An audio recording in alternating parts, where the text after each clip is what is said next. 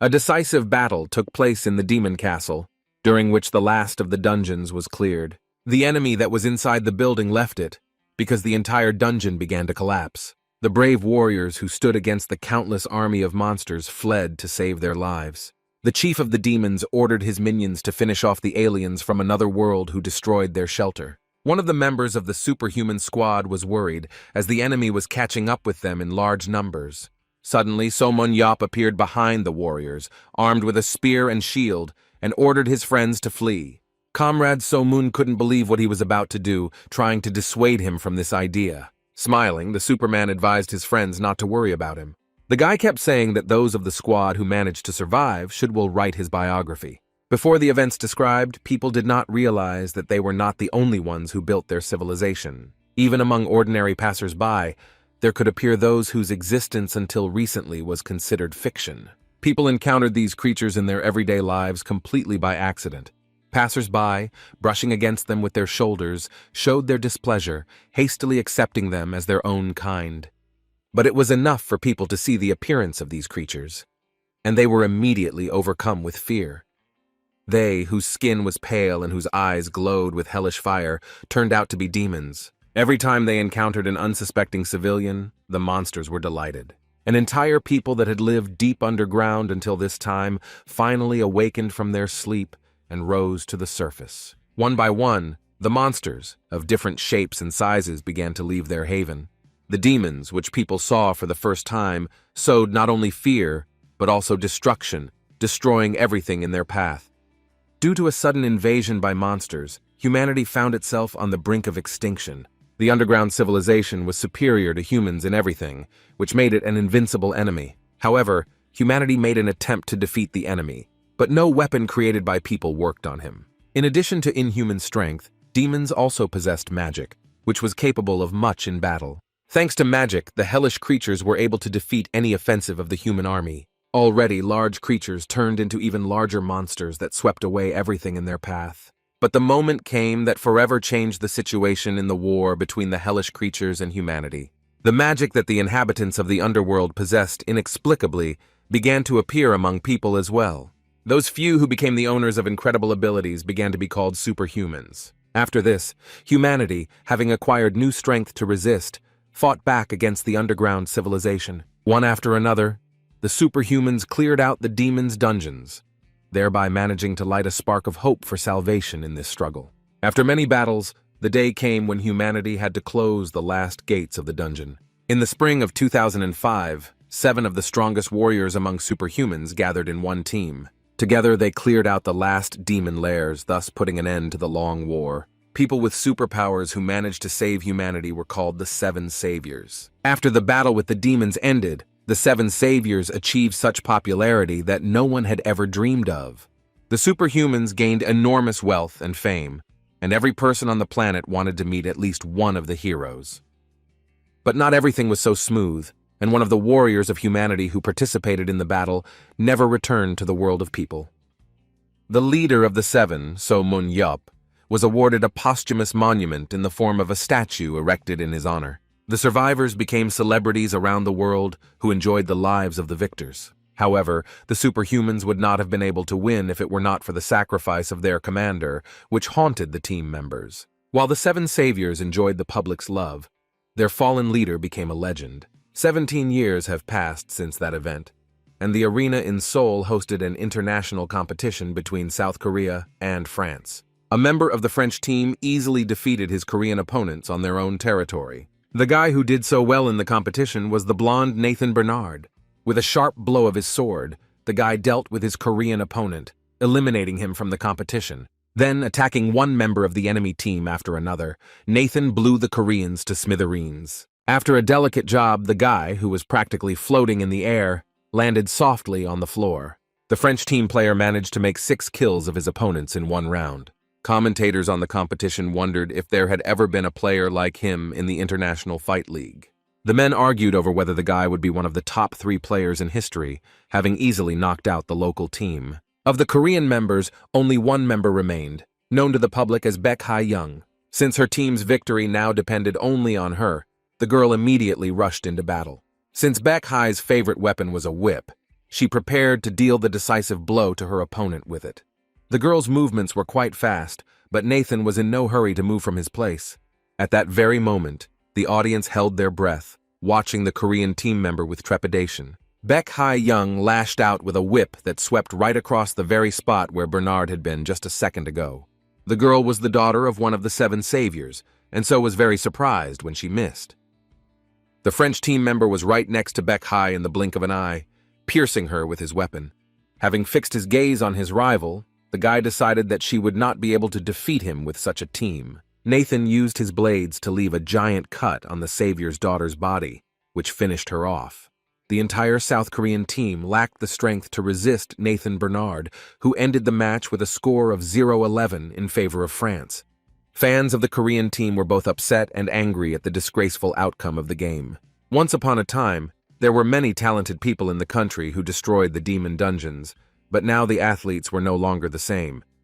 This is exactly what the commentators of the competition, who were listened to by the team's head coach Baek Jae-ho, were saying. He and his comrade So Moon-yap were among the seven saviors of humanity.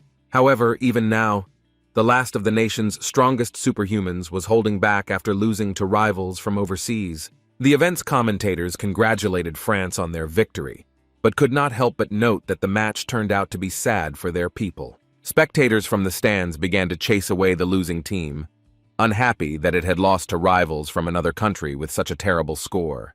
People demanded that all team members be replaced, claiming that Hae-young was the only normal player. Spectators asked for refunds for tickets that they had not intended to pay to see the national team disgrace itself.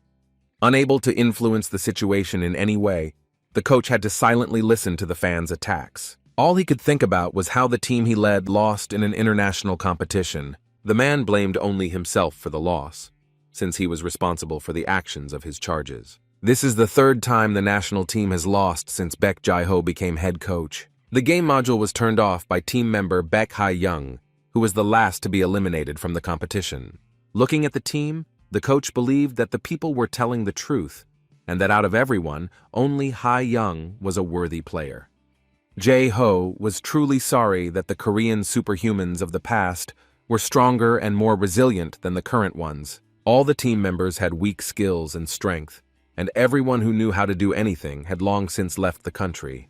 And some of the worthy ones even died, still reminding their loved ones of themselves. Baek Jae-ho decided to take refuge from both his and his team's defeat in the Pioneer Room. The man paced back and forth, trying to control the feelings that were overwhelming him. Having calmed down, the coach stopped near a certain place and exhaled heavily. Raising his gaze, Jae-ho looked ahead and greeted his fallen comrade. The Superman, looking at the joint photo with the seven, regretted that his friend was not there. Jae-ho and Moon-yap were captured in the photo looking happy and determined to change the world together. The coach looked at his friend intently, wishing he could go back to the old days when their entire team was together. Suddenly, the Superman's thoughts about old times were interrupted by a knock on the door. The man turned out to be Jae-ho's assistant, who reported that everything was already prepared for the interview. Although the guy felt awkward talking about it, he asked the coach to go with him as quickly as possible.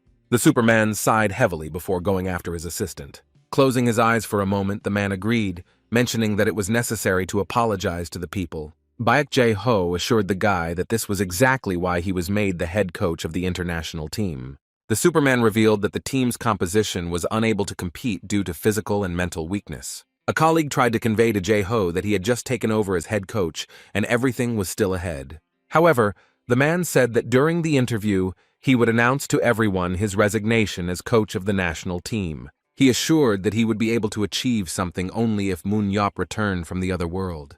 The assistant coach insisted that without him, the team had no chance of winning, but Baek didn't want to drag his reputation through the mud and take the chance to quit. While the assistant was shouting after him that the coach was going in the wrong direction, his phone rang. The man discovered that the association's president had called him, thinking that he, too, wanted to make fun of his failure. Before the coach could greet the president, the latter immediately asked him if Jae-ho had read the news. The Superman decided to guess that the conversation would be about a coach who humiliated the country at an international competition. However, Baek Jae-ho guessed wrong, and the association president angrily replied that that was not the case at all. As soon as the national team coach heard about that mysterious news, his jaw dropped in surprise. Not long before this, A magical portal opened in the sky from which a stranger fell. The portal from which the alien appeared and flew down opened right above Gwangwaman Square. When the stranger fell to the ground, the wave from the impact raised clouds of dust and also attracted the attention of ordinary passers-by. The news that someone had fallen from the sky began to spread quickly among people. A crowd of onlookers gathered around a monument to one of the 7 supermen, next to which an alien fell from the sky. The monument was erected to the hero who sacrificed himself for his comrades 17 years ago. People started filming the fallen stranger on their phones so that he would look exactly like the man on the monument. People discussed among themselves whether it was really that Superman So Moon Yop in front of them. Meanwhile, the association president tried to reach the coach, who was speechless from the news. A close friend and commander of the 7 saviors of humanity stood near his own monument. Passers-by, having discovered that the boy had woken up, shouted at the top of their voices that the hero So Moon Yop had returned from the other world.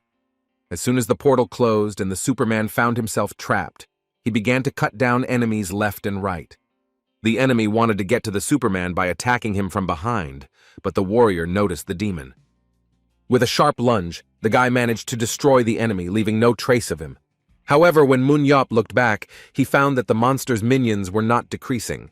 Then the warrior turned to his weapon, which he managed to summon by opening his palm. Within a second, the defender of humanity had his spear in his hands, capable of repelling the enemy. The eyes of the Superman, in front of the threat approaching him, acquired the features of a predatory beast. The demon's burning eyes did not take their gaze off the stranger who had come to them from the world of people.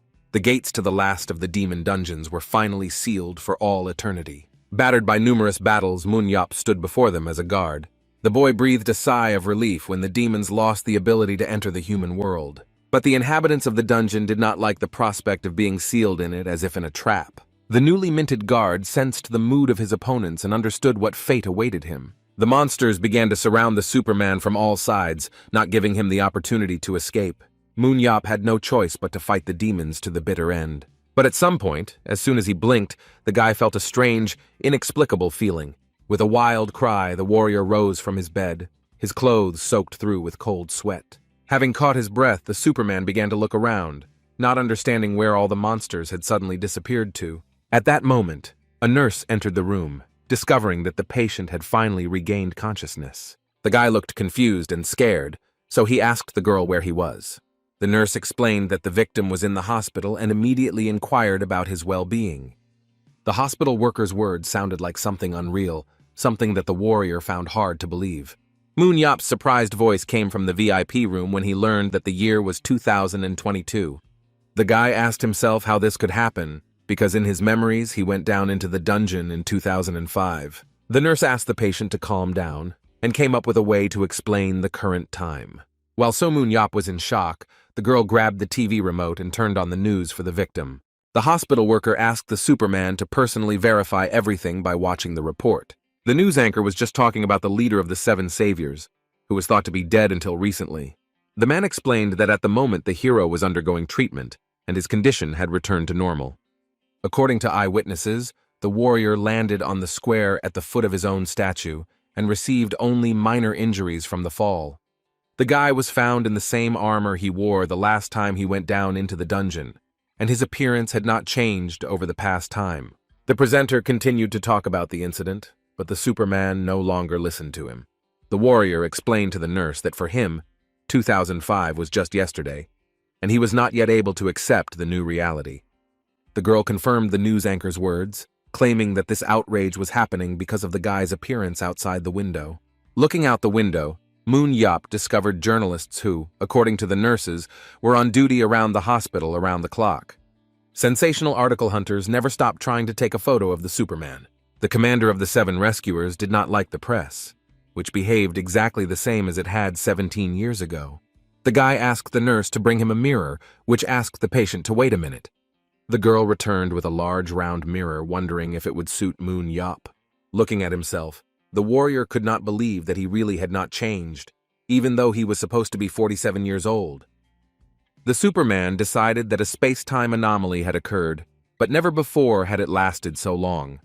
Suddenly, the boy realized that being in the world 17 years later, he was worried about his money. The hero asked the nurse if she knew what happened to his savings. As Moon himself had willed, all his savings went to a fund to support orphans. This news did not please the Superman at all, who from that moment turned into a beggar. And because the famous hero's house remained empty after his death, it was turned into a museum. Then the commander of the 7 rescuers began to cling to his things, but his car also went under the hammer at a charity auction. This news greatly puzzled the hero, who was left not only without money, but also without housing. Having come to his senses, the beggar and homeless Superman was shaking with anger that he had lost everything he had accumulated during his life. The guy started to insist that if he had known how everything would turn out, he would have put aside at least a small amount, which only embarrassed the nurse. The girl asked the guy not to worry because he was a hero of the whole country, and even Baek Jae-ho called to inquire about his health. The nurse said that Moon-Yop's friend would come to see him soon, and if anything happened, the guy could contact her. The hospital worker left the Superman's room, leaving him alone with his thoughts. Looking at the view from the window, the warrior could not believe that he was in the future, even though he saw it with his own eyes. As soon as the member of the 7 appeared, the hero of the nation wanted to ask him in more detail about everything. Before Jae-ho arrived, the guy decided to check the condition of his body using an analytical gaze. The ability to visualize and analyze abilities made the warrior the strongest among superhumans in the world. Through the gaze, the warrior can analyze the given abilities of an object both in the present and its potential in the future. That's why So Moon-Yop developed many times faster than those around him, defeating monster after monster. With this ability, the superhuman managed to become the leader of a dungeon clearing group. The guy was so popular that other superhumans asked him to teach them his craft. And among those who wanted to join was also his future friend and one of the members of the 7, Baek Jae-ho. Assessing the warrior with his gaze, Moon-Yop was surprised by his characteristics, initially taking him for a simpleton. The guy's skill told him that the person asking to be his student had high potential. Thanks to his ability, the commander of the saviors raised a real hero from his future friend. Checking his stats, Moon-Yop was surprised to find that his willpower had reached 110 points out of 100. The guy found this strange, since the height limit for a human was 100, deciding that this was some kind of mistake. The Superman was even more surprised when he discovered a power that was not previously on the list. The immortal skill gave its owner immunity to lethal physical impact. The boy began to wonder whether he had such a powerful ability before, or whether he had received it through special circumstances. The savior of humanity suggested that he might have gained the power during the last battle when he closed the gate. Moon-Yop was puzzled by this question, but was interrupted from his thoughts by a knock at the door. South Korean national team coach Jae-ho was standing at the door of the room. At the sight of his old friend, the victim could barely utter one word. But quickly pulling himself together, the guy asked his friend if it really was him. With tears in his eyes, Jae-ho said that his commander had indeed returned to the world of the living. Having given the man his signature smile, the guy noted that his friend had become sentimental during his absence. Wiping away tears, the national team coach replied that he had softened up because of the peace that had come after their victory. In the evening, 2 old friends admired the cityscape while on the roof of the hospital. Moon-Yop mockingly asked his aging friend if he had finally finished crying. The man insisted that as he got older, the tears became more frequent, but the boy had no way of knowing this since he was still young. The hero, who had returned from the demon world, asked his comrade if he had kept his promise. The coach was caught off guard, as he did not remember what promise the savior leader had spoken of. Moon-Yop recalled with a smile that the survivors were supposed to write his biography. For this purpose, the aging friend specially hired a famous writer of fantasy novels. The guy was eager to find out where his biography began, assuming that the story began at his birth. The man said that documentaries and feature films were also made, which gained popularity among viewers. Although the returning hero was pleased, he was now tormented by the question of what to do next. Looking at the erected skyscrapers, the guy thought that instead of death he woke up in a hospital, but around him was a completely unfamiliar world. Moon-Yop claimed that in the future, although he remained the savior of humanity, he also became homeless. The hand of his aging comrade lay on the shoulder of the leader of the 7 superhumans. The coach reminded the warrior that he, his friend, was still with him and could help with money and everything necessary. The savior was touched by the kindness of his former subordinate, assuming that by this time he had accumulated a fortune. Shrugging his shoulders, the man replied that he had saved up money from raids and the state prize, which he had multiplied in some way. The guy kept asking how his friend's business didn't fall apart if it was headed by such a narrow-minded person. Reluctantly, the coach admitted that he entrusted the vision of his business to a specially trained person. Yop quickly stated that his friend was also unemployed, but Jae-ho protested, claiming that he was employed. The guy didn't stand on ceremony and immediately began asking what exactly his old friend did for a living. The man said in a quiet voice that he was the head coach of the national team. The guy who returned from the afterlife still didn't understand which national team his friend was talking about. Instead of explaining what exactly he was doing, Jae-ho decided to show it. The smartphone screen showed a duel between two superhumans. The guy watched with interest the strange and unusual competitions between the gifted. But sometimes, instead of people, monsters appeared in the arena, against which the same participants fought. The leader of the saviors asked how people fought in the dungeons that they defended in their time, which should have been destroyed.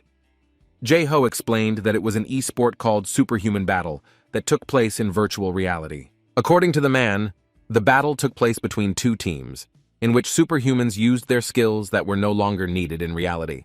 The entertainment became popular with the public, but Moon Yop considered the competitions childish. Jae-ho tried to prove the opposite, that high-class players were almost comparable to the Seven Saviors. And the team members' achievements in sports have now become a matter of national pride. Digesting the information he had received, the boy asked what place the participants from his country had occupied. The question that came out of the blue was like a bolt from the blue, leaving the coach stunned.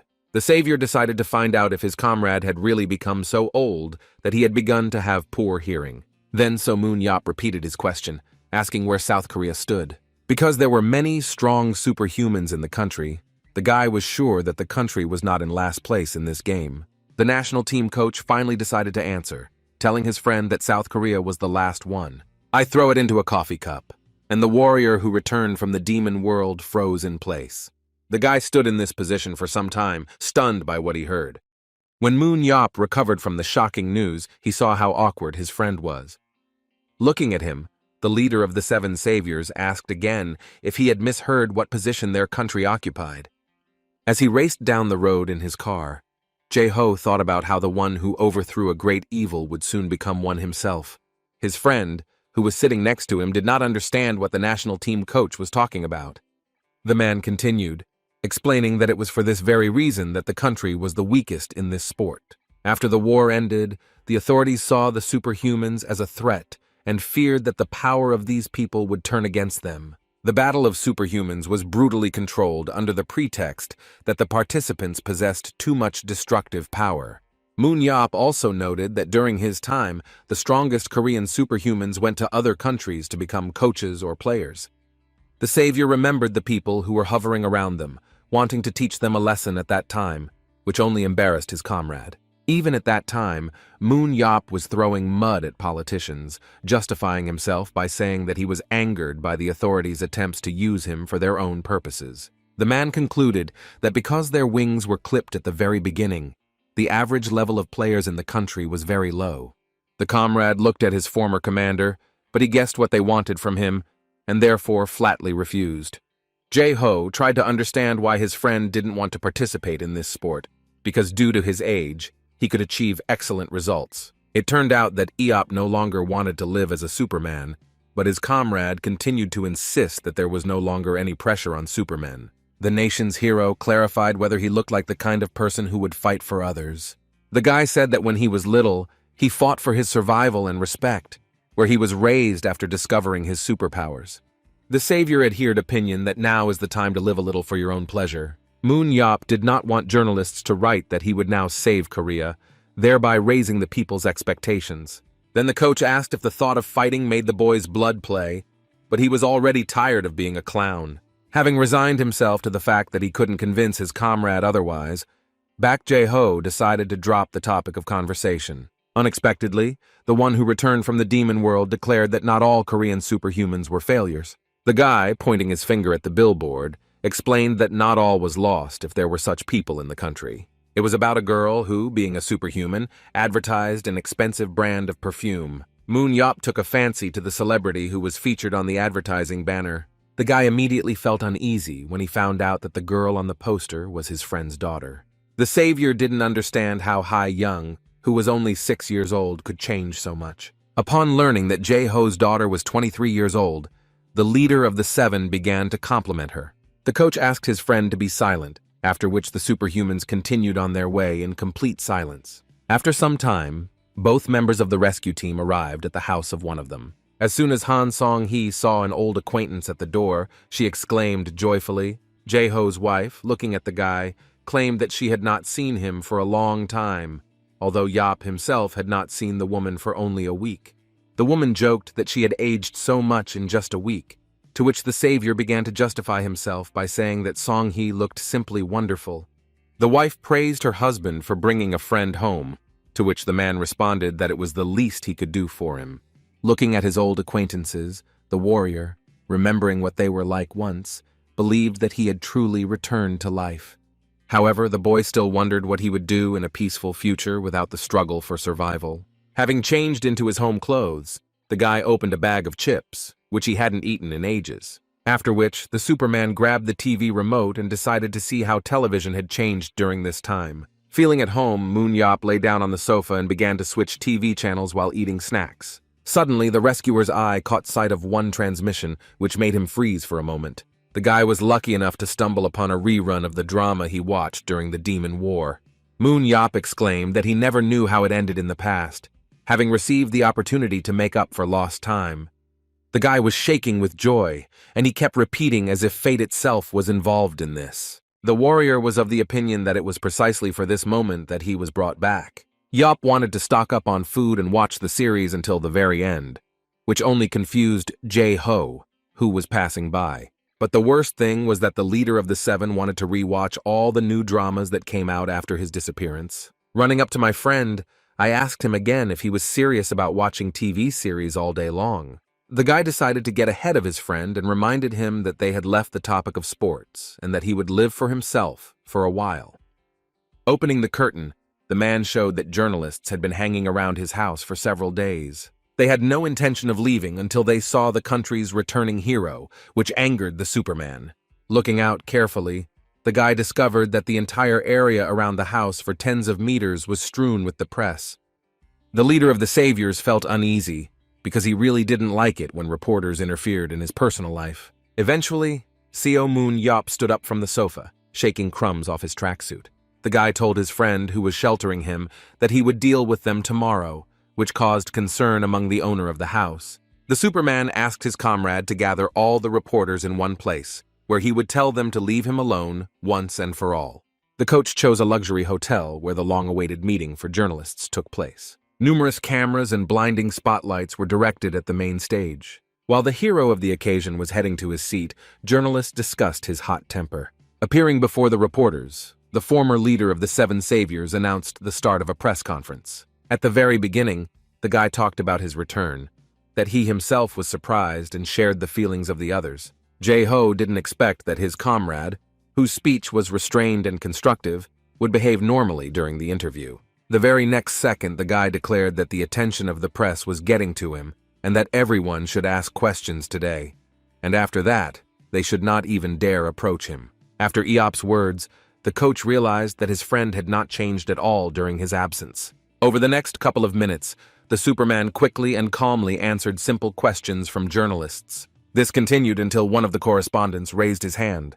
The man assumed that Eop, who had returned to the human world, had already learned about the battle of superhumans from Coach Beck. Confirming his guess, the reporter asked the warrior if he had any desire to go into esports. All the journalists in the room immediately looked at each other, because they also wanted to ask the hero this question. The national team coach hoped that under the spotlight, his friend would come to his senses. But Moon Yap replied that he had no desire to take part in the virtual competition. The journalist was surprised by the reaction of the Superman, whom he asked to explain his position. However, the guy briefly stated that he did not consider it necessary to appear at this event. The reporter, with a wry smile, suggested that the leader of the seven refused because he did not feel capable of it. The savior claimed that he would have thought exactly the same if he had the bald spots that the reporter had. The Superman did not like this sport, did not want to be a clown, and was determined to do whatever he wanted. The nation's hero announced the end of the interview, hoping that he had at least partially satisfied the curiosity of the press. Moon Yap asked not to be disturbed from that day on, after which he said goodbye to the journalists. The coach was embarrassed by his friend's actions and thanked everyone present for their participation. But before the guy left the stage, a journalist stopped him, wanting to ask the guest one last question. A media worker reported that player Gerald Walker said that the glory of the Seven Saviors is in the past, and none of them can defeat him. The journalist was curious to see what the former leader of the Seven would say in response to this statement. The reporter explained that Walker was the best American esports player, Co. Moon. Yap did not believe the press officer's words, asking whether Gerald was really the best of the best. The reporter explained that the top three were Nathan Bernard of France, Roy Mayer of Ireland, and Daniel Mansky, representing Germany. He then added that although Walker was an outstanding player, he was not among the best. Moon Yap insisted that if an American player had not made the list in so many years, then he was not worth his attention. The savior had no intention of talking to a player who wasn't even one of the best in the world. The warrior puzzled reporters when he told Walker to come and say everything he thought to his face. The Superman claimed that he would bury the American player in the garden with his own hands. The American esports agency Battle of Superhumans also followed the broadcast. Zachary Wood marveled at the audacity with which the Korean player challenged Walker, who was sitting next to him. The cyber sportsman, overcome by such impudence, broke the TV remote control out of anger, crushing it in his palm. Gerald, barely containing his emotions, turned to the agency manager. The man with a furious look demanded that a ticket to Korea be arranged for him immediately. That same day, the coach was announced to be participating in the U.S. League premiere, and he shouted about it from the rooftops. Moon Yap was unhappy because his friend was distracting him from watching TV with his shouts. Comrade Jae-ho asked him to talk on the phone outside, who was not at all up to it. The frustrated man sat down in his chair and announced a U.S. Premier League match in 2 weeks. Jae-ho angrily stated that the match only took place because of something his friend said to Gerald Walker. Being completely absorbed in watching TV series, the savior did not hear what his friend was talking about. Then the coach recalled the words of the warrior who threatened to bury the American sportsman in the garden. The man was sure that Eop's words at the press conference had infuriated Walker. Jae-ho explained that since the savior was not a battle player, the athlete would take out his anger on the national team. The guy sincerely did not understand why it was necessary to touch the national team if it only concerned the two of them. The coach, amazed by such a disdainful attitude towards others, grabbed his head. Meanwhile, continuing to watch the series, Moon Yap only wished his friend good luck. The man was ready to teach the lazy warrior a lesson when suddenly he rose from the sofa with a thought about the Premier League. The guy assumed that if such a league was present in the game, then Ha-young should have arrived soon. Baek Jae-ho's daughter came to his house and announced her arrival to her mother from the very threshold. Eop, who was lying on the sofa, was unhappy that someone was slamming the door loudly, distracting him from watching. Hearing another female voice, the guy became wary, since it could only belong to one person in this house. Han Sung-hee was incredibly happy to see her daughter after her long absence. The girl, as soon as she found out that her uncle had arrived, immediately hurried home and visited her parents at the same time. The daughter asked where her uncle was, to which the mother replied that he was in the living room, as usual. As soon as Moon Yap heard that they were talking about him, he immediately stopped watching TV. Baek Ha-young beamed with happiness when she reunited with a relative she thought was dead. The girl ran as fast as she could straight to her uncle, almost losing her house slippers along the way. The esportswoman ran into her savior so suddenly that she almost threw him off the couch. Until the very end, the niece could not believe that her uncle had returned from the dungeon with the demons. Stroking Ha-young's head, the guy felt like the girl had already forgotten him by this time. The athlete said that she would never forget her uncle, who treated her to sweets, something she could not expect from her parents. The warrior noticed how quickly his niece grew, as if by leaps and bounds. The guy asked if the girl had come because of the Premier League, but Ha-young assured him that the match was not the main purpose of her visit. While continuing to insist that she had come to meet Moon Yap, the athlete wanted to find out something else from him. The girl was haunted by one question. Was her uncle really not interested in esports? The savior's head began to hurt from such questions, and he repeated once again that he had no interest in the battle of the supermen. When asked why, the demon slayer replied that he had more important things to do, pointing to the series that was on TV. Then the niece began to interrogate her relative whether he would agree to participate in the game if she asked him. Having received another refusal, Ha-young began to claim that her uncle was no longer the same as before. In his defense, the guy replied that in his opinion it was not he who had changed, but everyone around him. The girl insisted that her uncle always did what she asked for, even though it was about sweets. Suddenly, a brilliant idea came to the esports woman, and she asked Moon Yop for another request. The girls had to test their avatar in the association by inviting a relative to go with her. The warrior was tired of every other person trying to recruit him into a popular game, preventing him from enjoying the series. The niece began to play on pity, claiming that her father was busy and could not go with her. Unable to resist the girl's charm, the head of the seven agreed to go with her to the test. When asked where this place was, Ha-Yan answered with a satisfied grin that her uncle would soon find out everything himself. After some time, the girl and the guy found themselves in the main building of the Korean Association of the Battle of Superhumans. The uncle and niece were met by a man in a suit who asked them to follow him. The savior looked at the place where Jae-ho's daughter had dragged him with some curiosity. An association staff member was ready to help Ha-Young test her avatar by pointing to a special chair. The girl brought her hands to the weapon near the chair to check it and the armor, as well as to synchronize them together.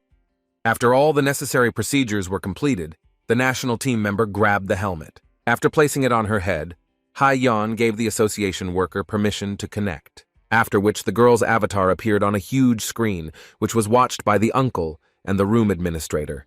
The guy looked at his niece in fascination, who in turn asked if her relative was watching her. Armed with her usual weapon, the girl asked to be given a monster sparring partner to move around with. Red eyes appeared in front of the cyber athlete. Moon Yop watched the monster with interest, surprised that people had learned to do such things.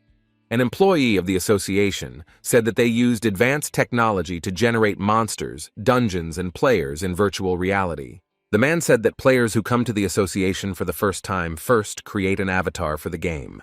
Looking at the screen, the savior wanted to see how good Baek Ha-Young was at her job. The monster jumped up and attacked the girl, swinging its sharp claws at her. But instead of defending herself, the cyber athlete decided to counterattack her opponent.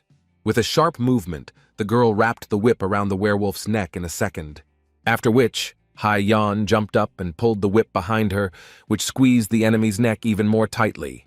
And when the monster was immobilized, unable to do anything, the girl swung the sword in her hand. One blow was enough to cut off the werewolf's head, and with it, end the fight. Having landed on the ground, the cyber athlete was pleased with herself and the result she had shown. The administrator reported that the synchronization of the avatars was successful, asking the battle participant to exit the simulation. Returning to the real world, the first thing Ha-Yan did was look at her uncle, who was watching her avatar synchronize. Having left the gaming chair, the girl rushed to her relative, asking how he liked the sight he had seen. Moon Yop stated that the girl had great potential for a 6-year-old child, which in turn suggested that her uncle give it a try.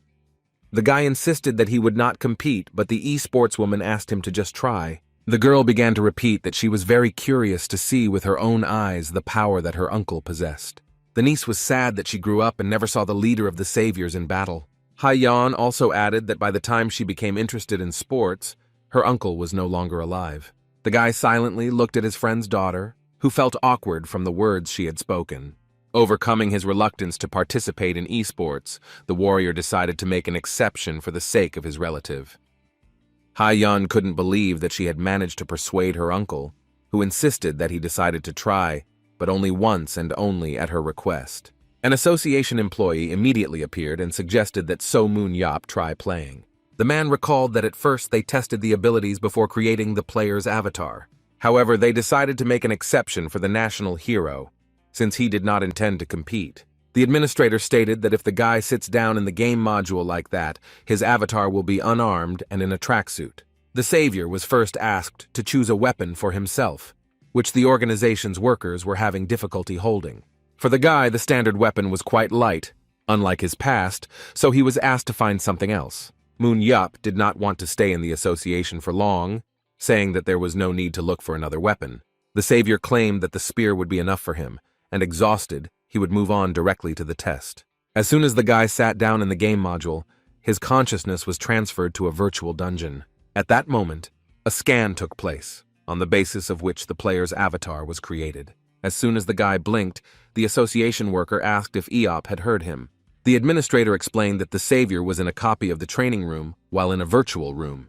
The warrior noted that the sensations were similar to those when he entered the gates of the dungeon. A window appeared next to the player, in which the niece appeared with an employee of the organization. After warming up, so Moon Yop asked to be given any opponent, just like they did for Hai Young.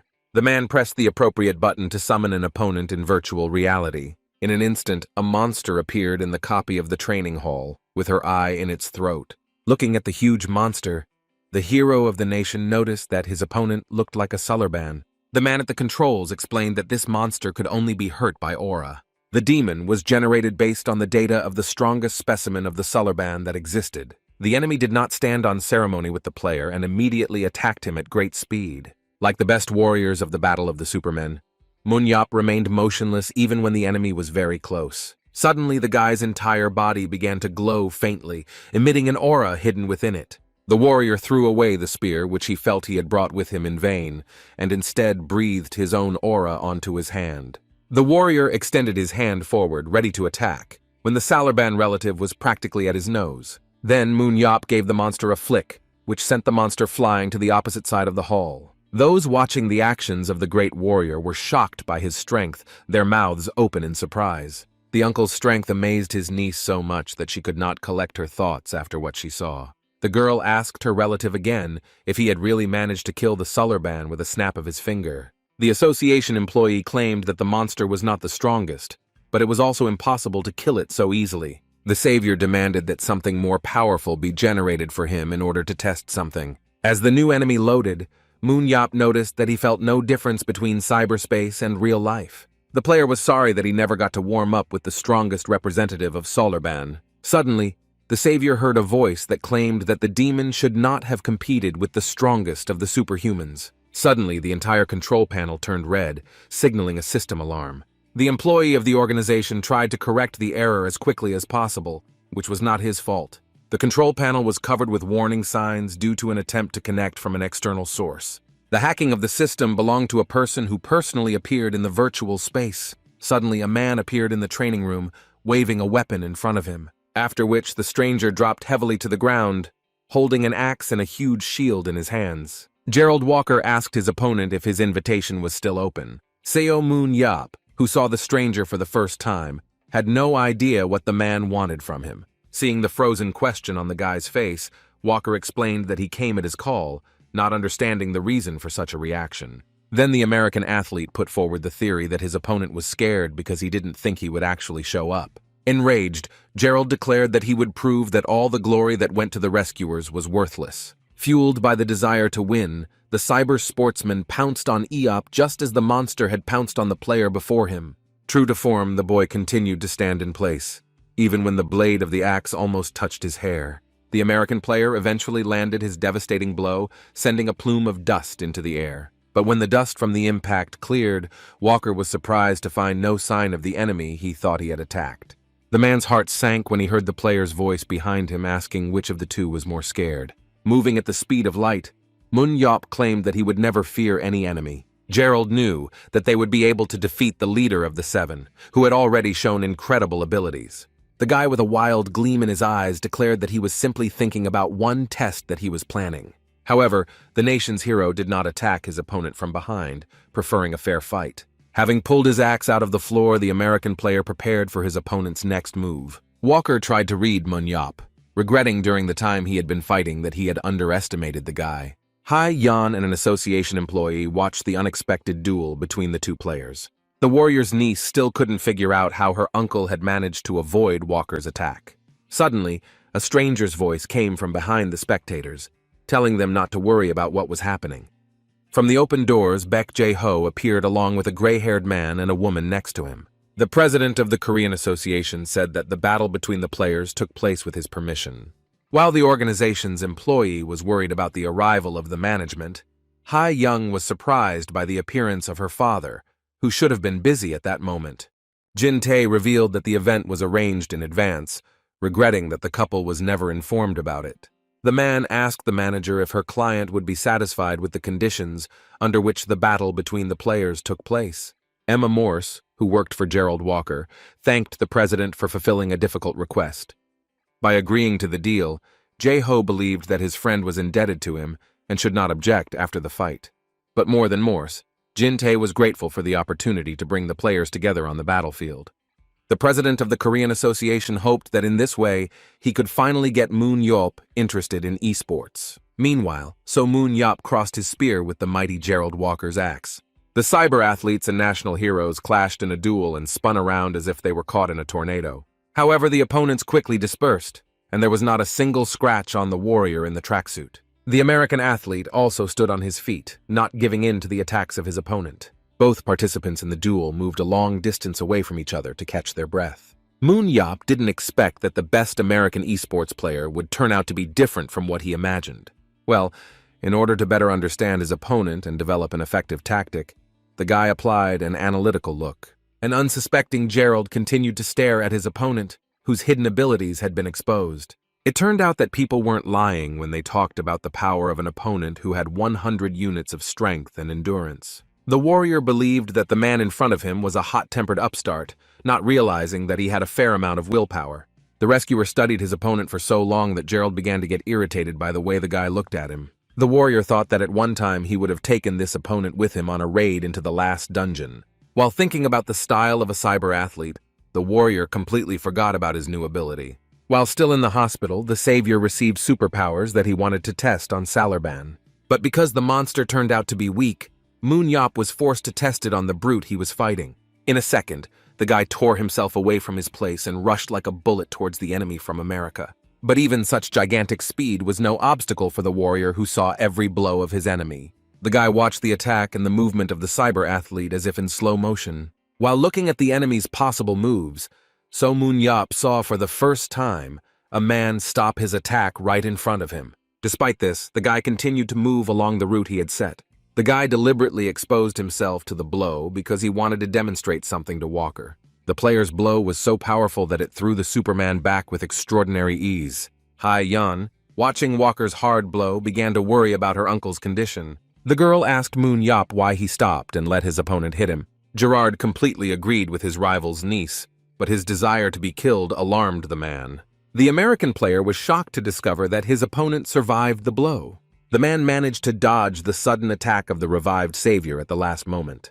The thug's insides went cold as he nearly walked into a trap that could have cost him dearly. When the fog created by the attack cleared, the man discovered that Eop had thrown a spear at him. The renowned fighter was beside himself with rage, as the leader of the Seven was supposed to die after such an attack. But Walker's surprise grew after he heard his opponent cough. Enveloped in a wall of fog, the boy asked an employee of the organization why smoke was generated for him. Everyone, especially the warrior's niece, was shocked that the national hero survived the wounds inflicted on him. The sportsman was horrified, repeating over and over again that something like this could not have happened. Once the smoke cleared around Moon Yop, he appeared before the public in a torn tracksuit.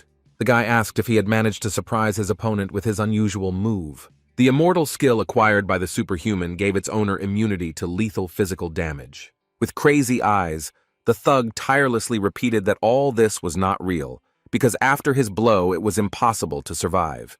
The guy didn't beat around the bush, and told everyone that after an unsuccessful date with death, he became immortal. However, the warrior was not interested in fighting in battle with such an advantage over his opponent. The Superman turned to the administrator, who asked in a detached voice if he had done anything wrong on his part. But the guy simply reported that he had gained immortality after returning from the demon world. Moon Yop asked if it was possible to block the action of the superpower to even the odds with his opponent.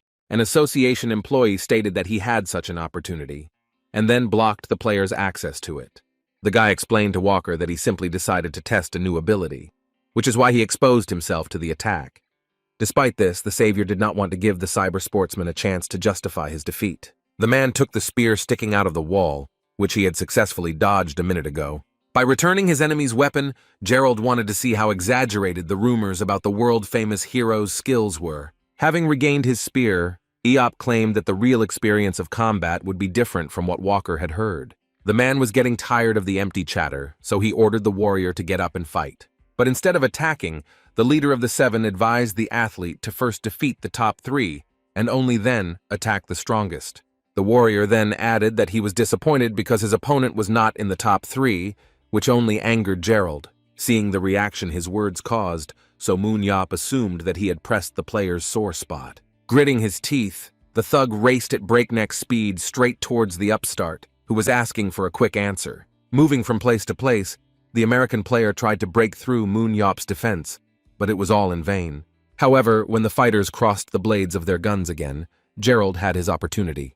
But at that very second, his opponent somehow disappeared, and the blade of the axe once again pierced the floor of the training hall. The big guy couldn't believe that the leader of the Seven Saviors had somehow disappeared right under his nose. It didn't take long to find the Superman, who showed up himself, once again appearing behind Walker. The big guy decided to take advantage of the element of surprise and attack Eop while he was not expecting it.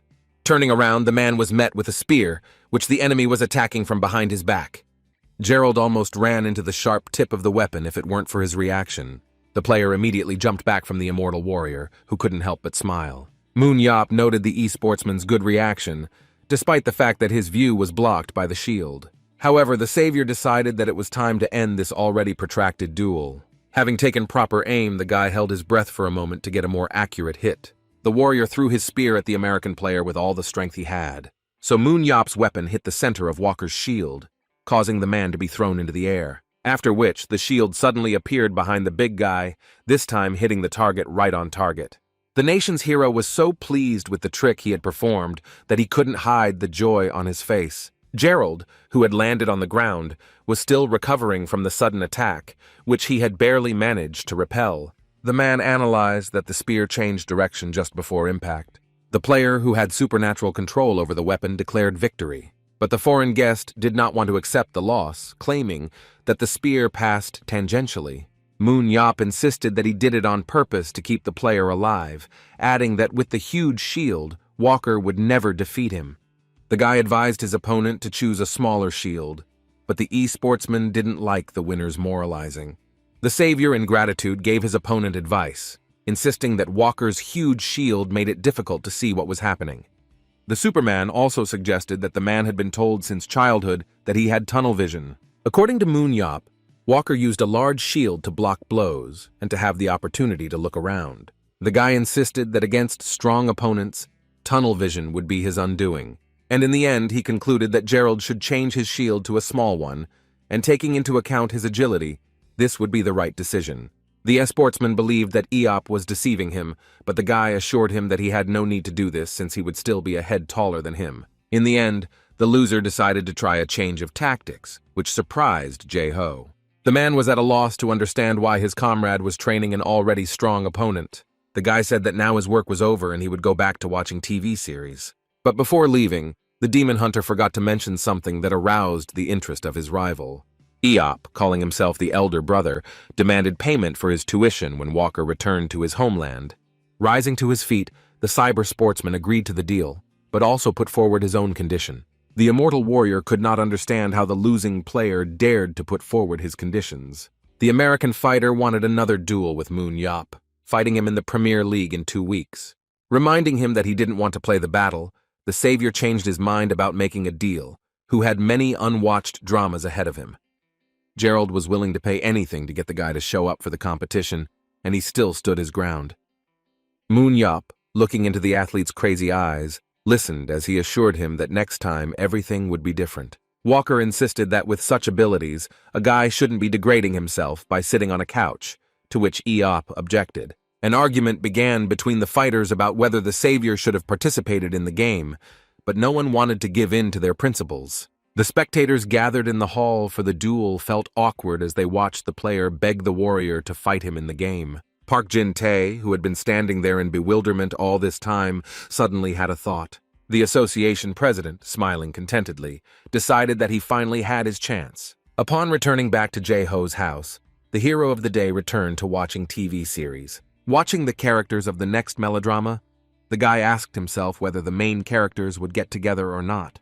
But Moon Yop never found out because the broadcast of the series was interrupted for an urgent announcement. In the warrior's head, I couldn't understand how it was possible to interrupt a TV series at such an important moment. The breaking news report stated that Moon Yop might soon change his mind about participating in esports. An audio recording from an anonymous source was presented as evidence, which left Eop puzzled. The informant also said that if the USA beats Korea in the Premier League with a score of 11-0, then Eop will take part in the Premier League. But what was more important was that, according to the American side, the national hero accepted such conditions. The guy burst into a volley of curses, declaring that he had never said anything like that in his life. In order to sort out what had happened, so Moon went to the association again. Slamming his palms on the table, the savior demanded an explanation of what the organization had allowed itself to do. And the warrior demanded an explanation from the director of the Korean Association, while the national team coach tried to calm him down. The leader of the seven demanded that Jin Tae reveal the name of the anonymous informant so that he could strangle him with his own hands. The Superman was also interested in the video, which featured both him and the American cyber sportsman. However, the recording was re-edited, from which the part where Eop refused to participate was cut out. The warrior also wanted to kill the man who distributed this video, but the director interrupted his indignation. Suddenly the man bowed, apologizing for his tactless attitude towards the hero who had repeatedly saved the world. Pak apologized for failing to resist public pressure and accepting Walker's offer. Moon said that he understood the situation the director was in, but was still unhappy with the state of affairs. Jin Tae placed his hands on the boy's shoulders, telling him that he had nothing to worry about. The man insisted that he had a great way to avoid trouble by making a counter-condition. The director, on behalf of the warrior, stated that he was only interested in a strong team, which meant that there was no reason to worry. Losing the last of his self-possession, Moon repeated that he was not interested in this sport that everyone was pestering him about. Pak seemed not to hear the guy's words, continuing to explain that, knowing Eop's bad character, all parties agreed. The director of the association asked the hero of the nation to save him just once during all this time, that they had known each other. The final straw was Jin Tae's promise that he would donate all profits to child protection organizations. The guy began to reproach himself for the deeds of the past, which earned him a reputation as a good-natured, albeit sometimes hot-tempered hero. Unable to argue any longer with people who wanted to see him in sports, the boy agreed to participate, but only once. The director of the Superhuman Battle Association was so happy that he was ready to kiss Eop in joy. The warrior specified that in order to stop participating in the game during the match, it was necessary to defeat at least one American. A joyful Jin Tae confirmed everything that was said above, convincing that he could be taken at his word. The director was so happy that he had managed to persuade Moon to participate in the battle that he invited everyone to have dinner together. The head of the organization said that he would pay for everyone, mentioning that there was a restaurant nearby with excellent HBW. At the same time, his thoughts were still occupied with the promise he had given to Eop. In the desk of the head of the organization, there was a report on the simulation of the match between Korea and the USA, in which the former lost. The association told all channels about Moon decision, and they started talking about the news non-stop. Journalists wondered whether the savior of the world would take part in the upcoming match. No sooner had one report finished than it was interrupted by breaking news about an imminent battle. The guy's head was spinning from the series of news broadcasts, and his TV series disappeared from the air altogether. Moon had already regretted 1,000 times that he had gotten involved with old man Pak instead of cutting off all ties with everyone. When the broadcast of the warrior's favorite drama was replaced by a special episode about him, Yop could no longer stand being in front of the TV. The leader of the seven looked sadly at the street, longing for his carefree life after returning from the dungeon. The guy began to hear muffled sounds, which attracted his attention. The warrior wanted to find out what or who was making these sounds and leaned out to look around. The sounds that Eop heard were from the collision of sneakers with traffic cones. The warrior's niece trained with her father to run short distances. Hai-Yan's training captivated Seo Moon Yop, who, without even noticing it, opened his mouth in surprise. Jae-ho then threw a ball to his daughter to teach her weapon handling skills. In a matter of seconds, the girl grabbed the thrown ball with her whip at speed. The immortal warrior became curious about what his niece was training for before the match. Jae-ho praised Hai-Young for her reaction speed, but insisted that she speed up even more, since it was important for the team to increase her maneuverability. Moon Yop, watching his father train his daughter, felt that his friend was wasting his energy again, after which the savior, although he did this mainly on opponents, applied the analysis to a relative. Baek Hai-Young had the superpower of teleportation, whose main weapon was a whip. But what caught the guy's eye was that the cyber athlete had already reached her limit of agility. Moreover, the girl's maximum parameter value could not compare to her father's strength in the past. Analyzing his niece, the warrior believed that his father had chosen the wrong approach to Hai-Yeon's development. When the girl sat down, deciding to take a break, her uncle decided to join the training. The contestant did not notice how Moon Yop appeared behind her, silently watching his relative.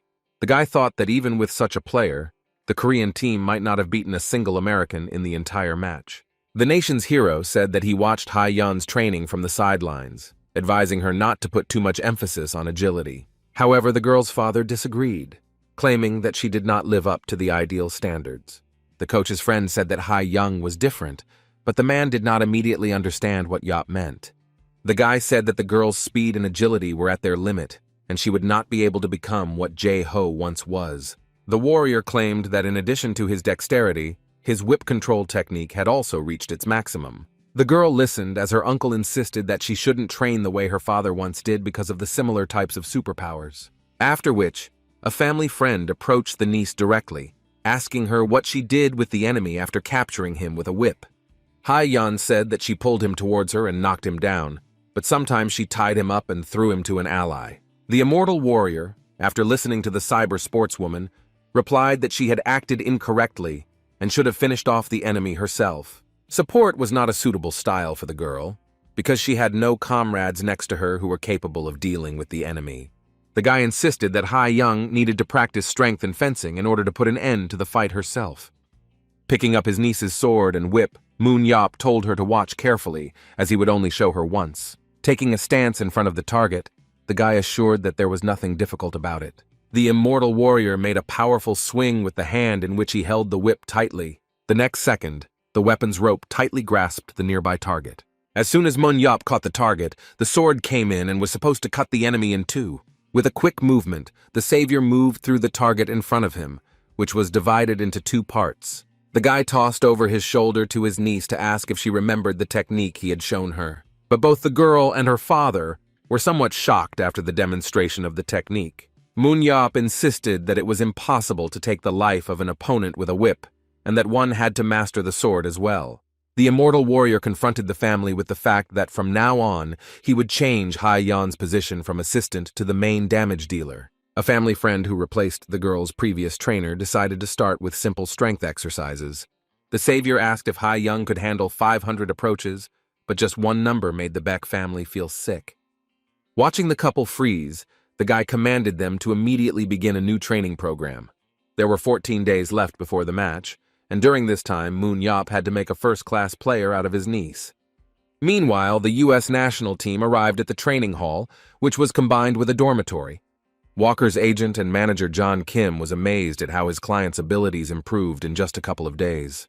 The sportsman listened to compliments from his agent while holding a smaller shield. Gerald asked if he had become a better fighter, to which John replied in the affirmative. After meeting the Korean hero, the manager became so worried about the player that he decided to change his approach to defense. The guy kept saying that if Walker continued to use this style of defense, he would soon be in the top 3. But he also didn't forget to mention that it will be difficult for the player to compete with enemies like Nathan until Walker masters new combat tactics. The man became interested in what monetary benefit they could receive in the future. The manager suggested that with the new style, his client could sign a contract with a fee of over $10 million. The impressive sum did not make much of an impression on Gerald, so he turned his attention to the television. Looking at the report about his opponent, the player asked the agent to send the amount to Seo Moon Yop. The guy was horrified by the client's decision, but the cyber sportsman explained that it was a fee for the consultation. The player stated that he would definitely drag the leader of the saviors into the arena by any means available. Looking at his opponent, the man was eager to take a rematch with him to prove his superiority. Time flew by, and the Battle of the Superhumans match began at the Seoul National Stadium. It was a long-awaited event for Korea when their team met their rivals from the United States. Commentators were sure that the spectators were eagerly awaiting the meeting of both teams on the battlefield. Soon, viewers of this event should have found out how the confrontation between Seo Moon Yop and Gerald Walker would end. Next, the presenters introduced the composition of the national team, which consisted of 10 participants. A visiting team from the USA was also presented, with a similar number of players. After the introduction of the teams, their captains were announced, where for Korea it was Baek Ha-young, while the American esports players were led by Gerald Walker, who changed the approach to defense. Many were interested to see the captain of the Korean team as a forward player. Now not only the girl's father was rooting for her, but also her uncle, who was also her coach. The dungeon where the duel would take place was an old castle from the underworld. Martha Borney's palace was guarded by an entire army of skeletons that protected the underground floors. On the first floor, the boss was a skeleton warrior, a huge monster with 2 pairs of arms. On the second level was the Death Knight, riding on a hellish horse and holding a tournament spear in his hands. The bosses of the third floor were 2 monsters at once, one of which was a bone dragon, and the second was a necromancer mage. To win, it was necessary to destroy the enemy team, and also receive points for killing monsters, the number of which changed the color of the team. The national team began to enter the battlefield to the applause of the public. Opposite her walked the guests who had flown in from America, confident of their victory. As soon as the 2 teams entered the arena, the host announced the start of the game to the roar of the spectators. According to the information received, the American team began their journey to the boss from the end of the map. The cyber sportsmen, without any hesitation, rushed to meet the main boss of the first floor. But before the US team had time to run far from the start, they encountered a crowd of skeletons. The guards of Martha's palace looked at the participants of the sports competition with predatory eyes. With precise movements and teamwork, the cyber athletes easily attacked the palace guards. The players' attacks, although slow, compensated for this shortcoming with their effectiveness. Having formed an iron wall through which the enemy could not break through, the team confidently broke forward. At this time, on the other end of the map, Hae-yeon was remembering everything that her uncle had taught her in recent days. The Korean team moved faster as they headed towards the palace, outpacing their opponents in speed. Suddenly, the match commentator saw something strange in the behavior of the national team. The Korean players rushed past the skeletons so quickly that the enemy did not have time to react. But even in the second zone of the map, the cyber athletes ran through the location without focusing on the enemies. The team captain confidently led her subordinates through the skeletons that threatened them straight to the castle. Ha-young's father, who was still the head coach of the national team, kept a close eye on his daughter. Her team, which had previously been famous for its drawn-out games, now sought to achieve a quick victory. Ha-yeon knew that if she could get to the boss before her opponents, their chances of winning would increase significantly. The national team, having overcome the second section of the map, was rapidly moving towards the first boss. Once they reached it, players had to defeat the enemy to cause the first floor to close for a while. In front of Team Korea was a giant skeletal warrior, holding a bone sword in each of his 4 hands. At the sight of the main demon, not only the squad captain but also the team coach became excited. Having reached their colleagues, the Americans were not going to engage in battle, but were waiting for something. Walker's team members lay low, watching as their opponents fought the skeleton. Commentators didn't know how to describe what was happening when the opposing team was inactive. Unexpectedly, Gerald discovered that the Korean team had used new tactics in the battle. Michael Sheik suggested that the captain go straight to the second floor before the first was closed. But first, he had to enter the boss area. The cyber sportsman didn't know if he could quickly accomplish what he had planned, and his subordinate allowed him to borrow his strength. The skeleton warrior let out a heart-rending death cry, announcing his imminent demise. The national team took advantage of the moment to get closer to the opponent. While all the team members were covering their commander, Ha-yeon rushed to attack the enemy. The girl was already very close to delivering the decisive blow when a bright glow appeared next to her. The sportswoman noticed him, but did so too late. The next second, Gerald Walker attacked the girl, hitting her back with his shield. Taking the blow, the girl wondered how her opponents had managed to attack her. The whole team was shocked by what happened, and they never expected such a mean move from their opponents. Jae-ho was also surprised when Sheik used a hurricane to attack Team Korea. Walker, who was sitting on top of the player, hit the girl with such force that she flew off at high speed in the opposite direction. Having crashed into the wall, the girl lowered her head, and the match commentators announced that she would no longer be able to continue the fight. The hosts of the competition announced that Baek Ha-young, the captain of the Korean team, had been killed, whose avatar gradually began to disappear. Rising to his feet, Walker said it was a good decision to start looking for the boss. But the man was of the opinion that no matter what the opponent's plan, only victory mattered. The American team's e-sportsman attacked the skeleton warrior from behind. While the players were dealing with the demon, Gerald was his old-timer, not letting the Korean athletes get close. Soon the boss was destroyed and the first floor was ready to close in 10 minutes. Looking over the opposing team, Gerald decided it was time to finish off the remaining team members. Suddenly, the American players attacked the Korean athletes, who didn't even have time to do anything. With quick and dexterous moves, Team USA crushed Team Korea. Walker's team left their opponents with no chance of escape, organizing a complete dismantling. After the brutal and merciless massacre, the American team searched the floor for survivors. The team captain managed to locate the last of the enemy team's players. The Korean group member looked at America's strongest player in horror. Raising his sword, the cyber sportsman declared that their team had finished the battle for today. Walker brought her sword down on the player, taking him out of the game, ending the first round. At the end of the first round, the US team finished with an impressive score of 0-11. The match will continue from the second round after both teams have regained their strength. Depressed by the loss, Ha-young couldn't believe that her team had lost again. The girl was sorry that even training under her uncle's guidance did not bring the desired results. Moon Yap, when he saw his niece at the door, announced that he could start since the whole team was assembled. The team captain was very surprised when she saw her relative in the locker room. The Superman said that he cried tears of blood while watching the game of the team that should have listened to his advice. One of the athletes protested that their pioneer was Baek Jae-ho, but the savior quickly shut him up. The guy replied that he had no desire to get involved with the game, but in the end he took pity on the team. The warrior appreciated the team's idea, but it was not enough for victory, because the Americans were stronger than them in all respects.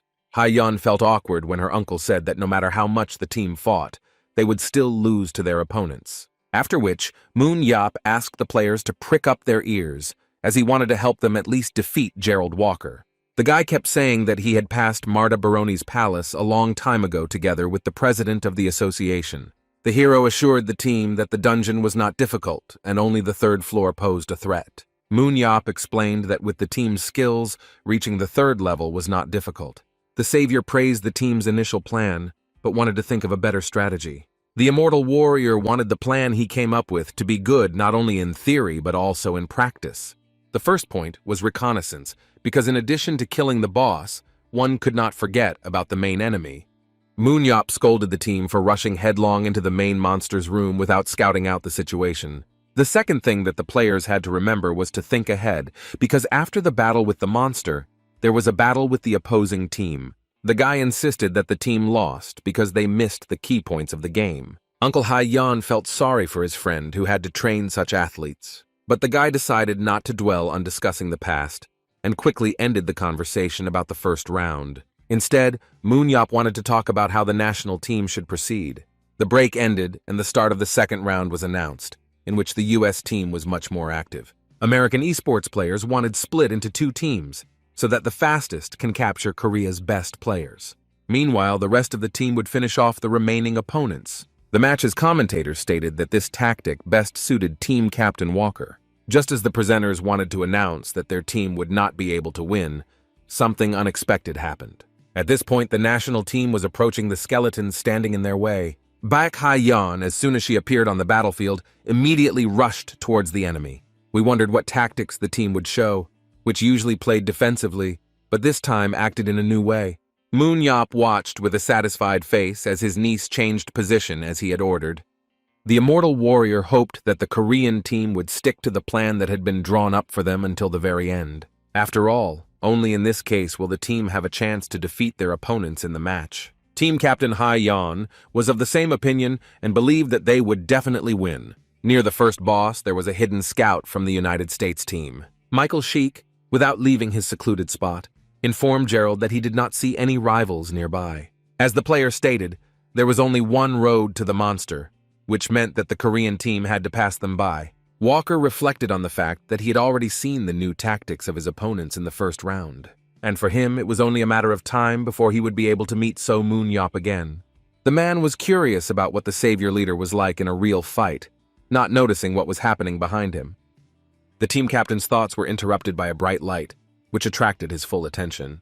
The stone wall was covered with a web of cracks that continued to spread in all directions. Now the athlete watched in fascination as an unknown glow broke through to him. When the stone wall cracked, the Korean players rushed out of the hole and attacked the US team.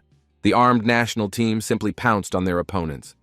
The opposing team couldn't figure out how the Korean team ended up right under their noses. Moon Yap revealed in the team's locker room that Ha-young was supposed to do the scouting because she was the fastest player. And if there are less than 5 teammates with Walker, then the team players will not have to catch monsters and the boss. There was only one road to Marta Baroni's palace, which was known to everyone who played the Battle of the Superhumans. But there was also a secret passage, which was known only to those who were in the real dungeon. The immortal warrior insisted that he would help find a passage so that the Korean team would know about the enemy's plans. Jae-ho's team had to take a secret route and then split into two groups. The team led by Hae-yeon was supposed to take the Americans by surprise with their attack. So Moon-yop was confident that the national team would be able to teach the foreign guests a lesson this time. As the team members followed on, Ha-young landed next to Walker. The team captain had an ace up her sleeve that would help her in the battle against such a strong opponent. Her uncle advised her to attack the U.S. team captain's legs, which was his weak point. The esports woman clarified that Gerald was an excellent close combat fighter, and his legs could not have been his weak point. Moon-yop claimed that when the man changed from a large shield to a small one, he had not yet mastered it properly. The soldier added that this was the only place to aim, since the Americans were on edge and their attention was focused. Team USA will be watching each side for an attack, so it will be important to attack stealthily using all of their superpowers.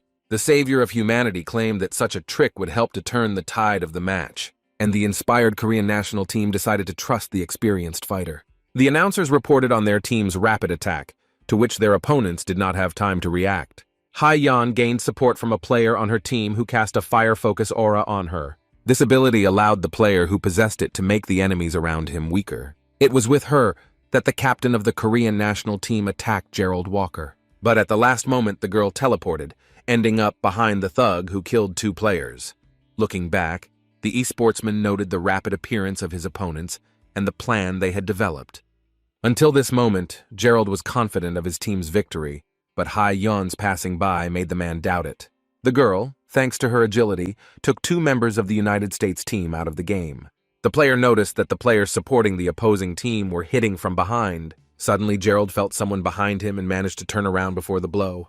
The team captain protected himself with a shield and prevented the enemy from inflicting critical damage. After dealing with the player, Walker called on his men to come together due to the critical situation that had arisen. The man understood that the advanced detachment would not reach them anytime soon, and the number of enemies exceeded them by almost 3 times. The opposing team immediately pounced on the American team, feeling superior. It was extremely difficult for one ordinary player to survive in such a situation, which could have affected the final result of the round. Unlike his subordinates, Gerald was confident that his team could cope with the threat looming over them.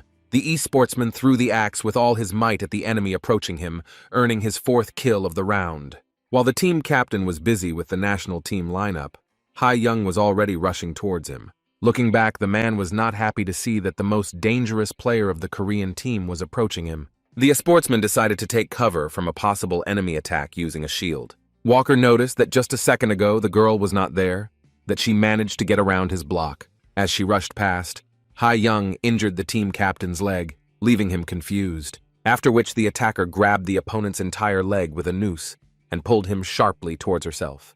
The big guy fell to the ground with a thud, losing his main weapon and becoming a helpless target. The presenters reported that the U.S. team tried their best to hold the line, but they were doing a pretty poor job. The Korean players, being in a more advantageous position, continued to eliminate the Americans one after another. The injured team captain was being approached by his colleague, who was determined to finish the match in favor of her team. The man asked if So Moon-yop had trained his opponents to fight in a completely different way after the break. Instead of answering, Ha-yeon simply swung her sword, placing the blade against Gerald's head. Although the man did not receive an answer, his face stretched into a satisfied grin, because he understood that he was right.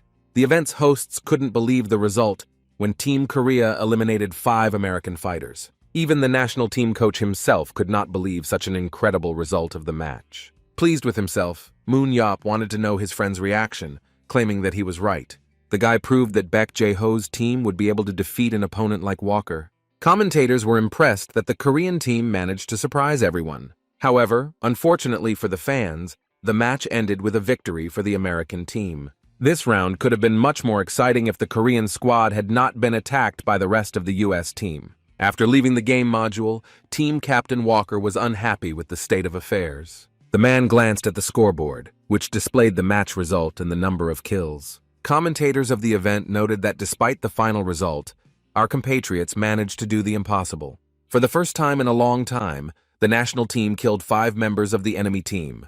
The presenters decided to focus on the culmination of today's match, the very moment with the explosion of the wall. The audience began to support the Korean team when their triumph was shown on the screen. But at the center of it all was just one player, without whom the outcome would have been completely different.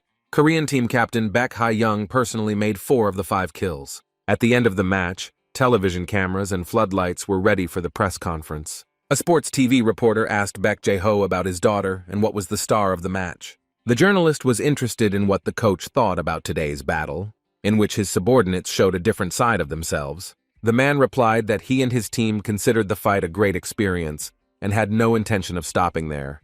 The reporter clarified that the team used a secret tunnel, asking how Jae-ho came up with that idea. The Superman replied that such a move surprised many, and the game itself took place in an ambiguous place. The coach revealed that before the second round they asked for special help by shooting their eyes to the side. Jae-ho's gaze was directed at his comrade, who was sitting quietly on a bench nearby. The guy, meeting his friend's gaze, tensed up a bit, wondering what he needed.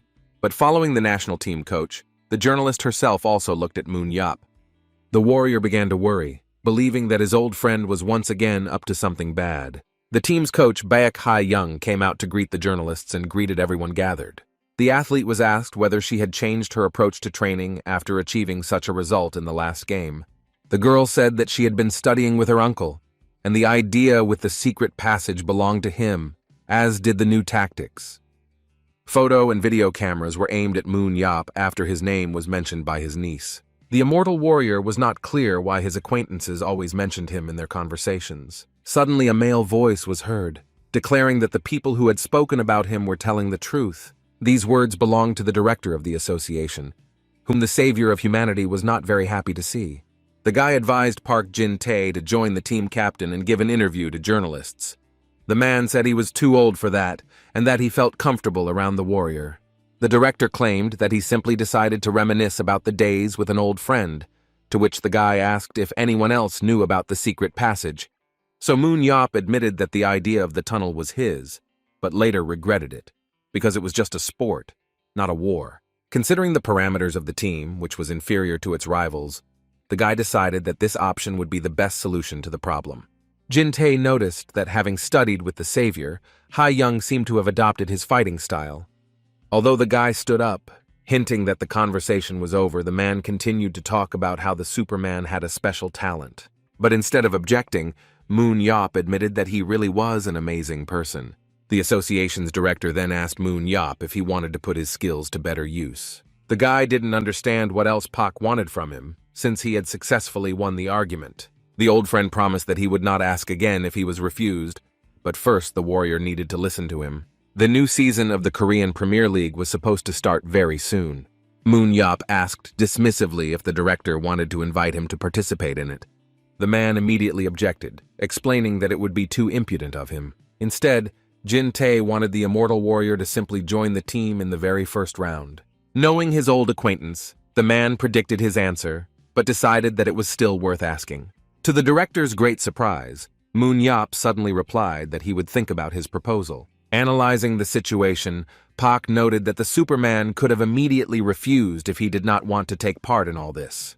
The immortal warrior was confident that there would be no difficulties during the duel. Moon Yopu found it quite interesting to watch his niece fight. The guy also added that watching was not as interesting as being a participant, which is why he decided to think about the offer. Another reason was the lack of dungeons, and that only in the battle of superhumans could one test one's strength.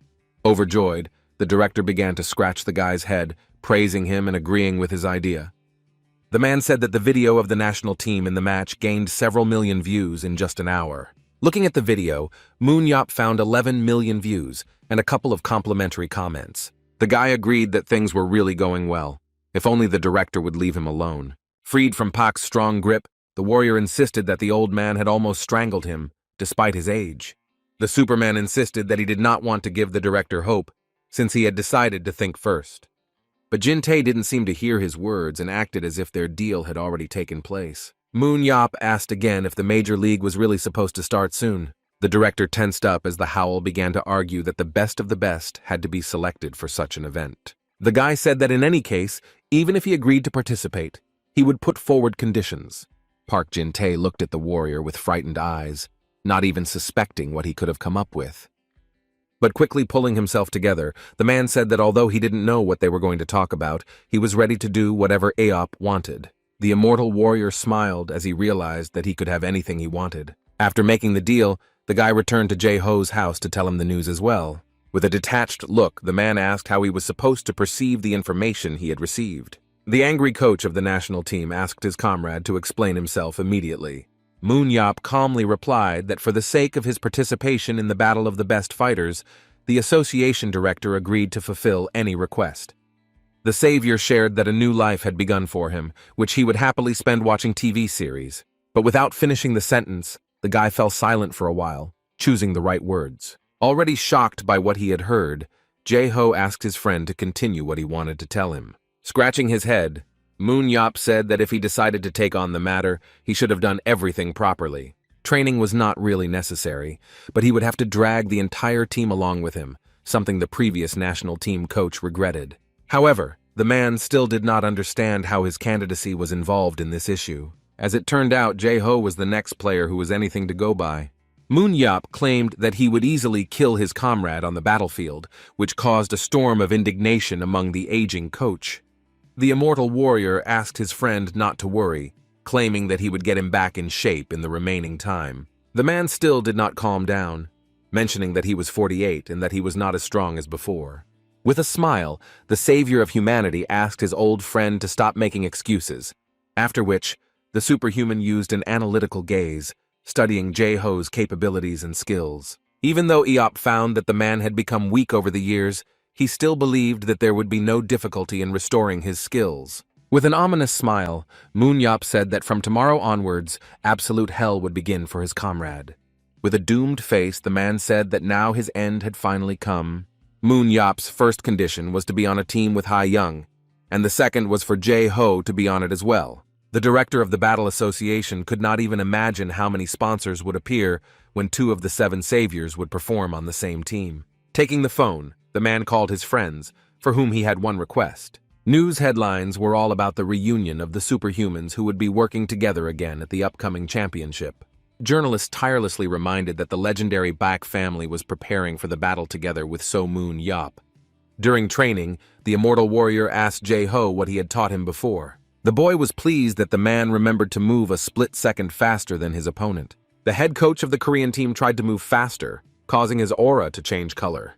The next moment, the man ran into his comrade, moving incredibly fast. In a split second, Bak Jae-ho found himself right in front of his old friend's nose. The Superman persistently attacked his opponent with his sword, but his blows only hit the shield. The leader of the 7 moved from his place and with a sharp blow threw his friend a decent distance away from himself. The man was eager to know if he had lived up to his friend's expectations, but Jae-ho had previously been able to hit him 3 times instead of just once. The national team coach asked for a discount because he had similar strength 17 years ago. The aging Superman sat down and grabbed his back, claiming that at his age it was difficult to return to training. The guy claimed that his friend would have previously called such a workout a warm-up, and despite the 8-hour workout, he ordered him to continue. Moon Yap asked his friend to hurry up so that he could make it in time for his series to start. But to the warrior's great regret, his series was cancelled due to urgent matters. The savior was forced to visit the Korea Superhuman Battle Association again. Yoo Hyun-soo greeted the superhuman, wondering if he had come to test his avatar. The man introduced his colleague Brown Turner, who had arrived from the World Association. Moon Yeopu found it strange that there was another representative from the development department. The guy asked if they hadn't already conducted a similar test when he came here with Hai Young. The savior was curious about what else was required of him, to which Hyun-soo replied that last time there was only a test of physical capabilities. Now the associations needed to analyze everything else so that the avatar matched the player. The immortal warrior was surprised when he learned about the possibility of full synchronization. Then the employee of the institution clarified that the avatar in the game was almost a clone of the player in the virtual world.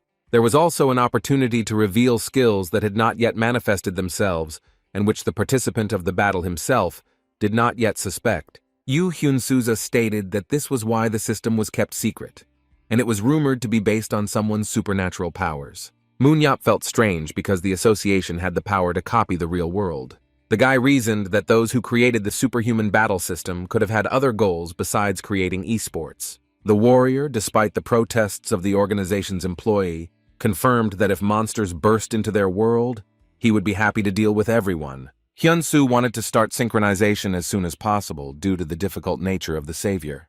The avatar needed to be a perfect match for the owner, so Moon-yup had to try hard, starting with a strength test. The guy just had to grab the handle that was sticking out of the special machine in front of him. Grasping the handle, the immortal warrior pulled it with force, pulling it to its full length. After which, Moon-yup released her, returning her to her original place, which was stuck against the body of the machine gun.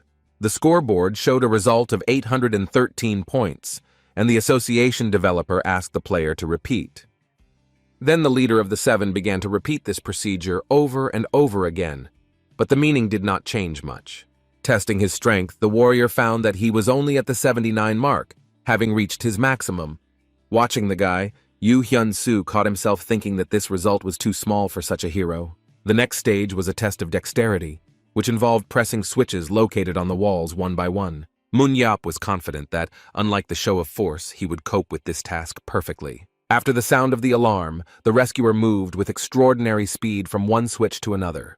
The development staff couldn't believe that an attacking player was capable of moving so quickly. Within a few seconds, the test was complete and the warrior was back in his original position. Moon-yup asked Hyun-soo how many points he managed to score, which reached 963. But the savior was not satisfied with this result, assuming that he could have knocked out all 970 points.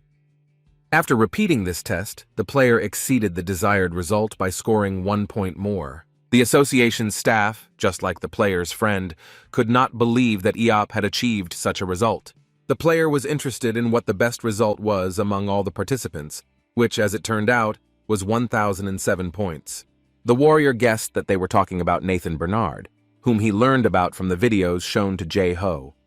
Although it was said that the French player could match Jae-ho's speed in his youth, Moon-yup didn't believe it. The guy didn't want to stop there and decided to continue testing to get the maximum number of points. In order to surpass his last result, the leader of the 7 superhumans concentrated hard. Closing his eyes, the warrior tried to awaken the aura within himself in order to reveal his potential to the maximum. The guy wondered why he was in such excellent shape today. As soon as the player opened his eyes, they glowed brightly, demonstrating no small charge of energy. With lightning speed, Moon-yup moved from one switch to another. The members of the Battle Association who observed his actions did not believe that the nation's hero had actually become much faster. Literally a couple of seconds later, the test, which hadn't even really begun, was completed. When Eop asked what the numbers were now, the men's mouths dropped open at the result they received. The guy was sure that he had scored much higher this time, repeating his question to the company employees. Unable to contain their emotions, those watching the warrior's actions responded that he had scored the same number of points as Nathan Bernard. The savior was puzzled by the fact that his agility was worse than that of other superhumans, but despite this, he was able to show the same result.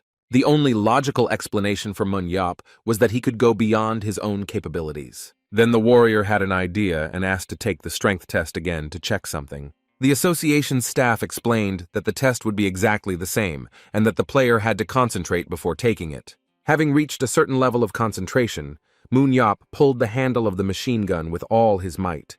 The men were amazed that the guy's numbers had somehow increased again. Jae-ho reported that this time, his comrade scored 890 points, significantly improving on his previous result. But the immortal warrior did not want to stop there and wanted to test his capabilities once again. The player managed to surpass his limits in both strength and agility, asking himself if it was possible to become more powerful so quickly. Moon-yup found himself thinking that such rapid growth should not be due only to concentration. The guy had already experienced a similar feeling, however. It was in a past life. Inside the warrior there was still that same feeling when he passed through the last of the dungeons. It dawned on Eopa that he was on the verge of death at the time, which is why he was able to increase all of his indicators. He achieved this result thanks to willpower, which most likely still works today. Then the savior had a natural question. What was the point of him fighting with immortality and enormous willpower?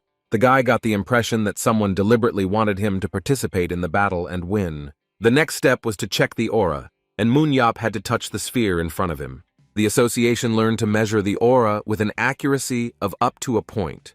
which was valued more than other indicators since it was determined at the moment of awakening of forces. The guy's aura didn't reach 100, which he couldn't increase with any training. But now the saviors knew the secret of how he could influence his abilities and reached out to the sphere. Once again, during synchronization, the organization's employees were shocked by the growth of the player's aura. Upon touching the object, the immortal warrior believed that he had managed to increase its indicator to 100 points. This was the maximum that an ordinary person could achieve, and this was what Eop also wanted to achieve. After a few seconds, the test was completed and the sphere turned purple. Brown Turner could not believe what he saw. He was speechless, unable to utter even a word. The scoreboard showed a phenomenal result of 1,030 points, which surprised everyone so much. Anticipating that he had managed to collect the required amount, the warrior asked with a smile about his result. When asked by Moon Yop, Hyunsu said that the boy had set a new record in human history. The savior, without any modesty, stated that he was not at all surprised by this result. But Eop was surprised to learn that the previous record belonged to Shuran of the Seven, which was 1,012. At least the girl's physical strength was at 0 due to her self-confidence. She always moved forward. The girl was always reprimanded for doing everything wrong, even though she was convinced of the opposite. Despite the end of all tests, the head of the development department had something to add to the player. During the match, Moon Yopu will not be able to use the Immortal's superpower, otherwise his team will always win. However, the association was ready to compensate the player for the inconvenience, which he wanted to receive in monetary terms. In one of the buildings, a man in a robe was giving a speech about how only one person in the world could save them. The stranger who spoke to the crowd of his followers insisted that through their faith they would find salvation. The speaker raised his hands and held up a newspaper clipping, inviting his listeners to see the face of their savior. The man insisted that the immortal So Moon Yeop had risen from the dead to save them. The leader told the crowd to show their faith to Lord Moon Yeop, for the time of salvation would soon come. The crowd, inspired by the speech of their leader, chanted the name of the warrior who had returned to the world of people. Upon returning home, 2 of the 7 rescuers met that same crowd in robes. The guy asked his friend who the strangers were hanging around his house. Then the people began to shout the warrior's name, claiming that he was their savior and the hero of this world. Moon Yop said the strangers did not look like journalists, but turned out to be the Soman community, which she had previously considered her god. Repeating the name of the sect, the immortal warrior began to remember something about them. He asked his friend if these were the guys he had seen from the window who were guarding him near the hospital. The community believed that the world was about to perish, and they saw their salvation in the warrior after he returned to the world of the living. And no matter how much Moon Yop didn't like it, the people who worshipped him believed that they were right. The guy decided to teach his followers a lesson, while Jae-ho tried unsuccessfully to stop him. In a flash, the immortal warrior found himself on the stone fence, right in front of the crowd of the community. Enraged and tired of the pursuit, Eop ordered everyone to immediately remain silent. The fanatics, upon seeing their idol, began to insist that he was a hero, but in response, the guy threatened to use his power on them. The threat had an immediate effect, and the crowd finally fell silent, to the player's relief. The nation's hero said that it was no secret to anyone who he was, and immediately received a response from his fans. However, Moon Yop immediately ordered the crowd to stop following him and get lost in all directions. The guy also added that his followers were just a bunch of crazy people. Eop offered the sectarians to get jobs, while simultaneously looking out which of them was the main one in the community. Because the savior was angry with them, the crowd became agitated, wondering if they had done something wrong. But ultimately, Moon Yop's followers decided that the performance was a test of their faith. The crowd decided to show the savior the full force of their love and devotion by staring at the guy in a frightening manner. And the very next second, the crowd began chanting his name again, which only further puzzled the nation's hero. Listening to the monotonous shouting of his name, Moon Yop thought his followers had lost their minds. Jae-ho arrived in time to find that his comrade was shaking all over from the anger that was overwhelming him. The national team coach had a feeling that Moon Yop's patience could snap at any moment. The guy with an angry face declared that if the community did not leave within 10 seconds, he would be forced to kill every single one of them. A few minutes later, the immortal warrior's follower lay unconscious next to him. Even the study comprehended the rest of the community members that were convinced that they were undergoing a test by their savior. Moon Yop, sitting on a mountain of beaten fanatics, held a small boy in his arms. He asked the child if he would continue to follow him, but the boy, shedding tears, insisted that he would not.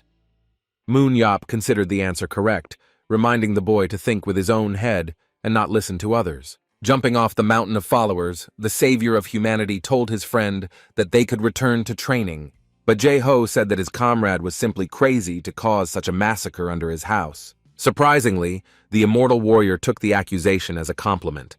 I assure you that the cult followers were similar to the psychos. The national team coach wanted to leave as quickly as possible so that journalists would not come running, and Iop also suggested beating them up. The friend tried to explain that this way he would attract even more attention to himself. Meanwhile, as the warrior told how he taught a bunch of journalists a lesson, the leader of a certain community watched him from a distance. The guy claimed that after this, reporters would be less interested in other people's lives. But suddenly the player felt the presence of a stranger who was watching him closely. Just as Moon Yop decided to check who it was, the stranger disappeared in the blink of an eye. On the day of the long-awaited match, one celebrity arrived at Incheon National Airport.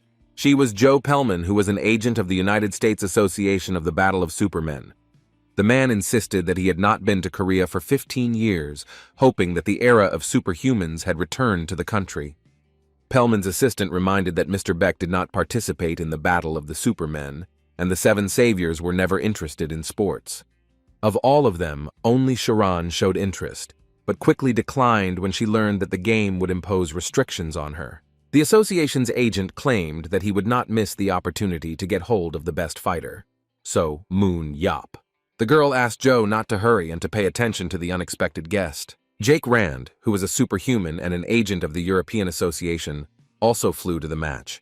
Pelman was not happy to see his competitor, anticipating the true reason for his visit. As soon as the representative of the European Association appeared in the building, all camera flashes were directed only at him. Jake sincerely hoped that the fight would be fair, and then winked at his colleague.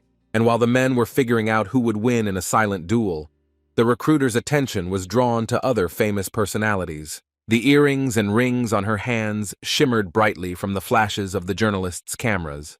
With their shaved heads flashing, the men discussed how the battle participant was responsible for the destruction of their dungeon business. The brothers Chan and Philippe Moreau, who owned the Parisian club Lumiere, could not leave it that way. The brothers wanted to sign with the savior of the contract or to get an autograph, since they wanted to meet with Iop during the war. There was a moment of awkward silence in the airport lobby as the distinguished trio met. Joe didn't expect to be competing with two other opponents for a valuable player. Looking at each other, they all had only one purpose for which they attended the upcoming match. But suddenly, another guest attracted the attention of the club owners and association agents. The silence that had fallen was broken by a woman, her heels clicking loudly, which could be heard throughout the airport. When the woman stopped, not only the cameras of journalists but also the gazes of foreign guests were directed at her. The youngest of the Seven Saviors wanted to meet her adopted brother, So Moon Yop, as soon as possible. There was a huge crowd of people in front of the stadium who could see the spectacular fireworks display in honor of the event. The spectators, who had already taken their seats, were eagerly awaiting the start of the performance. As the limousine pulled up to the stadium, Jae-ho asked his comrade to at least control himself today, to which Moon Yop, getting out of the car, evasively replied that he would think about his request. Unlike the national coach, the national hero enjoyed the attention of the press for the first time in a long time. The immortal warrior saw the upcoming match as an opportunity to have some fun. The national team coach asked his comrade why he needed to arrange all this. Watching as a crowd of journalists rushed towards him, Moon Yop asked his friend to keep a close eye on him. Shouting out the names of the esports athletes, the journalists begged for interviews. However, instead of supporting him, the warrior's friend played a dirty trick on him, leaving him to be torn apart by journalists. The guy didn't like being used as bait, and was immediately bombarded with a ton of questions. Among all the questions that irritated Moon Yop, one was about Madame Sharon, who was also here. The savior was surprised when the youngest member of the Seven flew to Korea to watch the Battle of the Superhumans. The newly minted national team player wondered why Saran came to the match, which, as it turned out, was to see her brother. This news confused the guy even more, because he didn't understand why the girl called him brother. Moon Yop entered the team's locker room and slammed the door loudly, attracting the attention of those present. The participants of the match discussed the emergence of a living legend who quickly passed among them. Stopping next to his friend, the warrior asked if Jae-ho knew about what had happened. It turned out that the coach was not aware that Sharan had visited Korea, which made his daughter very happy. The man advised his friend to be careful with the reporters who were ready to tear him apart. When reproached that Jae-ho himself had abandoned him to his fate, his friend told Moon Yop to prepare for Sharan's arrival. The immortal warrior assumed that the girl had come for a reason, but to take revenge on him. 17 years ago, something happened in Byageor that still haunted the warrior. The girl was a superhuman and also one of the members of the Seven Saviors. She was the only daughter of a wealthy family and from childhood successfully developed her abilities. And at the age of 17, she led the life of a real queen, which could not help but affect her character. Then Sharan insisted that she really could no longer produce more power, even though the indicators said otherwise. Because of the severe pressure, she hated people like So Moonyop more than anything else. The squad captain always scolded the youngest of the superhumans, pointing out her shortcomings. The guy told her to move faster, use her powers, and sometimes even brought her to tears. The leader of the saviors claimed that the girl had nothing but strength, which drove her into a rage. Hai Young thought that her father should have bought a tuxedo in case they had a funeral coming up soon. However, the man decided to return to the topic of conversation later, as he had more important things to do. The national team coach asked her team members to listen to him. Today's athletes should be familiar with how such battles usually go, but new players joined the team, which meant Jae-ho had to repeat the rules to everyone again. The match was for charity, and the athletes were divided into two teams, the team of love and the team of hope. The love team consisted of players from the national team, while the hope team consisted of newcomers, which included everyone except Hai Young. The leader of the team of hope will be the coach Baek Jae-ho himself, whose main weapon was a sword, and whose superpower was teleportation. Seo Moon Yup will also be participating in the match, whose main weapon was a shield with a spear while immortality was blocked. The captain of the team of hope was a little worried, since he had not held a weapon in his hands for a long time, that he would have to rely on his charges. Vice Captain Park Cholho assured that they would not fail, confident that Jae-ho would lead them to victory. The immortal warrior noted that his comrade knew how to make speeches, and was truly fit for the role of captain. After scanning the Baek family, Moon Yop was confident that the three of them would make a good and powerful team. However, the guy couldn't say the same about the other participants in the competition, who weren't worth anything. But suddenly the savior came across one player who managed to attract Eop's attention. Choi Hyuk, who also cheered on the team captain, had two interesting superpowers. The first of these was aura concentration, which allowed you to use aura on your weapon. The second skill was internal strength, which allowed one to use aura to protect the body and reduce incoming damage from the enemy. Hyuk's abilities. Moon Yop was confident that if the boy was trained properly, he could become an excellent striker. When the boy introduced himself to the nation's hero, he was shocked to learn his position during the game. It turned out that the young man was a close combat striker, who was also a member of the team with the highest attack rate. Then the immortal warrior asked Heck again if he had distracted the monsters during the battle to minimize the damage to his team. The e-sportsman replied that he had a different position, but since childhood he wanted to become like So Moon Yop. After talking to the guy, Eop found out that he didn't even know about his second power, that he only used the aura on his weapon. The savior was sure that the position Choi was given to him was because of his appearance. They looked at the guy and laughed at him when he wanted to distract the enemy's attention. Moon Yop then asked his niece to bring him a shield, which made the player worried. The living legend handed him a shield, but Heck did not understand why he would need it during the battle. Since there was no time to train the boy from scratch, Eop told him to protect the left side of the body, attack, and then move and defend. He insisted that he had a different role in the battle, but using harsh language, the savior assured the boy that he was wrong. The rest of the team members were also shocked by this decision, as they believed that the hero would change the player's position at the very first meeting. The boy kept glancing from Moon Yop to Jae-ho, trying to find support in the captain's eyes. The coach announced the positions that would be assigned to each e-sportsman, thus confirming Moon Yop's decision. Having decided on the positions, the man ordered to move on to the suits, pretending that he had not heard Choi Hyuk's indignation. The immortal warrior was surprised that the suit was very light, but at the same time strong and durable. When the captain tried on the uniform, he felt uneasy, as he never thought that he would wear it one day. Jae-ho. He said that there would be no problems with the weapon, as he had prepared something special for his friend. After some time, The savior had a shield in his hands that was exactly the same as the one he used to raid the dungeons. Looking at the spear, the family friend could not argue that the weapon lay perfectly in the hand, as Beck had warned him about. The team captain asked his comrade not to relax, who, although he was strong, but battles with real monsters were different from esports. Unlike Iopa, players know how to fight people and compensated for their strength with experience in similar battles. The team captain had no experience as such either, but the warrior asked him not to worry about it. Moon Yap asked his friend to show him a great game for his grown-up sister. The fans in the stands roared at the upcoming battle and also prepared posters in support of their favorite teams. The scoreboard displayed a message about the confrontation between the team of hope and the team of love. While waiting to go out, the warrior looked at his opponents, whom he could distinguish by their appearance, whose characteristics were at the level of 70 points. The average level of his team was 60 units, but even with this gap, they could easily win. When Moon Yap asked what the captain was guided by when choosing players, it turned out that Jae-ho was focused on equal indicators. This was a standard type of selection, which allowed to maintain balance, without having too strong and too weak fighters in the squad.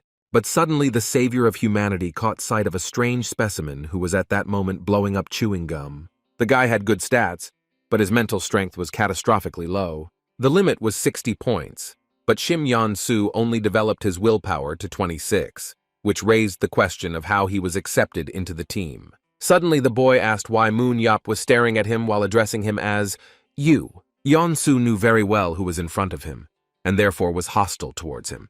The guy watched the legend come to life at the last match with the Americans. The player wondered why so Moon Yap decided to take part in the game, as he had no idea what the battle of superhumans was like. Suddenly, the immortal warrior turned to his team member, convincing the player that he wanted to switch places with him.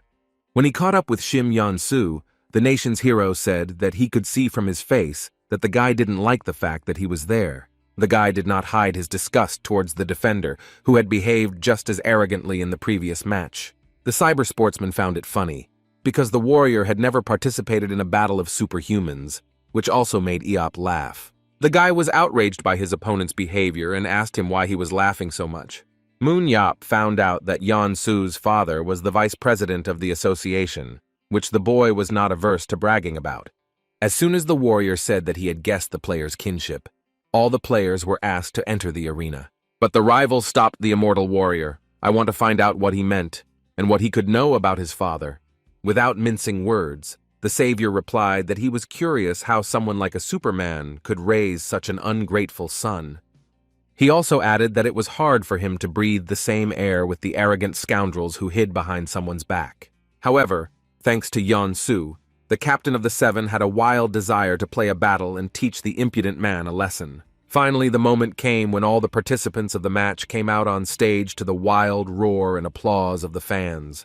The announcers happily announced that they would finally see So Moon Yap in the superhuman battle. Despite the fact that the match was for charity, spectators could not imagine a more interesting event. Among the fans, there were also several celebrities who came to watch the legendary Superman play. Among the game's representatives from different parts of the world, there was also one of the seven saviors, Sharan.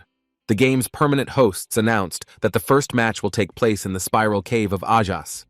The cave consisted of 3 circles, in the center of which was a secret path leading into the dungeon. The monsters that inhabited the cave were represented by skeletons, serpents, and huge spiders. While the Love Team represented the Korean national team, the Hope Team was represented by some members of the Seven Saviors. Long before the start of the match, the team captain held a briefing with his subordinates. Each team began moving simultaneously from the starting point of their sector. Team Hope from the 5th sector, while Love at first, which were located opposite each other. Players were supposed to start the hunt from Area 5-1 and move on once Moon Yap had finished off the boss in Area 5-3. The warrior was ready to carry out the plan, which raised many questions among his colleagues, since at least 5 players were needed to defeat the serpent. After clearing the 6th sector, the team had to move to the inner ring, where the enemy team would catch up with them.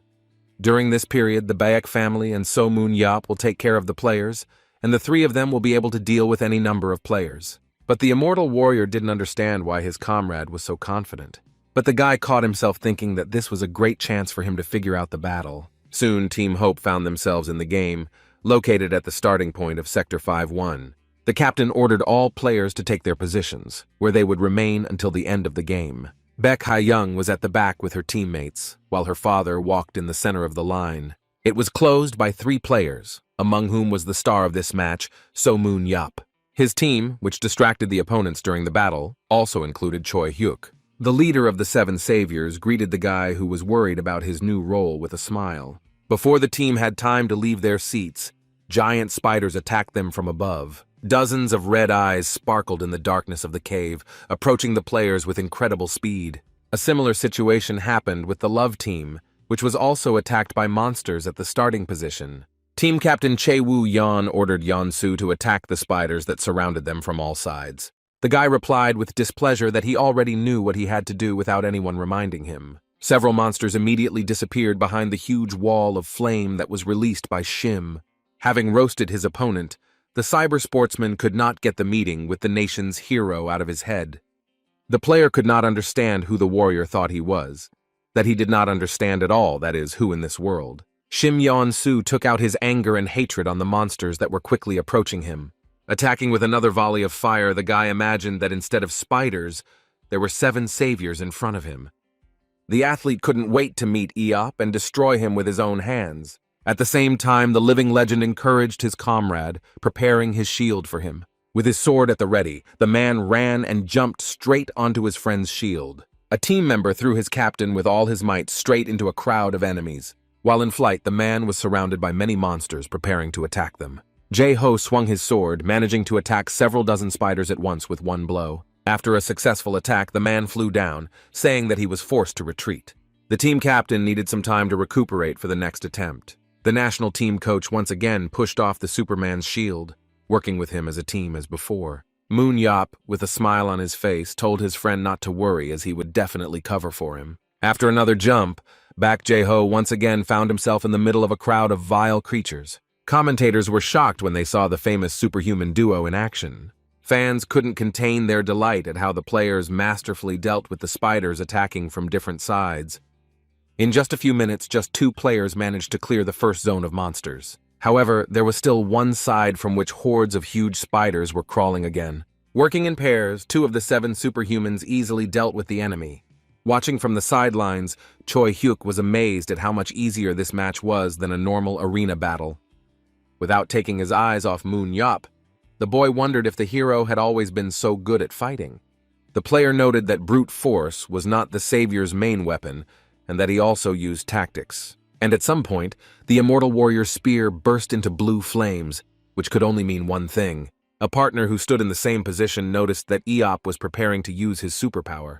Choi Hyuk's concentration of aura allowed him to apply aura to any weapon. It was unusual for the player to use the aura on a shield that only applied energy to the sword.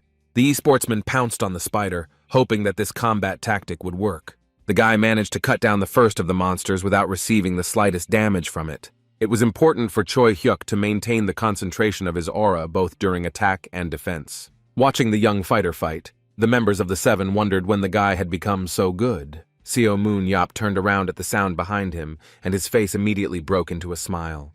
The warrior was glad to meet the enemy, since he was pretty tired of standing and cooling off.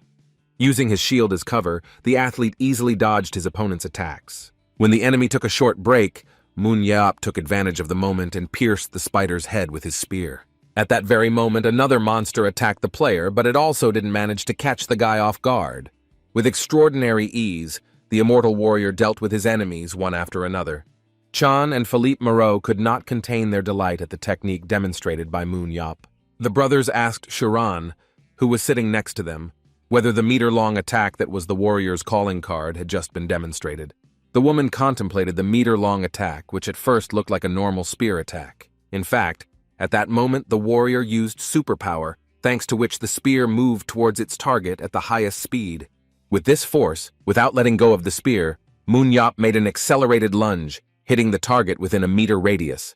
All these manipulations were needed to create a super-fast attack that was extremely difficult to dodge. Because the guy was relaxed and calm, it looked like he was using a normal attack that couldn't be mistaken. Sharon insisted that in ancient times, as now, the savior of humanity was just as annoying. The player reported that his flank was clear, somehow not noticing the attack of the surviving monster. However, thanks to his advanced abilities, Moon Yop reacted in time and turned around. At that moment, the cyber sportsman slashed the approaching spider with the tip of his spear. The guy wanted to end the fight as quickly as possible, using super strength during the attack. With a lightning-fast movement, Moon Yop launched his spear at his opponent, splashing his purple blood.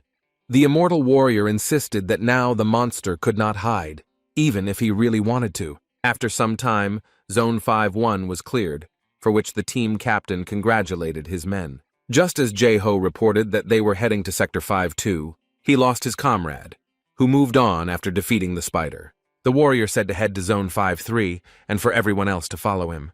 With a heavy sigh, the squad leader explained that although Moon Yop seemed impulsive, he acted with calculation.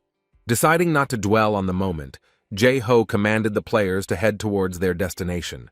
Zone 5-3 was not only deserted, but also had the air of imminent death. In front of the player was the boss of this sector, Serpent, who was a giant snake. The immortal warrior, having met the reptile, stated that he had not seen her for a long time and wanted to fight as soon as possible. The monster did not take his predatory gaze off the Superman, sticking out his long tongue. After exhaling, the guy had to concentrate to increase the damage inflicted on the enemy. Moon Yop, ready to fight the monster, called him over to him, provoking him into a fight. The monster did not keep us waiting and the next second attacked the uninvited guest. The serpent dove headfirst into the floor as the athlete deftly dodged the attack that was aimed at him. Quickly rising to his feet, the warrior watched the further actions of the zone boss. Before striking, the member of the Team of Hope gathered all his strength into his fist, as he did during the test during avatar synchronization. The next moment, Serpent was pierced by a meter-long attack, which dealt critical damage to the monster. The guy kept pressing on the weapon until the last moment to finish off the boss for sure. Unexpectedly for himself, Moon Yop discovered other players in this location. The guy thought that the team would need more time to clear the area. The e-sportsman couldn't believe that the leader of the Seven had actually defeated Serpent single-handedly. As the warrior realized, the more opponents they defeat, the stronger they become.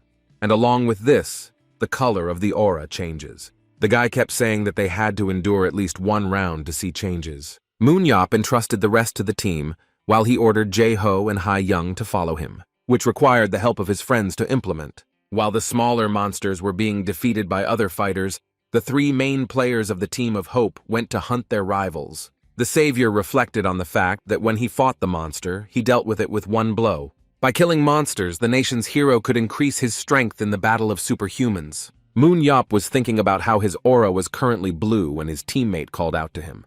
The man asked why they didn't have a plan yet, since they were so close to the love team. And then the warrior said that he saw a guy on the opposing team who, in addition to physical strength, had a problem with mental health. Eop wanted to focus his attention on this candidate, but otherwise he could change strategy on the fly. Sector 12, where the love team was located, was clear, and they decided to stop hunting. Ayan divided the team into two groups, half of which went to Sector 9 and the rest to Sector 11. Having split into groups, the national team players set off to carry out the captain's orders. 5 team members cleared the 9th sector of spiders that were crawling out of every crack. In this same squad was also the hot-tempered Shim Yeon-soo, who restrained the enemy with the power of his aura. The player was glad that thanks to the points for hunting, the color of his power changed to yellow. While the squad members were preparing to move to the next zone, Yeon-soo couldn't stop admiring his aura. And at the last moment, a colleague protected the narcissistic player from a sudden attack by his opponents. Having hit the cyber sportsman's shield, the spear ricocheted, landing on the hard ground of the cave. Shim Yeon-soo didn't immediately notice that the weapon thrown at him had left a scratch on his cheek. The guy realized with horror that their squad had been attacked, and he immediately notified his colleagues about it. The players from Sector 11 asked again if Moon Yop was among the attackers. Just as the squad was about to join the members of their team, 2 arrows entered the ground at their feet. The love team was very surprised when their rivals also appeared in their sector. Of the Team of Hope, the one who was most worried was Choi Hyuk, who had been entrusted with an important mission. Moon Yop ordered the team members to assist in attacking the enemy team once Serpent was dealt with.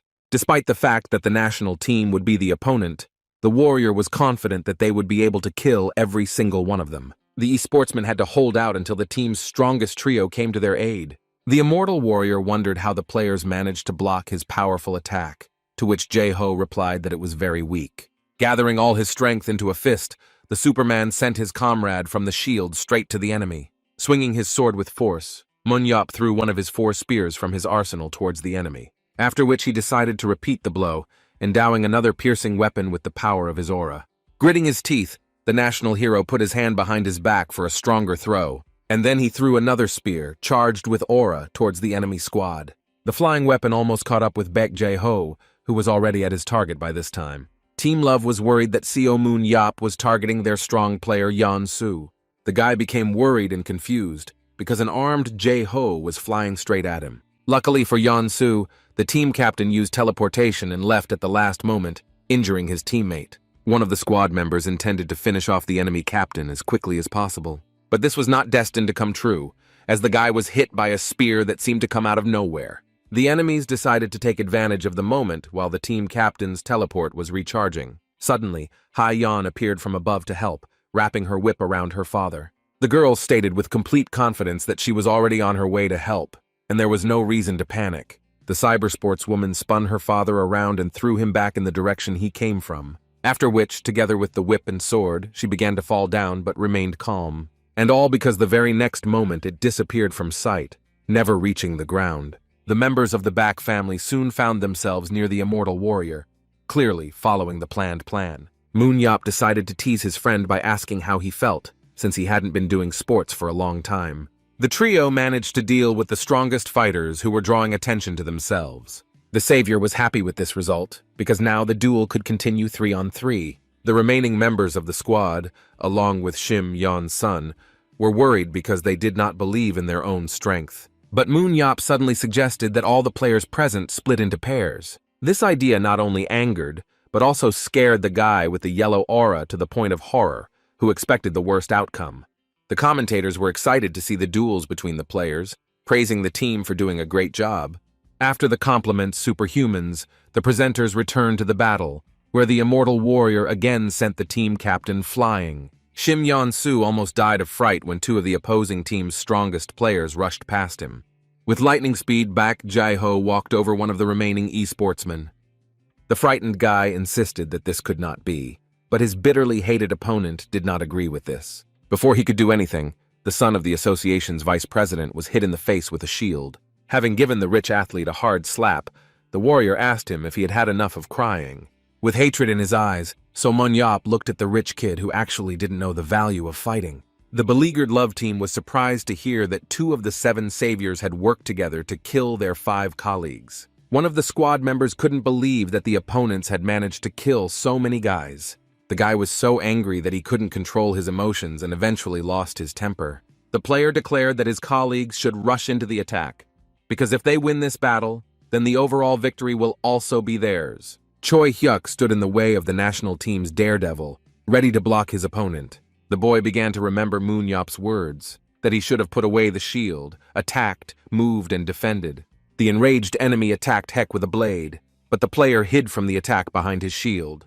While holding off the attack, the attacking player remembered the next step, which was to remove the shield. By removing it, Choi Hyuk was able to push the enemy back a decent distance. A member of the divided squad wondered when his friend had developed such good defensive skills. But after the surprise came another fit of rage, and the guy decided to attack again. In a split second, the enemy was already near Choi Hyuk, lowering the blade of his sword onto him. A young man who was defending himself against an opponent with a shield tripped on a stone under his feet. However, the player was not harmed, and Manhwa got his 3rd kill of the round.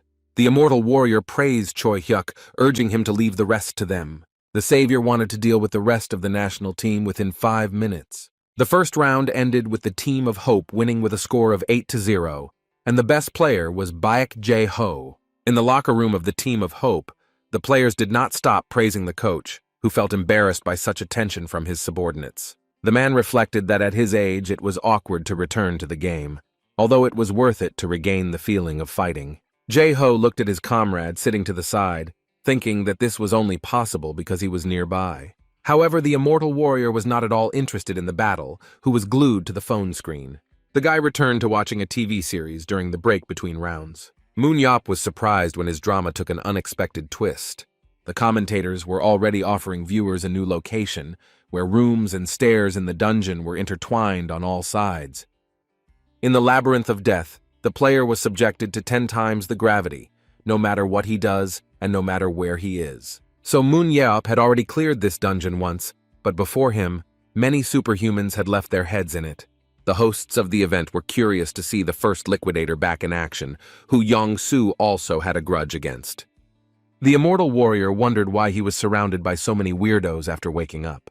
Among them were the numbers of the reporter outside the hospital, Gerald Walker, the cult that worshipped him, and a rival in the form of Yong-Soo. Taking the helmet in his hands, the savior asked himself whether the spectators really wanted him to show a real game. Having put the device on his head, the guy was ready to get down to business. However, the audience could not imagine that everything would turn out to be much more terrible than they thought. Finding himself in the labyrinth of death, Baek Jae-ho decided to hold a small meeting.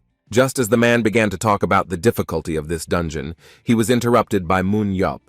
The warrior said that he would go into the labyrinth alone, and they would act somehow on their own. The guy claimed that for him only a year had passed since the raid, and he remembered all the places he had been before his return.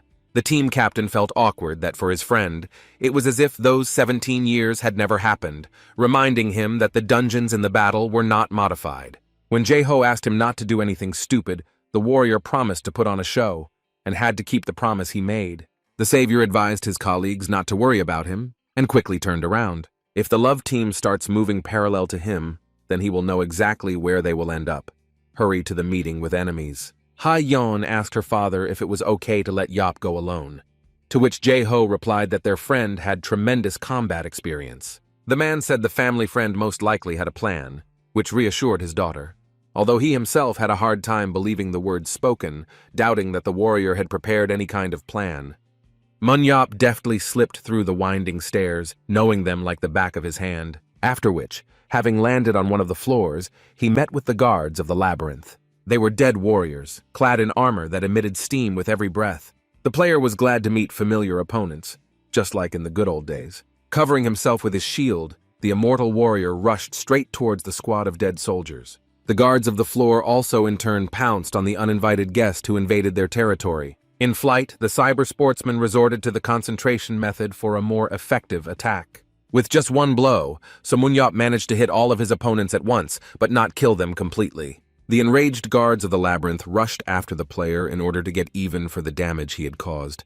For the cyber athlete, fighting with the floor guards was like training. The opponents, who might have seemed quite serious to the other participants in the battle, were unremarkable pawns to ManhwaCapped. Having dealt with the monsters, the guy caught himself thinking that about 18 years had passed since this dungeon was open to everyone. The guy with his weapons jumped straight down, above which there were many stairs and steps. At some point, the immortal warrior used the spear, throwing it in front of him. The player's weapon was firmly planted in the central tower, from which stairs radiated throughout the labyrinth. ManhwaCapped was sure that it would be difficult for a newbie to cope with the increased gravity. With a deft movement, the savior grabbed the spear and, spinning on it, adjusted his route. The guy believed that if he adapted, he could shorten his path quite well. The player landed right on the floor where the love team was located, shocked by the appearance of the opponent.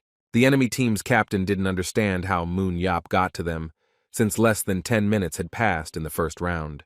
The uninvited guest explained that he understood the national team's strategy already in the first round. Therefore, the savior claimed that he had guessed how the team would behave in the second stage. With a wild gleam in his eyes, ManhwaCapped declared that his opponents could already consider themselves dead. Chae-Eun ordered his men to group up and immediately attack the enemy. The captain was convinced that the player had not come to them alone, and divided his team into groups. The warrior found it funny that the enemy had underestimated him and had rushed to conclusions. The regrouping was a good decision, but it could not save the team from Eop's merciless attack. The guy resorted to an analytical look to find the ideal victim. The e-sportsman looked at the players running away from him, searching among them for the ideal candidate.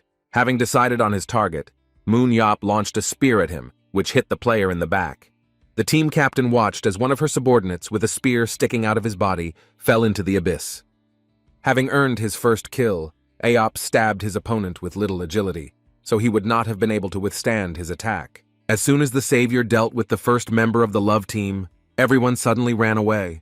But the guy only needed the 3 remaining copies in his arsenal to deal with the rest of the team. If the enemy wanted to play hide and seek with him, ManhwaCapped was forced to go upstairs. Soon the love team rose a couple of floors, breaking away from the enemy who had suddenly attacked them. Yan insisted that the warrior was ruining all their plans, and a team member suggested that they all attack him together since his allies were left in another area.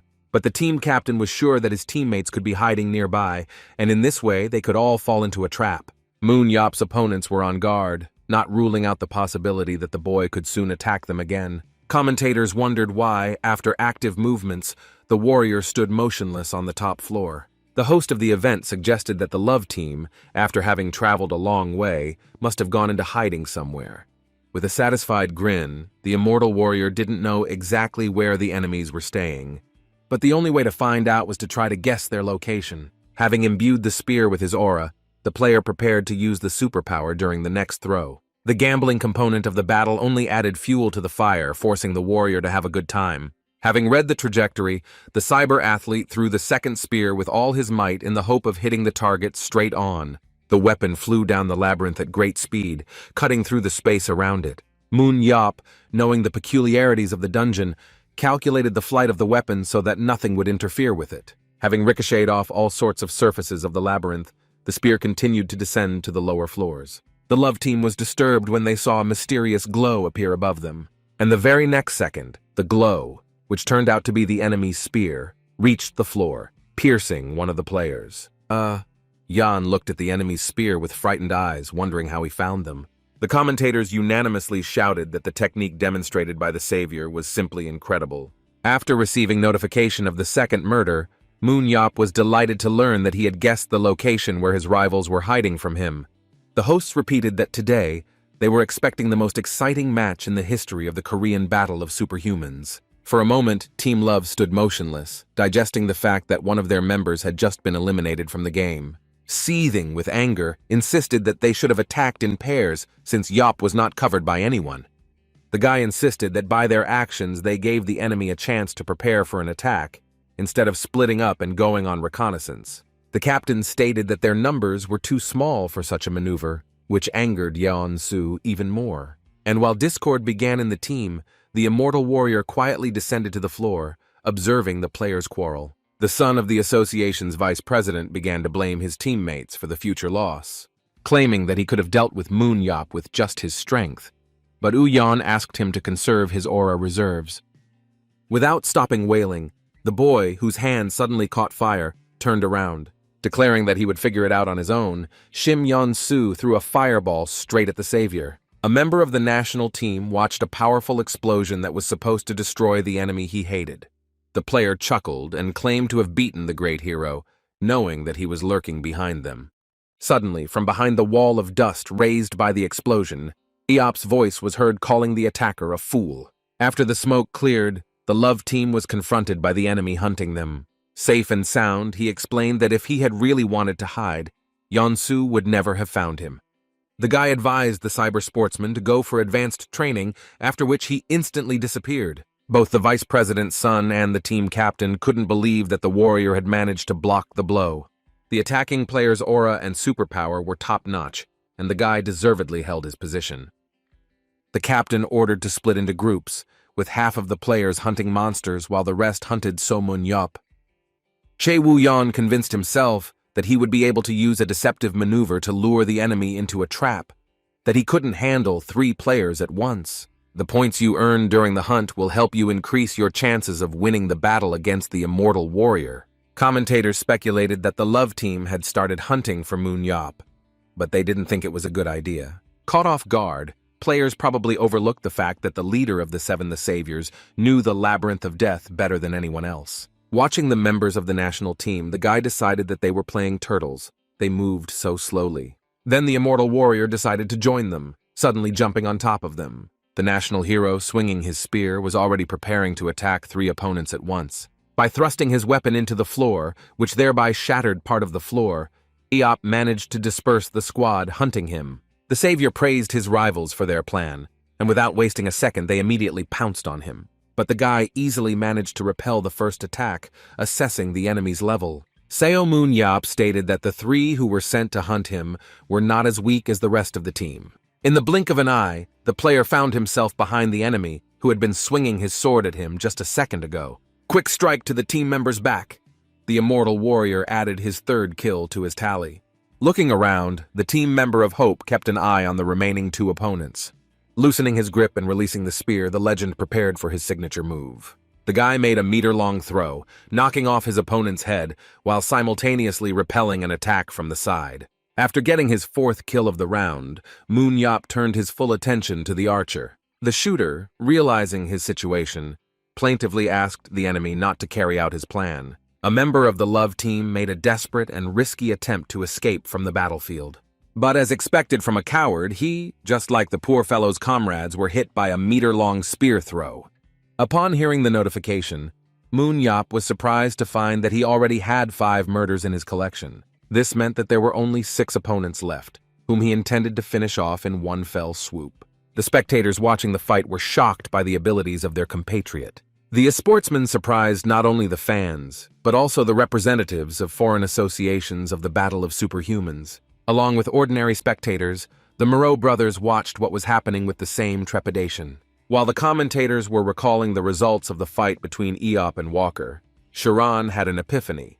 The woman realized that the same So-mun Yop she knew had indeed returned, contacted the hero of the day, and said that they were ready to join him. Noting that he was in Zone 3-1, the guy also added that by the time the team arrived, he would have finished everything.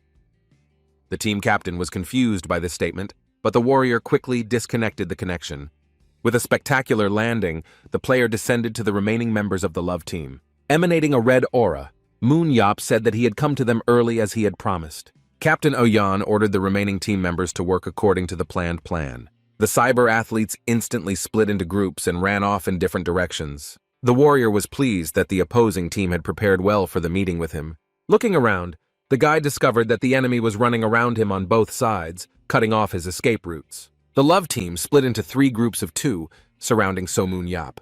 The guy prepared himself for the national team members to attack him in a crowd. The warrior was confident that no matter how hard the enemy tried, he would deal with everyone, starting with the closest enemy. Analyzing his opponent, Moon noted that his agility and speed were at their most developed. Instant acceleration allowed Ho to move 30% faster by consuming aura. This ability allowed the player to improve speed and agility beyond their maximum value. When confronted with the player, the savior wondered why even the only fast member of the team was showing such a poor result. The warrior tried to wound his opponent with a spear, but each of his attempts was unsuccessful. But no matter how fast Ho was, he always had to calculate his movements in advance. And with just one precise strike, So-mun gained the upper hand over his opponent, also getting his 6th kill in the game. Worried, Ayan ordered Yansu to immediately use Fire Blast. The guy, without thinking, fired a volley at the player he hated, creating a giant explosion. Jin Hyun, who was rushing into the cloud of smoke, wanted to take advantage of the moment and finish off the weakened enemy. The enraged athlete wanted to avenge the death of his comrade, encouraging himself with a battle cry. A member of the love team risked diving into a wall of dust, not seeing the enemy in front of him. Jin Hyun dove into the smoke, literally dissolving into it, disappearing from the team's sight. Suddenly, the smoke was dispersed by the unharmed Moon who pushed his enemy away with a powerful blow. The captain and his subordinate did not believe that Shim Yansu's attacks were useless against the warrior. Armed with 2 spears, the system reported that the savior already had 7 kills to his credit. The guy walked past the group of fighters with lightning speed, leaving his spear in one of them. He then did the same trick on another team member, bringing his total kills to 9. The 2 athletes from the national team no longer knew what to do, since nothing worked against their opponent. Clutching his spear in his hand, the immortal warrior prepared to deal with the last members of the enemy team. So-mun was amused by the fact that he would have to fight in an unequal battle of 2-on-1.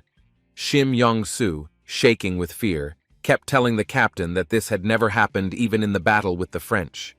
A member of the team of Hope analyzed the captain, who was distinguished by strength and speed. His superpower was a slowdown that worked within a 10-meter radius and only affected targets with less aura.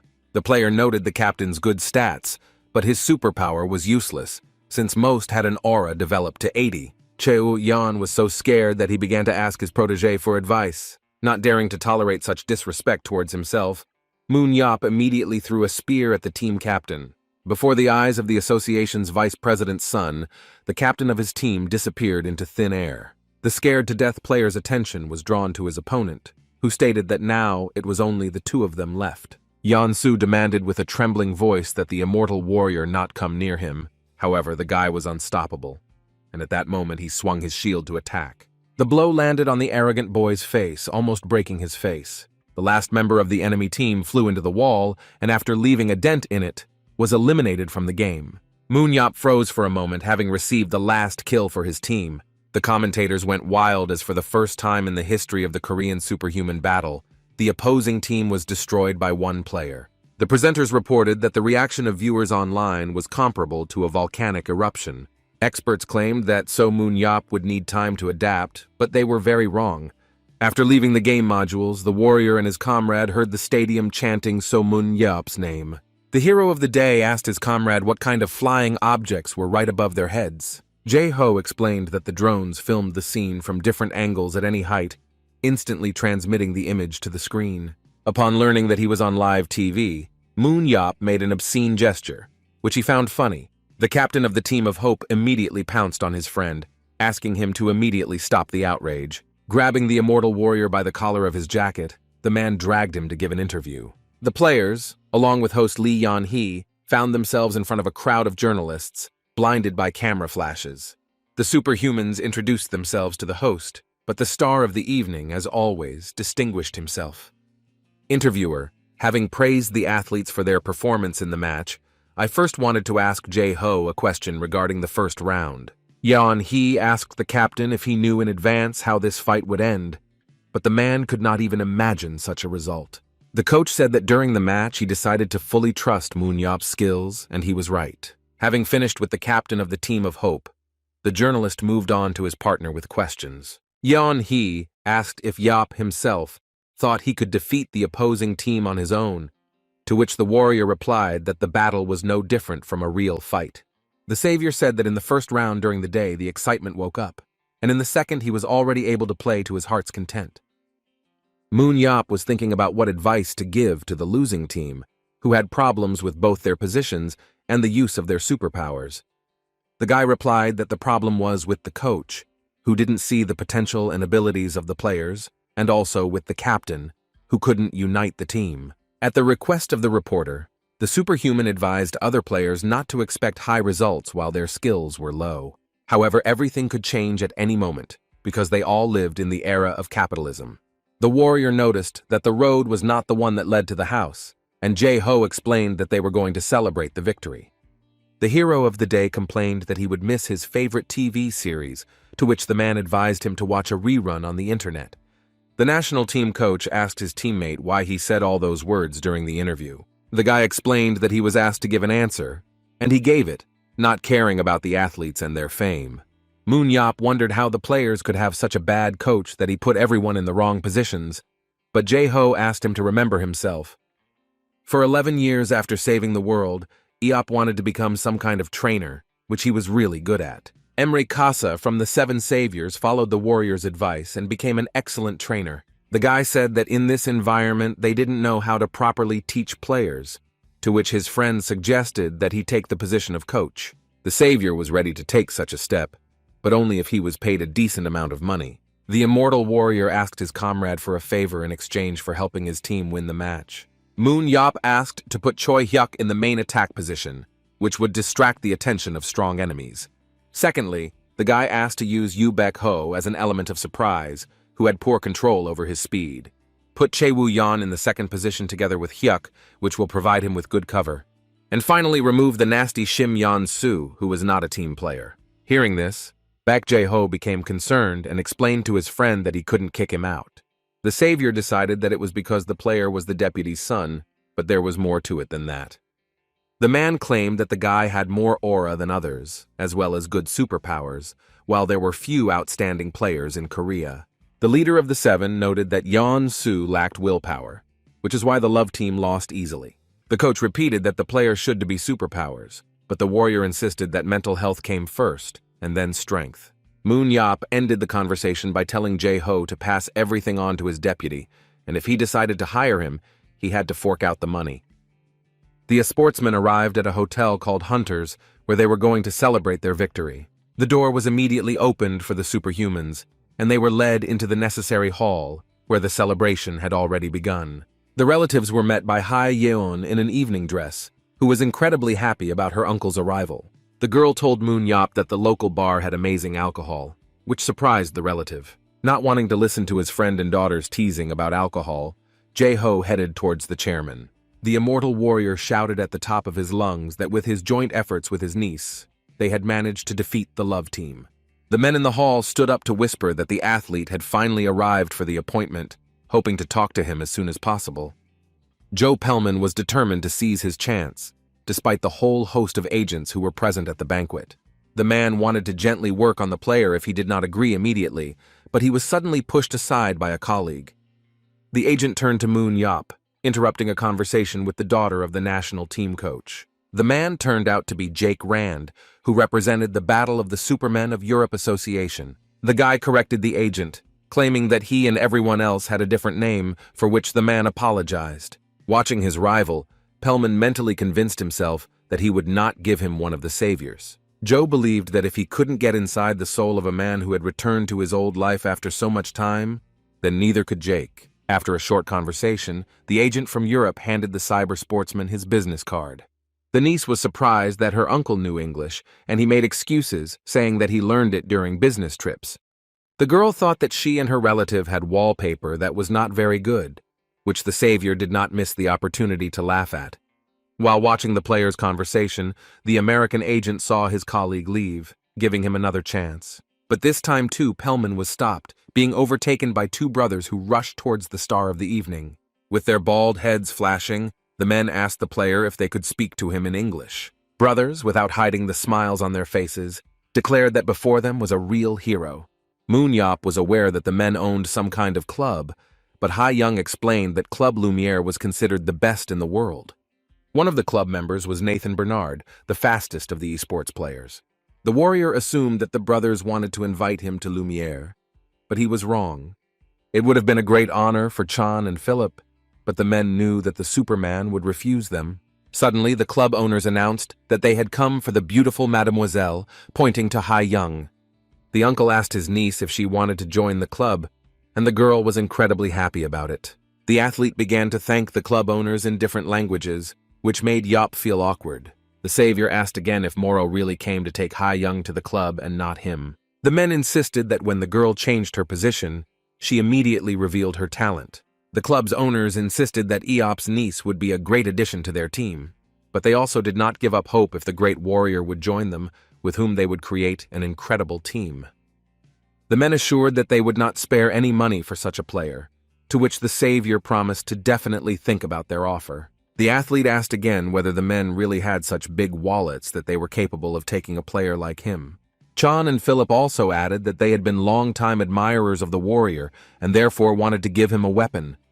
Having received consent, the owners of Lumiere took their leave, not daring to take up the great player's time any longer. Having fled like a bullet, the Moreau brothers left behind a mixed impression after their visit. The guy said that talking with the agents had tired him out a bit, so he wanted to get home as soon as possible. Yop spoke to his brothers in French, making Hai Yun curious about what they were talking about. But before the savior had time to reach the bar to wet his throat, the stranger called out to him again. Turning to the man, the cyber sportsman asked who wanted to disturb him this time. The man's name was Yang Ming Yang, the secretary of the Blue House, which left the athlete perplexed. Jan asked if Eop knew about the superhuman merit system that was supposed to provide for the soldiers after the end of the war. The secretary reported that the boy and Jae-ho were assigned the first level of subsidy, which included 12 million won in monthly allowance. And therefore the Blue House has undertaken to pay the players the entire amount for the entire 17 years of absence. The immortal warrior was stunned when he learned that he was supposed to be paid 2,586,000 won without tax. After receiving the information, So Moon Yop began repeating the amount to himself, thinking about something. Hai Young asked what her uncle was doing, combining the amount he was owed with the money from Walker. However, the guy fell silent when his calculations were upset by another agent who wanted to lure the player to his side. That man turned out to be Joe Pellman, who waited his turn to talk to the national hero. Unlike other agency representatives, the guy didn't stand on ceremony with this one and told him to leave if he also wanted to offer him a job. The man was taken aback by this statement and asked to say at least one argument in his favor. The man insisted that the hero did not fully understand the new world and that his past life had disappeared without a trace. Pellman stated that in the future this issue could be resolved by surprising Moon Yop. Joe did not deny the fact that over time the boy would find his place among new people and become part of the post-war world. He asked not to worry about what was happening, and if his words were confirmed, to call him, after which he handed over a business card. Leaving the player in some confusion, the agent asked the assistant if he had said nonsense, and the girl replied that it had only sounded like nonsense in places. Uncle Ha-young, who was impressed by the meeting with the agent, asked what the man was doing. The girl replied that Pellman was called the Money Ghost, who took many Koreans to America, making stars out of them. Moon Yop was a little puzzled, as he had not heard the agent didn't say a word about money. One day, Joe offered Jae-ho a job, but the man chose his country, ignoring the big money. Finally, the charity dinner, for which everyone had gathered, began in the hotel hall. The host asked to point the spotlights at the person who was responsible for the largest donation to date. Unexpectedly for Moon Yop, this person turned out to be himself, which made him somewhat confused. The host of the evening asked the savior of humanity to come up on stage to give a speech. Once on stage, the guy wondered how much money he had since he made the largest donation. Park Jin-tae, who was standing near the stage, revealed that he owned 1,740,000,000,000 won. The man immediately added that he transferred all the funds to the personal accounts of both Eop and his friend Jo-ho. The immortal warrior felt awkward because the association director announced his income in front of everyone. The player said he did not know he had such a sum, having only heard about a payout of 2.5 billion. The guy decided that he was happy about this amount because the money had finally become his property, which made the guests laugh. Moon Yop thought for a moment, then said that 17 years had already passed since their victory. All this time the guy was not among the living, and in the real world a lot has changed. Moon Yop, in his own words, was called the savior of the world, believing that the Superman made the great sacrifice. However, all this time Eop fought because he simply enjoyed defending the dungeons. If the Seven had not managed to completely eradicate evil, the guy would have continued to want to fight it. That is why the warrior was not particularly happy when he was thanked for saving his life, and was also immortalized in documentaries. Unlike the rest of the world, Moon Yop had nothing to be happy about, as it was as if his favorite hobby had disappeared for him. However, there was also something that the player was proud of, that he could help children with this money, that they had a chance to grow up to be worthy people. For the warrior, it was more important to save the world, hoping that there would be a little less unfortunate girls and boys. The host of the charity evening thanked the hero of the day for his wonderful speech, continuing to introduce the event. Slightly depressed after his performance, the guy heard an unexpected compliment. Jin-tae asked his old friend if he was trying to compensate for the money he received with his behavior. After a short squabble to find out which of the two guys was more problematic, Eop asked what the director wanted from him. The man asked if it was necessary to be so harsh with the team, to which the warrior replied that they simply needed to be trained properly. Park insisted that the charity game had become a playground for those robbed by Moon Yop. The director asked directly why the government considered its people to be monsters in human form. Even during the raids, the press reported that Moon Yop had once again attacked the parliament, and along with it, the Blue House. Jin-tae insisted that the guy had ruined the reputation of the superhumans, but he protested, "I assure you that the government started it first." But in fact, the director came to offer the savior to join the team as a coach. The man insisted that money was not a problem, but Moon Yop immediately refused the offer. The guy did not explain in detail why he rejected the offer, answering evasively that he had other things to do. When Jae-ho told him about the offer to become a coach for 16 billion, the warrior thought it was a crazy idea. Instead, Moon Yop said he wanted to become the owner, much to his friend's surprise. The guy felt sorry for the national team, which I wanted to become the owner of my own club and personally select and train players. The man insisted that it would take more than 20 billion won to create a first league team. However, this was not a problem for the savior, who was counting on the fact that there would be even more money circulating in the second league. The current coach of the national team was angry when he found out that his friend wanted to arrange all this only for the sake of enrichment. With an innocent face, the boy asked his friend if it hadn't been obvious. Upon arriving home, Moon Yop got out of the car and became wary, which puzzled Jae-ho. In front of the superhuman stood a woman in whom the immortal warrior recognized an old acquaintance. She turned out to be Shiran, who was one of the 7 saviors led by Moon Yop. Having teleported to an old acquaintance, Jae-ho asked what she was doing there. The superhuman said that she was here on one business, looking at the former captain. Moon-yop could not understand what Sharan was thinking, who had everything written all over her face before. Due to the change in the atmosphere around her, the warrior decided to check her readings. Thanks to his analyzing glance, the guy learned that the woman had almost reached the maximum of her capabilities. The head of the seven noted that in addition to the pumped-up skills, the woman acquired a new superpower, location. The cyber sportsman jokingly suggested that his friend had come to kill him. The woman replied that she had had such a thought, but the immortality of the Superman prevented her. The guy got ahead of Sharan, claiming that if everything was because of old grievances, he decided to remind her that it was only thanks to him that she was alive. The woman, on the contrary, replied that she did not hold a grudge against him, that he had suffered enough in the dungeon for all these years. The immortal warrior decided to get to the point, clarifying what the member of the seven needed from him.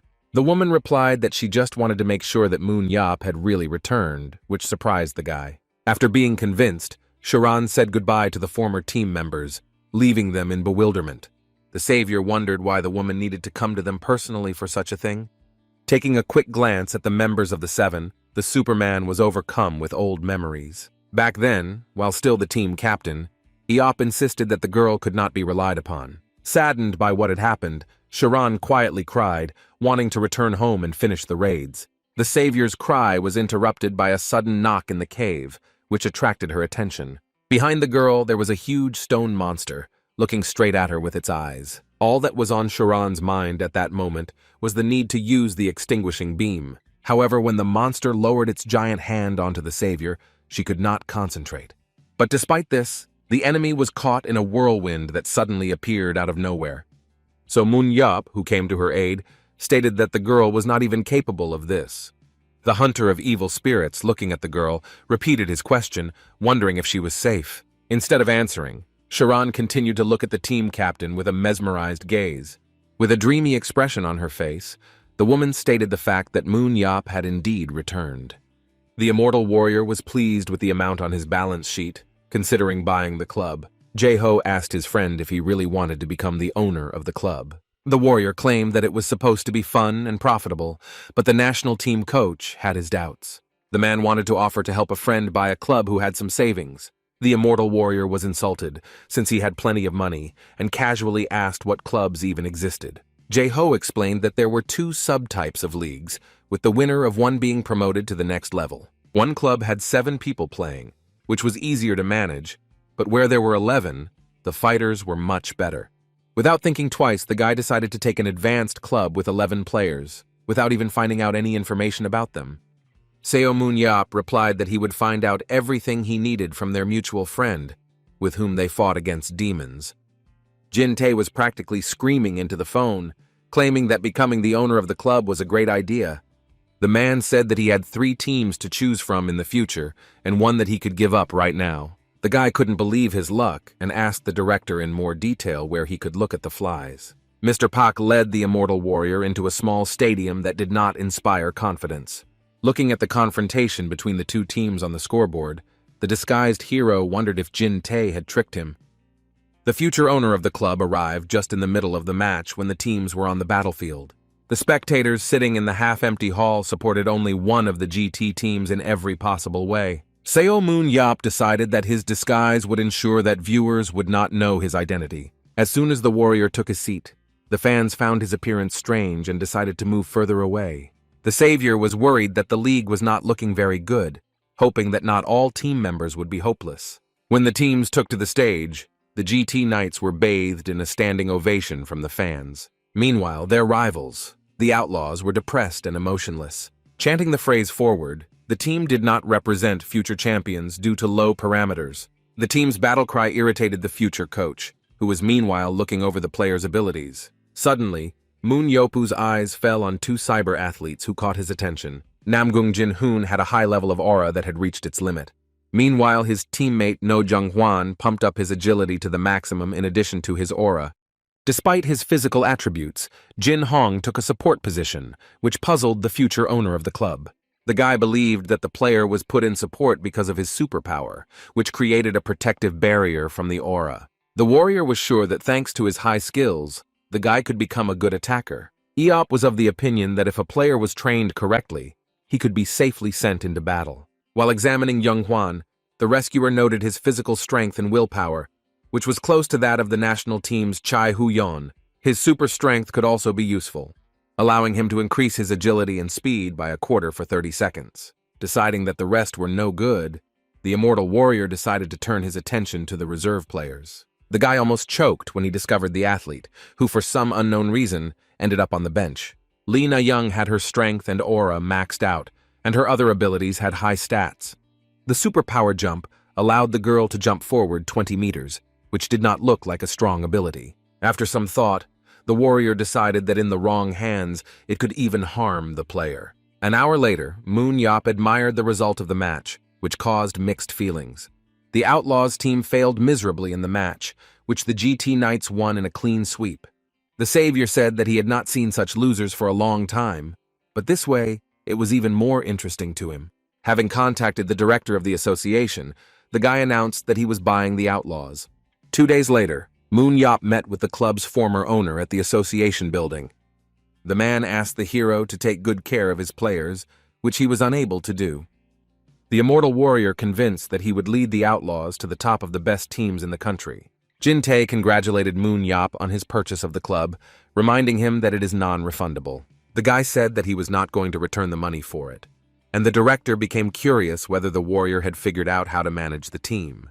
The savior wanted to take a closer look at the players first, but Pak warned that it was not so easy to train a large group. Since Moon Yop had decided everything with his affairs, he was about to leave, surprising the director of the association. The Superman replied that since he had to travel back and forth, he didn't want to bother Jae-ho every time.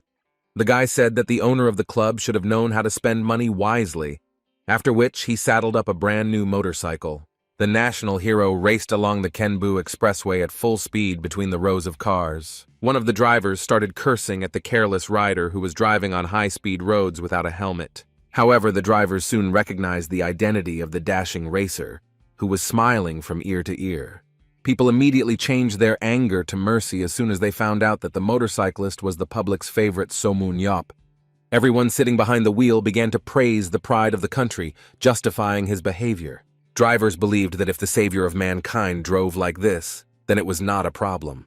By sunset, the newly minted owner of the superhuman team arrived at the Outlaws clubhouse. The guy began to examine the area, which created a rather eerie atmosphere. The immortal warrior felt sad being here, but on the plus side, there was a lot of free space. Suddenly, a man in a cap called out to the owner of the club, claiming that outsiders were not allowed to enter. The man did not recognize the new owner, introducing himself as Coach Choi Dong-jun, who had already heard about today's contract signing. With his gaze, Eop noted that the coach was a Superman who could be put in support.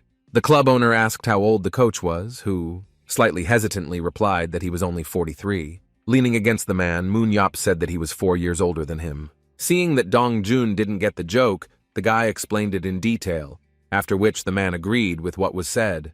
The warrior decided to call the coach brother, asking him to show him the local sights. Having walked through the entire clubhouse, the guy was shown the dining room, office, gym, and dormitory. The warrior didn't understand why the club had 14 players, but he was glad to have the equipment. The tour ended in the main room of the club, which was the training hall. Looking around, Moon Yop wondered why there were 11 modules when there were 3 more players. The man explained that the equipment was expensive, so there was only enough money for this amount. There were some things about the club that the new owner didn't like, but he thought he could handle it. But the main problem was the players.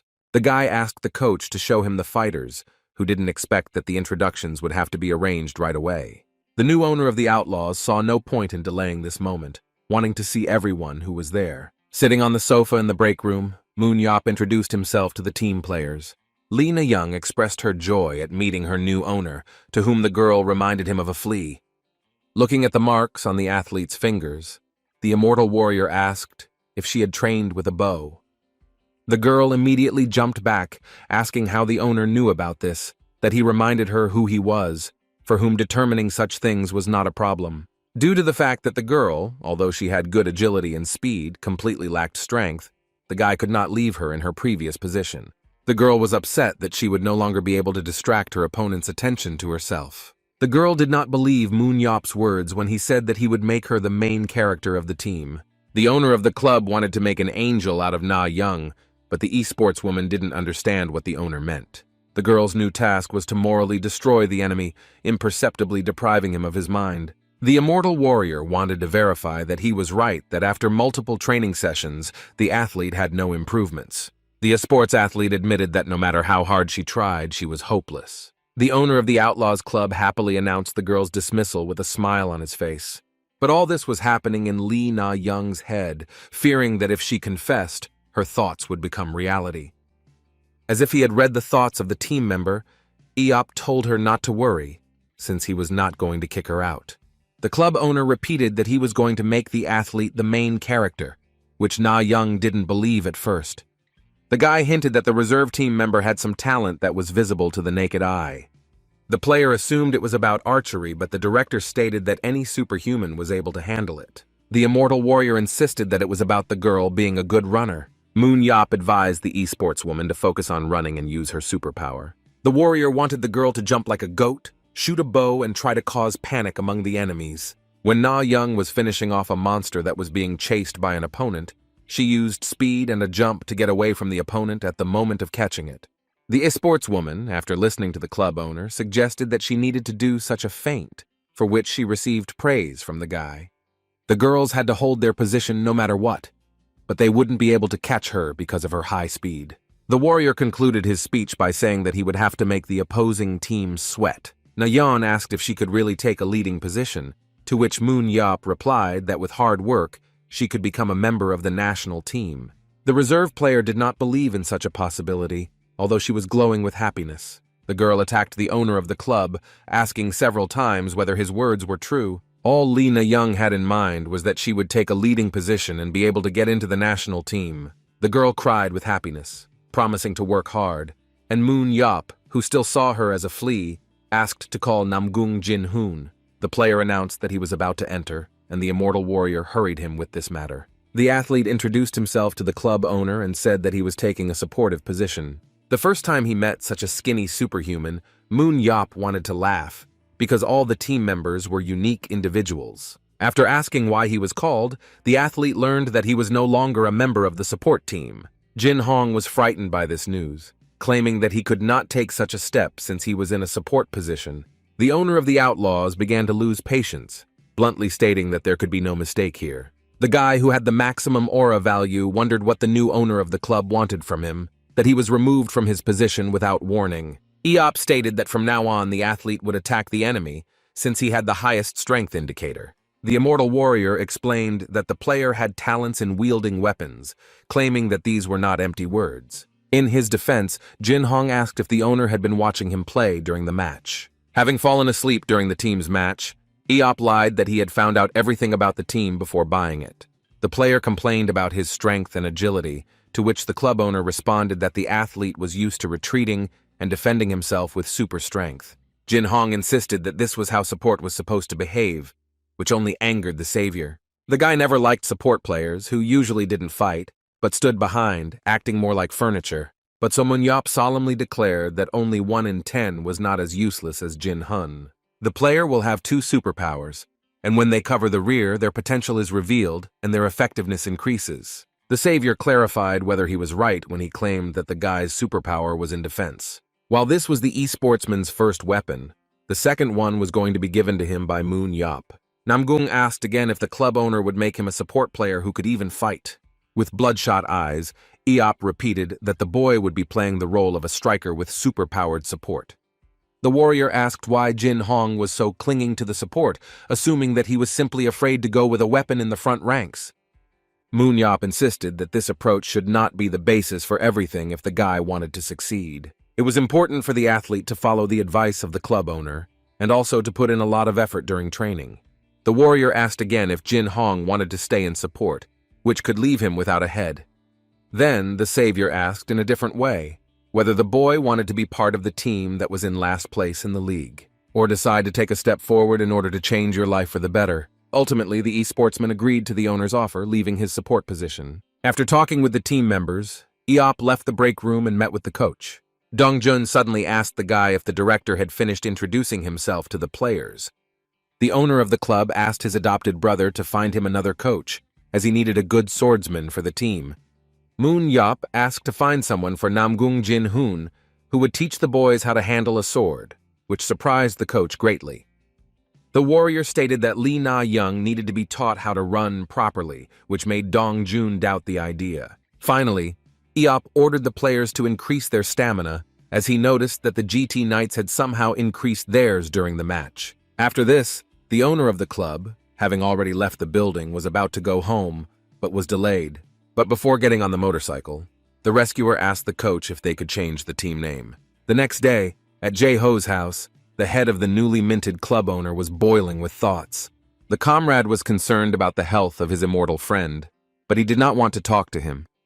The man asked because the guy didn't even watch dramas, assuming that the outlaws were to blame for this. The national team coach asked again whether Eop would expand the team's roster. Before Jae-ho could finish his sentence, Moon Yop suddenly jumped up from the sofa, which frightened his comrades. Heading to the window, when the coach asked what happened, the guy started talking about recruitment.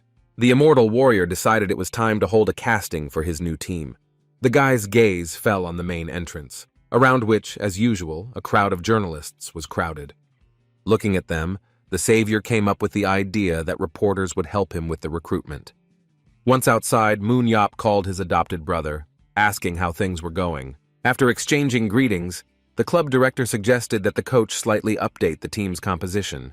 The man was surprised, since keeping new players could cost the club a pretty penny. Moon Yop advised Dongjun to stop whining, promising that he would buy a module for the new player. The guy kept saying that 200 million won wasn't that much, forgetting that the club wasn't exactly living in luxury. Putting his hand on the railing, the warrior explained to the coach that the new players needed to be impressed right away. Standing on one hand, Eop said that recruitment of new players would be open for only 3 days. When the boy fell to the ground, the coach asked if there was too little time for the selection. Dongjun wanted the director to give him at least a month, but he had an idea. Suddenly, there was a knock on the gate of the house, attracting the attention of the journalists who were chilling out. The crowd was surprised when Moon Yop came out to greet everyone. The guy praised the reporters for their hard work, who immediately pounced on him with questions. The immortal warrior promised to answer each of them, but in return, the journalists had to do something for him. One of those gathered asked what the national hero needed in return. The savior replied that within 3 days he had opened recruitment for his team for the Battle of the Superhumans. After the journalists had done their job, the coach informed the club director about the whole pile of applications he had received. Dongjun revealed that they had received 70,000 applications, which left the man confused. He explained that it was the wrong time of year, which was why he was so surprised, but Eop wanted to sort out the applications first. Wanting to personally conduct the selection of candidates, the guy did not know that the stack of resumes of superhumans would be so huge. While the warrior was fiddling with his resume, the trainer was getting ready to prepare everything for the interview. Each person after awakening the power underwent a physical test at their country's association. The physical test measured current agility, strength, and aura, converting the result into a numerical value. When reviewing the resumes, the club owner was unhappy that most of the candidates were rather weak. After checking a dozen applications, Moon Yop was furious because he could not understand the candidate's potential. But the guy did not despair, believing that among all the applications there would be at least someone worthy. The savior's attention was drawn to Jo Seung-ho, whose powers were telekinesis and visual telepathy. Based on the numbers, the guy's strength was 33, and his agility was 44, which was more than the average Olympic gold medalist. Despite his physical condition, Seung-ho could, thanks to telepathy, not only transmit an object, but also show others what he saw. It was this candidate among all those presented who was the only one who interested Moon Yop so far. That same day, the director decided to interview the candidate at his club. During the conversation, it turned out that Seung-ho was a long-time admirer of the savior of humanity. Moon Yop asked whether the candidate participated in matches when he was still a high school student. Kim stated that he stopped participating in matches after graduation, and the director assumed that the guy had changed his mind since he applied. However, he was mistaken, because Jin-ho wanted to personally ask for an autograph from Great Warrior before whom he bowed down. So Moon Yop ordered the candidate to get lost.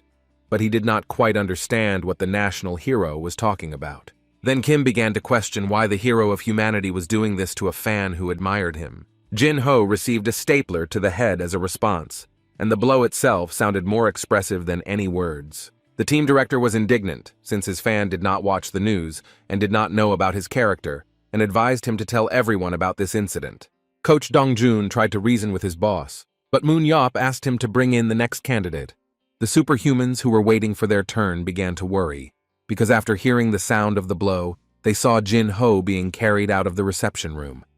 Next in line was the guy who first caught the immortal warrior's attention. Upon entering the office, the candidate behaved with restraint as he introduced himself to the club's director and coach. Dongjun was surprised when he looked at the card of the guy who came to them with such indicators. The coach tried to get through to the director, but the warrior was already completely immersed in analyzing the player's future. After examining the candidate's abilities, the savior confirmed his suspicions that Seung Ho's strength and agility were beyond reproach. However, he noticed 3 superpowers, to which were already known to Eop. The transmission of aura was added. Transferring one's aura to another person was a rare superpower with great potential for strategic use. The immortal warrior noticed that there was no mention of this ability in the resume, which was explained by the fact that the guy guessed about its existence. The director found out that the boy was 22 years old, telling the coach that he did not look like Na Young in age. Dongjun insisted that the candidate was the same age as the team member, which Moon Yop called Fate. The club owner asked the candidate if he had any experience fighting in the Battle of the Supermen. Seung Ho replied that he simply worked as a courier for a delivery service and had nothing else. The immortal warrior asked a logical question. Why would the guy send an application with low scores in that case? The courier replied that he was aware of his chances and understood everything perfectly. But since childhood, he had dreamed of getting into the battle as a player. Previously, Seung Ho always justified himself, hiding behind low indicators. Perhaps because of this, other people saw him as a weak guy who was not capable of anything. But the courier's desire to make his dream come true was much stronger than public opinion. The director was interested in the range at which telekinesis worked, which, according to tests, worked within 2.5 kilometers. The guy explained that he used the aura to find out the approximate location of the object for further transmission. Sun Ho was able to find another player within the aura's range, which Yop thought was not suitable for the dungeon space. The director was delighted to learn that the candidate could use the ability to detect. The immortal warrior exclaimed that he had finally found a nun with whom the angel of his team would work. The club owner clarified how much the guy valued the delivery service. This question was asked because Moon Yop accepted Jo Seung Ho into the Outlaws team. This news both delighted the guy and stunned the esports coach. The immortal warrior was convinced that the new team member would be a great partner for Lee Na-young. The director said the team's strategy would be built around the work of these 2 players. The guy claimed that he would create a union of the thief girl and the nun, which would show her the right path. In the backyard of the club, Dongjun raised his glass to the new stage of the team's journey together. The man greeted the new owner, who was greeted joyfully by the other players. Moon Yop. I was pleased that despite the unrest around the club, the atmosphere in the team was calm. Outrageous team, suddenly approached the guy. The warrior had already seen a player at competitions who was of little interest, but for some reason, with his skills, he continued to sit on this team. The athlete had heard that the new owner had invested a lot in their team. Young Hwan thanked the owner for his help and promised not to disappoint him, but the savior asked the boy not to burden you with such a burden. The captain bowed, asking to take care of them, also hoping for mutual cooperation. Moon Yop noted that the guy was open and sincere, which made him an ideal captain. Looking around, the immortal warrior found the new team member having a pleasant conversation with Na-yeon. Seeing how well the couple got along with each other, Eop decided to call them both to him. The rescuer learned that the couple had already met, informing them that they had become members of the second group. The director advised the players to live in harmony, since they had to act as a single whole in the battle. Moon Yop began to talk about the duet of the angel and the nun who played the perfect match during the battle. Lee Na-young had heard about these players, and was also surprised that the director compared them to celebrities. But if Na-yeon was the angel of the performance, Seung Ho was in the role of a gray nun, leaving players confused. The immortal warrior decided to discuss all the details later, ordering his subordinates to go and have fun. While the athletes were wondering what had just happened, Eop was pleased that he had completed the team to the minimum. The guy did everything that was required in the shortest possible time, except for the last detail. The guy turned around and looked at the club building, intending to come up with a new name for the team. Suddenly, the new director called out to everyone present that they did not expect a speech from the owner of the club. The legendary warrior announced to the sportsman that he had come up with a new name for the club. With a satisfied expression, Moon Yop revealed the new name he had come up with for the team. 3 months have passed since then, and the Saviors team once again took to the battlefield. Having changed their name to YSM, the game was meant to be a test for the team's new strategy. The commentators were curious that after so much time, Moon Yop had only just now released the team into the game with an updated roster. The YSM director told the players to do everything they did in training, and not to bother their heads with unnecessary things. Jo Seung-ho was especially worried about the match, but his savior assured him that there was no need to worry. Moon Yop demanded that the team show everything they had learned during this time of training and have fun from the heart. YSM entered the arena against BC, finding themselves in a dungeon with hanging islands. Han Sung-hee thanked Moon Yop for inviting her to the match since she hadn't been to the stadium for a long time. The woman said that she had come to support Ha Young several times, but after that she could never find the time. The warrior thought that Jae-ho was empty-headed, because he couldn't bring himself to come and support his daughter. Sun-hee was curious if her friend or she worked differently with her athletes. The immortal warrior stated that he intended to show his friend an incredibly exciting battle. The first round's dungeon was Wizard Canyon, a picturesque place where you could see fights not only on the ground. The battles will also take place underwater, where the athlete's mobility and reaction speed will be important. Both teams started at the bottom of the canyon and had to get to the center of the location. 3 months earlier, Lee Na-young had run 100 meters in 3.1 seconds without even getting out of breath. The coach considered the girl a real treasure, despite the fact that Jo Seung-ho also became faster and more resilient. The man became curious about how the club owner was able to spot the talent of a guy who had no experience in the battle. Moon Yop pretended not to notice how the players' progress differed, although in fact he was using an analytical eye.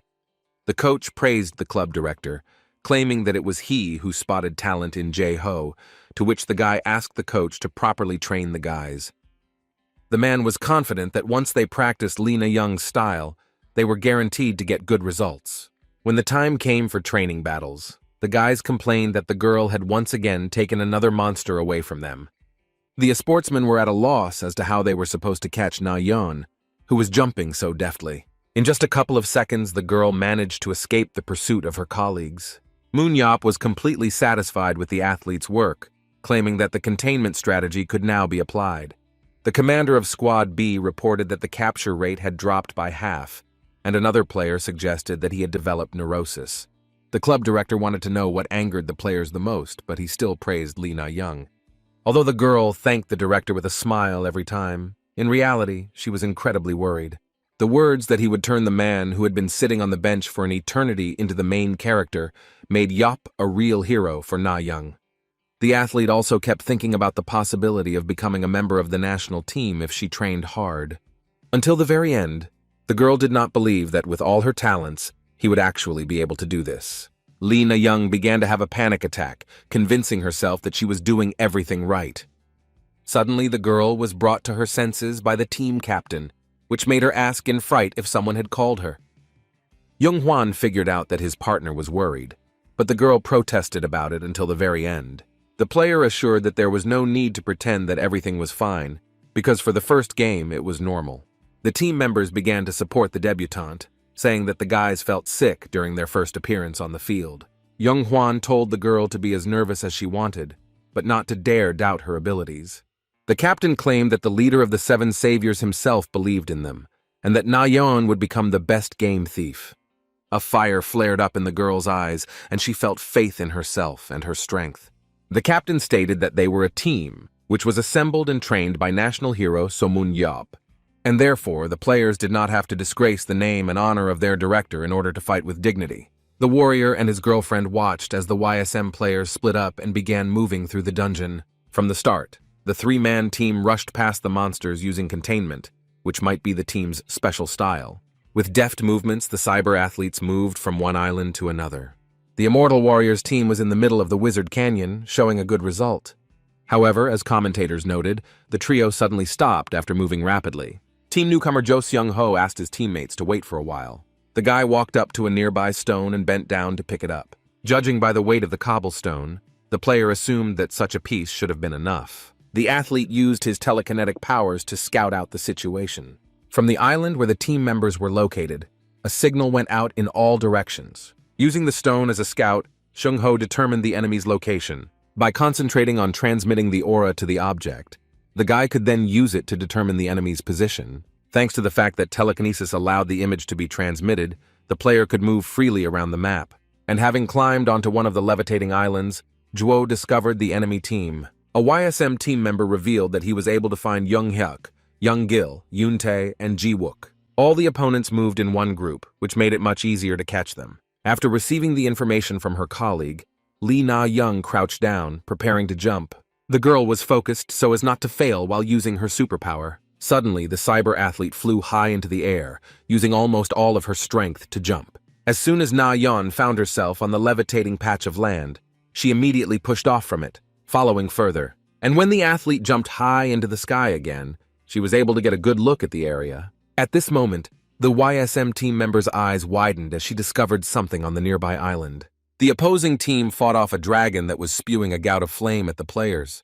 The girl informed her comrades that she had discovered the enemy surrounded by monsters. The athlete, having landed on that very patch of land with her opponents, pushed off from it and rushed into the very epicenter of the battle. Lee Na-young was glad that there were no strong players nearby as she prepared to shoot her bow. Team BC didn't even know that the opponent was nearby, that they were completely occupied by the opponents nearby. One of the team members was delighted that he had finally managed to get closer to the dragon. But at that very moment, the monster roared, and 3 arrows suddenly flew into it at once. The debutante was delighted when she managed to injure the dungeon boss before the opposing team. BC members began to get angry about losing points for the monster, but the captain insisted that his men focus on the hunt. Ji-wook was ordered to deal with the scoundrel who was taking away his chance to win the match. The guy was lucky because the girl's flight had just ended and she landed at their location. Looking up, Lee Na-young met the enemy's blades that were rushing straight towards her at high speed. The cyber sportsman struck with his blade, but instead of hitting his opponent, he shattered the hard ground. Realizing that he had missed, Ji-wook couldn't believe that the girl who had just been in front of him had suddenly disappeared. The player looked up after being called by the thief, who once again attacked the dragon with her arrows. The athlete was shocked by this maneuver, when the opponent instantly found himself on top. Although the BC team member was angry at the thief, he couldn't help but notice her unimaginable speed. The guy tried in every way to catch up with the thief, but always remained one step behind. While running away from her pursuer, the girl's face was filled with a satisfied smile due to the masterfully done job. Ji-wook was furious because he didn't want to admit that he couldn't keep up with Na-young. Commentators described how the debutante managed to excite the players from Incheon, who did not have time to realize where she was. But unexpectedly for the star of this match, the supply of arrows in her quiver ran out, which the hosts noticed. But the team was prepared for this turn of events, and Na-young asked Seung-ho for help. Thanks to Jo Seung-ho's superpower, the problem was solved in a second, quickly delivering the arrows thanks to his aura. The commentators now understood how the guy had become a major player, but they didn't understand why he was spreading the blanket. Following the cover, a book appeared with a biography about the director of the club that Seung-ho was a member of. The player asked his partner to contact him when she needed to pass on arrows. The hosts couldn't believe that the athlete was busy reading manhwa during the match. The members of Moon Yop's team were unable to defeat the monsters, from which Lee Na-young took all the spoils for herself. Dong-jun insisted that the girl had a talent for annoying people, which his boss did not agree with. The main problem was finding shelter for Seung-ho, because before that, the girl would have difficulty getting ammunition. It was decided to introduce Na-yeon Ji-hoon as an escort whose superpower will help protect against the monsters. Finally, the guy with telekinesis managed to find himself a secluded place. Taking the quiver of arrows in his hands, Seung-ho instantly teleported them to his partner. The coach and the club owner were somewhat embarrassed by the demonstration of strength of the future leading player. In response to Eop's questions, the coach explained that the boy should not have been in the open, that he would wait until someone picked him up. The immortal warrior stated that the scene looked quite pathetic, asking his trainer's opinion, calling him brother. Moon Yop wanted Seung Ho to not look like a nerd in this situation, but to act like a clown.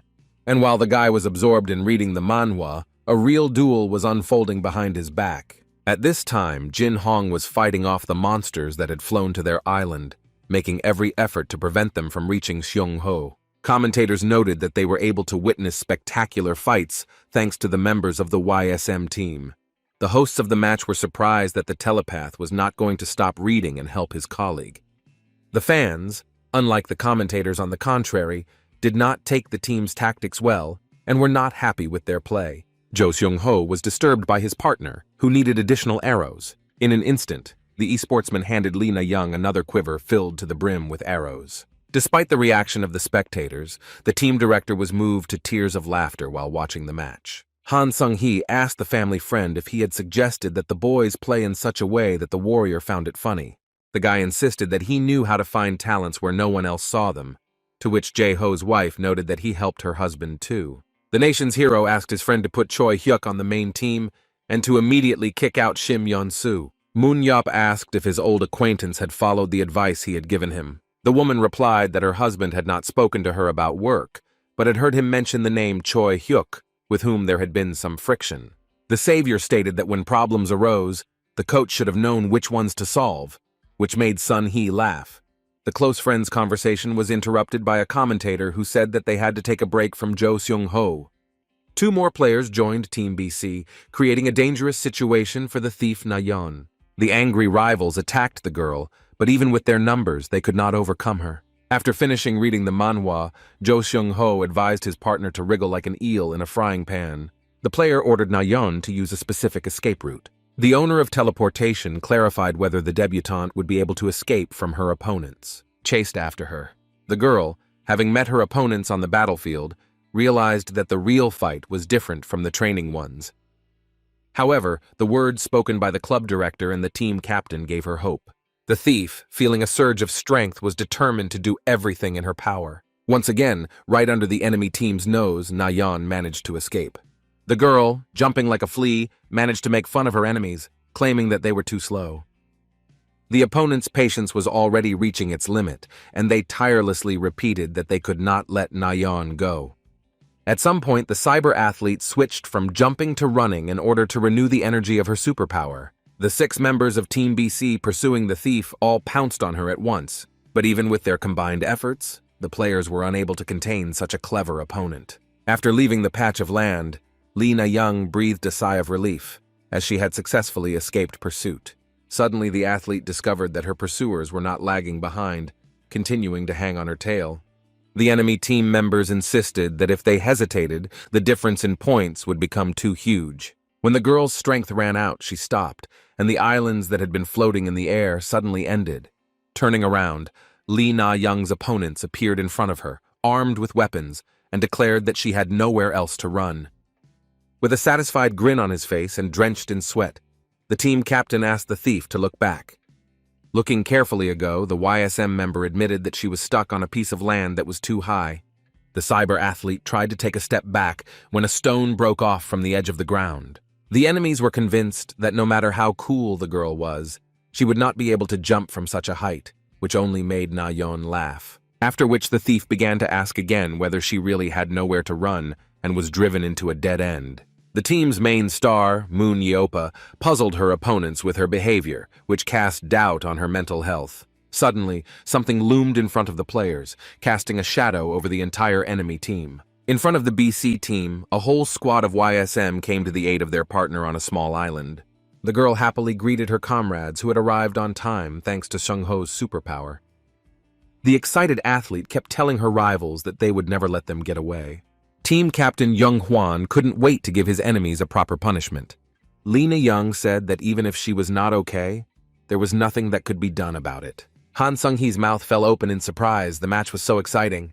The battle commentators did not expect YSM's tactics to be able to hit, which also caught BC off guard. Some of YSM's opponents suffered at the hands of young players who demonstrated good skills. No matter how hard BC tried, they were defeated in close combat, losing the lion's share of their forces in pursuit of Na-yeon. Those who had dropped out of the game were helped by their comrades, but it was too late.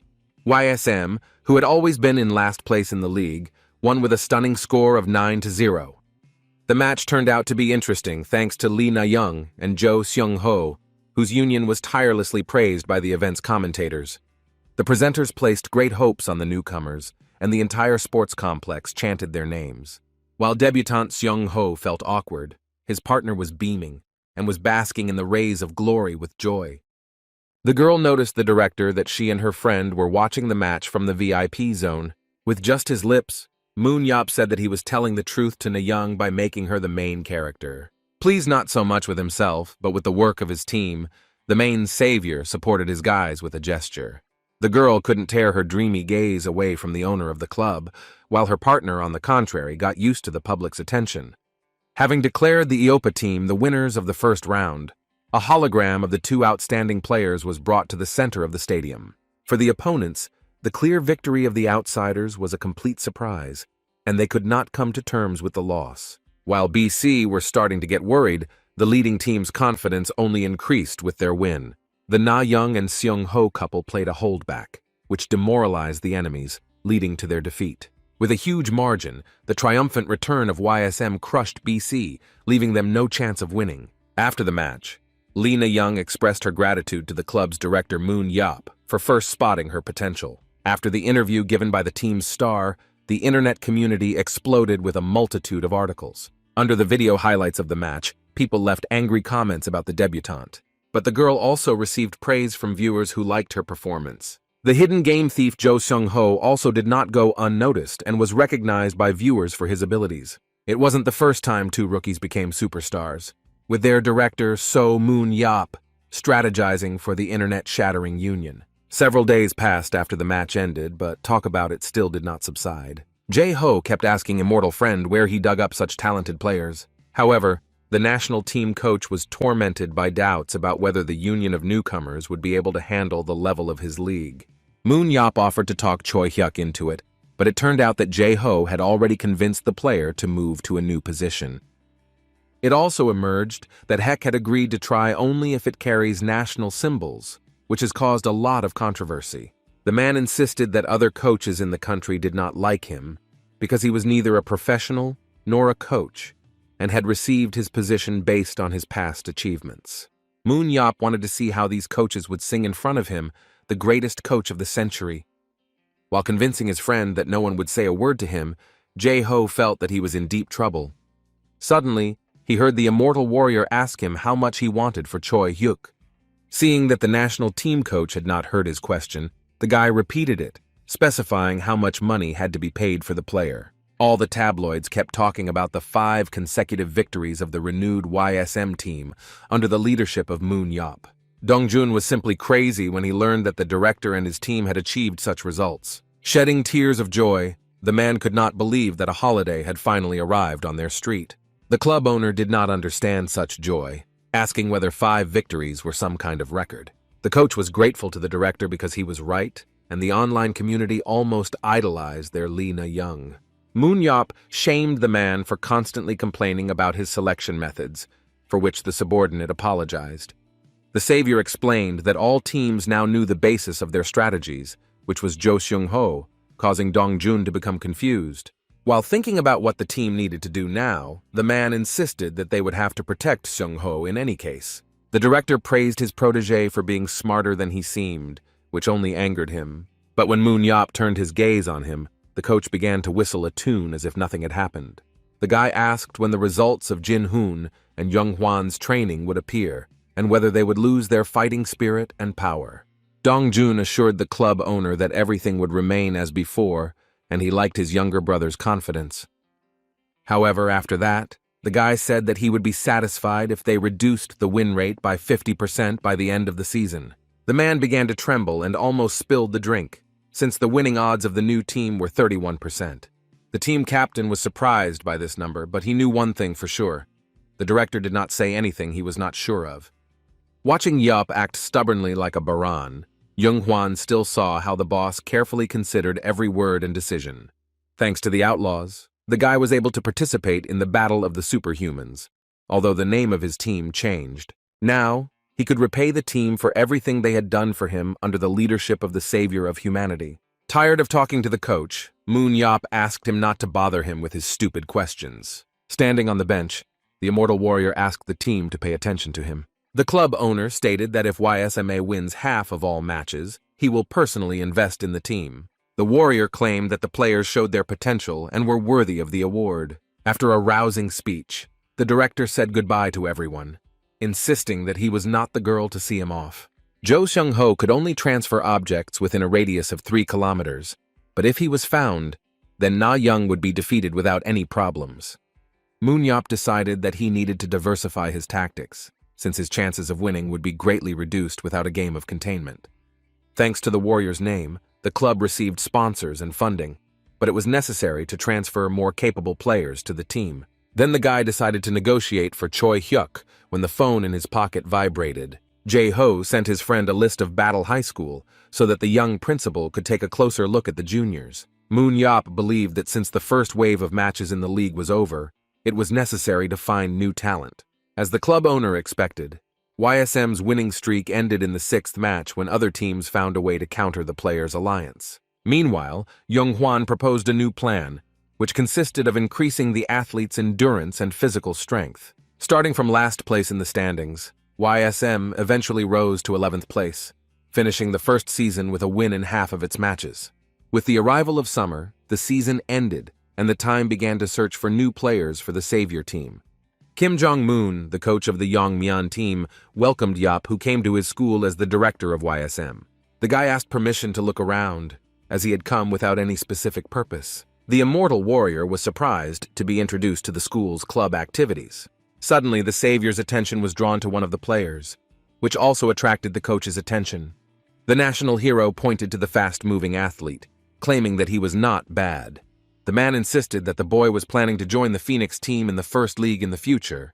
After checking the player with his gaze, Moon Yop became upset as his score reached 77 points. After examining the other candidates, the director did not find anyone worthy whose score was higher than 90. There were also no hidden superpowers, which only angered Moon Yop, who was suddenly called out by the coach. Chung Moon showed the great hero the rest of the school's athletes, hoping that he would like at least one of them. Looking around the training hall, the warrior did not believe that he would leave here empty-handed.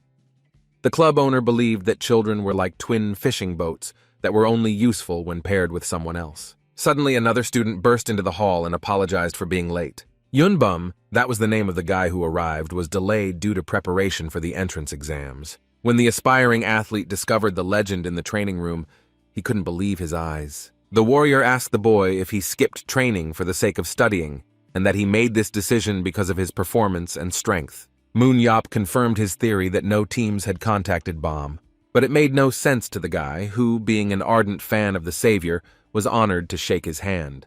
The young man was frightened, because he had heard that the hero did not like his fans, but Eop convinced the athlete otherwise. Extending his hand to the player, the club owner offered him to join the team and sign a contract. Yoon Bum was distraught by this news, believing that everything that happened was a dream, the youth's superpower. Shadow walking increased his movement speed, and at a certain aura value, allowed him to merge with the shadow.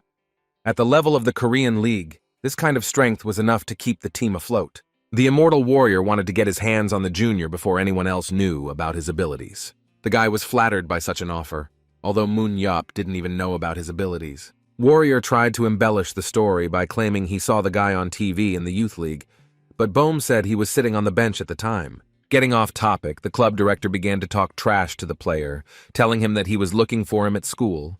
The savior claimed that he had discerned a hidden talent in the athlete that no one else knew about. The young man regretted that his idols had misunderstood everything, and even with his superpower, he was slower than the others. Moon Yop was outraged when the athlete questioned his experience because he found Lee Na-young and Jo Seung-ho and also influenced Jin Hoon's performance. The immortal warrior repeated over and over again that the guy had an outstanding talent, which consisted of his superpower. Not completely known what abilities Bomb possessed, the director suggested that he remain in the shadows in order to become even faster. But the young man found it difficult to believe in such a prospect, which forced Aop to approach the matter from a different angle. The warrior assumed that the young man was not entirely confident in himself, and therefore it was comfortable for him to hide the secret corners of his soul from others. Despite objections, the savior insisted that the superpower was ideal for the player, and that he would be able to strengthen it over time. The news that the guy would be able to rise to a higher level revived the athlete's interest. Moon Yop decided to make a bet with Yoon Bum that if he liked the player's life in 2 years, they would extend the contract for another 3 years. A weighty argument was that the club director was ready to pay $300 million if the young man realized that he had wasted his time. The guy was ready to sign the contract, but first he wanted to talk to his mother, with whom, as it turned out, he didn't have time.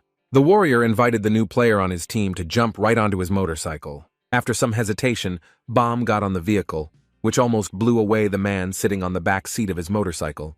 The young man signed a contract with an annual salary of $3,500, but with a possible compensation of $300 million. Moon Yop was happy with this start, but the mother of the new YSM team member couldn't believe the happiness that had fallen on her son's head.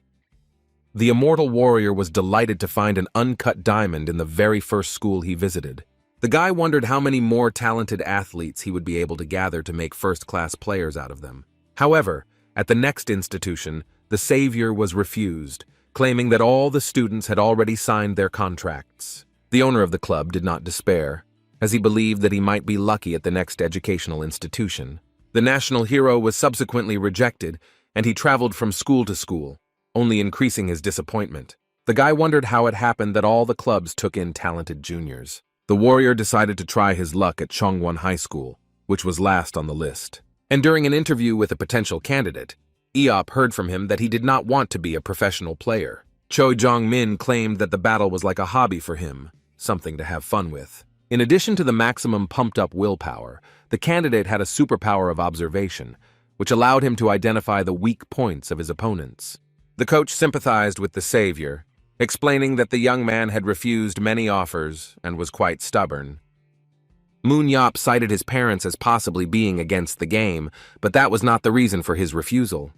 Jung-min insisted that it made no difference to him what anyone said about him, since it was his life. The guy wanted to become a writer, to create and give people dreams and hopes with his works. Art disease was the only ailment of the potential cyber athlete. However, the owner of YSM did not want to miss out on such a valuable specimen, so he resorted to trickery. The warrior asked Jung-min if he was not the same hero who, a few years ago, gave dreams and hope to a world that was on the brink of destruction. Moon Yop stated that his biography was quite outdated and suggested that the guy rewrite it, making himself the main character thanks to his skills.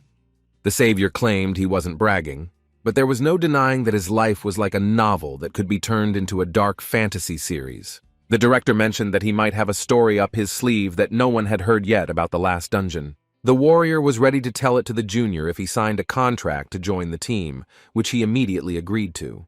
The contract with Jong-min was signed for a period of 3 years with an annual salary of $5,500. Although the player turned out to be more expensive than Yoon Bum, if his characteristics were upgraded and superpower was added, he could become a good investment for Yeop. With some awkwardness, the guy decided to approach his new boss. The guy wanted to know something from the savior, who asked him to address him without formality. Junior was extremely curious to know how it so happened that the immortal warrior had no weak points. The guy claimed that for the first time in his life he saw such a Superman, without a single flaw in his strength. The guy had the chance to apply his observation to the French team when it was in Korea, but no one on it could even come close to comparing to So Moon Yop. The director asked what Jung-min meant, who was interested in why Yop wanted to develop young talent rather than perform as a player. The savior asked the newcomer to slow down, asking if he hadn't watched the charity match in which he was participating. With no further questions, the club owner told the boy to return to school and wait for their coach to contact him. Having finished recruiting new team members, the warrior was ready to move on to the main event. The director called Baek Jae-ho, who was curious if his comrade had found anyone worthwhile. But the trainer was surprised when Moon Yop managed to snatch 2 curious specimens. The guy said that it would be too late, since Choi Hyuk still had to be transferred to the team. Together with this player, the team will have 18 people, which greatly surprised the national team coach. That's why the immortal warrior called to say that he would be visiting one more place. The hero of the nation came to the clubhouse of the Spirit of 2 Stars, who wanted to see the team coach. The guards insisted that So Moon Yop had come to the house unceremoniously, and the guy decided to remind them what had happened in the Blue House when he had visited it. Then the angry Superman stormed the president's residence, and even the guards could not cope with him. Remembering that incident, the security guards let the uninvited guest through, also notifying the coach of his arrival. The guy was walking around the clubhouse, looking at its sights. ManhwaCapped. Looking at the expensive buildings, he decided that the club brought in a good income for its owner. Although everything around was much better than YSM, the warrior noted that from their area it was possible to organize a hike into the mountains. The owner of the club convinced himself that this was the only feature that made the location of his club good. The great warrior was pulled out of his thoughts by the trainer, who made it clear from his voice that he was glad to see the guest. Kim Jin-tae was the owner of the Spirit of 2 Stars, who decided to personally meet a star of such magnitude. ManhwaCapped suggested that the man was responsible for player transfers and recruitment. The director joked that Coach Dong-jun was quite versatile, which did not make Yap particularly amused. Jin-tae heard people talking about the savior of humanity, who was like a time bomb that would explode at an unknown time. The man already knew that the warrior had come to talk to Moon Seong about Choi Hyuk's transfer. All the people in the battle knew about Yap's advice to change Hek's position, but if Moon Seong did not want to give Hek the position, then he automatically ignored the hero's own advice. Not wanting a possible catastrophe during a personal meeting, the director suggested discussing everything with him first. But the guy insisted that they go together for the trainer so that he doesn't get tongue-tied from repeating everything twice. Soon, the leader of the 7 saviors appeared in the office of the 2-star spirit trainer, who was not particularly happy to see the guest. The immortal warrior explained that he had come for work and official duties. Choi Moon-sung shook the boy's hand, but the boy didn't plan to hit him yet. Taking a closer look at the man, the owner of the YSM club noticed something in his appearance. The savior, trying to remember, asked whether he had met the coach before. The warrior insisted that Moon-sun had a suspiciously familiar face, which made the man sweat even more. Suddenly, a young man standing next to the coach intervened in the conversation, and Eop asked him to introduce himself. The guy turned out to be the captain of the 2-star spirit, Yom Ji-hyuk, who came with the coach after quitting training. The club director decided that when ManhwaCapped becomes a problem, they will use Ji-hyuk as a shield. The coach insisted that if the conversation concerned one of the team members, then the captain had the right to know everything. But the club owner continued to stare at Moon-sun, who began to become even more worried. The YSM director still had the thought that he and the 2-star spirit coach had already met. The man, wiping the rain that was rolling down his face, insisted that ManhwaCapped had seen a lot of people in his life and had confused him with someone else. The guy was convinced that he had definitely met Moon-sung, but the man tried to change the topic of conversation from himself to Choi Hyuk. The immortal warrior suddenly shouted, causing the trainer's heart to sink into his heels. The savior asked to give him a minute to dig into his memory, and the coach, meanwhile, insisted that there was no need to dwell on him. When ManhwaCapped said that he had some unpleasant memories with the man, he began to panic. Moon-sun advised not to stir up forgotten memories, but the young director insisted that the acquaintance was not of the kind of everyday encounters. And finally, the guy remembered, as if lightning had passed through him, so strong was this revelation. Then the immortal warrior said the word dungeon, which made the trainer's insides go cold. The savior of humanity insisted that it was difficult to forget a person who once got on his nerves. It happened in the Temple of the Restless Soul, and as soon as the guy's memory returned, his entire body began to emit a red aura. He revealed that he was going to finish off Moon-sun after clearing the dungeon, but for some reason he never did. The nation's hero was surprised that the player he hated even grew a mustache so that Eop would not recognize him upon his return. The events unfolded in front of the entrance to the underground at Seoul Station, when more than 200 superhumans gathered for a large-scale attack. Then 18-year-old ManhwaCapped gave orders to the soldiers on how they should behave inside the dangerous dungeon. His speech was suddenly interrupted by a stranger, who I would not agree with the above. The guy claimed that with so many superhumans, they would easily reach the boss, and he would help the others with this. The stranger, who was Moon-sun, offered to lead this raid. The guy started to rant about how just anyone shouldn't have gone into the dungeon, and that strategy was needed first and foremost. Jin-tae held back the guy, who was beside himself with the stranger's impudence and audacity. The man insisted that the dungeon was the priority and that he needed to finish explaining the plan first. The angry ManhwaCapped decided to postpone the reprisal against the Superman, who pretended to be all-knowing. Calling the young man a show-off, the guy said that he could clear the dungeon much better than him. Once inside the dungeon, the evil hunters were confronted by a multitude of fire golems. The future savior of humanity ordered not to create a melee and to push back the enemy by replacing comrades with each other. Suddenly, one of the raid participants rushed past the commander-in-chief, demanding that he get out of the way. With his sword in hand, Moon-sun insisted that if they hesitated, they would never complete the raid as they rushed forward towards the enemy. The guy, rushing ahead of everyone, advised those present not to listen to the pompous commander. The upstart was convinced that after clearing the dungeon, the era of Choi Moon-seong would begin, without noticing how he activated one of the traps. And only after the tile beneath the Superman had descended did he realize what he had done. Munyop's words echoed in his head, reminding the fighters of the many traps in this dungeon. Giant stones began to fall from the ceiling onto the demon slayer, who was unable to move out of fear. Suddenly, the upstart was quickly tugged by the collar of his cloak, dragged out of the line of fire. Moon-seong sat on the floor, watching as huge rocks crashed onto the very spot where he had just stood. The passage was blocked by stones, and the Supermen began to complain that they would have to go around, which took 6 hours. The shocked upstart couldn't believe that he hadn't just died, and how, due to his carelessness, he had made his colleagues' work more difficult. Giving the troublemaker a furious look, Moon-yop promised to talk to him later. Every time he remembered that raid, Moon-sun's bones began to ache, but he decided to pretend that he didn't understand what was being discussed. The coach tried to explain that the national hero had confused him with someone else, but the guy felt that they needed to talk face to face. The man began to panic, asking why there was a need for such a conversation. The immortal warrior asked the upstart if he really thought that after so many years he would take revenge on him. The owner of the club insisted that if they wanted to have a normal conversation, then the extra ears should leave the premises. This statement greatly angered Moon-sun, who still disliked one of the 7 saviors. But still, the coach asked the team captain and the director to wait for him outside. Moon-yop continued to claim that he recognized the subordinate who ignored the order and did not shut up about his methods of clearing the dungeon. Moreover, the man then spoke about the leader and the plan, and because of the mistake he made, the raid dragged on for 9 hours. Moon-sun admitted his guilt, citing the fact that he was young and stupid at the time, even though he was older than Yop. But the coach reminded that when they came out of the dungeon, the guy beat him half to death. Fortunately, the warrior decided to bury the hatchet, considering it unfair to punish the man for the mistake of those years. But the savior was not against beating the grief hunter for his new mistake, which greatly surprised the Superman. The guy claimed that if he had dealt with the past, now he wanted to teach the coach a lesson for new mistakes. Having gained speed, Moon-yop declared that he would be careful with the old man. The man asked the YSM director to explain where and how he had made a mistake, since he himself could not understand it.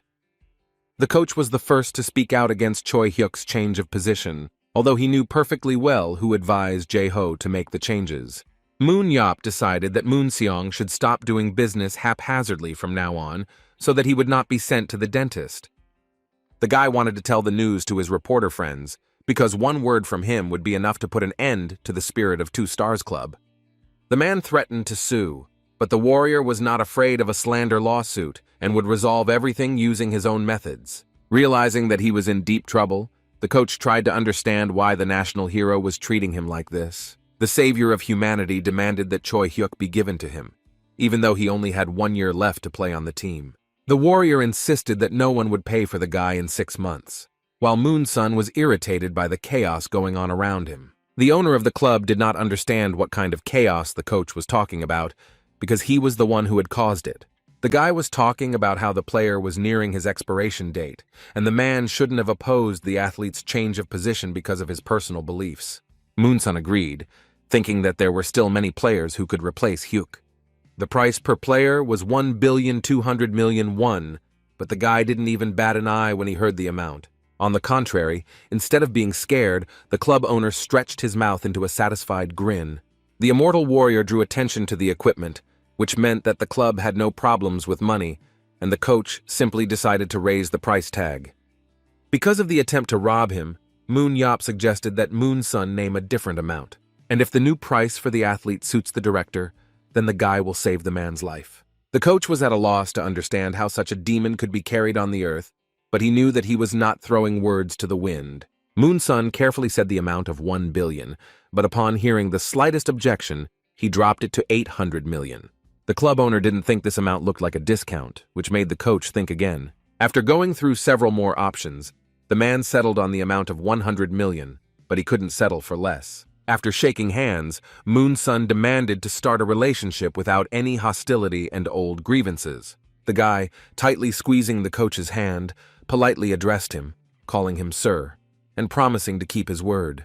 The man, who was ready to take his word for it, in turn also called the guy sir. Then Moon-seong thought that the feud was over, but he did not know that So Moon-yop was much more evil than he thought. Several days have passed since the owner of the YSM club visited the spirit of the two stars. Finally, the immortal warrior received the very cyber athlete he wanted to get. The savior declared that from that day on, the club was his home, and Choi Hyuk is a player in the new team. The player who came under Eop's wing signed a 5-year contract with him, receiving 600 million won per year. The news was full of news about Choi Hyuk's transfer, which was the result of negotiations between coaches Moon-sung and Dong-jun. The director, looking at the contacts, was disappointed that he had rushed around like crazy, but had not increased the number of players even to 22. While the guy was wondering where the talented students had gone, Ha-young entered the house. The niece ran up to her uncle and asked him what he had been so busy with lately, which was why it was impossible to find him at home. In turn, the guy attacked the girl, claiming that her mother had already begun to forget what she looked like. Suddenly, Moon-yop discovered Ha-young had a French dictionary for beginners. After reading the cover, the warrior assumed that the words in the book were not particularly difficult. After which, the savior began to lecture his niece about how modern children's heads were filled with God knows what. Complaining that French was too difficult, the girl invited the guy to go to France with her. Seo Moon-yop was very surprised when the conversation turned to flying to another country that he knew nothing about. Jake Rand said that all procedures in Korea have been completed, and after physical tests in Paris, a contract will be signed with Miss Ha-young. After the first season, the girl showed herself well, receiving the highest rating in Korea for her position in the game. The athlete's uncle took advantage of the fact that the Moro brothers showed interest in his niece, and he sent an official proposal. Sometime later, the girl was contacted to sign a contract with the Parisian Lumiere, which was part of the European League of the Battle of Supermen. Moon-yop found himself thinking that he had been busy these past few days and didn't know how Ha-yeon was doing. After the conversation with the cyber sportswoman was over, Rand wanted to talk to the immortal warrior. The guy asked to explain why he was invited to the meeting, which, as it turned out, the Moreau brothers wanted to invite to Paris. They wanted to make Yopa a translator for Miss Beck, and also to personally present a gift to the great warrior. The words of the European Association agent awakened memories of the charity evening in the Savior. Chan and Philip wanted to give the Superman one of the weapons that was in the workshop with the best technical equipment. The guy couldn't believe that the brothers had prepared the weapon especially for him and that it had cost them quite little. Eop declined the trip because he was recruiting players for YSM, which Jake Rand kindly agreed to help with. However, the warrior could not make a request through such an influential agent because his team looked more like an early football club. Then a representative of the European Association suggested looking for players in Paris. The man insisted that there were many more clubs and players in France, and each team could have up to 5 foreign players on its roster. It was also a great experience for the new director to see the French league with his own eyes. The idea of hiring a player from abroad haunted the warrior, who weighed all the pros and cons of this venture. After some thought, Moon-yop announced that he agreed to fly with his niece to Paris. That same day, a plane carrying 3 superhumans took off from a Korean airport. The foreigners landed at Paris's Charles de Gaulle International Airport. Together with the director of YSM and esports athlete Baek Ha-young, was also accompanied by her mother, Han Sung-hee. The woman insisted that she had not been to Paris for a long time, and it would be nice to visit it with her husband. Friend responded that, unfortunately, the coaching job took up a lot of his time. Before the guests had even left the airport, a crowd of journalists had already formed at its entrance. The club's director was unhappy with the influx of reporters with whom he had a special relationship. Finding one of the brothers in front of him, the guy realized who was the instigator of this whole performance. Moon-yop asked bluntly whether Moro was involved in the airport being occupied by photographers and reporters. Lumiere's director personally supervised the athletes and believed that an interview would not be superfluous for Ha-young. The slippery-as-a-snake newly minted director of Eop's niece asked him to give a quick interview. The warrior said that he had traveled abroad for the first time not for work, but to relax and unwind. When asked about moving to the Parisian Lumiere, the guy replied that at the moment his niece was important to him. One of the journalists asked if the club owner planned to meet with Eric Thuram, one of his former colleagues from the Seven Saviors. Comrade Moon Yopa told him that his former colleague had given up everything, and having met an intelligent woman, had led a modest life. The warrior replied that he had no time to look for his old friend, and he would be glad to meet him if Eric happened to be passing through Paris. The Superman believed that one of the saviors had long been a beggar, since he had once become a victim of swindlers. After spilling coffee on himself, Eric Thuram couldn't believe his eyes when he saw Eop on TV. The man, who actually became unemployed, was surprised that the team captain visited France. The Superman jumped out of the cabin like a bullet and dove into the water like a pike, not paying attention to the questions of the ship's captain. Eric explained that he had urgent business to attend to and was returning to France, postponing his fishing until next time. The shocked captain shouted after the departing Superman that they were in the middle of the Atlantic Ocean. Guests from Korea visited the Lumiere clubhouse, which belonged to the Moreau brothers, for the first time. However, what the men were most delighted with was the visit to their club by the hero of humanity, So Moon Yop. The brothers unanimously declared that since the hero had found himself in their domain, it would be wonderful to conclude a contract with him. Moon Yop asked Chan and Philip to take better care of his niece than him. The club owners insisted that the rescuer also undergo a physical test, as he had not done one for a long time. After which, the YSM director was bombarded with a multitude of questions and requests from the brothers. Unable to bear the barrage of questions and tasks that fell upon him, Moon Yop demanded that Moro stop immediately. Soon, Hai Yan was dressed in her sports uniform, inspecting the weapons that had been made for her. One of the directors was wondering if anything was bothering the girl in her new suit, while her uncle was nearby translating the Frenchman's speech. After finishing the fitting, it was decided to start the test, and black shadows began to appear on the field of the training hall. Several monsters appeared in front of the girl, which she had to kill to pass the test. The athlete had only a minute to complete the task, but she teleported from the very first seconds. The very next moment, Hai Yan found herself at the other end of the hall, leaving her opponents in the dust. The smoke monsters turned towards the girl, who did not immediately realize her abilities. The time while the enemies stood motionless was enough for the girl to walk over each of them. With lightning-fast movements, the cyber athlete destroyed every monster on the court. After completing the test, the national team member set a new record of 22 seconds. When asked if she had managed to improve, her relatives confirmed that Hai Young had passed the test with flying colors. Moro, who suddenly found himself near the athlete, praised her dynamics and was eager to sign the contract. Seo Moon. Yop looked at his niece and was sincerely proud of her achievements that she had made recently. 24 years was the best period for the development of a superhuman, and by this time, Hai Young had managed to pump up her agility and willpower to the maximum. In addition, her uncle gave her precise instructions, and while in Lumiere, the athlete will be able to push her skills to the limit. The immortal warrior hoped that the girl could take the central position in this club with her good superpower. The Moro brothers were good at persuasion, and evidence of this was that they acquired a valuable player for only 5.5 billion won. Suddenly, an unfamiliar voice was heard in the room, looking for the savior of humanity.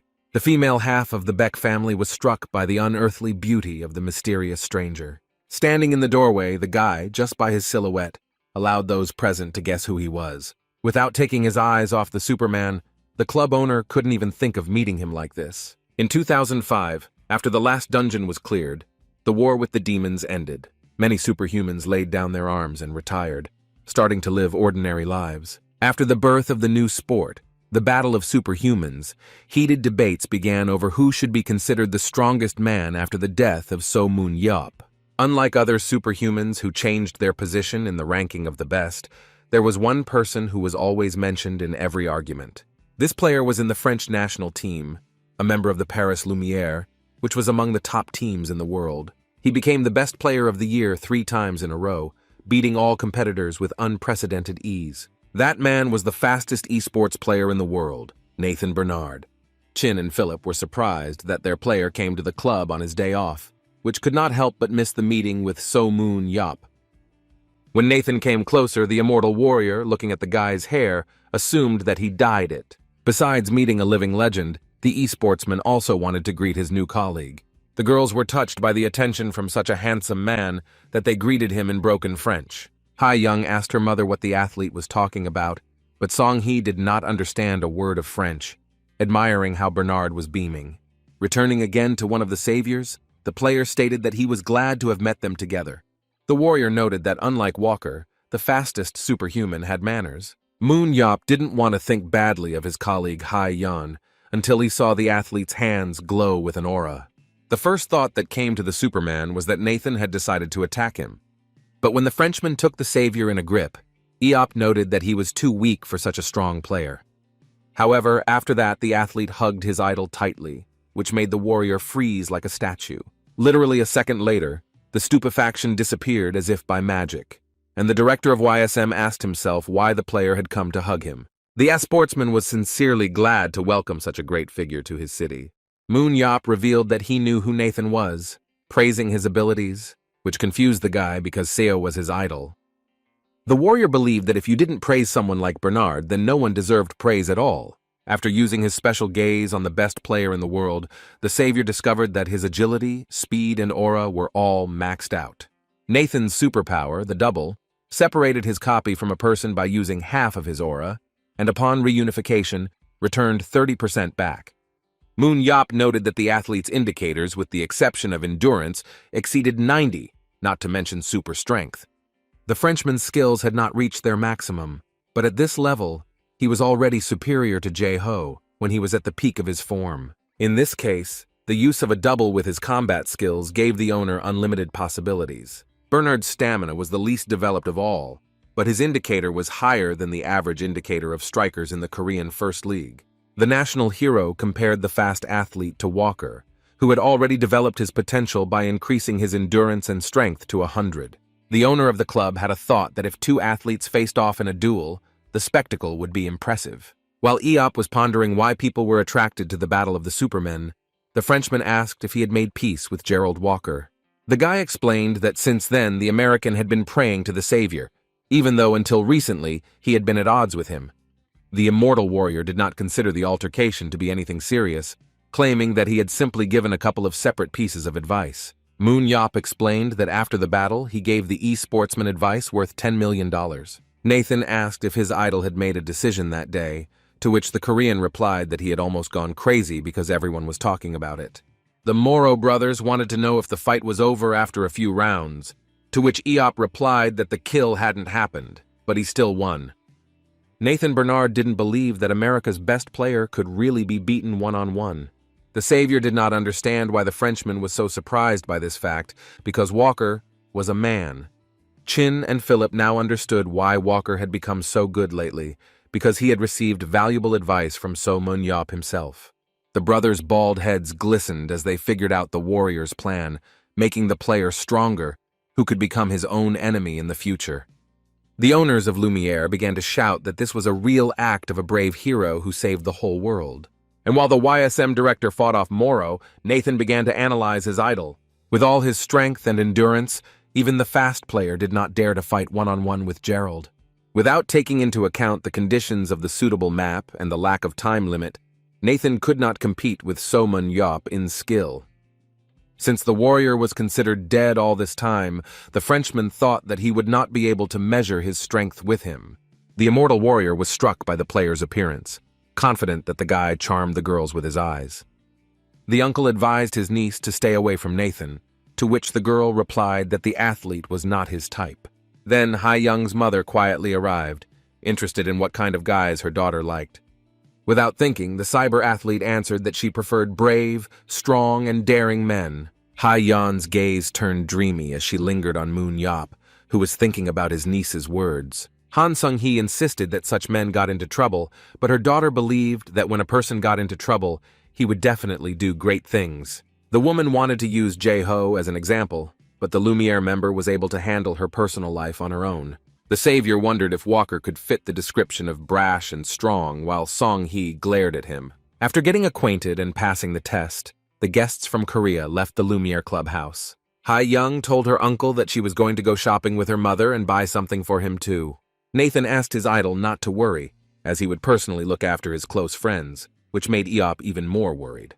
The warrior claimed that he would be able to survive thanks to Bernard when the Moreau brothers appeared near him. The men said they had something they really wanted to give to Mr. So Moon Yop. For the long-awaited gift, the club owners went to the workshop, which was not just any size. Chan and Philip were beaming with happiness that they would finally be able to please the greatest of superhumans. Walking around the workshop, Eop watched the skillful work of the blacksmiths who were forging future weapons. The guy liked the fact that when the owners arrived, none of the workers paid any attention to them, completely devoting themselves to the process. Upon reaching the warehouse, the men presented an impressive collection of weapons that had been produced in their workshop. The first thing that came to hand to the savior of humanity were blades lined up in a row. Moon Yop had tried weapons from the ranks up to the highest category since childhood and could confidently state that Moro had something to be proud of. The men were curious to know if the hero had experienced this during the period when the average quality of equipment began to decline. Thanks to the battle of superhumans, the demand for weapons re-emerged, and having developed their workshop, the brothers created the best combat equipment in the world. The men were very lucky when they took responsibility for the lives of their masters, which later played into their hands. After showing off their possessions, the brothers could give Mr. So something very special. Philip, stopping with his brother near the huge safe, declared that he was glad that this day had finally come. Opening the heavy door, a specially made personalized spear appeared in front of the immortal warrior. The boy looked with trepidation at the weapon presented to him, which Moro had kindly allowed him to take. After turning the handle, Moon Yop could not understand how it worked, since he could not see any buttons or other hidden holes. The workshop owners asked the superhuman to infuse the weapon with his aura. Gripping the handle of the spear tightly, the savior of humanity began to envelop it with his own aura. As a result, the spear suddenly opened up, surprising its new owner with its shape. Chang insisted that the spears that Yop had been using until now, although good, were made using the latest technology. Moreau explained that the spear was made up of small parts and would therefore be less durable, but a digital copy was used in the game's dungeons. The guy agreed that after the dungeons disappeared, there was no work where a real spear would be useful. The warrior liked the fact that with such a spear his mobility increased, and it only needed maintenance so that it would serve its owner longer. Moon Yop felt indebted to his brothers for making the spear especially for him. The Moros claimed that although they had made the weapon specifically for the hero, the warrior was not the only one who could use the spear. Philip said that if it was an exact replica of Somun Yop's own spear, it would sell well. But the owner of the YSM club said he had nothing to thank the brothers for, who wanted to profit from his name. The owners of Lumiere have already appreciated the guy's sponsorship, and if the idea pays off, it will be beneficial for all its participants. The French wanted to pay him €1.5 million a year for 5 years for using the warrior's name. And they were also ready to pay €3 million for each match in which Eop would fight with this weapon. The amount was 4 billion won, which made the guy think hard. In the end, Moon Yop agreed, but made the deal solely because of the lucrative offer that was made not to the player, but to the owner of the club. After reading the contract, the savior of humanity took up the pen to sign it. The men reminded him that he should never get rid of the weapon, which the guy had no intention of doing anyway. Lumiere's owners reminded the Superman that he was not an official player in the battle. Only official athletes could submit applications for weapons that were used for their own purposes. Regardless of the hero's immunity, he still had no way to pass customs with him. Chan and Philip convinced the guest that he didn't need to worry about the problem because they had a simple solution. Moro said that if the guy couldn't take a weapon with him because he wasn't an athlete, they could fix that. Finally, Hai Yan and Song Hee returned, bringing with them something for their family friend. But the cheerful and happy Moon Yop had no face, so he didn't immediately understand that someone had come.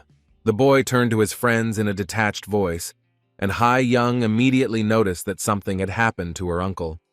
A couple of hours ago, the cunning French offered Eop to register with the National Association in order to become a player. If a guy wanted to, he could apply to join the organization, because the main thing was the association, and it didn't matter where the player was registered. The men began to shower the immortal warrior with a multitude of tasks that were needed to qualify him for the battle. Enraged, the boy claimed that the brothers had planned this whole thing from the very beginning, but the Moreaus swore that it was pure improvisation. Of course, the young director did not believe a single word of the cunning French who had fooled him. The men, getting on my nerves, talked about how they had no interests of their own, but their skill in negotiating allowed them to move forward. They convinced the guest that upon registration he did not have any obligations, but on the contrary, it only simplified participation, for example, in the battle itself. The brothers insisted that they were ardent fans of Moon Yop, which bought his car at a charity auction. The French bought not only the diary kept by the national hero, but also other collectibles from his room. Enraged, but somehow able to control himself, the warrior asked the directors to call their agent. The guy sincerely did not understand why he had to register as a player, who already owned his own club. Congratulations to his niece on her status as a professional athlete pierced Eop's head like arrows. The immortal warrior regretted that he had contacted the French brothers who, having overheard the conversation, offered to sign a contract with Lumiere at the same time.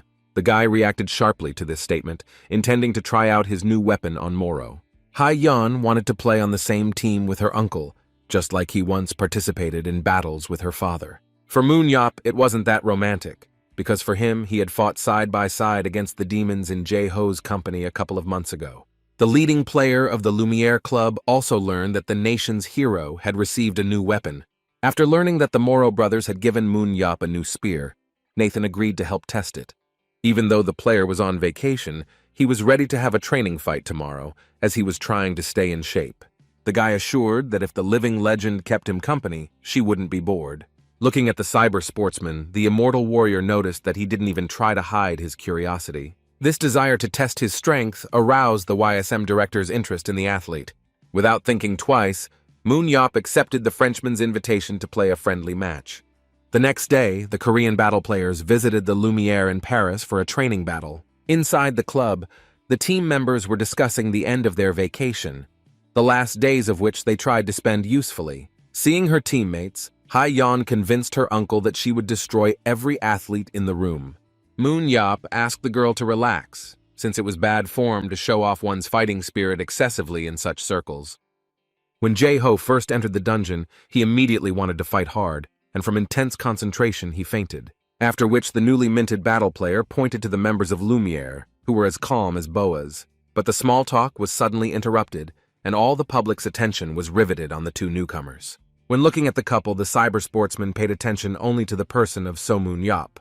Players began to discuss the greatness of the legend, considering the warrior to be the strongest superhuman alive.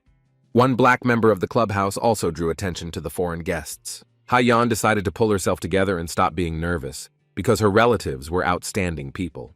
Suddenly, the same dark-skinned guy who addressed him with a rather serious look appeared in front of the owner of YSM. The savior asked the main striker of the Parisian Lumiere, Chichi Lucas, what he wanted from him. After the stranger introduced himself, the warrior remained on guard, ready for a surprise attack. But instead of attacking, the athlete asked Iopa signed an autograph, pointing with his palm to the right side of his chest. The big guy was tasked with keeping an eye on the new team member, who kept looking from the girl to Eop's signature. Having assessed the guy, the cyber sportswoman's uncle selected her circle of friends, so he didn't mind if she became friends with him. With his gaze, Eop found out that Chi-Chi had great strength and endurance, and also had 3 superpowers. Return allowed healing of any type of wound, and resistance protected against all diseases and curses. Although Nathan was the team's best player, Lucas was its irreplaceable strength. With the right training and advertising, the guy could become one of the top fighters, and his speed could become greater than Nathan's. Moon Yop's eyes fell on the green blessing, Lucas's 3rd superpower, which enhanced the growth and vitality of nearby plants. The warrior suggested that the player had such power due to his love for flowers and other living creatures. Suddenly, Bernard, who had witnessed the meeting with Chi-Chi, appeared near the Korean athletes. Nathan admired his colleague, who headed a global forest conservation charity. The savior asked why Lumiere's participant had been shining like Moreau's bald spot since early morning. The guy felt awkward about I couldn't control my emotions when I thought that my dream could finally come true. The athlete admitted that from a young age, he always wanted to surpass the hero who saved the world. For the next generation Superman, this was the only goal in life, an obstacle he wanted to overcome no matter what. However, it was not destined to come true, as the greatest hero died in the last of the dungeons. Due to tragic events, the dream of rivalry was unfulfilled until Eop returned to the world of the living. The warrior was flattered to know that one of the best players in the world wanted to test his strength against him. The guy shyly replied that it was human nature to dream, regardless of the scale of his dream. One of the best players in the world will never give up on his dream, and will fight with all his might against his idol. Moon Yop was curious to see what the e-sportsman was capable of. Suddenly, the door of the room swung open, and the owners of Lumiere entered the room in the company of a couple of other men. The gray-haired stranger turned out to be Dubois Goffin, who was the coach of the Parisian Lumiere. Without standing on ceremony, the man suggested that those gathered immediately split into teams. The coach explained that usually Chi-Chi and Nathan led each of the groups, but today the club had a special guest. Dubois decided that Lucas's place would be taken by the equally talented and capable So Moon Yop. Each team leader will have to assemble a team for the upcoming battle. The immortal warrior clarified whether he had to create a team in accordance with the position and balance of the opponents. The coach explained that during training they would divide themselves into teams whose methods Eop wanted to learn. But everything turned out to be quite simple, and the team captains divided their subordinates among themselves by playing rock, paper, scissors. The legendary Warriors team included both Chi-Chi Lucas and his niece Beck Hai Young. Nathan Bernard had the advantage of knowing about the club members, their strengths and weaknesses. Goffin said that, having received 2 class teams, he was ready to start the duel. The players found themselves on a giant training field, which was designed in the Art Deco style. The newly minted player of the Battle of Superhumans wore a blue t-shirt with the emblem of the Lumiere Club.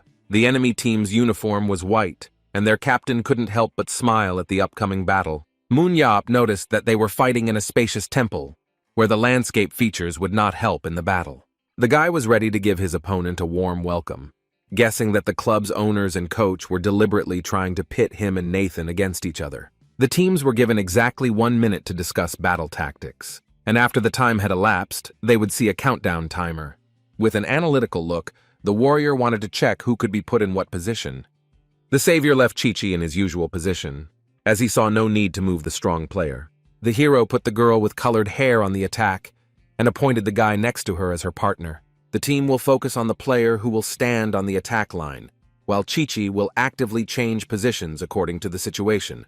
Lucas was surprised by such a masterfully done job because the captain of their team behaved no worse than the coach of any national team. The guy praised the legend, as the instructions he gave were a normal formation for a team fight.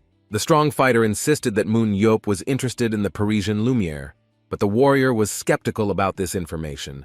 The savior asked the team to act as usual, pretending that he was not there at all, and that in the meantime he would take charge of Nathan. For some reason, the YSM director was sure that the enemy team captain had given his men similar instructions.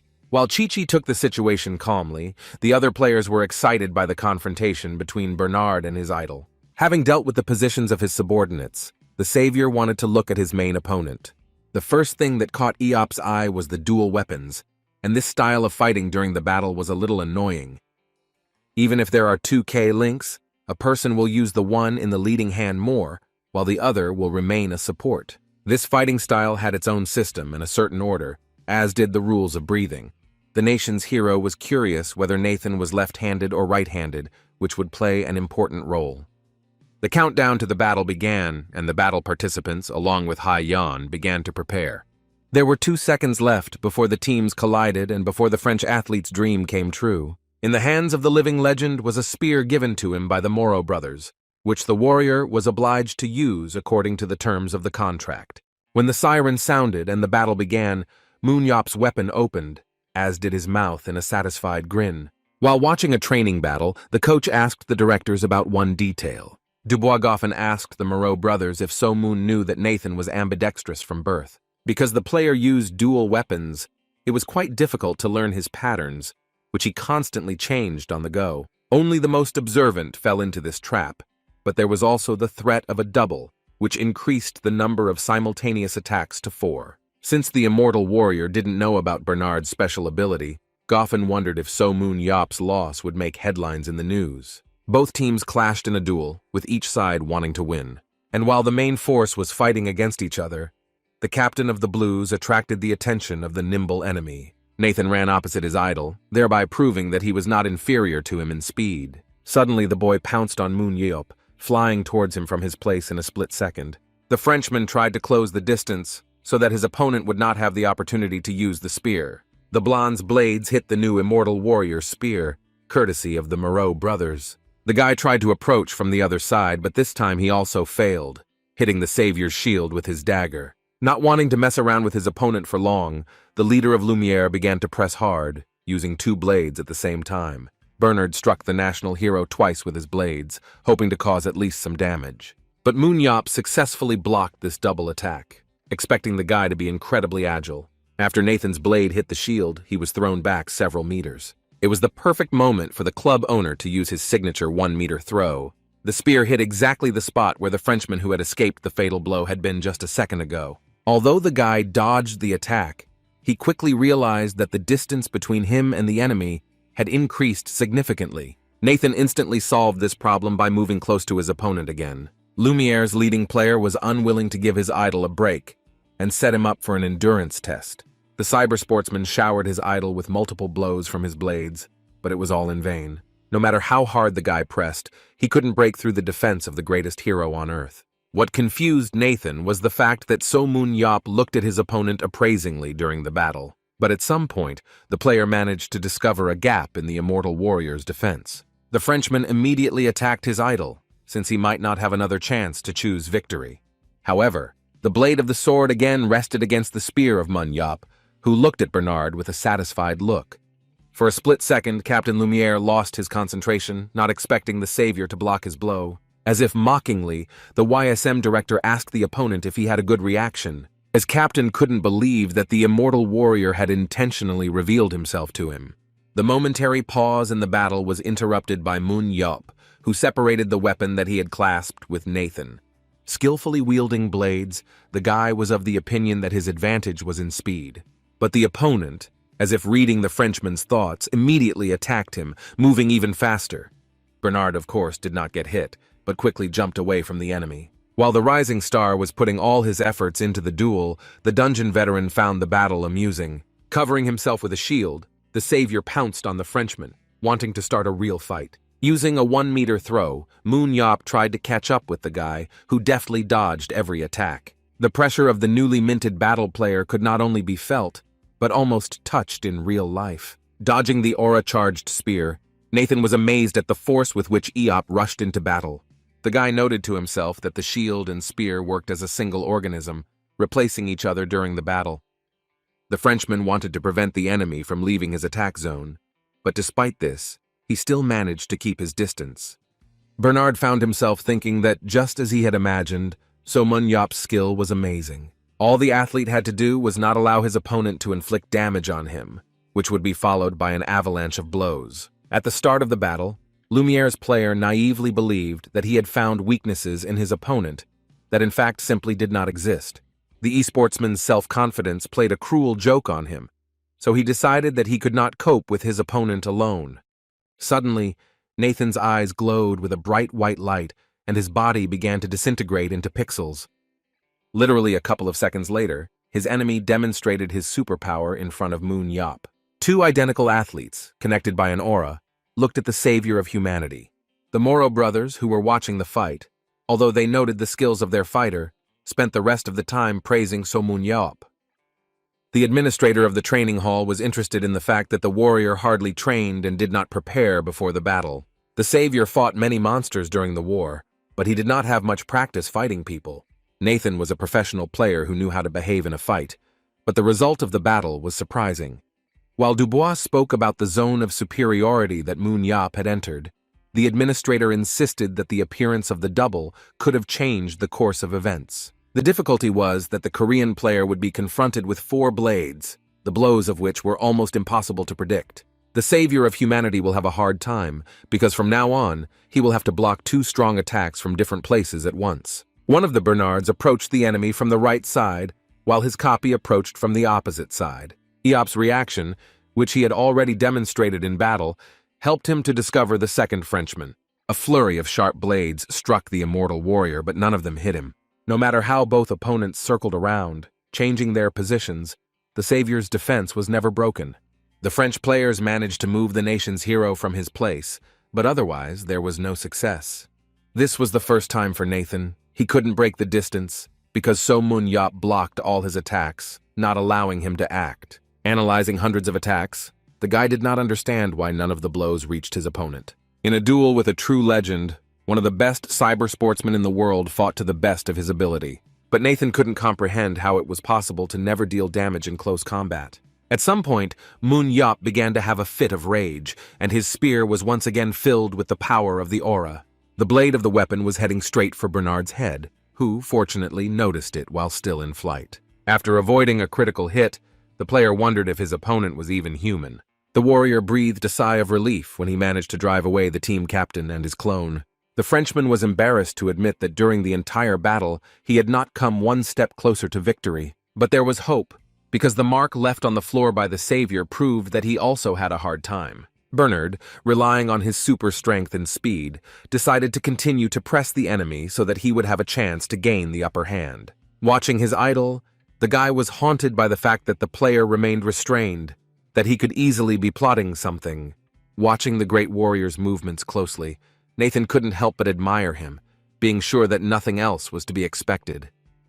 In fact, Moon himself was shocked by his opponent, who exceeded all his expectations. When there were two enemies, it became much more difficult for the savior to repel attacks, so that they turned into a continuous storm of blades. The fight could not be prolonged, and in order to avoid receiving a response, would be forced to disassemble the opponent's technique right during the battle. Both enemies acted in a coordinated manner, as one whole, changing their leading hand with almost no delay. The owner of the club began to psych himself up, reminding himself that there was a strong and trained fighter in front of him. The athlete still did not show his fighting system, but even without it, Moon was determined to fight back. Casting aside his doubts, the savior announced that he would dance a sultry Latin American tango with the guy.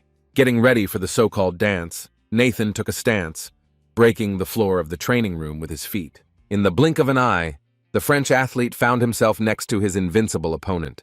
But when he lunged, he missed, and his blade never reached its target. The guy instantly slowed down and looked at with an enraged look because the player managed to dodge. The immortal warrior, in turn, did not waste time and swung his aura-charged spear at the captain. On the verge of losing, Nathan did not run away because he used the role of bait.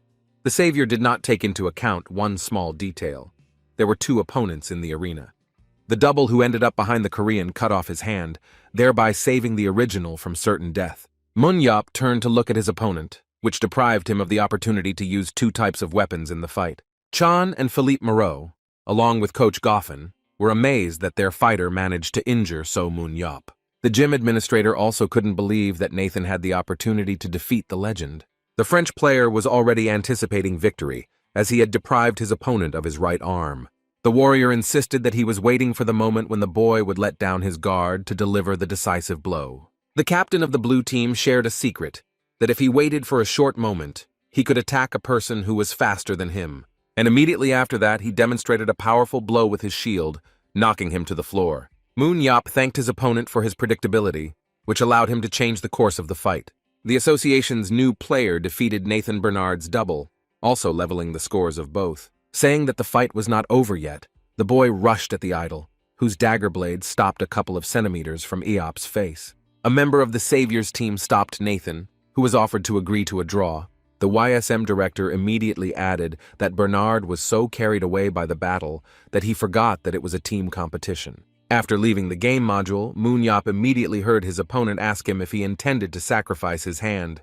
The warrior explained that if it was necessary to catch someone like a double, then sacrifices would have to be made, taking into account all the risks. Dubois was thrilled by Eop's confrontation with Nathan, even when the guy used a double. The savior suggested that the club owners wanted to hold another fight, which the men immediately confirmed. Since Moon already knew that the enemy was ambidextrous with dual blades, he needed a record of it before the next battle. The coach, having learned that the foreign guest wanted to repeat the fight with Bernard, insisted that he also could not remain on the sidelines. Following Goffin, Moon and her niece entered the match analysis room of the Lumiere Club. The warrior mistook Gabriel San for an assistant coach who was actually helping to analyze training matches. The man greeted the savior of humanity, who had previously temporarily coached the club's reserve team. Eop did not miss the opportunity to analyze the analyst, that the future Superman developed only the aura to the maximum. The owner of YSM noted that Gabriel was not an athlete whose abilities were too low for France. After exchanging pleasantries, Eop wanted to know what the analytics department was actually doing. The man insisted that much had changed since the war, and that the analysis of the fighters' equipment was now much more advanced. EAS was a program that read and wrote battle information from devices connected to the module. Sana said that the program was used to find out the indicators of abilities and improvements, which was used by all serious clubs. Gabriel recalled that in the past, superhumans with keen eyesight earned a decent amount of money thanks to their skill. The difference between the team that used the system and the one that didn't was very different. Pointing to the huge number of monitors with remote controls, Gabriel stated that all the equipment cost a pretty penny. For the best configuration, you had to pay around 2.5 million euros, as well as pay a specialist who knew how to use the system. The immortal warrior personally did not need the device, since he had an analytical gaze. However, the device will not hurt Coach Dongjun, because if the data is objective, the man will stop doing nonsense during training. Be that as it may, Eop did not want to spend such a lot of money to shut up his coach. Suddenly, the guy had an idea and offered the club owners another deal with him. The immortal warrior wanted to offer his combat data in exchange for the system and the analyst who could operate it. The savior valued his data at about the same amount, making the brothers think, because this information could be useful to other players. And also, as a bonus, it will be a great addition to Moreau's video collection about the savior of humanity. After some consultation, the Lumiere directors came to the conclusion that such an opportunity could not be missed. The men were willing to make a deal, as it would give them the opportunity to get to know the great hero better. The guy promised that he would give it his all full, and the second round will be much more interesting than the first. Leaving aside the forced registration as a player, Moon Yop did not regret flying to France, snatching weapons and an analysis program. Remembering the fight with Nathan, the warrior compared them to battles against monsters, which felt completely different. But they were not connected with the disappearance of monsters, but because the need to kill disappeared and death stopped breathing down our necks. The Superman did not believe that fights could be so peaceful that they were an ideal occupation for a long life. Unlike Walker, the fight with Nathan made the savior sweat, and a fight with such an opponent required a strategy. Having met many superhumans in his life, Eop believed that Bernard was the strongest of them all. However, the fact that the guy was still young did not give the warrior the right to lose in battle. Having analyzed himself with a special look, the savior discovered that another superpower had been added to his superpowers. The guy was surprised to discover a boost effect that increased the indicator of one of the selected items or strengthened one of the superpowers. If we were to understand superpowers, it was quite difficult to talk about them, since there was no precise information on this topic. But with the manifestation of these features, the first Supermen had some obvious things. Superpowers were formed in accordance with the person's personality, adopting his qualities and interests. Also, superpowers could be the cause of the reaction of the aura to an important experience for a person or at the moment of an emotional outburst. Moon Yop heard the words during the beatings hundreds of thousands of times before he escaped from the orphanage. And they, like scars on his body, did not disappear and remained in his head forever. Having dressed, the young man prepared to carry out the revenge that he had been thinking about for a long time. Taking one of the stones that he brought with him, the guy also put on a mask to hide his identity just in case. So Moon Yop had studied the details of the route that the director usually took to get to the orphanage. The young man would have recognized the car that was driving along the road at such a late hour among hundreds of other similar cars. Inside her sat a man who turned the little boy's life into living hell. The guy swung the stone properly and threw it straight at a car speeding along the road. The throw was successful, and the flying stone that hit the windshield did its job. The day the orphanage director was finished coincided with the first memory of the throw. Some people argued that taking revenge was foolish, but Moon Yop disagreed. Before the second round began, teams were given 5 minutes to prepare, during which the warrior thought about a new superpower. The guy assumed that he received the boost after an unusual amount of concentration during the fight with Nathan. The warrior wondered how he could use his superpower, since it could both increase his agility and improve his relatively low strength or speed. He was torn away from his thoughts about Moon Yop's strengthening by Hai Yan, whom he initially did not recognize, being very frightened of her. The uncle asked how the battle went for his niece, who to her great regret was the first to be eliminated from the game. The girl got carried away and completely lost her vigilance, and at the moment of teleportation, she was unexpectedly attacked. The savior advised his relative not to despair, because there was no point in getting upset over every failure. Eop reminded that the Lumiere were an order of magnitude higher than the players from Korea, and therefore it was necessary to save teleportation for the case of escape. The immortal warrior encouraged Ha-yeon as best he could, who was more worried about him, who would have to fight Nathan again. Taking a deep breath, the savior replied that it was not for nothing that he was called great. The girl decided that her uncle had gone crazy, because in the first round her opponent managed to cut off his hand. The niece began to compare the superpowers of both players, but Eop interrupted her, suggesting that she had stopped trusting her cool uncle. While in the training hall, the warrior had to keep the promise he made to Ha-yeon. The national hero promised his relative that he would put on a real show during which he would deal with the Frenchman. Nathan, despite his kind and gentle appearance, was cruel and determined as soon as he drew his weapon. While among his subordinates, the captain of the blue team thought about strengthening his characteristics. However, arming himself with a spear, the guy already knew the answer to his own question, which was obvious to him. Seo Moon Yap intended to increase his skill stat even though it had already reached the maximum value of 100. As soon as the countdown ended, the cyber athletes jumped up from their seats and rushed at each other. If you didn't take into account the positions of the players, you might think that the superhumans were fighting wall to wall. The white team, which lost in the previous round, attacked its opponents with particular vigor. Among the members of Moon Yap's team was Ha-yeon, who had the opportunity to make up for her elimination. The clash of the Lumiere participants was truly spectacular, creating a huge flash with their attacks, in which some of them were lost. The captain of the blue team did not feel any particular changes in himself after using the enhancement, but the guy decided not to rush and see what would happen during the fight itself. After landing from a long jump, So Moon Yap met Bernard, who had unfinished business with him. Looking at the serious Frenchman with his unchanging smile, the warrior ordered to attack him. The savior of humanity insisted that the enemy attack him with full force. Moon Yap spun his weapon in preparation for his signature 1-meter throw. Nathan didn't want to take any risks, and knowing who he was dealing with, decided to summon a double from the very beginning. By this time, the immortal warrior had taken proper aim and swung the spear that had absorbed the aura. The weapon thrown at the enemy did not fly in a straight line, but in a zigzag, writhing like that snake. A focused Bernard was ready to repel the attack, not taking his eyes off the spear that flew at him.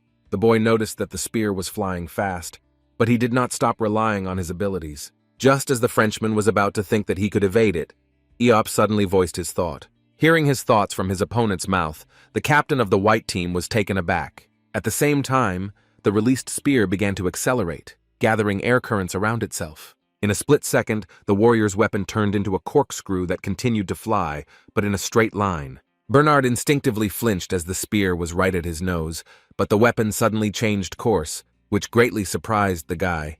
Looking back, the cyber sportsman saw that his opponent's weapon had wounded his double, knocking him to the floor.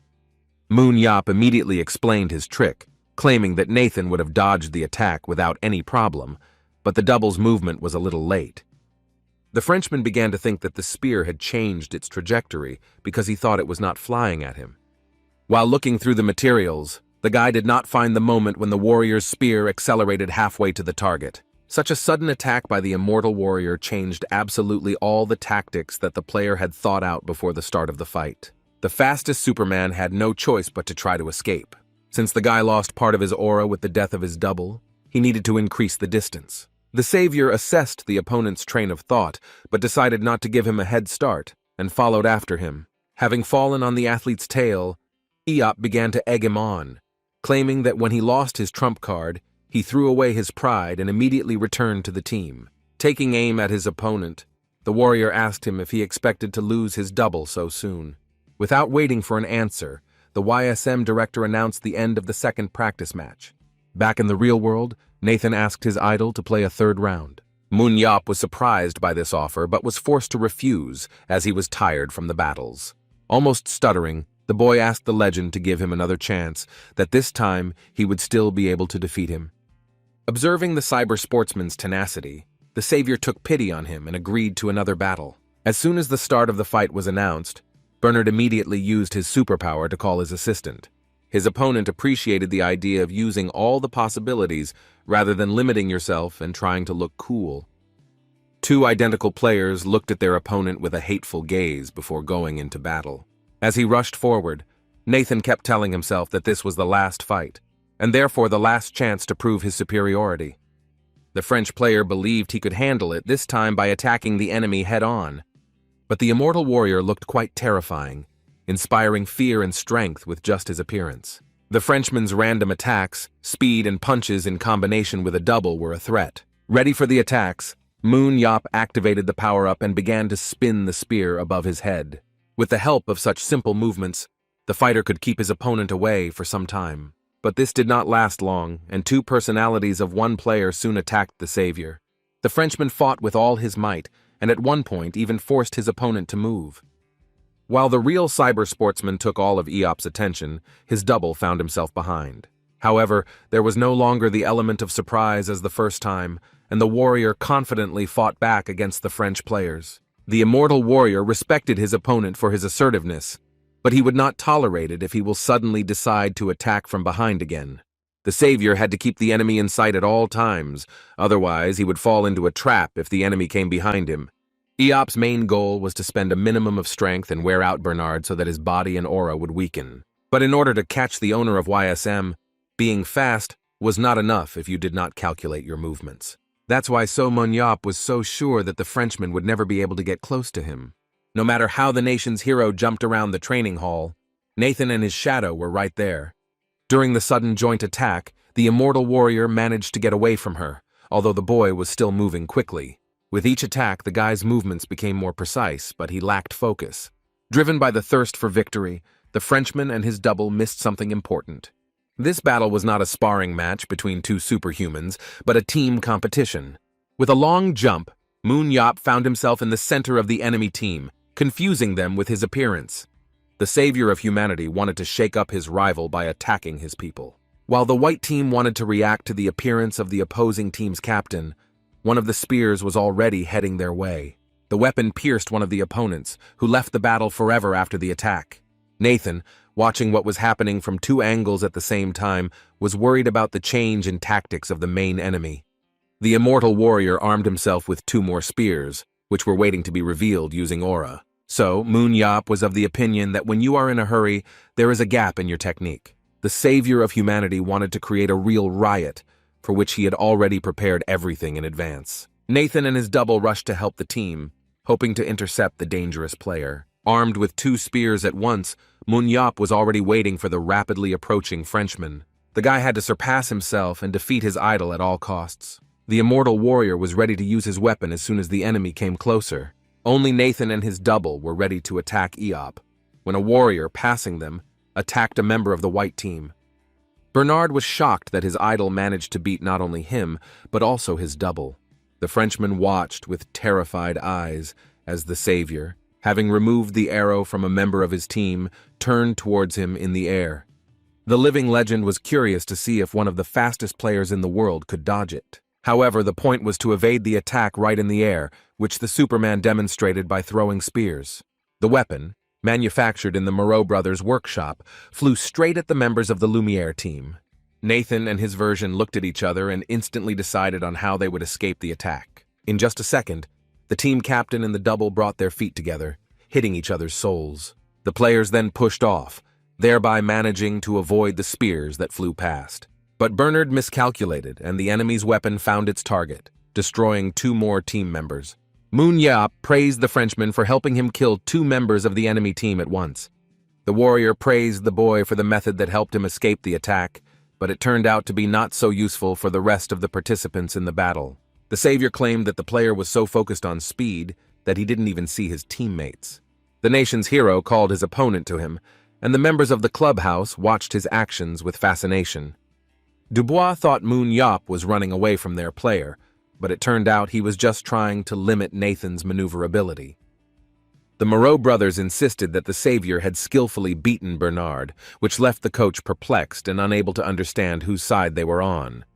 Goffin was confident that the club's best player had something else to show his opponent, but analyst Gabriel had the courage to argue with the coach, claiming that Nathan was no longer in control of the situation.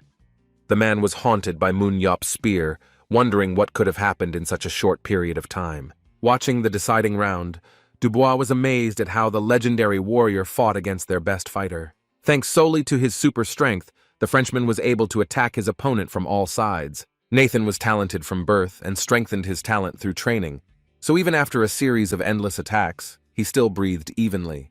But the foreign guest was in no way inferior to the young talent in terms of skills and abilities. The immortal warrior unleashed a barrage of blows on Lumiere's pride, with perfect timing from the first to the last, with all the means available to him. So Moon Yup counterattacked and tried to take the breath away from his opponent. This tactic was extremely difficult to use, since the rescuer was inferior to Bernard in speed. Almost every blow that Eop dealt did not reach its target, since the Frenchman managed to escape.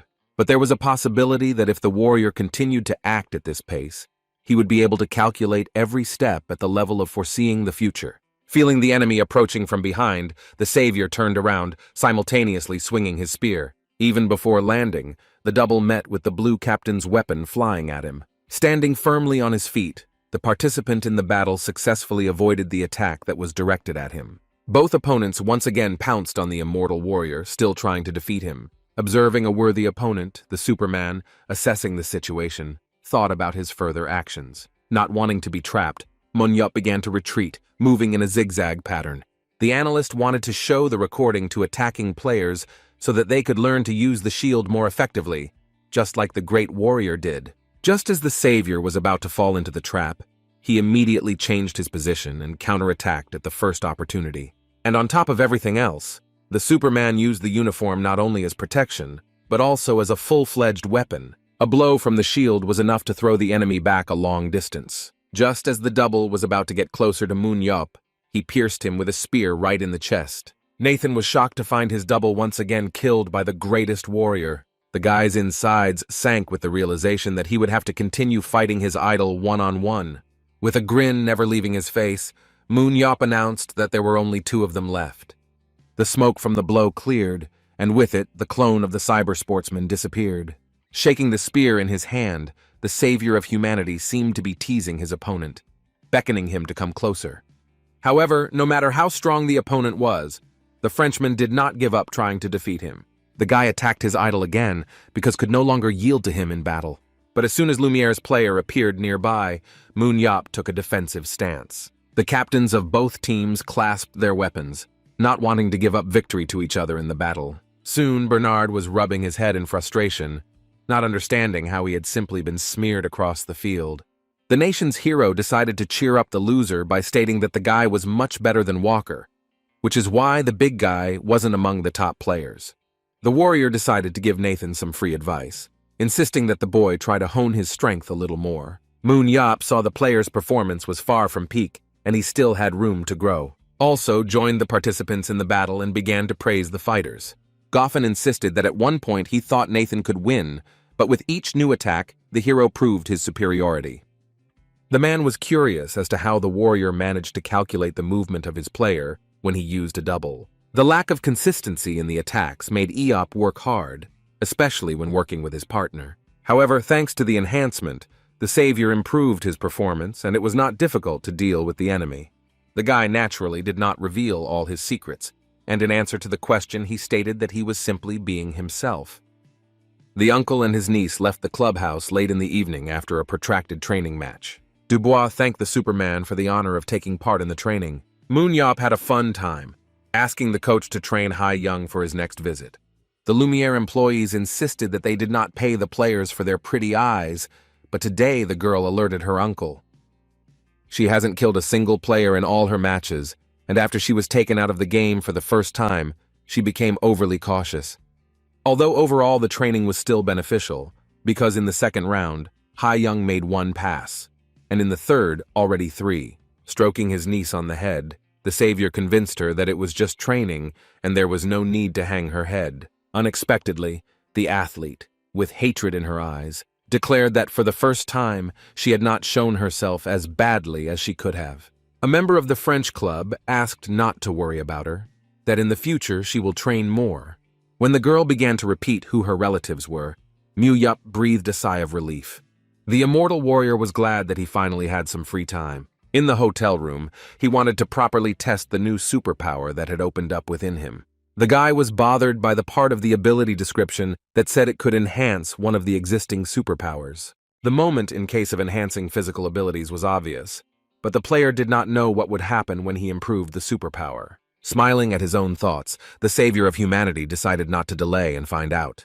The greatest warrior decided to test the increase in superpower with his analyzing gaze.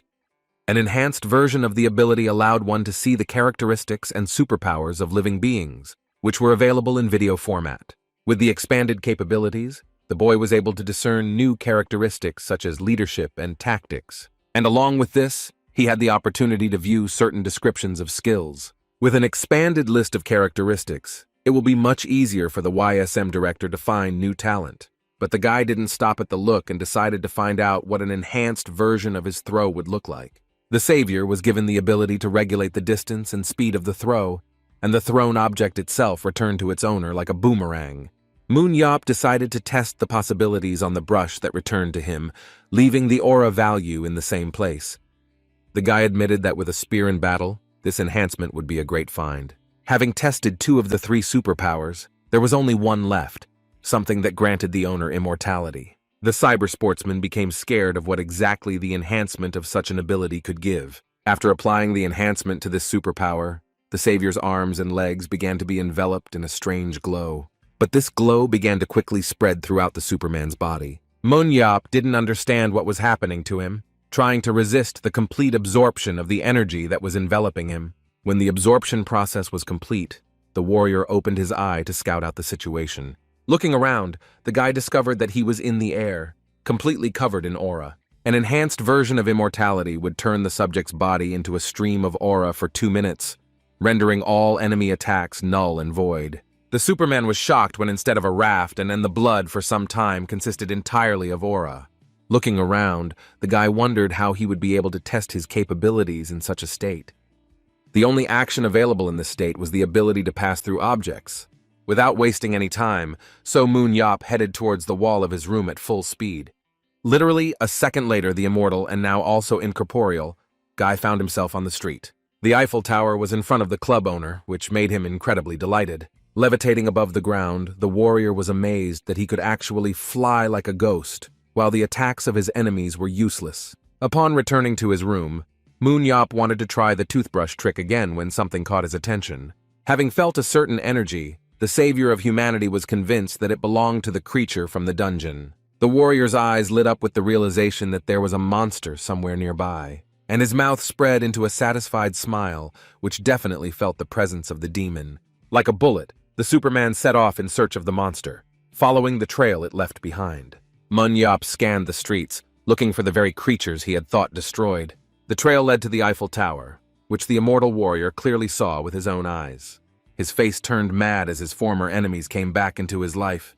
Having swung his spear properly, the savior of humanity threw it after the fleeing monster. Passers-by did not even realize that there was a creature from the dungeon next to them. Exhaling, ManhwaCapped was convinced that this was a reaction to the aura of those very monsters. Battle Player did not let go of the monster and immediately followed him. The guy didn't know for sure whether he got into the creation, so he wanted to make sure of it himself. Having arrived at the tower, the savior clearly felt that the monster was still somewhere nearby. Instead of being upset, Eop was glad that his enemies had not died out, because without them, he would have been bored. Just as the guy wanted to continue searching for the enemy, a notification popped up in front of him. The enhanced immortality effect ended, and the player needed to return to the physical shell. The Superman was immediately drawn back to the room, which prayed to the gods to remain in disembodied form a little longer. In a split second, the warrior moved far away from the tower, lamenting that now was not the best time to return.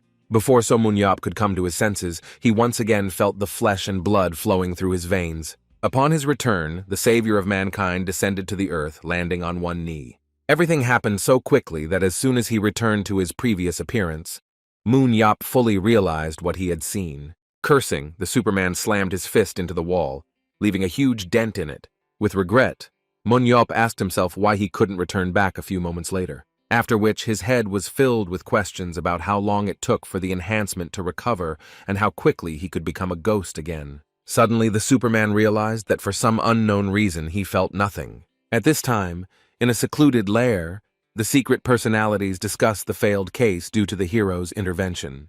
The third one got a good beating from his master, for whom being wounded was not a valid excuse for failing a mission. The Demon Lord claimed that there were many who wanted to take the place of the one who failed to complete the task. Having dealt with his subordinate, the demon, looking at the clot of light in his hand, kept saying that he was waiting for someone. Once in his body, the warrior hurried to return in a state of enhanced immortality. The important point was that being in this state, the guy was not afraid of any attacks that passed through him. However, he himself could easily strike and destroy matter, being woven from aura.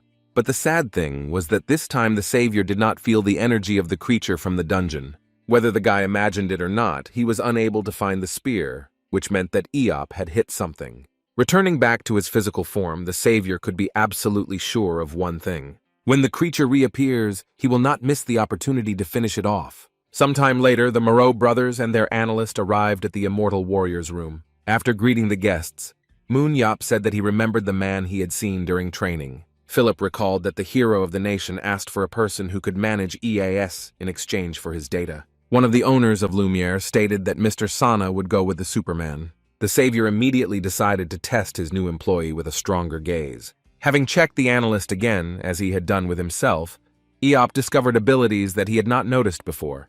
The concentration superpower allowed its owner to maintain maximum concentration for 6 hours. Analyzing Gabriel, the warrior noted his leadership and tactics, which made the man a natural trainer. The analyst asked not to doubt his abilities, since he was the head coach of the reserve team of Paris Lumiere for 3 years. Munyop asked San if, after everything he had been through, he wanted to work with an average team that was ranked last in the world.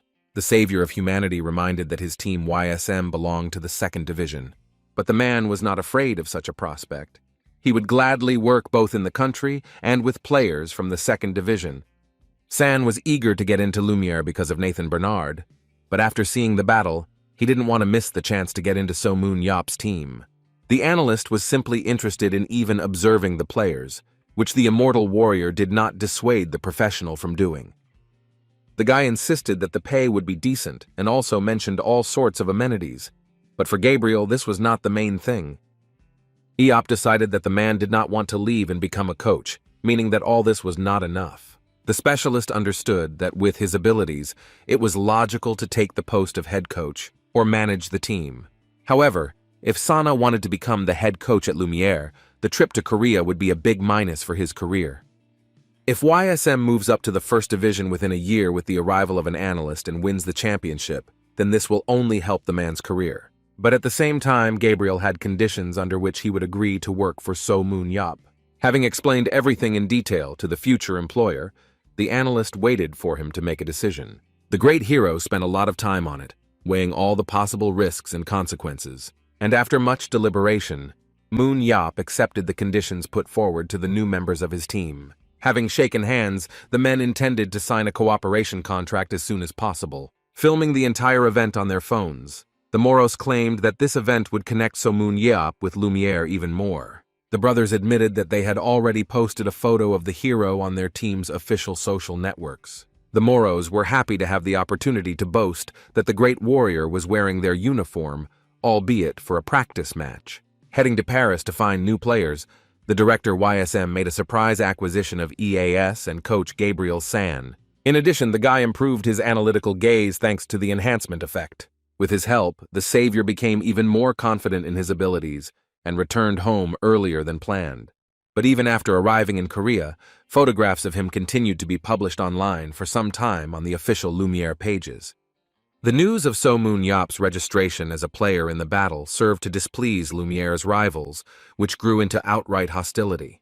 The most negative reaction came from the French club's main rivals, the German team. The head of the team, who was one of the 7 saviors, looked at his old friend. Emre, known as the Berlin Lightning, could not understand what the Superman was thinking when he agreed to collaborate with Lumiere. When Moon Yop arrived back in Korea, a team of technicians flew with him to install the EAS. Gabriel directed the workers, indicating where certain program parts should be placed.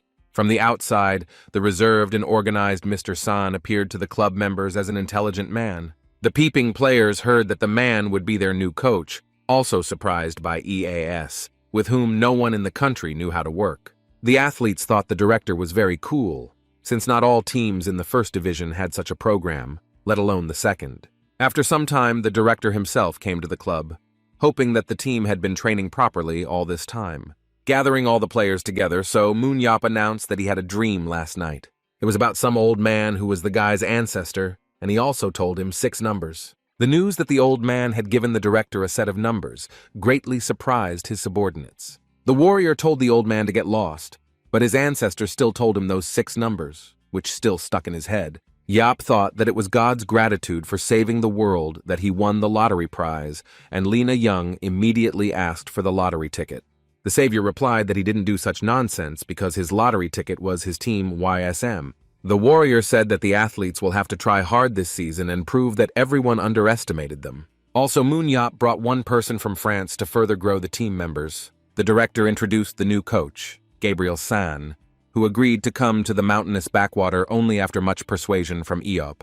Before the man introduced himself to the athletes, the warrior asked them to take good care of him, whose annual salary was higher than everyone else.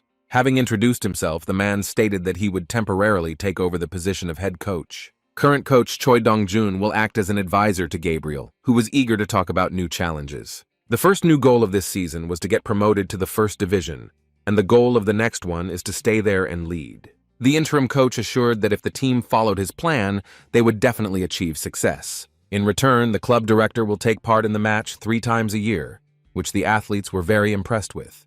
But after that, San said that it would be great if Yop also took part in the competition. The immortal warrior was very surprised by this proposal from the new trainer, but the man immediately explained himself. The director did not need to participate in all the matches, because with him, any team would be invincible, and the coach himself left Lumiere so as not to look at the same players. Gabriel asked for a chance to put Eop on the team and watch a high-class match, so he will stay with YSM until the championship. The club owner thought about the offer, because if he agreed, the team would be guaranteed to move to the first league. Ultimately, the warrior agreed to perform 3 times a year, and the coach promised that his team would definitely move up to the first league this season. The man promised to demonstrate all his abilities using the example of those games in which his boss would not participate. Moon-Yop was willing to make a deal on terms that would test what Sun was capable of. However, the guy hoped that his turn would never come, ordering him to try harder. The first training session under the new coach Gabriel was a group hunt. Lena Young honed her bow skills by shooting skeletons with her arrows. The boys also fought against the living dead, pumping up tactics and strength during the battle. Next to each player, there was a window of characteristics, which was displayed by the EAS program.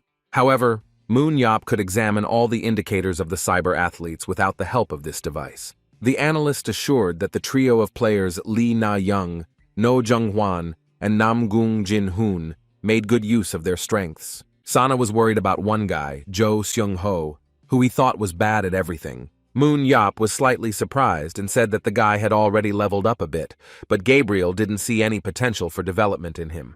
The coach acknowledged that the player had many useful superpowers, but he would continue to be the team's weak link.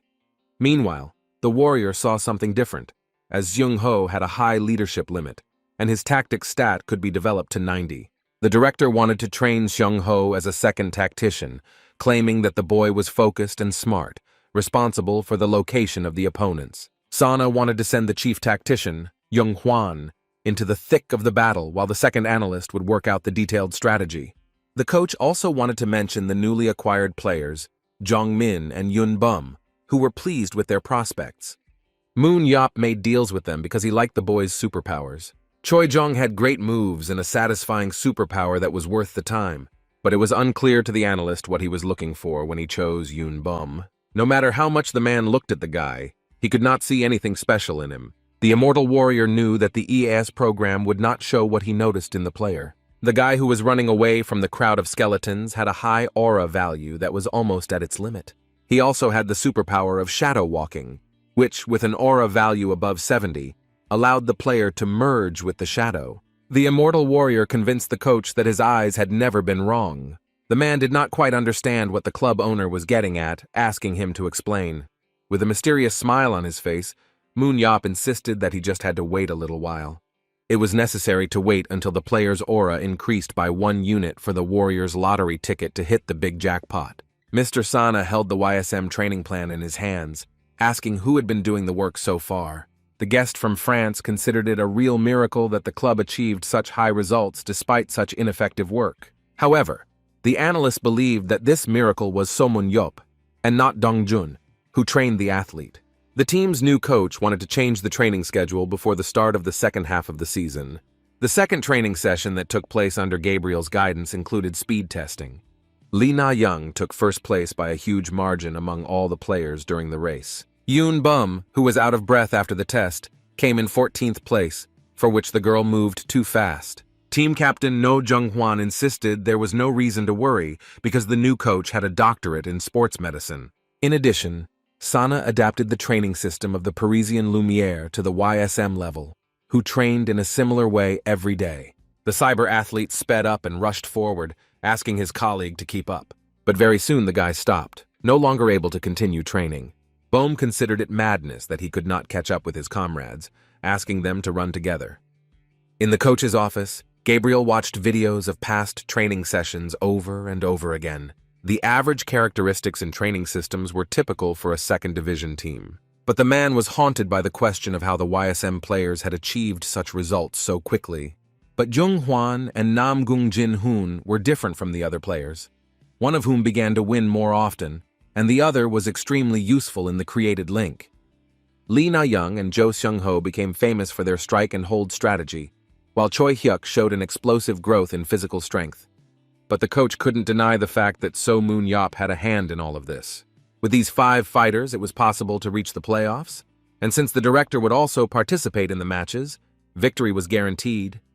However, there were some questions that remained unanswered for the analyst. It was unclear to the man what the point of Choi Hyuk's change of position was, since there was no particular difference for the athlete. Gabriel wondered why the club owner wanted to make the boy an attacking player. Suddenly, an idea popped into San's head, which he immediately decided to test. The damage that the enemy dealt was different from the damage that the guy received in the end. The results of the analysis revealed a superpower of increased physical endurance. The man couldn't believe that the director knew about Heck's other passive ability, and therefore placed him in a new position. Yun Bum sat on the street and was sad, repeating over and over again that he had overestimated his abilities. Suddenly, the director of the club approached the guy and scared him with his visit. Moon Yop asked not to address him with anything formal and to gush with respect and joy when seeing him. With a smile never leaving his face, the immortal warrior asked the athlete to share what was troubling him so much. With annoyance in his voice, Bom stated that he had the worst skills on the team. The guy kept saying that Jong Min, who was a year younger than him, had already taken the central position, and he himself could not keep up with the pace of training. The director reported that unlike Yun, his colleague had innate talent, which only worsened the athlete's already deplorable condition. Moon Yop took the guy because of his superpower, but even though the player could increase his speed by merging with the shadow, he could not catch up with Na-yeon. The savior insisted that the athlete's superpowers developed in accordance with the proposed efforts. When asked about the guarantee, the warrior replied that there was none, since they had argued with the guy who thought that for the director, his life was a joke. The owner of the club reminded that if the plan fails, the guy will receive 300 million, and such money was not earned in an easy way. Yun Bum sincerely apologized, but it wasn't enough for his boss. Seeing that the situation was dire, Moon Yop dragged the boy along with him in order to rectify the situation. Gasping for breath from fatigue, the cyber sportsman asked why they went to the mountains, and without any preliminary preparation, the savior wanted to change the guy's thinking, asking him whether he wanted to spend 2 years whining or to work hard and hit the jackpot. Bohm did not understand who would teach that the pursuit of success was more important than a modest and honest life, which only angered Eop. Convinced that he could teach something good, the savior prepared a special place where the athlete would pump up his aura. The aura became more active when the object was in a suitable place, and the hero of the nation himself began his journey far from the dungeons. And only when the warrior got there, he was able to feel like a necessary person. The savior began to utter insults that he had constantly heard as a child. The director of the orphanage did not stand on ceremony with the children and quite often beat his charges, not mincing words. But the manager hated Moon Yop more than anyone else, and the director's henchmen treated him in exactly the same way. The bullies beat the boy because he was too disobedient and did not listen to the orders of his elders. The story of the director's abusive childhood left Yun Bum confused and unsure of how to react. The immortal warrior walked on, but out of the corner of his eye he noticed that the athlete had frozen in place, indecisive. Putting his hand on the boy's head, Moon Yop said that everyone had their own emotional wounds. However, the director was convinced that the consequences of these wounds could be overcome. And he immediately said that since Bomb had been a loser from the cradle, they needed to get away from human eyes. The player could not ignore such a remark addressed to him, asking what he was supposed to do in that remote place. When the club members came to the huge cave, Eop explained that the athlete should have asked not about him, but about his superpower. Surprised by the rock, the athlete embarrassedly asked the boss what it all meant. Eop told Yunbum to stop mumbling and kicked him to the place where he would be training. When asked why he did this, the savior claimed that the player had a pessimistic view of the world, so the cave was perfect for him.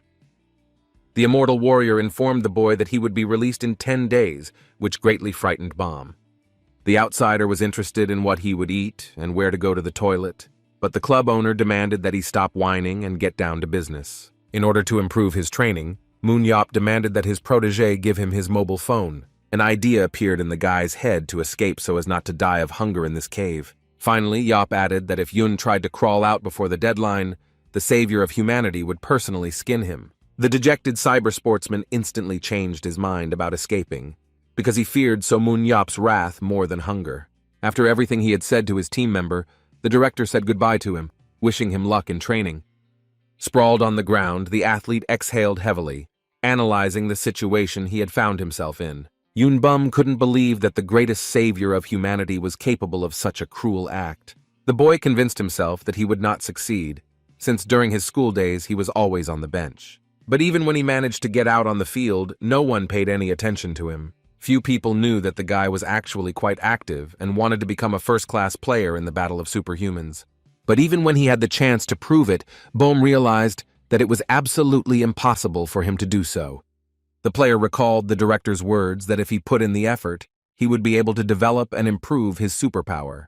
Remembering this speech of Eop, the guy was struck as if by lightning and instantly rose from the cold ground. He thought about the fact that the strongest Superman in the world said that this was possible. Casting aside doubts and uncertainty, the athlete decided to focus on the flow of his aura. Being completely immersed in meditation, Bohm did not notice how the thing left by the director was shining in the sun. After 10 days, Moon Yop watched as his lottery ticket left the cave in the rock. The director watched in awe as the boy emerged, ready to apply the special look. And when the player showed up, the savior was pleased that his plan had worked, and the athlete had pumped up his aura to 70. When the club owner asked the team member if he was right, the athlete did not know what to answer. Yoon Bum was surprised to learn that Moon Yop had been watching him all this time and had not abandoned him to his fate. From the CCTV camera, the director reported that there was still time to master the new superpower before the start of the matches. And according to the savior, in the very first match, the underdog will be able to attract everyone's attention. There was exactly a month left before the start of the second half of the season when the director and the player returned to the club. Gabriel's advisor informed the savior that the coach was forming a subgroup for the second half of the season. As he passed by, the owner of YSM mysteriously told Dongjun that he wanted to introduce a new protagonist. As the couple passed by the manager's office, they heard how they refused to transfer Lena Young to another club. The warrior asked why the managers were so upset, and it turned out that many teams wanted to take Lena Young. In addition to various teams from overseas, one Arab team offered $5 million for the duo of Lee Na-young and Jo Seung-ho. The director replied that the buyers were simply crazy, because he did not want to sell these players for such a pittance. Yeop was only willing to sell Na-yeon, which Gabriel agreed with, since players like Ho were of real value to the team. The guy grasped everything on the fly, showed excellent results, and understood superpowers well and how to use them. The coach was sure that if he added the director, they would create a deadly tandem, considering Eop's unconventional decisions in battle. The warrior was willing to take such a step, as he had already come up with several tactics involving Seung-ho. The analyst said that the player will be able to analyze Daniel Mansky for superpowers. The sportsman was the best in the world in the support position, which, together with Nathan Bernard and Ron Mayer, made him one of the strongest players. The guy was from the German team Berlin Lightning, coached by Emre Kasa. The savior of humanity remembered his old acquaintance, who tirelessly repeated that he could not let things slide. In the past, Emre scolded the guy for showing up with a bottle before clearing the last dungeon. The Superman didn't please Eop back then, and he considered him a real bore. If the director wasn't particularly interested in the acquaintance, then it was interesting to see how Gabriel could help him with the player on his team. The savior wanted to change the list of key players and then deal with everything else. Looking at Yoon Bum, the man said that the guy had not been of much interest until recently. The club owner insisted that what was in front of the coach was their lottery ticket. The month quickly passed, and the first match of the second half of the season, which everyone had been waiting for so long, arrived. In this match, YSM was supposed to face the GT Knights, who had previously smashed the former Outlaws to smithereens. Commentators of the event were surprised that each time the main lineup of the Immortal Warriors team changed, introducing a new athlete, Yoon Bum. Seo Moon Yap personally selected this guy for the match, which further fueled the interest in this game. A few minutes before the match, the director informed Seung Ho and Yoon Bum that the match was an opportunity for the players to show a new side of themselves. The team's coach named 5 key players who were the perfect combination for the battle. If no surprises arise during the match, the main 5 will advance together. Gabriel Sana entrusted the command of this subgroup to Jo Seung Ho, who thanked him for the trust placed in him. Moon Yap, in turn, explained to Yoon Bum that he did not demand much from him, since this was his first game. All the director demanded from the debutant was to take care of their opponents. The longtime rivals were set to battle it out in this match in a dungeon called the Upside-Down Forest. In the center of the cave was a monster in the form of a Zardloon tree, which sucked out the player's aura with its vine. But some said that in fact there was not one tree, but simply several Zardluns with a large amount of aura merged together. The GT Knights were divided into teams based on the 4-4-3 principle, which corresponded to the number of players in the subgroup. It was a good decision against YSM, who used a containment tactic, which in turn split into 2 groups. However, player Yoon Bum separated from the team members and began moving alone.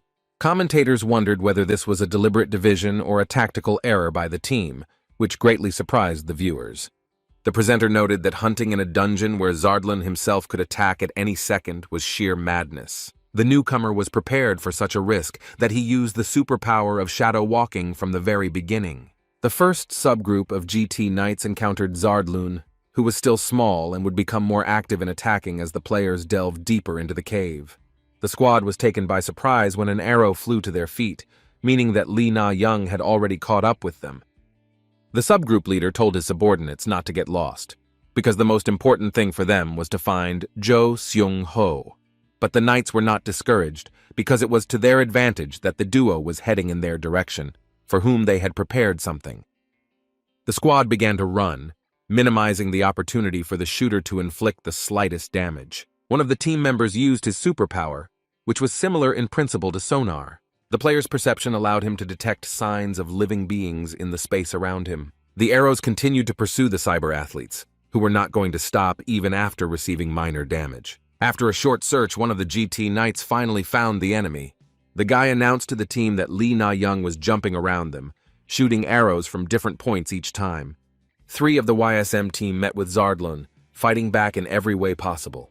But there was another player hiding behind a rock a kilometer away from the subgroup, who could have been Jo Seung Ho. With renewed vigor, the subgroup moved towards the lone player, hoping to even the odds in this round. The thief of Team Moon Yap was pleased because the first stage of their plan was successfully completed. The girl said that she was going to see a friend, who in turn decided to move towards her. The subgroup of opponents that found themselves near the guy told Seung Ho not to even think about hiding. The e-sportsman, instead of trying to escape, removed the mask from his face. The player turned out to be completely different from what the GT Knights team members expected to see. The guy using perception was surprised that it was Choi Hyuk in front of them. But the surprises didn't end there, and one of the YSM groups was already rushing to help their teammate. Sun Ho, who was being hunted by rivals, pretended the player who occupied the attacking position. The athlete used his teleportation skill to pass the weapon to his teammate. The very next second, Choi Hyuk was holding a sword in his hands, ready to fight the enemies. However, instead of rushing at the enemy squad, the guy reached for the backpack hanging on his back. After offering the enemy team the gift, the cyber athlete threw a backpack at them. Having fallen straight into the hands of the commander of this subgroup, the superhumans wondered what was inside him. As soon as one of the knights opened the backpack, he discovered that it was completely filled with small Zardloons. Team YSM gave the enemy Zardlun seeds, which grew quickly by absorbing the aura from the surrounding environment. Choi Hyuk's colleagues obtained seeds during a hunt and tightly packed them and sent them to him. It didn't take more than a few seconds for a giant tree to sprout from the backpack, terrifying the players. The sprouting vines tightly embraced the entire subgroup of GT Knights, immobilizing them. Unable to do anything, the trapped players became easy prey for Team YSM. The swooping athletes began to destroy their opponents, and Jin Hoon got his first kill, while Choi Hyuk got his second. The modest Cho Jong-min did not lag behind his comrades, and also finished off one of the knights. The third subgroup, consisting of 3 players, was shocked by the news that they had lost part of the team. The squad captain ordered his subordinates to stop hunting and regroup. But before the subgroup itself could carry out the order, one of the monster's branches reached out to them. Zardlin grabbed one of the team members tightly and held him upside down, pulling him towards himself. Due to the unforeseen situation, the chief ordered to save Sehyun first. Without waiting for reinforcements, the player single-handedly rushed at Zardlin despite his gigantic size. The GT Knight leader gripped the sword tightly with both hands before delivering a crushing blow. With a quick swing of his sword, the captain freed his subordinate, cutting off the monster's ornate vine. After a successful attack, the leader of the knights was ready to move on to regrouping his men. Turning around, the team captain saw his subordinate waving a sword in front of him. The guy was furious that while they were rushing, a player from his team was doing God knows what. The athlete decided to leave his colleague and first deal with the dungeon monster. Commentators noted how desperate and exciting the battle was for the GT Knights, who eventually captured Zardalan. The captain realized that they had lost quite a lot of time fighting the monster. Having dealt with the enemy, the leader turned to Jong Dae-woong, who stood rooted to the spot in the middle of the cave. The angry captain wanted to explain to his subordinate whether it was worth fighting with the air at such an important moment for the team. However, as soon as the player touched his comrade, he immediately began to crumble into pixels. The guy couldn't believe that another member of his team was killed, and by Yoon Bum. Upon hearing the announcement of his rival's murder, the leader began to worry as he saw no signs of YSM approaching. The confused GT Knights began to look around, not even realizing that Yoon Bum was approaching them. Carefully, the boy emerged from the shadows on the ground, ending up behind his rivals. While the enemy team member was wondering how this was possible, the enemy was already behind him. With one sharp blow of the blade, the cyber sportsman added a second kill to his collection. But the guy was unable to eliminate his opponent unnoticed, as the team captain saw him at the last second. The only surviving GT Knight couldn't believe that the guy had simply disappeared into the shadows. Looking around to find the enemy, the leader caught himself thinking that he had never seen anything like this before. Suddenly, the player felt the presence of a stranger, realizing that he was very close. When Yoon Bum left his hiding place, the team captain turned to look at him at that very moment. Knight GT managed to repel the enemy's surprise attack, interrupting the series of silent kills. In his mind, the YSM member praised the enemy for their quick reaction, deciding that he could no longer act thoughtlessly. The debutante panicked, wondering what he should do in this situation. When Moon Yup asked what would happen if the guy's surprise attack didn't work, the player replied that in that case, he would definitely be finished off. The director replied that the guy was kind of right, but at the same time very wrong. The athlete claimed that even if he put in the effort, it was unlikely that he would defeat an opponent who was much stronger than him. The immortal warrior became angry and kicked Bomb, telling him to listen to the end first. The savior claimed that the head was given to man not only to eat, but also to use it for its intended purpose. When asked what he should do, Eop advised the player to limit the enemy's variability of actions. When asked what the opponent would do when Yoon was hiding in the shadows, the guy replied that he would probably go where there was less shadow. The owner of the club confirmed the athlete's guess, because most of the opponents will think exactly in this way. Such circumstances force a quick decision, which means that the initiative will be in the hands of Bohm, giving the opportunity for a surprise attack. For this purpose, Moon Yup gave his ward a crossbow with a dagger, even though the boy liked long swords. Because the player didn't have the same control as Jin Hoon, it was better for him to use a weapon that was easy to handle. Emerging from the shadows with a crossbow in his hands, the guy remembered that such a weapon was easier to control. The position the guy was originally in made him an excellent fighter, who was good at both shooting and close combat. The debutante fired several arrows at the enemy in the hope that at least one would reach him. The arrows reached their target, but every single one of them hit the team captain's shield. After a volley of arrows were fired, Yoon Bum used his super strength to hide from the enemy in the shadows. Since the crossbow proved useless, emerging behind the athlete, the debutante decided to close the distance and use a knife. Watching the desperate battle, Eop thought that it would be difficult for the boy to gain an advantage in the first one-on-one battle. But when it seemed that all efforts were in vain, this was not a reason to give up, because an opportunity would arise to change the layout. And at that very second, Bomb rushed at the captain of the enemy team with "I'm thinking about reducing variability." The opponent did not wait for his death and counterattacked the brave guy. But Yun was so deep in thought that he didn't notice the stone underneath, feet over which he eventually tripped. The cyber athlete began to circle in the air, unable to do anything.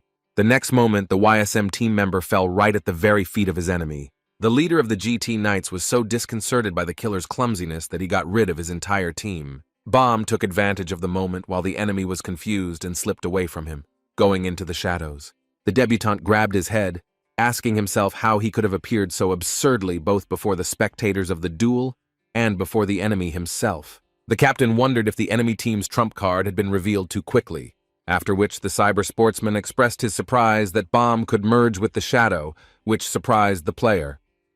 Looking around, the last of the surviving knights decided that his opponent was completely at a loss, and the player immediately realized that he had a chance to take advantage of the situation. The remaining members of the GT Knight subgroup fought tooth and nail against the YSM group.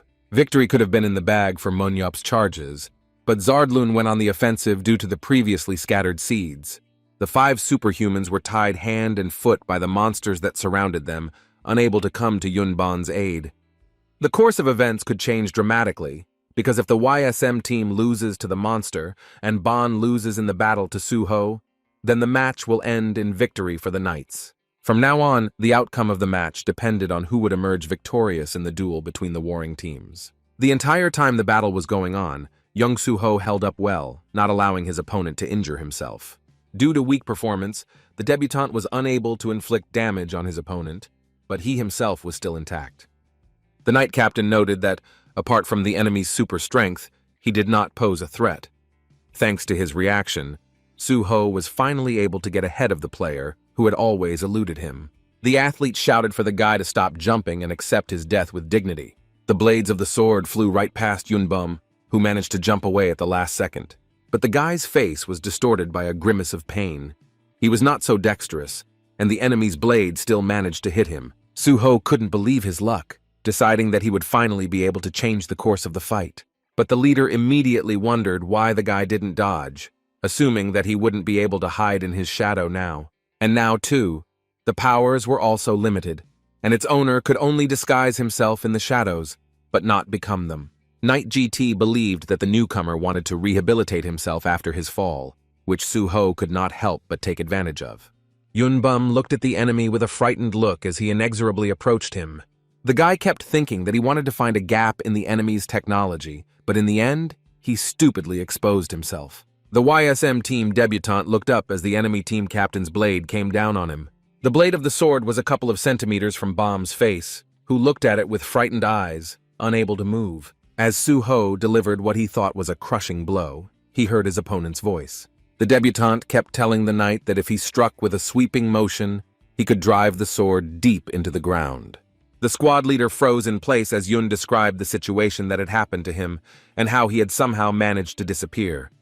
And the very next moment the newcomer appeared behind the enemy, thanking him for taking the bait. John Suho couldn't believe he had been fooled so easily, cursing himself for her celebration of his victories. As he lowered his blade towards his opponent, Bomb deliberately did not completely hide in the shadows, maintaining his aura. At the last moment, the guy asked the captain if he had thought about the fact that the entire location was a continuous shadow due to the inverted forest. Having slipped past his opponent, the boy pierced him with his blade, putting an end to this duel.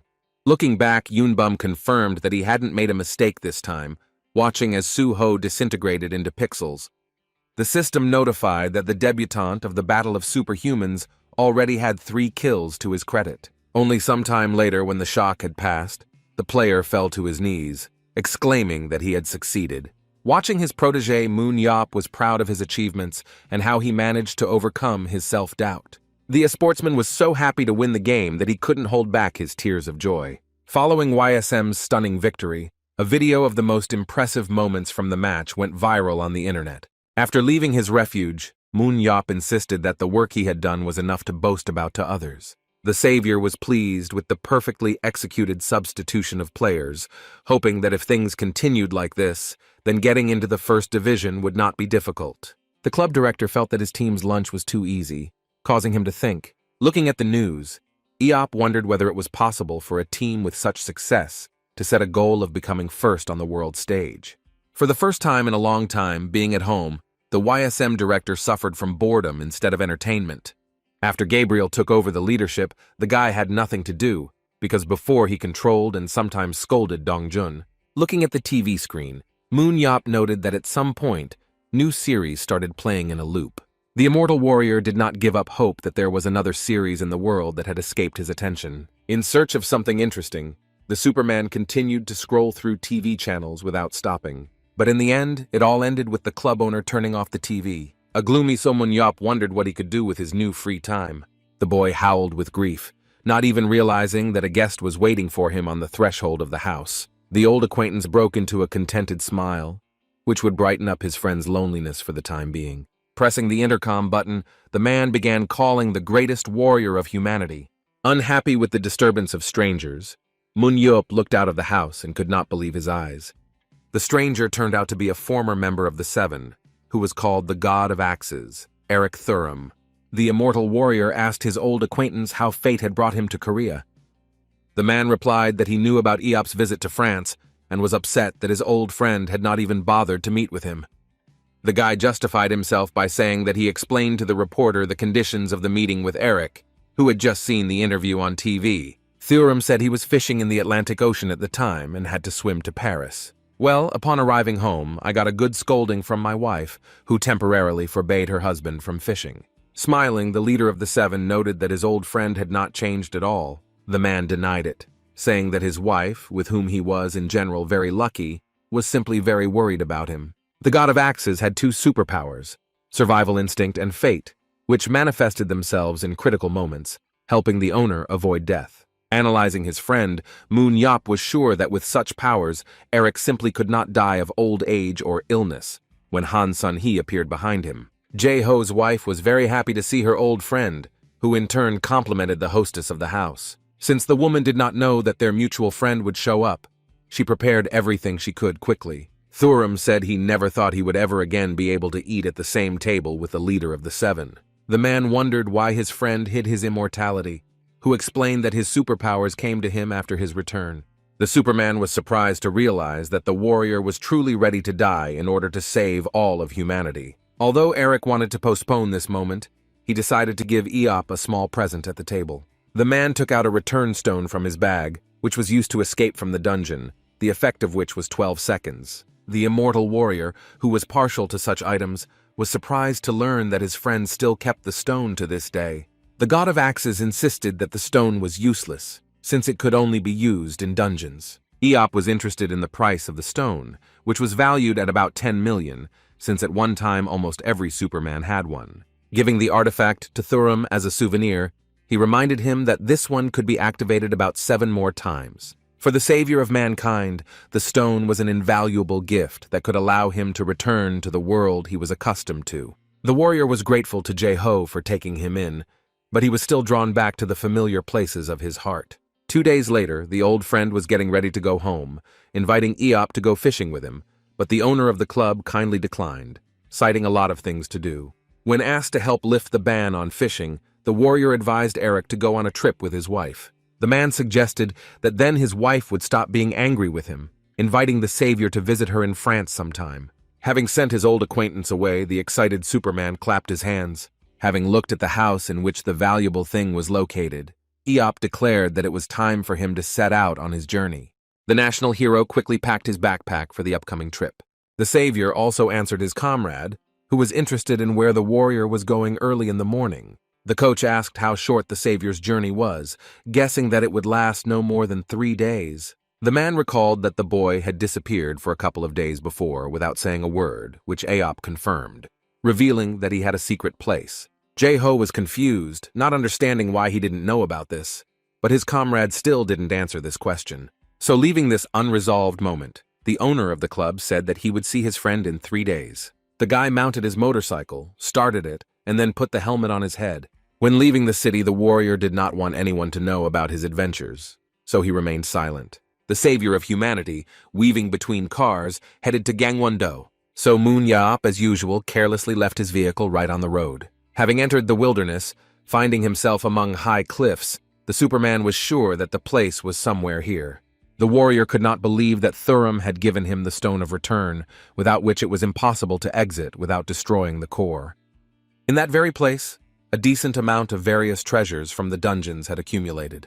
By visiting the coveted place, the club owner could collect old capital for the winter transfer. Taking a stance, the immortal warrior prepared to climb the steep cliffs. When Moon-Yap flared up with an aura, its flames could be seen even from the highest points. In 1 second, the guy jumped so high that he instantly climbed one of the steep slopes. And then, like a circus flea, he continued his ascent with incredible speed. The Superman landed at the designated place, leaving a strong dent in the solid rock. Anticipating the imminent dive, a satisfied grin appeared on the guy's face. The savior found himself in front of a huge stone, which was tightly adjacent to an equally huge rock. The cave had not received any sunlight for a long time and had remained closed for more than 17 years.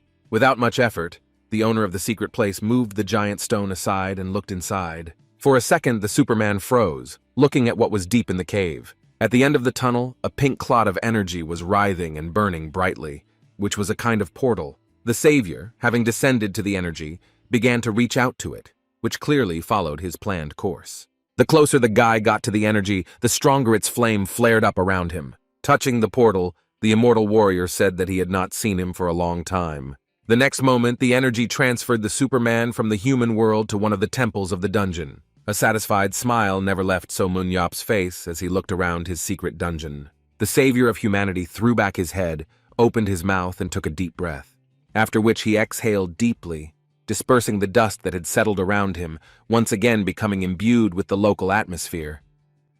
Without knowing why, when a warrior entered the dungeon, his body seemed to be renewed at once. After Eop returned from the last one, he felt pretty good. But only after returning did he feel at the peak of his powers. After capturing, without destroying the core and using the return stone to exit, it was possible to create a ghost dungeon. As he climbed the stairs, the immortal warrior was happy when he again smelled the scent of these places that he liked. Having got out of the basement, the guy found himself near a giant building, which could be reached via a bridge located over an abyss. Only the dungeon made So Moon-Yap feel alive, so much so that he wanted to clear it out again every time he returned. Collapsing to the floor, the Superman insisted that if he went back in time, he would do the same thing, because he really missed the old sensations. Moon-Yap was convinced that he should have died in that dungeon, and then his life would have ended as it should have. One evening, a young boy was told a secret that man was unable to defeat the creatures from the dungeon. The man told the young man that he had never descended into any of them, and therefore did not know that superhumans with great experience could sense this in their guts. It was for this reason that the warrior made every effort to properly train the newly awakened Superman. The man wanted to support such people and increase their hope a little, but young Eop didn't care. He claimed that he was only interested in the dungeons, which is why he was standing in front of his teacher at that moment. The immortal warrior did not understand why, after the perfect ending of his life, he came back to life in the old world. Having seen many battles and killed hundreds of monsters, the savior clearly understood that peacetime was not for him. When Eric spoke about the dungeons again, it was as if Moon-Yap had returned to the past, naively believing that he could adapt to the new world. The savior of humanity was disappointed that even the demonic scum he sensed in France did not appear. Having risen to his feet, the owner of the club decided that at that moment, he had simply imagined something. But as soon as the Superman declared this, a strange noise was heard throughout the huge dungeon. This unexpectedness made the guy's insides go cold, because he was supposed to be here alone. Then So Moon-Yap began to think out loud that the inside of the dungeon should have been empty since it had already been cleared out. Supposing that another superhuman had found the secret place, the guy dismissed this idea, since the stone showed that it had recently been moved. In that case, there was only one explanation left as to why the hero's heart began to beat faster. It will be difficult for the immortal warrior, since he did not bring any equipment with him. But the spear given to him by the Moro brothers was always at hand, which was put into action. With a mad gleam in his eyes, the savior ordered the enemy to immediately show himself and fight him. But no one showed up, and Moon-Yap stood waiting for the monster for some time. Peering into the impenetrable darkness of the far corners of the dungeon, the guy decided that he had simply imagined it. Immediately debunking this theory, the Superman felt a strong flow of aura. Turning around, the warrior became wary when the trail appeared again, leading him into the building opposite. Because there was only one way to the other side, the hero could have more problems during the crossing. So ManhwaCapped was not one to be afraid of difficulties, and he found this state of affairs to be cheerful. Throwing off his backpack so as not to be burdened with extra ballast, the guy rushed along the trail. Before the dungeon was sealed, a demon synthesized other monsters in the laboratory here. In special chambers were kept creatures that were bred by a monstrous breeder. The guy, after clearing the dungeon, left the core untouched and made a warehouse out of it for various treasures and trophies. Rushing across the bridge, ManhwaCapped tried to remember what was in his cache, into which he threw everything. The immortal warrior had covered half the distance, above which a bottomless abyss opened up. From the continuous shuffling sound, the rescuer realized that the enemy was exactly where he was heading. The Superman had two versions. Either the monster crawled on the ground like a snake, or it was a plant. So ManhwaCapped was pleased that he at least had a rough idea of what he was dealing with. The boy's aura flared, and he demanded that his opponent appear before him. But instead of the enemy himself, a tentacle axis appeared in front of ManhwaCapped, which was part of the monster. With a deft movement, the savior jumped to the side, thereby dodging the attack. The immortal warrior landed near the very spot where the blow was made, which made a large hole in the bridge. Not a muscle moved on the Superman's face at the sight of his opponent. The monster turned out to be Zardalun, against whom the ManhwaCapped team recently fought in the last match. The monster's indicators were far from maximum, and it showed its vulnerable spot when it was nervous or swallowed the caught prey. The guy found it funny to see a creature he knew, which he could easily handle on his own. It was obvious to the savior that Zardalun's presence was felt everywhere, given his size. This monster looked like something like an agricultural crop. The creature absorbed everything that came its way, and then extracted the aura and accumulated it in its body. If a person grows such a flower, then with its help he will be able to absorb aura, from which it turned out that someone left seeds in the dungeon. The guy remembered meeting such a monster, but he carefully examined the location after the raid, destroying every single seed. ManhwaCapped doubted himself, because during the hunt he had no equal in the whole wide world. If the Zardaluns were not destroyed, they would begin to absorb surrounding things and grow to enormous sizes. Finding and destroying seeds was the main principle of the cleansing. And if the warrior actually made a mistake, he was in no mood for fun. A row of the monster's tree-like tentacles were directed towards the Superman. Zardalun opened his mouth in anticipation of enjoying his next trophy. No matter how close the monster's vines were, the savior of humanity remained standing in that very place. ManhwaCapped skillfully repelled each of the monster's attacks, not giving it a chance to touch him with its limbs. Using a stronger version of the throw, the immortal warrior swung his spear with all his might. Tearing apart space with streams of air, the weapon flew straight into the giant head of the root vegetable. The powerful throw produced a powerful blow, which significantly weakened the opponent. The next moment, the Superman, having left the bridge, was already hovering over the wounded monster. With his hand out in front of him, the savior waited for the moment when the spear would return to him. The enhancement worked as it should, and a weapon that emitted a strong aura came out of Zardalun's body. The Superman, having regained his spear, was ready for the decisive blow of this battle. The warrior put all his strength and anger into the blow, and his veins bulged from the strain. So ManhwaCapped threw his spear with all his might at the monster that was still right below him. After which, in flight, he caught up with him, and grabbing him with both hands along with the weapon, rushed at the enemy. Despite the fact that the throw was already enhanced by superpower, the savior tried to put maximum effort into it. The spear pierced Zardalun's body, creating a powerful explosion where the weapon hit. Having lost half of its body, the creature collapsed to the ground, and its attacker escaped in time. Once on the bridge, ManhwaCapped was able to breathe a sigh of relief when the monster was dealt with. The guy didn't mind the demon leaving this place, leaving behind the seeds of Zardalun. 17 years have passed since the last dungeon was closed, and the demon civilization has been destroyed. However, those who created such terrible monsters could not die an easy death, and perhaps some of the demons still remained. The Superman was filled with hope that there was at least some part left that was planning the battle in the human world. At least an hour had passed since Zardalun was killed, during which time Eop had been busy cleaning up. With his boot, the immortal warrior crushed another seed left by the monster. Having finished the last of the possible ones, The guy took one seed with him with a fight, but just in case. Looking at the small monster, Eop threatened it not to even think about growing as long as he carried it with him. For as far as hunting was concerned, the Superman was impeccable, but his doubts about his guilt in what had happened began to grow stronger. To find out whether this was true or not, the immortal warrior decided to look around first. Looking into the destroyed rooms, the guy found them completely empty. The monster ate everything he had saved up over the years while hunting, hoping to sell something and make a good profit from it. Looking around, the boy remembered that there was another room that Zardloon would never be able to open. Behind the huge doors was the sarcophagus room, where the core of the dungeon was kept. Manhwa tried to remember what he had left in that difficult-to-get-into cave, assuming that these things might have been magic stones. After checking the magic seal, the immortal warrior confirmed that it was in perfect order. The Superman placed his palms on the massive doors, causing the seal on them to be immediately removed. As it was with the boulder and the entrance to the cave, the savior opening the doors let the light into the sarcophagus. However, the guy was very surprised when he found in the room only a huge sphere that was securely chained. Looking at her, Manhwa couldn't believe that only the core of the dungeon remained, and everything else had disappeared. All the magic stones somehow evaporated, but Zardloon could not get to this place. If for an ordinary person such stones were a trinket, then for demons they were akin to oil or coal. While pondering the possibility that demons might have been involved in this matter, the savior finally discovered something. It is unclear how, but his spear ended up in the sarcophagus room assembled. Looking at it, the boy was convinced that it was the very weapon he had received from the Moreau brothers. Eop quickly found the only explanation for this strange fact, remembering his pursuit in France.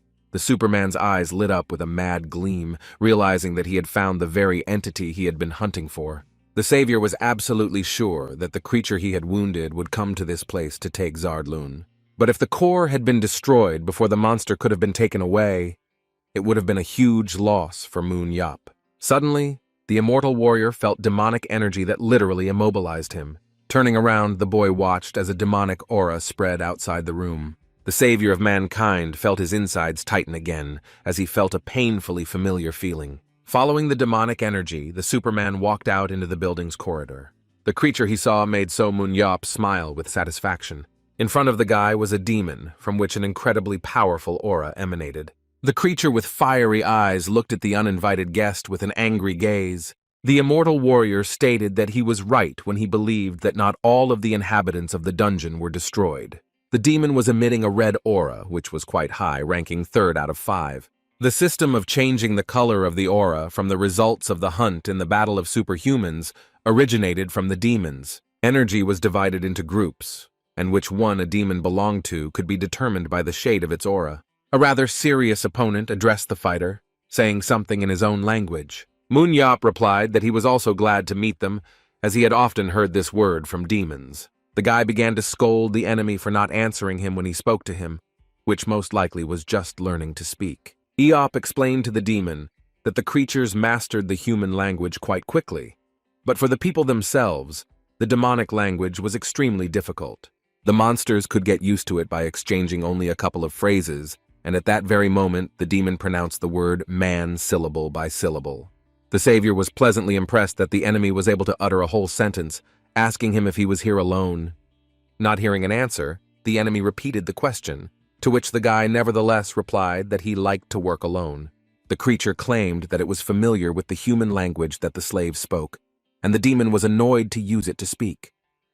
Such a bold and daring statement from the enemy only provoked the immortal warrior. With a wild look, the Superman asked what it was like to speak the language of the lower ones who had destroyed the demon civilization. The question asked by the guest caused the demon to experience a fit of rage and anger, which he was unable to control. The hellish creature replied that if people had not hidden in the shrine like rats, this would never have happened. By the shrine, the demon meant the last dungeon that was cleared by the savior of humanity. While the creature was indignant that people had applied such a term to their shrine, a warrior's spear was rushing towards it at that moment. Only by some miracle did the enemy manage to retreat at the last moment, and the weapon sank into the stone floor. Almost getting hit, the 3rd-level demon became even more embittered towards the man. Manhwa, seeing how nervous his opponent was, asked him if he knew that the monsters were their prey. With eyes blazing with rage and malice, The demon asked the warrior to repeat the words he had spoken. Then the guy said that with a successful hunt, a person could gain wealth and fame, so killing the creatures brought pleasure to the fighters.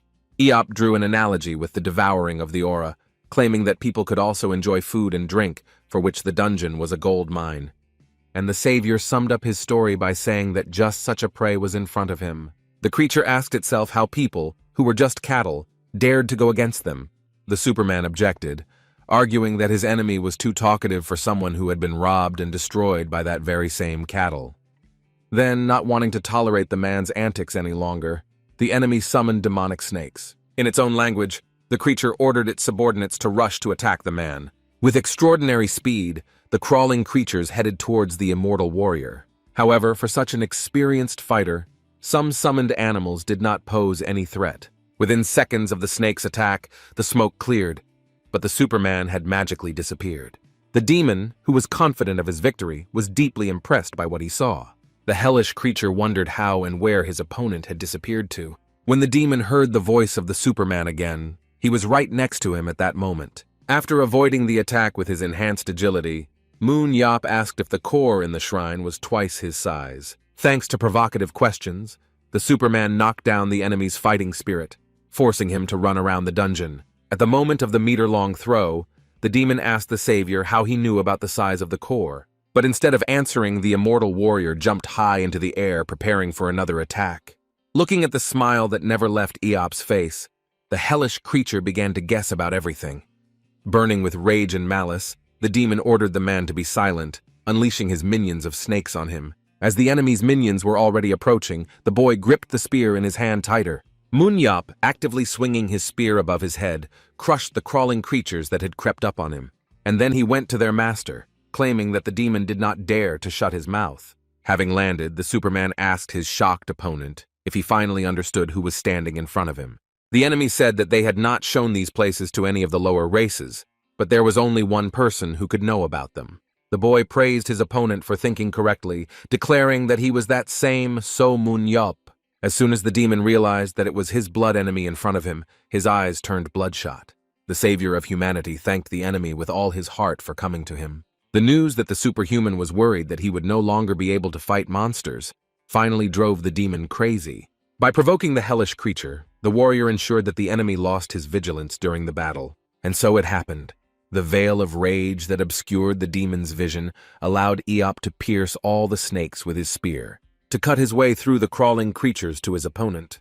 The tip of the spear was extremely close to the demon, who no longer had the strength to resist the man. So Munyap threw his spear at the enemy, smashing it into the wall behind him. Leaving a giant mark from the blow, the demon slid to the floor with a spear sticking out of his chest. Looking at the defeated enemy, the warrior was somewhat disappointed with him, not thinking that it would be so easy. Realizing that it only took one throw, the guy was disappointed that the meeting ended so quickly. Eop knew that the demon would not die so easily because he had upgraded his body and would remain alive until he used up all his aura.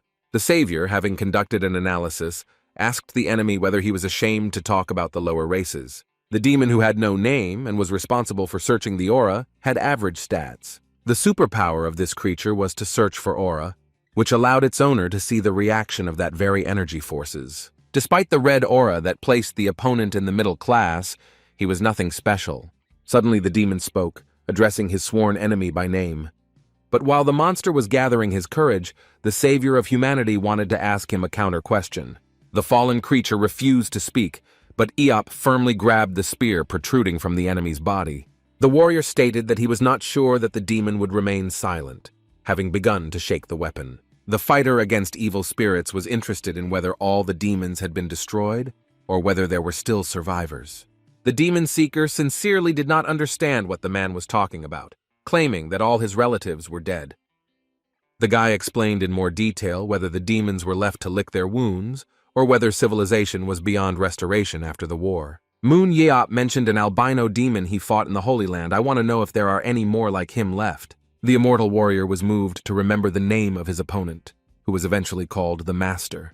The wounded man replied that the man was too arrogant because the demon race was alive. The search insisted that they were in the Great Order, following the original light, despite the death of the Master. The Superman guessed from the enemy's story that he was going to blow himself up. The demon's eyes began to glow brightly, and he himself kept talking about the original light, telling about the prophet who would lead the monsters to the land where the light falls. The building was filled with a bright light, where the demon continued to scream about the primordial light, calling for it to illuminate the way for his race, after which the hellish creature could no longer speak, as a blinding flash began to burst out from all of its openings. More than half of the building was destroyed by a gigantic beam of light that was summoned by Eop's enemy. When the light faded, all that was left of the demon, lying in the smoke from the explosion, was a charred body, devoid of limbs. Having come to her senses, the half-dead creature opened her eyes, wanting to check whether she had managed to get rid of the person. But when the enemy looked ahead, he saw a shining figure, mistaking it for a prophet. Reaching out to the bright light of the aura, the demon asked the prophet to lead him to the land where the light would fall. The monster was shocked when he heard that the prophet told him to quickly depart to the next world. Standing before him, So Moon-yup, who had strengthened his immortality, ordered the enemy to quickly give up the ghost. The bloody and charred body of the demon froze forever, with the phrase about the prophet remaining on his lips. Having returned to his previous form, the savior was glad that the demon, having recognized him as a tough nut to crack, had finally died. Shaking himself off, the Superman claimed that he too was in some way a prophet. Luckily, the boy didn't have to look for cover when the demons blew themselves up. And all because the savior of mankind, in his humble opinion, was the greatest man in the entire universe. After some time, the warrior left the dungeon, returning back to the human world. Moon-yup complained that when he finally decided to visit the dungeon to relax, there were some adventures there too. Remembering the events that had happened recently, the words about prophets and spiritual awakening stuck in the guy's head. The savior wondered if this was something new, or if the demons had simply updated their repertoire, since he had not heard it before. But after digging into the depths of his memory, Eop remembered that during the raids, the Seven also talked about some kind of prophecy. The Superman asked himself why, if something like the original light existed, the demons did not know that they would lose the decisive battle. The warrior believed that even if the prophet did appear, it would still be extremely difficult for a demon to be reborn. The return stones from the last dungeon have stopped appearing, and according to researchers, it was built more than 10,000 years ago. The core of the dungeon was a kind of mechanism that accumulated power from all over the world, and in theory, the demons one day lost control of it.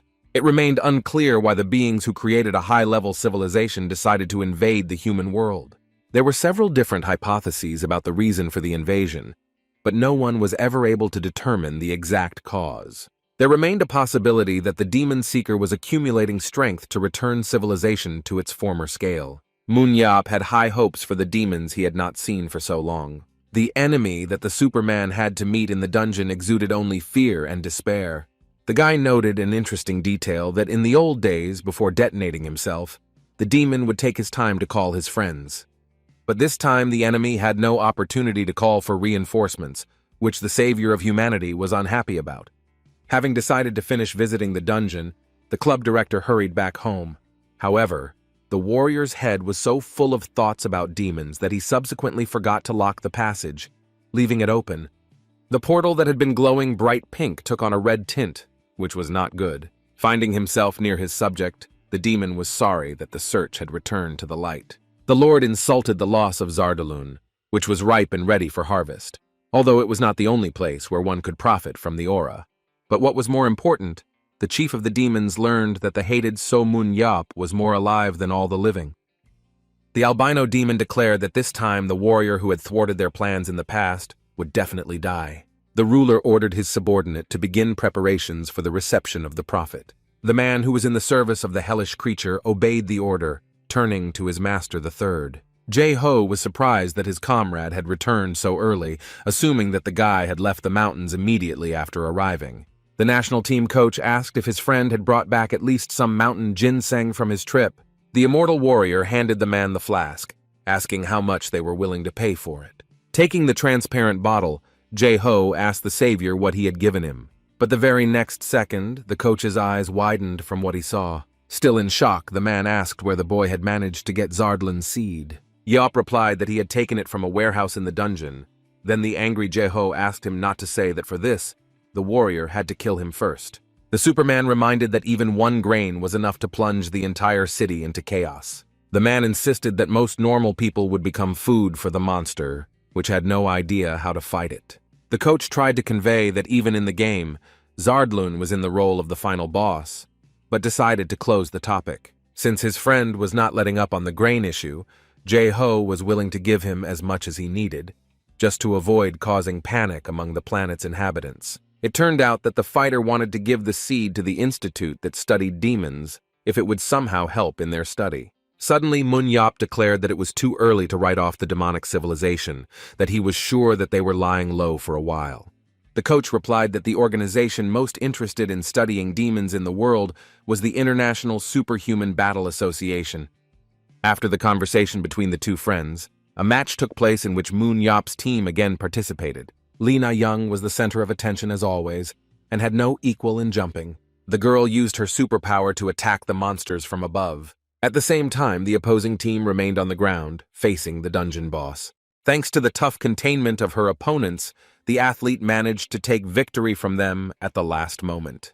The thief did her job perfectly, taking points when she finished off the monsters. The enemy team was indignant that Nayeon's moves had snatched victory from under their noses. The player asked if the girl could stand still for at least a second, for which she apologized profusely. Jumping from place to place, the joyful thief egged on the members of the enemy team. The esports players were almost bursting with anger, having to play catch-up instead of a normal battle. As the club director used to say, the girl had an excellent talent for irritating those around her. Nayoung's rivals called her a flea, but she took it not as an insult, but as a compliment. Having managed to escape yet another chase, the athlete also received enthusiastic comments from the match hosts. Watching the battle from the VIP box, Moon Yap was proud of his team's work in the arena. The savior of humanity decided to check the girl with an analytical look. Almost all of the cyber sportswoman's indicators reached their maximum, although her leadership was extremely weak. If you raise her leadership and speed to the maximum, then EOP could sell her to another club for a decent amount, which in speed almost caught up with Nathan from Lumiere. Recently, the girl became the star of the YSM club, and more than half of the fans came to see only her. So the warrior was still in doubt about the transfer, but the viewers also had another favorite. The fans liked the newcomer Yoon Bum, who turned out to be too dull for the club owner. Having adapted to his superpower, the guy did not put up such a spectacular fight as in his debut game. Because the guy often went into the shadows, he was not particularly visible, and did not arouse much interest among the audience. Meanwhile, players in other positions did an excellent job of fulfilling their responsibilities. After a hard-fought battle, the game ended with a score of 10-0 in favor of YSM. The commentators summed up the successful completion of the second set in favor of the Moon Yap team, which allowed the players to advance to the playoffs. The spectators in the stands were crazy about this news, most of whom were rooting for YSM. The savior was surprised when he found the national team coach at the regional competition. The man said the International Association had asked for Zardlun's seed, which would take them several weeks. The boy was skeptical about this news, but his friend insisted that as long as EOP was with him, there was nothing to worry about. Jae-ho thought his friend was joking when he bought a team that went from last place in the second division to the playoffs in just 1 year. In addition, the number of fans and ticket sales increased dramatically, not to mention the number of views of the video on the internet. The national team coach asked whether Moon Yap realized that the team's future opponents would be an order of magnitude higher than their current ones. It remained a mystery whether YSM could win with the small number of players they had. For the immortal warrior, the answer was obvious, and without hesitation he stated that his subordinates would not have any problems with this. Jae-ho was embarrassed that his friend answered without thinking because they could come up with measures against his team's tactics and easily win. When his comrade asked if he had any other tricks up his sleeve, EOP asked to watch an interview with the team coach. The reporter asked Gabriel San how he plans to prepare for the playoffs. When the microphone was pointed at the coach, the man hesitated slightly before answering. However, in the end, he said that they had no reason to worry, because he believed that the Champions Cup was already in their hands. Gabriel said the club's director made him a promise before he took over as coach. The analyst sympathized with YSM's rivals, since So Moon Yap himself was supposed to play for his team 3 times during the year. This news was a real shock for all the viewers who were watching the interview at that moment. Baek Jae-ho was just as surprised as the others, and he couldn't help but open his mouth when he heard San's statement. The immortal warrior's comrade turned to him, demanding to know what all this meant. Pleased with himself, Moon Yop could not find the right words to explain and said that it just happened that way. The next meeting at the club was rather strange, because a new player was introduced to the team. The guy stated that he had little experience in the battle of superhumans, asking the players to teach him everything. So Moon Yop, posing as a newcomer, asked the athletes to be understanding and lenient towards him. The warrior asked the players if they could be an example for him, and also if he would have the opportunity to trust them. The speech given by the club director was rather strange, which made the team feel awkward. Gabriel announced to those present that from now on, so Moon Yop would be playing with the team. The Star Union of players thought that as a player, the director would defeat any of them in a way that would be beyond their wildest dreams. Having finished introducing the team to the newcomer, the coach wanted to move on to the scheduled meeting. YSM's first opponent will be the third-place team, BC from Incheon. Seung-ho and Na-young made their debut in a match against these players, and therefore they were familiar with the containment strategy. Since then, BC have approached matches much more cautiously, especially if the opponent used similar tactics. Unlike the Iopa team, the opponents were looking for new players during the transfer, luring a guy from the youth league. The intense gaze did not allow one to see the indicators during the recording, so the savior watched the match involving Han Seung-yopam in advance. In addition to the average stats, the player had a pretty good superpower of tracking, which made it possible to track the location of 5 living objects. The new player claimed that the opponents openly stated that they took Han Seung only for the sake of the match with them. The coach insisted that, in addition to his performance, the young man's super strength posed a serious threat to their team. Han Seung-yop was only needed by the rivals to track Yunbum and Jo Seung. Thanks to his abilities, Seung-ho performed several important functions, but they worked at a certain distance. Meanwhile, Sun Aop had one superpower, but if he marked a person, he could immediately determine his location. Because the enemy team reacted much faster than YSM, the holding tactic no longer made sense. Seung-ho asked if that was why the director was participating in the upcoming match, and they were coming up with a new strategy together. But Coach San stated that the game would go on as usual, and that Na-young, Seung-ho, and Yun-bum would remain the leading players. Choi Jong-min, who covered Seung-ho during the match, was to be replaced by Moon Yop. Although they could continue their usual game of containment in this lineup, the guy was wary of whether the team should have used their trump card like that. The athlete was surprised when he heard that the director himself volunteered to participate in this position. The club owner said there was no need to panic as he wanted to try something during the fight. The question of who was the strongest superhuman in the world has always been a favorite topic of discussion. First of all, the top 3 were compared, namely Gerald Walker and Chi-Chi Lucas, who were the first candidates for the title of the strongest. Internet users from all over the world had heated debates, choosing the only one worthy of the title. And Korean users could only watch everything from the sidelines, watching various videos on this topic. 17 years ago, after the death of So Moon Yop, Baek Jae-ho retired and became a coach. For this reason, the Superman was not compared in the comments with other players who were in the top 3 in the world. However, everything changed radically when the greatest warrior who saved humanity returned back to the world of the living. There was no one stronger than Moon Yop, who, in addition to everything else, acquired the superpower of immortality. For a while, Korean users calmed down, but the savior of humanity didn't care. After the Superman entered the battle, he proved to everyone that he had no equal. A living legend and the savior of humanity, who achieved much during the war with demons, decided to enter the playing field once again.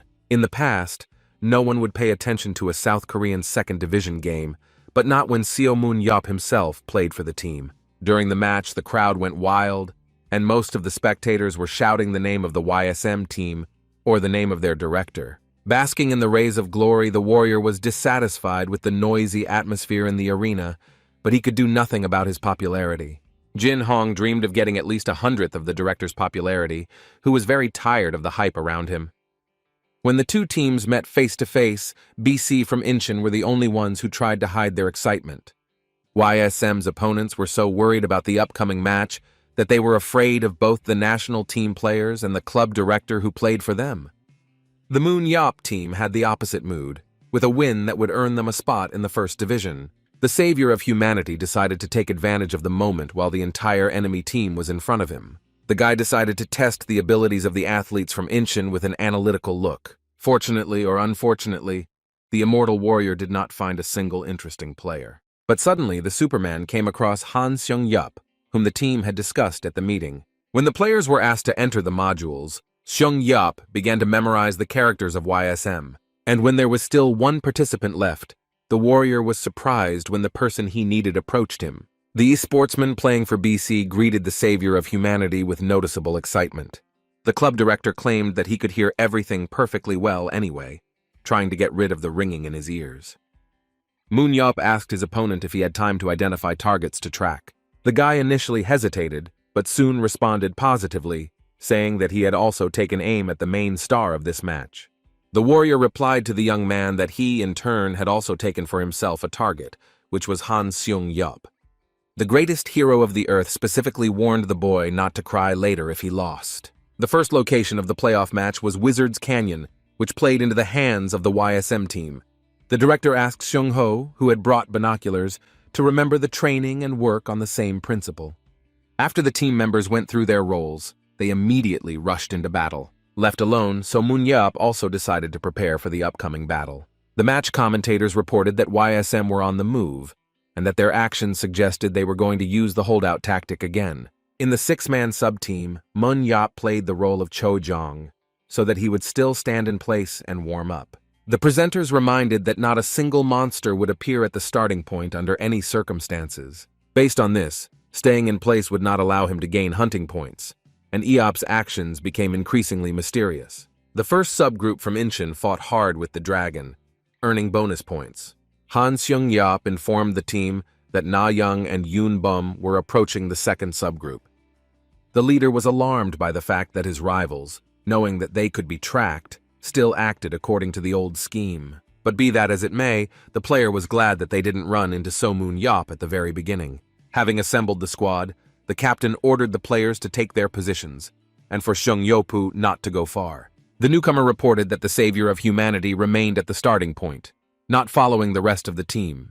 The leader of the squad was delighted with this coincidence, suggesting that they release the predators from the cage, having an excellent position. BC placed the subunits close together while YSM were far apart, not to mention So Moon-yup. The team captain asked his men to push harder to change the color of their aura from purple to white. The athlete commanded his subordinates to follow him, intending to clip the wings of the containment group. Players from Incheon decided to stall for time and engage in hunting in order to increase their chances against the Great Warrior. Hunting points allowed you to increase your stats, including your aura, and thanks to this, you could turn your advantage into advantage in any situation.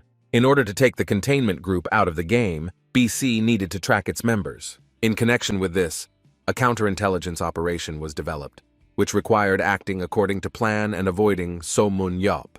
Just as the captain hinted that with this plan they could win the first set, the irreparable happened.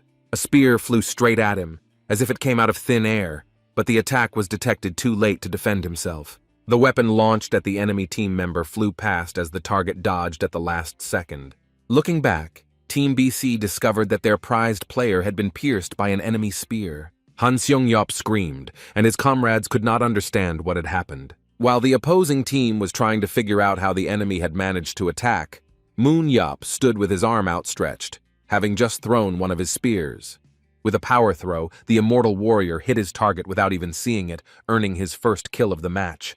The club director would not have been able to pull off such a trick without the help of Jo Seung-ho, for which he was grateful. While on one of the highest islands on the map, the player watched the boss through binoculars. The guy used visual telepathy, which allowed him to convey what he saw to another person.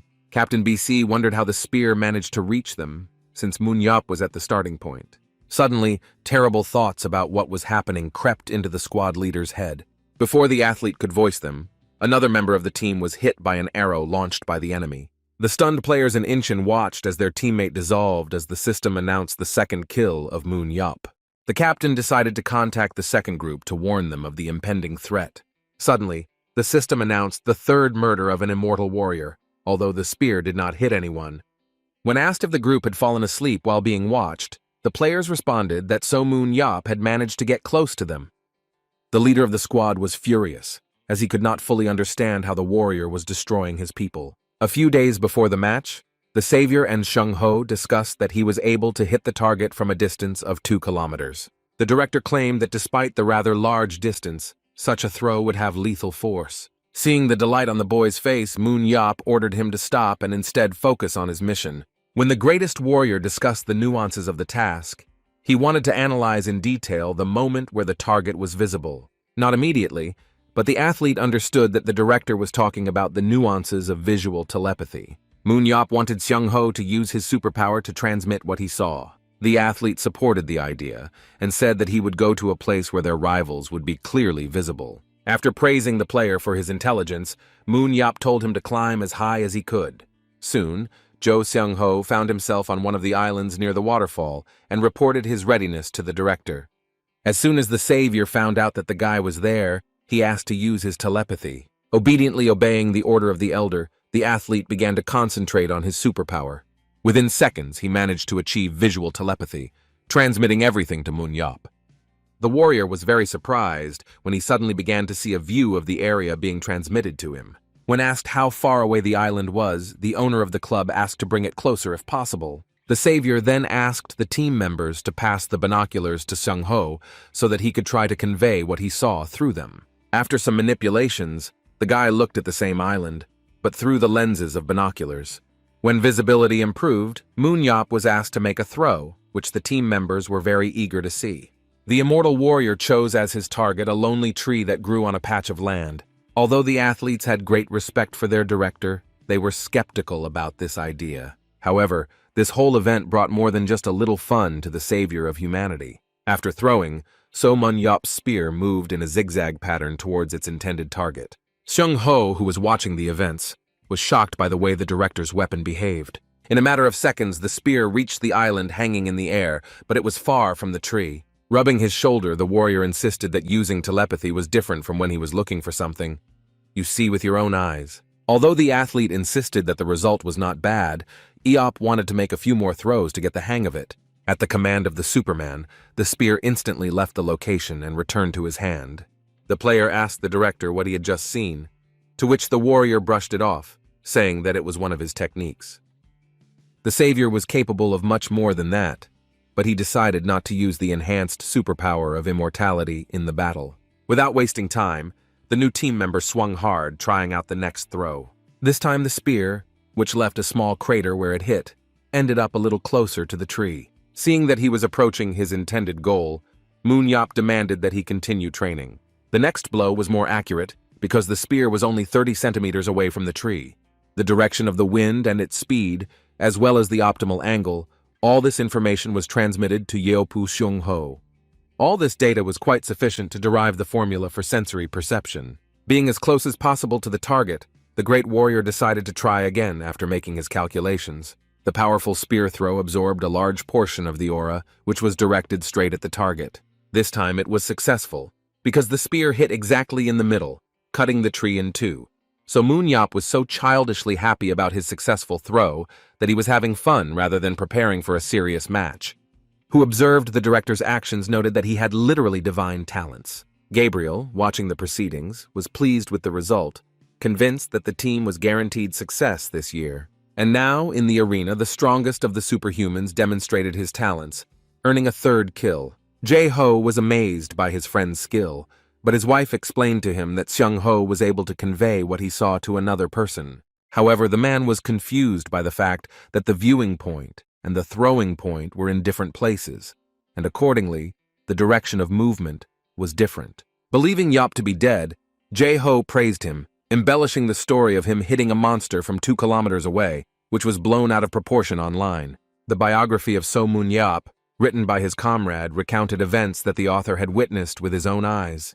The book contained many great feats accomplished by the hero, which readers considered fiction. Readers decided that Comrade Iopa was very impressed by what he saw and wrote a science fiction novel instead of a biography. Baek Jae-ho realized that he had never lied about his comrade's exploits, and that during the match he had proven the truth of his stories. However, there was something that even the coach found impossible to explain, namely the moment when Moon Yop managed to get his weapon back.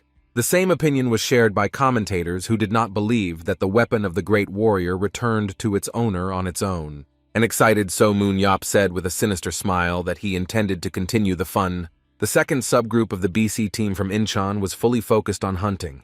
Captain Baek Kang-chul insisted that according to the information received by the first group, So Mun Yop Bil was from afar. And since the throwing force was reduced at such a distance, the enemy was targeting players with weak defense. Therefore, the squad leader ordered to continue to defend and stick to the original plan. The immortal warrior wondered how he could continue the hunt, knowing that a containment team was coming for him. The fighter threw spears around himself, which opened up in flight and stuck their points into the ground. While warming up his working hand, the guy considered his opponents to be too careless, that they had merely adjusted their strength. The YSM team director has already spotted the next target at which he will launch one of his copies. With lightning-fast movements, the Superman made 3 powerful throws in succession. The weapons, their tips glittering, rose high into the air to meet the monsters. The launched spears hit the dragons, earning their owner bonus points. The enemy team member was very impressed as she watched the monsters fall one after another. The girl couldn't believe that it was possible to hit someone from such a great distance. After a successful triple attack, each of the weapons launched by Eop, like an obedient dog, returned to its master. After which, the athlete performed the same trick over and over again, destroying his opponent's plans right before their eyes. The captain of the first squad began to panic, and ordered his men to regroup and come up with a new battle strategy. But there was absolutely no time for this, since it was necessary to fight off another attack from Moon Yup. The team's archer, just like her commander, almost became a victim of a powerful throw. Having fallen to the ground, the girl looked with frightened eyes at the weapon that had fallen near her. Their spear, stuck into the ground, was steaming, suggesting that such a blow would have been impossible to survive. During training, after successfully hitting the target, Yop called Yunbum over to him. The director asked to address him as an older brother, after which he got straight to the point. The warrior stated that his lottery ticket, named Yunbum, would work off his salary, and sometime later during the match, one of the YSM members began to appear from the cast shadow of the spear. Before the archer could respond, Yunbum, who had appeared in the shadows, pounced on her. The guy got his first kill of the game, eliminating another player from the opposing team. Moon Yop insisted that the enemy was so focused on him that he completely forgot about the other players, unable to calculate his actions a couple of steps ahead. The detachment led by Chung Hwan reported the completion of their work and was ready to return to the assembly point.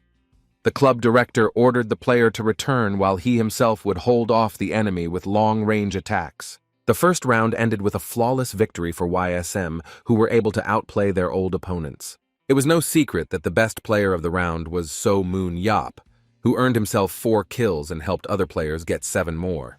Returning from the virtual world, the guy asked the audience to stop applauding.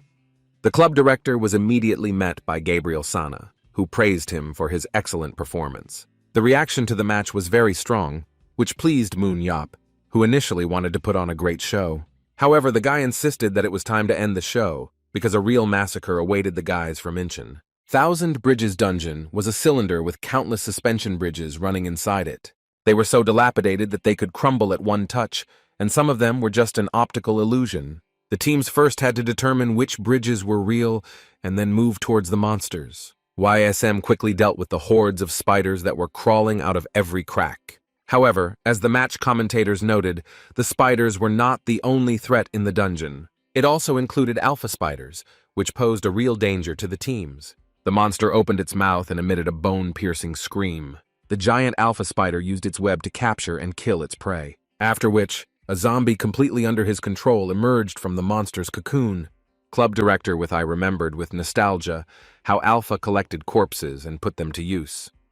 The warrior fondly recalled how during one of the raids a zombie emerged from a cocoon right in front of him.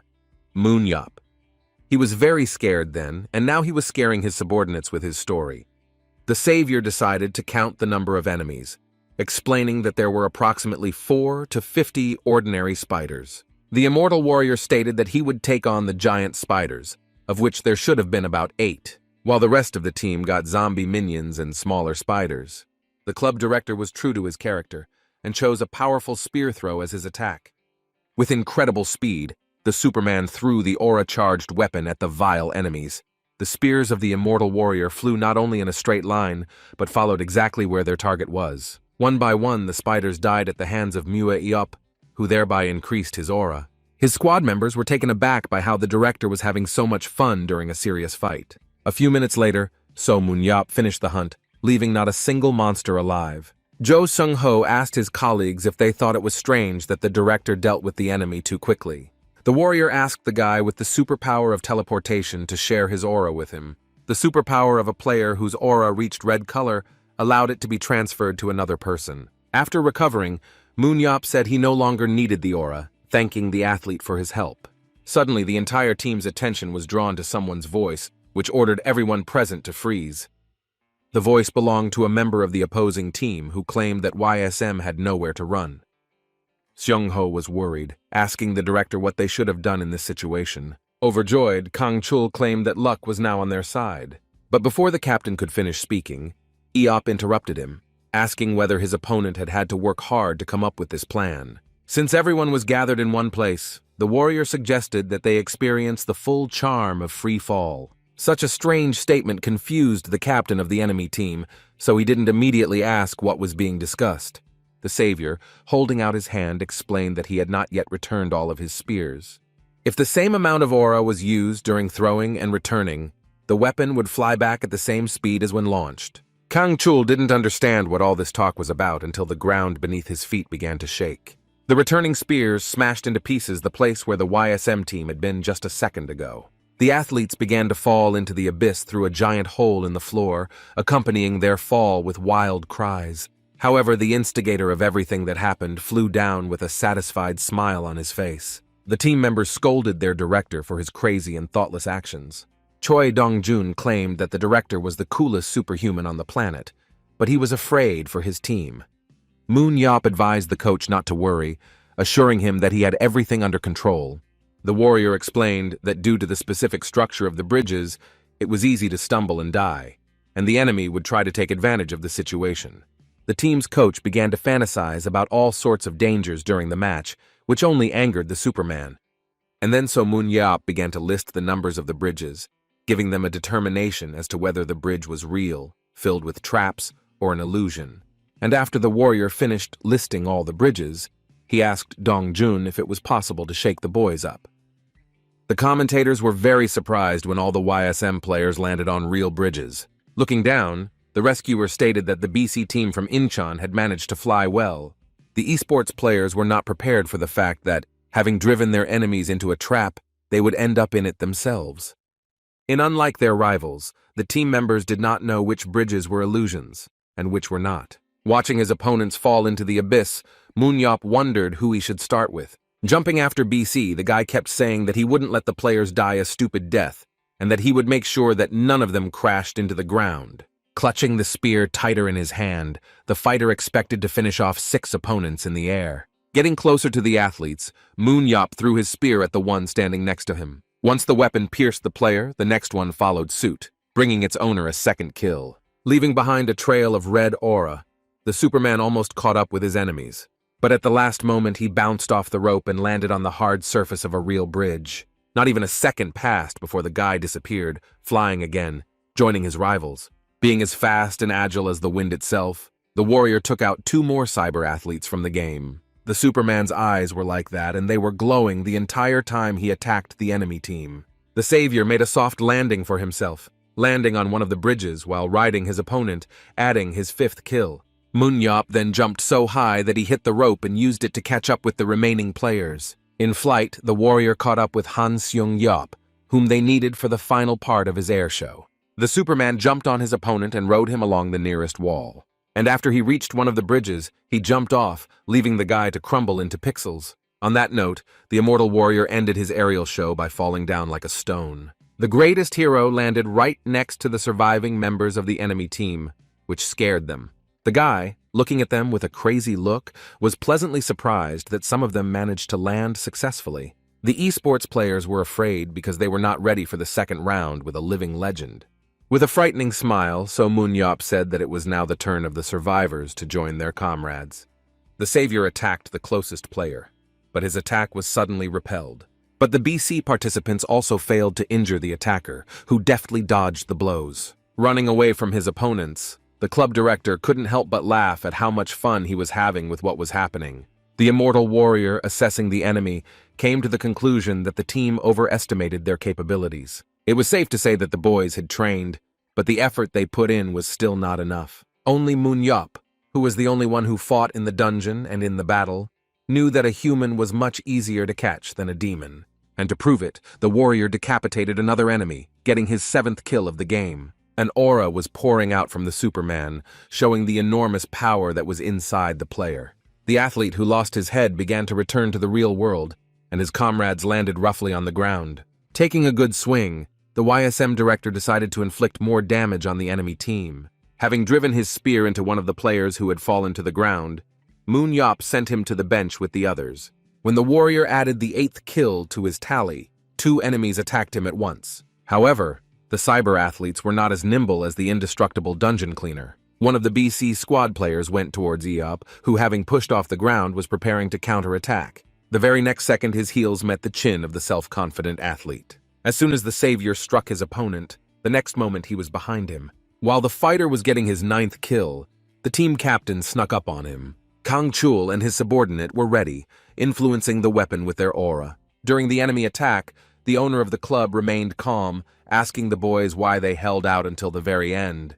With one move, mortally wounding both players, Moon Yup said that he simply didn't notice them because they were too slow. After defeating 2 more opponents, the immortal warrior eliminated the last of the BC members from Incheon. The national hero was left alone in the location, after which the end of the 2nd round was announced. The commentators were amazed, because Moon Yup was the first person in the Korean League to single-handedly destroy an entire opposing team.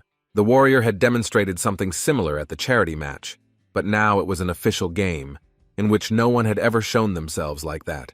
The crowd in the stands was in awe, chanting the name of the new favorite of the superhuman battle community. The director claimed that he didn't even break a sweat, but Na Young claimed that he was the first in the history of the Korean League to do so.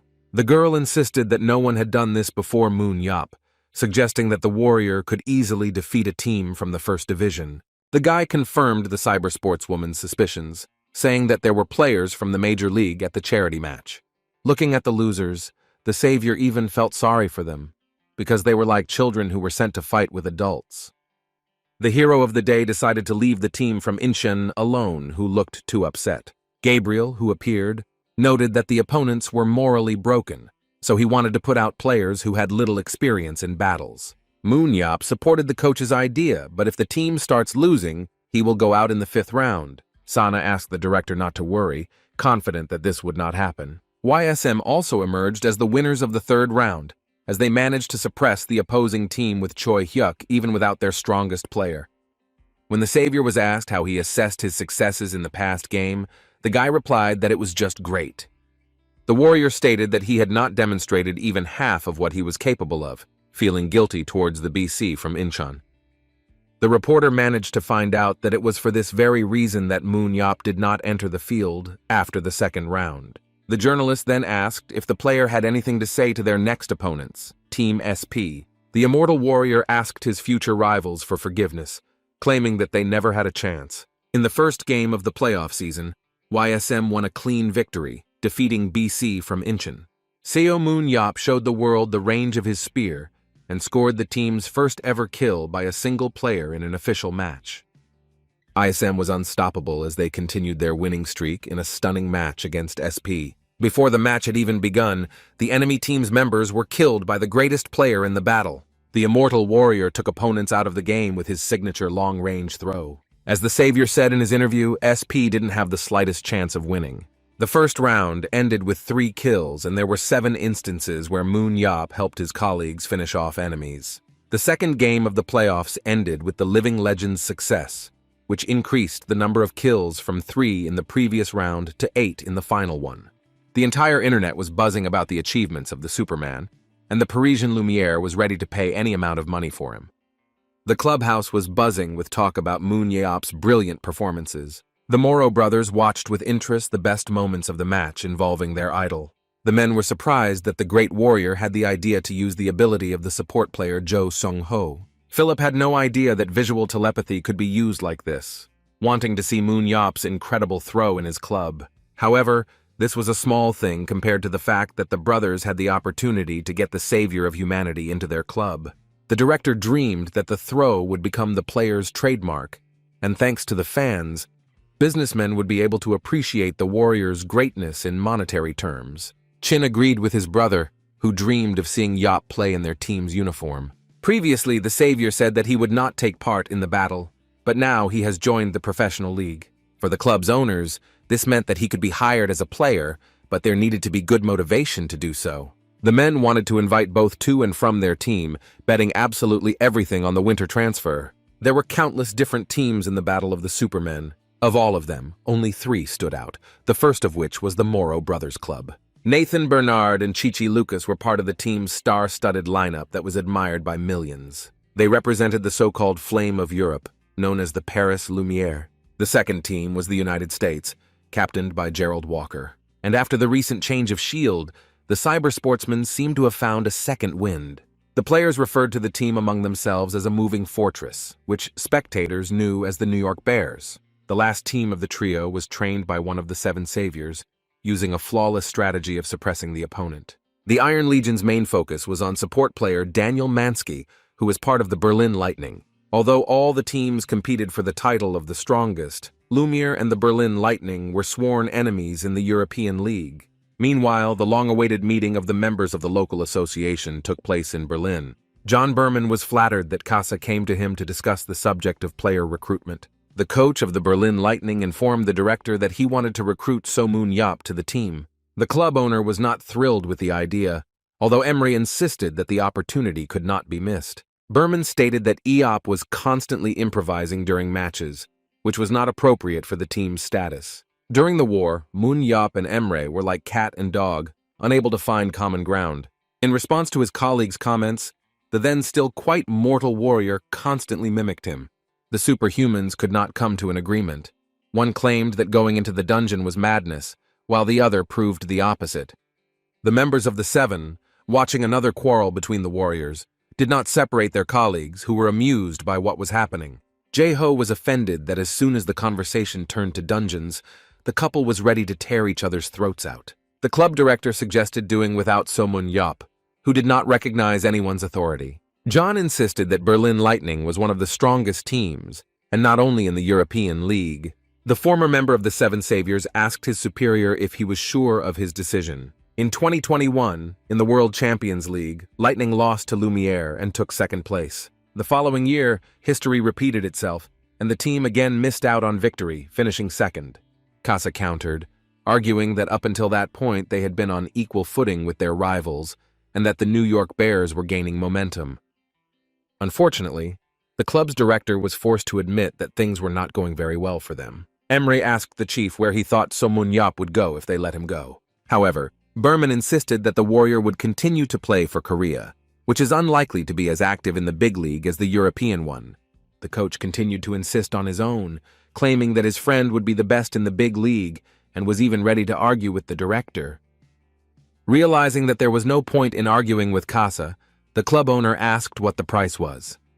The man began to approach from afar, explaining that they needed to beat their competitors at the auction. Therefore, the Berlin Lightning had to pay 180 million euros for the great warrior. The director was so shocked by the announced amount that he even got up from the table. It wasn't long before another match involving the YSM team began. In the final of the season playoffs, the undefeated athlete had to face off against the Empire of the Oceans. Despite the importance of the match, there was no excitement among the players or spectators. The reason for this phenomenon was quite simple, which was the invincible So-moon Yop. Each of the teams that fought against YSM prepared carefully for the match, but it did not help any of them.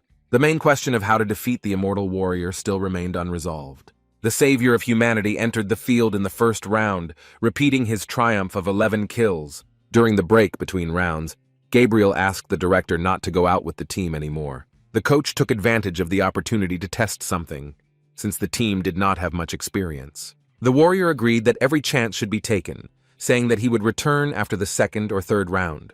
YSM's main roster underwent major changes with No Jung-hwan and Choi Hyuk taking to the field. The team captain, who had high leadership and tactics scores, protected the team from the rear with the ability to cover all of his comrades. Choi Hyuk was stronger than his colleague, which was enough to enter the national team. Hyuk went ahead, while Hwang was in the rear to cover the gap in the defense, since he saw the bigger picture. Moon Yop agreed with the coach that the boys had finally revealed their strengths. Gabriel claimed that the player had a bad habit of doubting that he was playing from the start defense, and only then thought about the counterattack. The director explained that if a subordinate does not have a clear role, then his old habit will resurface, and the strategy will go down the drain. Young Hwan stayed in a weak team, so he thought that if he held out, everything would continue to be fine. At such moments, the guy began to pick out only individual important fragments. The savior insisted that the team captain had no time to think about tactics. Gabriel revealed that Seong-ho was indeed suitable for the role of the team's tactician, just as the director had said earlier. Moon Yop said that he used to personally recruit people for each raid, and thus learned to understand people. The warrior noted that Gabriel reacted in the same way, that over time he would begin to read people like an open book, who promised to try harder in the future. After learning that Seong-ho could soon become the team's main tactician, Moon Yop asked to fully involve the players in hunting and fighting. Coach's assistant intervened in the conversation between the coach and the director with a certain question. Choi Dong-jun convinced his superiors that he had come for an important matter and not for empty talk. The issue was about transfer requests from different clubs, but Moon Yeop reminded that they would not sell anyone until they were promoted to the first division. However, the transfer was requested not for the team members, but for the owner of the club himself. Foreign clubs wanted to hire the Great Warrior for more than 100 billion won. When Sun advised him to make a deal with Moro, the savior replied that it would be better to make a prestigious team out of YSM, which would take time. The coach was convinced that the team would become the best in Asia, which it would achieve without the help of Yeop, who believed that it would be better to win the world championship. The man said that something was impossible, since it is impossible to win a world tournament alone, unlike in regular matches. The fighter agreed with Gabriel's opinion, as he was not completely confident in international games. The director suggested hiring strong foreign players in that case, but the coach doubted that strong players would go to Korea.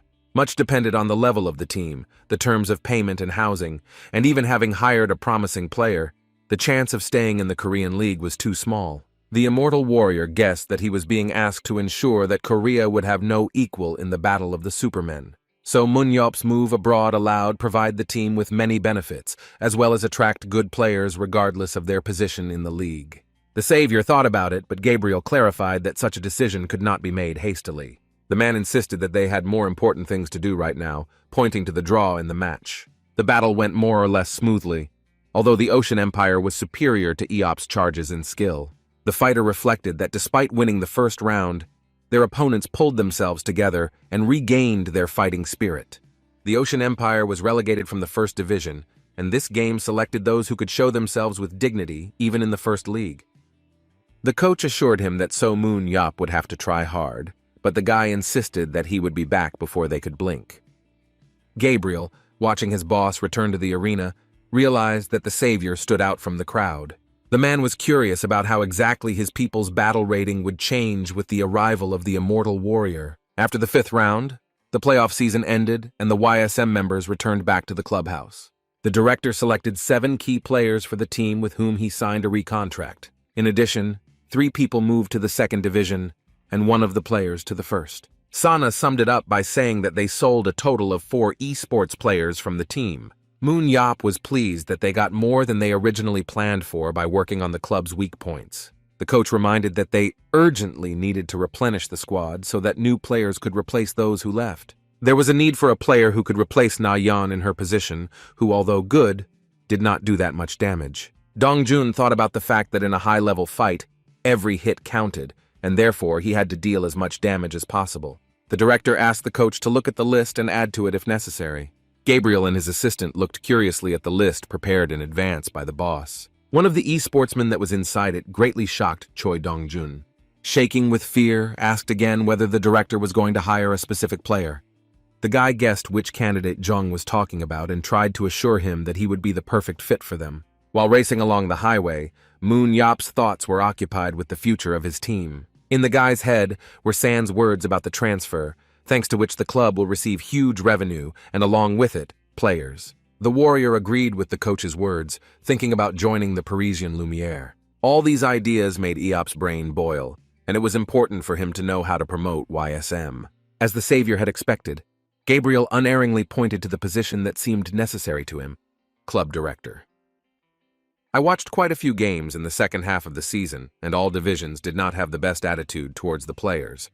Taking all these nuances into account, the Immortal Warrior created his list of potential candidates. In total, about 30 players were selected, with the help of which Moon Yop intended to replenish the YSM roster. The principal came to Sunghoon High School, where there was supposed to be a player named Kim Hyun Tae. It turned out that the athlete, who was wanted by the hero of the nation, had already signed contracts with the Spirit of 2 Stars. To his great regret, Eop realized that the team that had taken the guy away was nothing but trouble.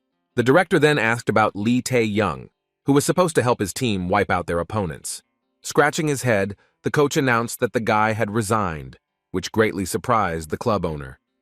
The athlete's parents owned several buildings in Gangnam, which explained a lot. Seo Moon Yop realized that there was no point in him staying at school any longer and headed towards the exit. Coach Sunghoon felt embarrassed that he had refused the living legend and called out to the gentleman at the last moment. The man claimed that there was one guy he could recommend instead of the players Eop was coming for. The athlete's name was Park Young-min, who graduated from school last year, but during all this time, he had not found a place in any team. The whole point was that the guy was still thinking about whether to stay in the Battle of Superhumans or not. Unfortunately, the guy got involved with bad company, but despite this, he was quite capable. Scratching his ear, Moon Yop said dismissively that he was not into recycling. However, based on the coach's words, the director concluded that the boy could still have become a good player. He explained that if a graduate accidentally died in his hands, then everything would be according to the law. But the man understood everything perfectly well and had met many hooligans in his time, but Young Min was not like them. The coach insisted that the boy was not as spoiled as the others, and with his persuasion he forced Eop to make an exception and step away from the list. Moon Yop learned to recognize players by their looks, and it was enough to just look at the guy to understand what kind of player he really was. The coach said that Young Min was now at a crossroads due to family circumstances.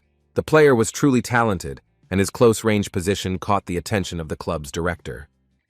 Having found a suitable candidate, the savior asked where this guy could be now. Oddly enough, the promising athlete spent all his free time in the computer club. From every point in the room, Young Min's curses could be heard, blaming his teammates for their poor performance. The guy insisted that the participants in the match leave the game, continuing to shower them with insults. The hooligan was called by his comrades, who noticed that their partners did not know how to play at all. The Superman, who was so praised by the coach, was convinced that their teammates were simple-minded. Suddenly, the administrator of the gaming club approached the high school student with a cigarette in his mouth. The man asked the boy to be a little quieter and also asked him to get rid of the cigarette. The guy stood up from the table and stood a head taller than the manager, claiming that they were adults and were allowed to smoke.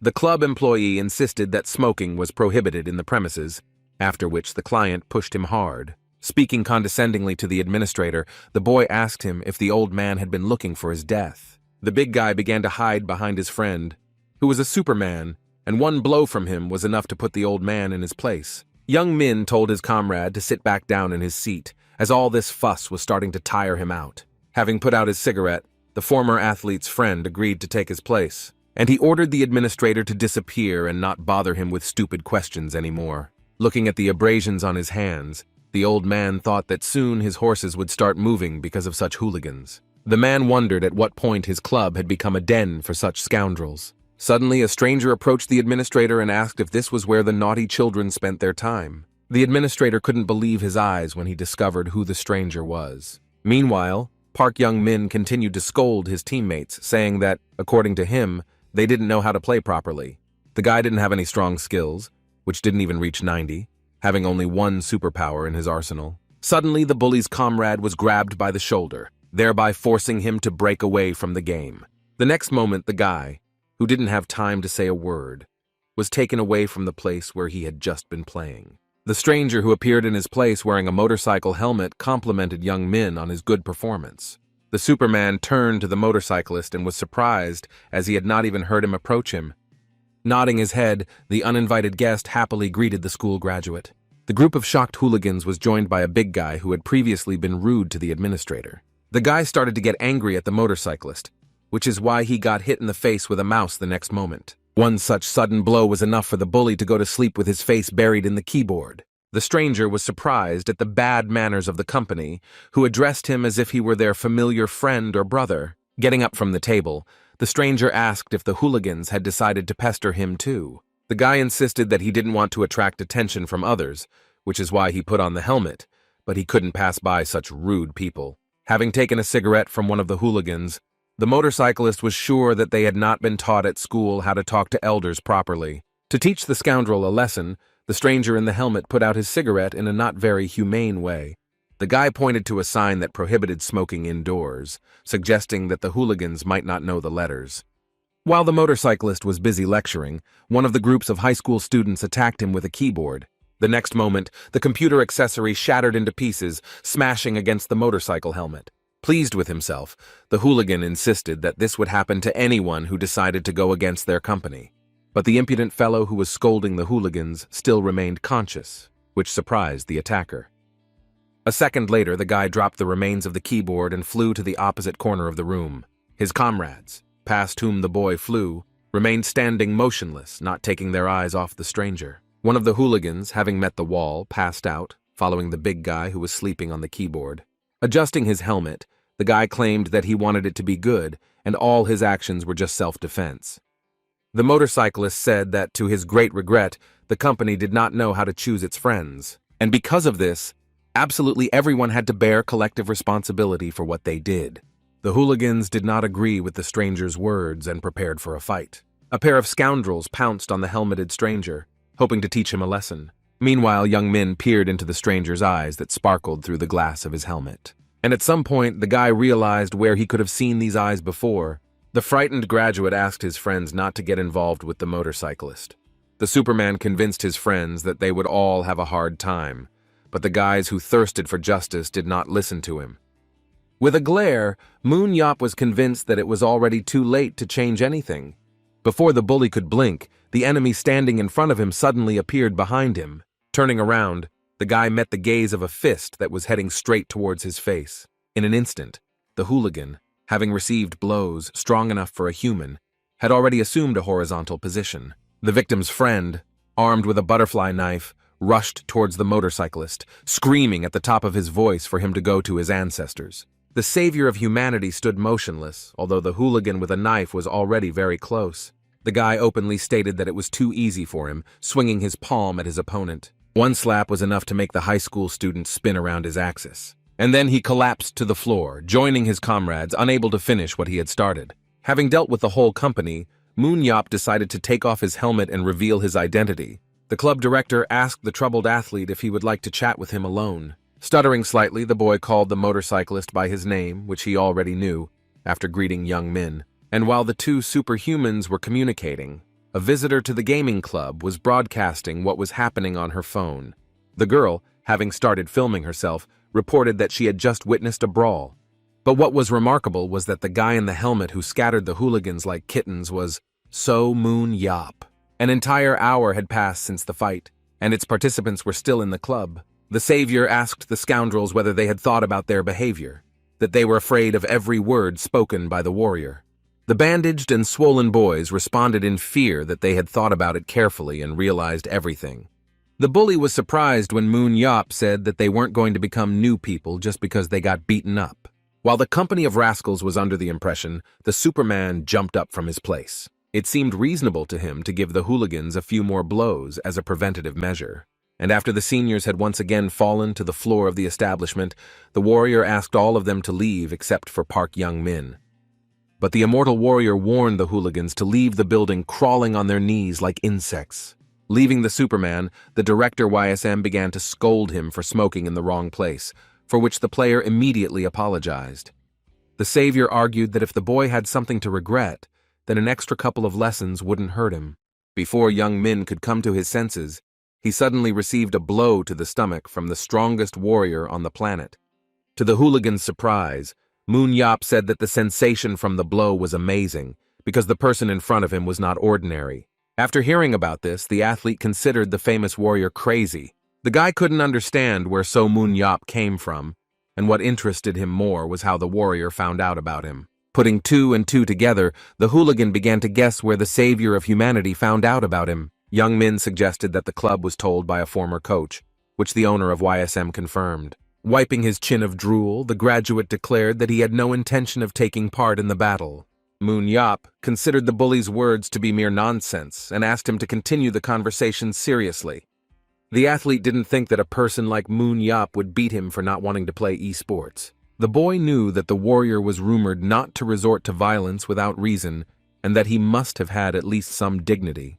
The Superman insisted that the bully give him some time, but Min asked the uninvited guest to leave. This arrogant behavior angered the immortal warrior, who reached out to the school graduate. Losing patience, Moon Yap asked the athlete if he really wanted to die when he waved him away like an annoying fly.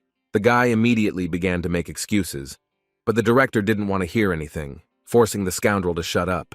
The bully at that moment realized that the dignity of a human hero was in vain given his actions. The immortal warrior decided to talk to the guy where there were no prying eyes. As he went out to the common passage, he discovered the girl who had previously been filming him on her phone. The owner of the club asked who the girl was that she was not prepared to be noticed. But after the stranger, the next thing that caught Moon Yap's attention was a phone on a tripod. The great warrior asked to delete photos and videos with his participation, so as not to waste his energy on the girl.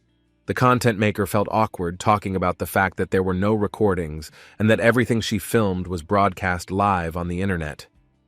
The girl called herself BC Beauty Nari, to which Aop replied that she was brave enough to call herself a beauty. The streamer explained that she needed to film in a club with hooligans so she could get 10,000 stars, which in one was equivalent to 1 million. After listening to the BJ Beauty, the nation's hero did not understand a word of what she told him, deciding to look into her phone. As soon as So Moon Yap appeared on the screen, the broadcast chat was flooded with enthusiastic comments about him. And at some point, a user with the nickname Real Sayonara sent the girl the desired reward. The director was confused when the girl was so grateful to the user that she was practically glowing with happiness.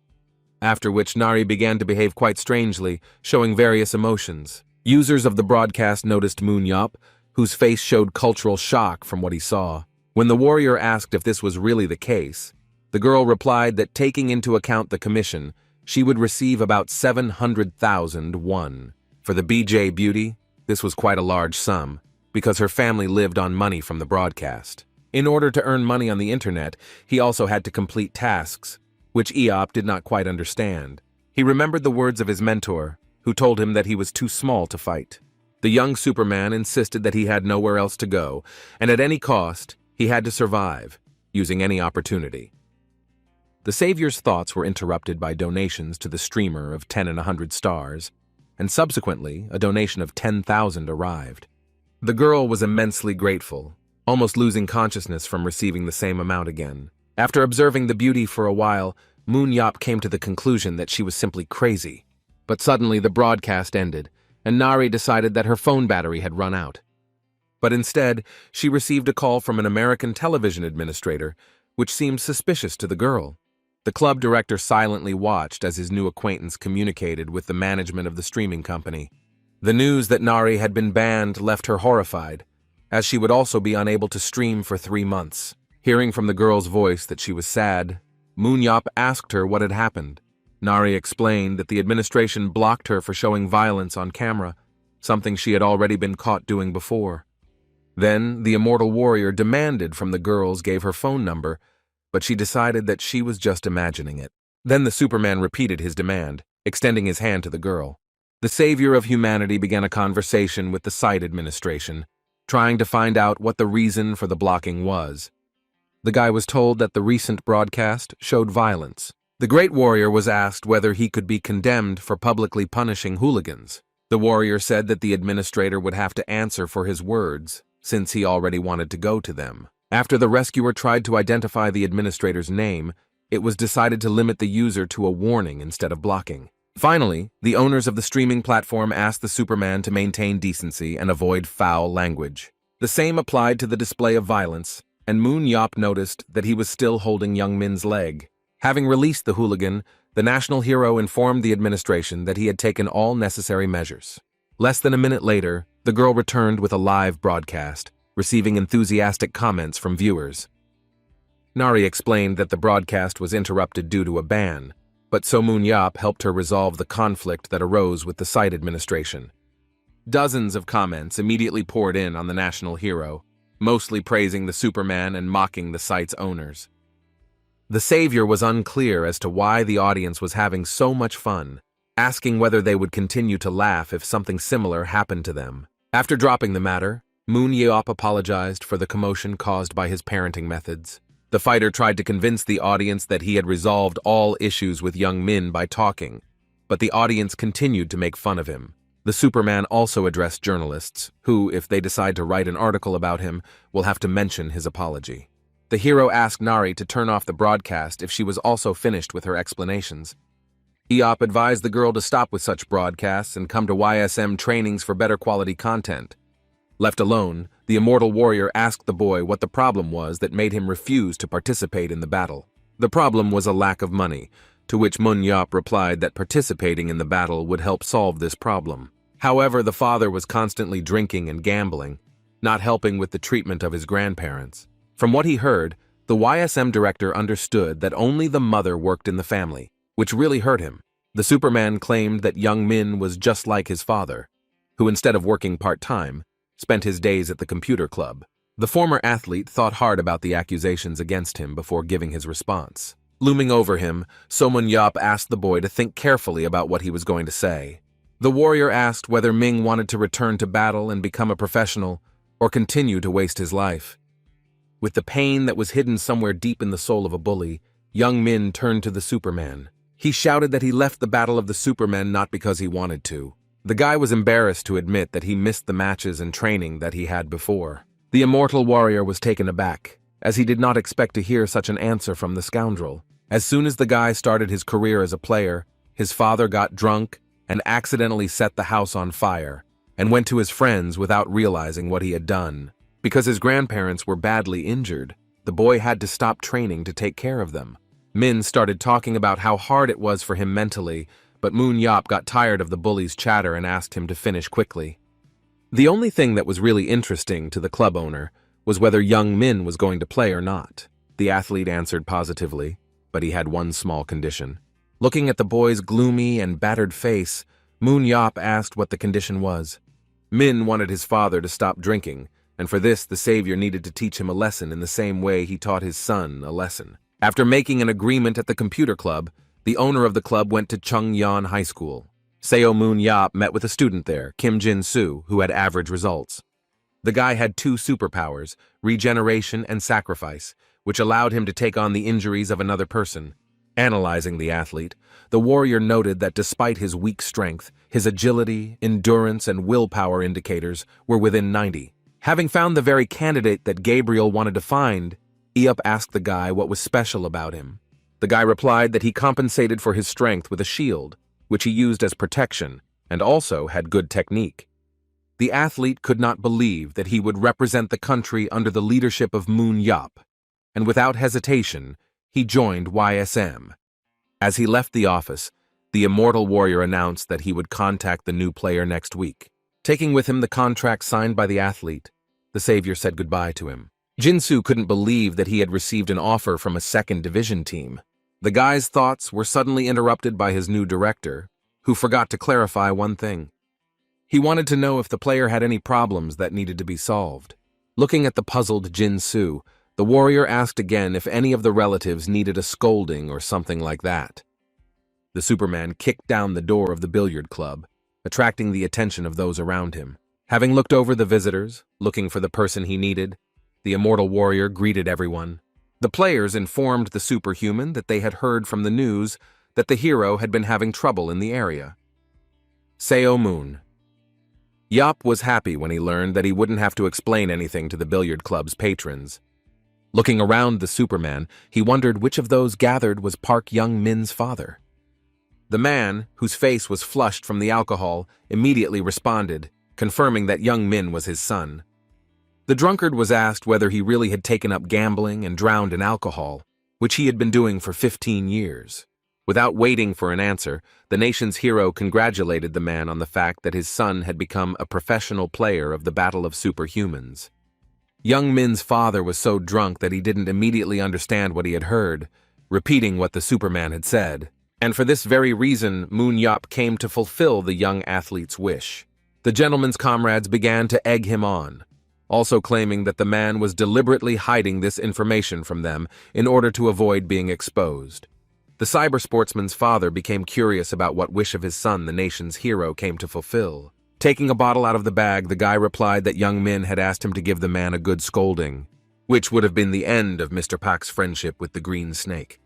The drunkard didn't even have time to object before a series of blows from a glass bottle rained down on him. Blows rained down one after another on the father of the family, so that at times he could not even take a breath. The educational procedures were interrupted for a moment because the bottle suddenly broke. Moon Yap said that while he was walking to the billiard room, he was thinking about how to make the man really stop drinking. And suddenly, it dawned on the warrior that the drunkard must have become truly scared only from looking at the bottle. Then the savior turned to everyone present, asking whether they were close to Mr. Pak. Hearing no answer, Aop asked the men again if they had simply sat and watched as their friend abandoned his family and became an alcoholic. Crushing the bottle in anger, the guy insisted that if his words were true, then everyone in this room deserved a couple of punches from him. The club director noticed the speed with which Mr. Pak's drinking buddies sped away. Having finished with one brand of liquor, Moon Yap moved on to another, grabbing one of a row of bottles. As he headed towards the exit, the warrior confirmed that he was born a year before the drunkard, asking him to call him elder. Young Min's father didn't understand what was being said, but Yap told the man not to worry, taking hold of the handle of the billiard club's door. The guy suggested that Mr. Pak imagine that he was the eldest in the yard and that he decided to teach him a lesson. With these words, the doors to the billiard club slammed shut, leaving the Superman alone with the drunkard. That same day, when the man returned home, his relatives recognized him by force. Having brought the battered drunkard to his family, the savior asked again whether they knew this gentleman. Mr. Park's parents demanded an explanation from Moon Yap, who, according to his own words, had a preventive talk with him about the dangers of alcohol. Just in case, the Superman asked the man whether he would ever touch the bottle again, to which he flatly refused. With a sinister grin, the guy also asked for the gambling that young Min's father had been playing before. Shaking just from the sight of the YSM director, the man insisted that he would abandon them as well. The national hero claimed that the elderly couple's son was on the verge of death, but he saved him in time. Moon Yap also added that Mr. Paka was cured by a superhuman with healing powers. The guy insisted that if the man returned to his old habits, they should call him immediately. Young Min's boss asked the player to come to the office tomorrow with the contract. The savior insisted that the athlete had not played for a long time and needed time to get him back into shape. Feeling a bit awkward, the guy called EOP director, saying goodbye to him until tomorrow. And within the walls of the clubhouse, a misunderstanding arose between the assistant coach and the director. Dongjun asked Gabriel why Yop was considering a certain player as a candidate, which Sana didn't see a problem with. The analyst explained that the guy was underestimated because of his mental problems, but his physical and superpower abilities were quite good. The assistant coach agreed with the above, but he was still confused by the candidate chosen by the director. The music was loud in the nightclub, and a disco ball shimmered with all the colors of the rainbow, lighting up the dance floor. Having drained the glass, its owner heavily lowered the glass onto the table, after which he cursed foully. Surrounded by his acquaintances, the Superman continued to lament, recalling how the public's favorite had driven him crazy. Shim Yeon-soo complained about the terrible teamwork, claiming that he felt like something was missing in his life. The athlete's comrades insisted that a player like him was hard to find. The guys asked again where Yeon-soo was heading when he left them to go to the restroom. The two guys left alone began to whisper, hoping that their friend wouldn't get into anything while he was alone. A fairly drunk guy was walking down the corridor, cursing at the situation he found himself in. As he passed by the masked man, the boy dropped a phrase that everything happened because of So Moon Yap. According to Yeon-soo, everything fell apart as soon as he was kicked out of the team, immediately crashing into a passerby. The drunk Superman fell painfully to the floor, causing him to curse again that evening. Turning around, the stranger asked for forgiveness from the athlete, who had already fallen to his feet. However, after that he simply walked on, humming a melody under his breath. This behavior was the last straw for the already angry Shim Yeon-soo. The Superman, breaking into a scream, ordered the stranger, who had pushed him to stop immediately. The athlete claimed that the masked stranger wanted to run away, asking if he knew who the player really was. The guy silently turned to Yeon-soo, who was offended by him and was so demanding retribution. The former member of the national team never got to see the face of his attacker. Taking off my glasses, The stranger asked again if they were talking to him, whose voice seemed painfully familiar to Yeon-soo. Taking off his mask, Moon Yap said that no one had thrown a complaint at him for a long time, and that he had already begun to forget this feeling. Finding himself confronted with his hated rival, Yeon-soo was greatly surprised. While the guy was wondering what the savior of humanity was doing in this place, he walked purposefully towards him. The warrior insisted that he heard the screws creaking in the athlete's head, after which he punched him in the nose. On such an extravagant note, Moon Yap ended his conversation with a former opponent of one of the matches in which he participated. Suddenly, two more guys ran up to the guys, shouting their comrade's name throughout the entire corridor. Yeon-soo's friends were no less surprised than the athlete by Moon Yap's appearance at the club. The immortal warrior pointed to the player lying on the floor and declared that he was taking him with him. Before the events that took place at the club, while filling out paperwork, the YSM director was distracted by a phone call. The immortal warrior received a call from an unknown number, which made him a little wary. When the guy picked up the phone, the stranger calling him addressed the savior by name. It turned out that the caller was the vice president of the Superhuman Battle Association in Korea, Shim Tai-ho. Having also found out the year of birth of the deputy, Eop learned that despite the lost 17 years, he was still younger than him. The guy wanted to know why the vice president had called him, and that he had come to him on a personal matter. The conversation turned to Tae-ho's son, but the Superman claimed that he could not have known him, as he began to think. But he immediately remembered the squabble with Shim Yeon-soo before their teams entered the arena. The arrogant player then revealed that his father was the vice president of the association. The man insisted that the warrior had already met his obnoxious son, who had problems with teamwork. The vice president was aware that Yeon-soo was removed from the national team at Yop's request, which he did not hide. The man was curious that the Superman had identified his son's problem at first glance. The savior assumed that the father wanted to send his problem son for re-education. Leaning back in his chair, Moon Yap said that he was not a hired teacher and could not help in any way. And just as he wanted to end the conversation, the vice president told him something. The man said that his son was fired from the team, which shocked the club director. When Shim Yeon-soo woke up, he looked ahead in fear, not understanding what had happened. Looking around, the player discovered that he was no longer in the club, which is why he swore again in his emotions.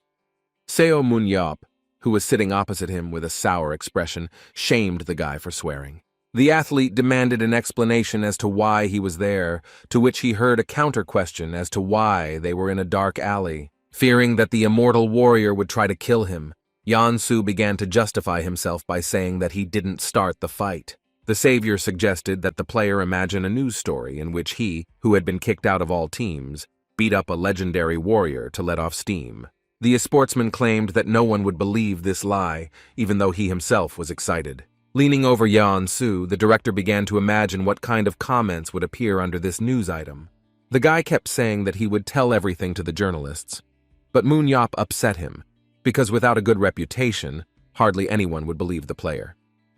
Then the savior asked if the athlete knew why he was never judged even in those cases when good people got it from him.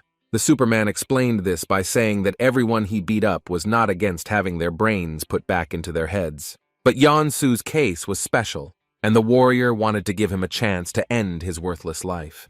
But the player did not want to dance to the tune of Eop, whose friend had kicked him out of the national team, and now he himself was trying to start a fight. Leaning over to the unemployed athlete, the club owner asked him if he had lost his fear. The guy still didn't understand the question and received a strong slap in the face because he was supposed to address the hero of the nation as you. The warrior claimed that Yeon-soo was kicked out of the national team because of his mental health and his quarrelsome character, who needs to choose his words carefully and not swear in front of his elders. The athlete, his eyes wide open, asked if it was really all his fault.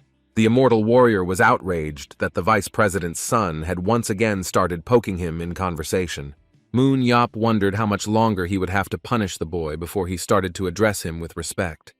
The director became interested in how long the athlete would last, given his fiery nature. Just as Yeon-soo wanted to object to the immortal warrior, he received another slap from him. Holding his red cheek, the player asked himself how such a psychopath became a hero in the eyes of humanity. The savior asked if the guy had forgotten his words about the chance to end his worthless life. To avoid beating around the bush, so Moon Yap invited Shim Yeon-soo to join YSM. This proposal stunned the guy so much that he turned to the warrior. once again forgetting his manners. Eop's educative fist fell on the disobedient boy's head, asking him to address him as you. It was only after receiving a huge bump on his head that the athlete began to realize what he was being offered. Yeon-soo couldn't believe that Seo Moon-yop was serious about inviting him to join his YSM team. The savior of humanity reminded that if the news of his beating was released, the player's career would be over, because no team would call him. The sportsman was not happy with the sudden end of his professional career. The club director insisted that in such a situation he would appear on stage and offer the guy a helping hand.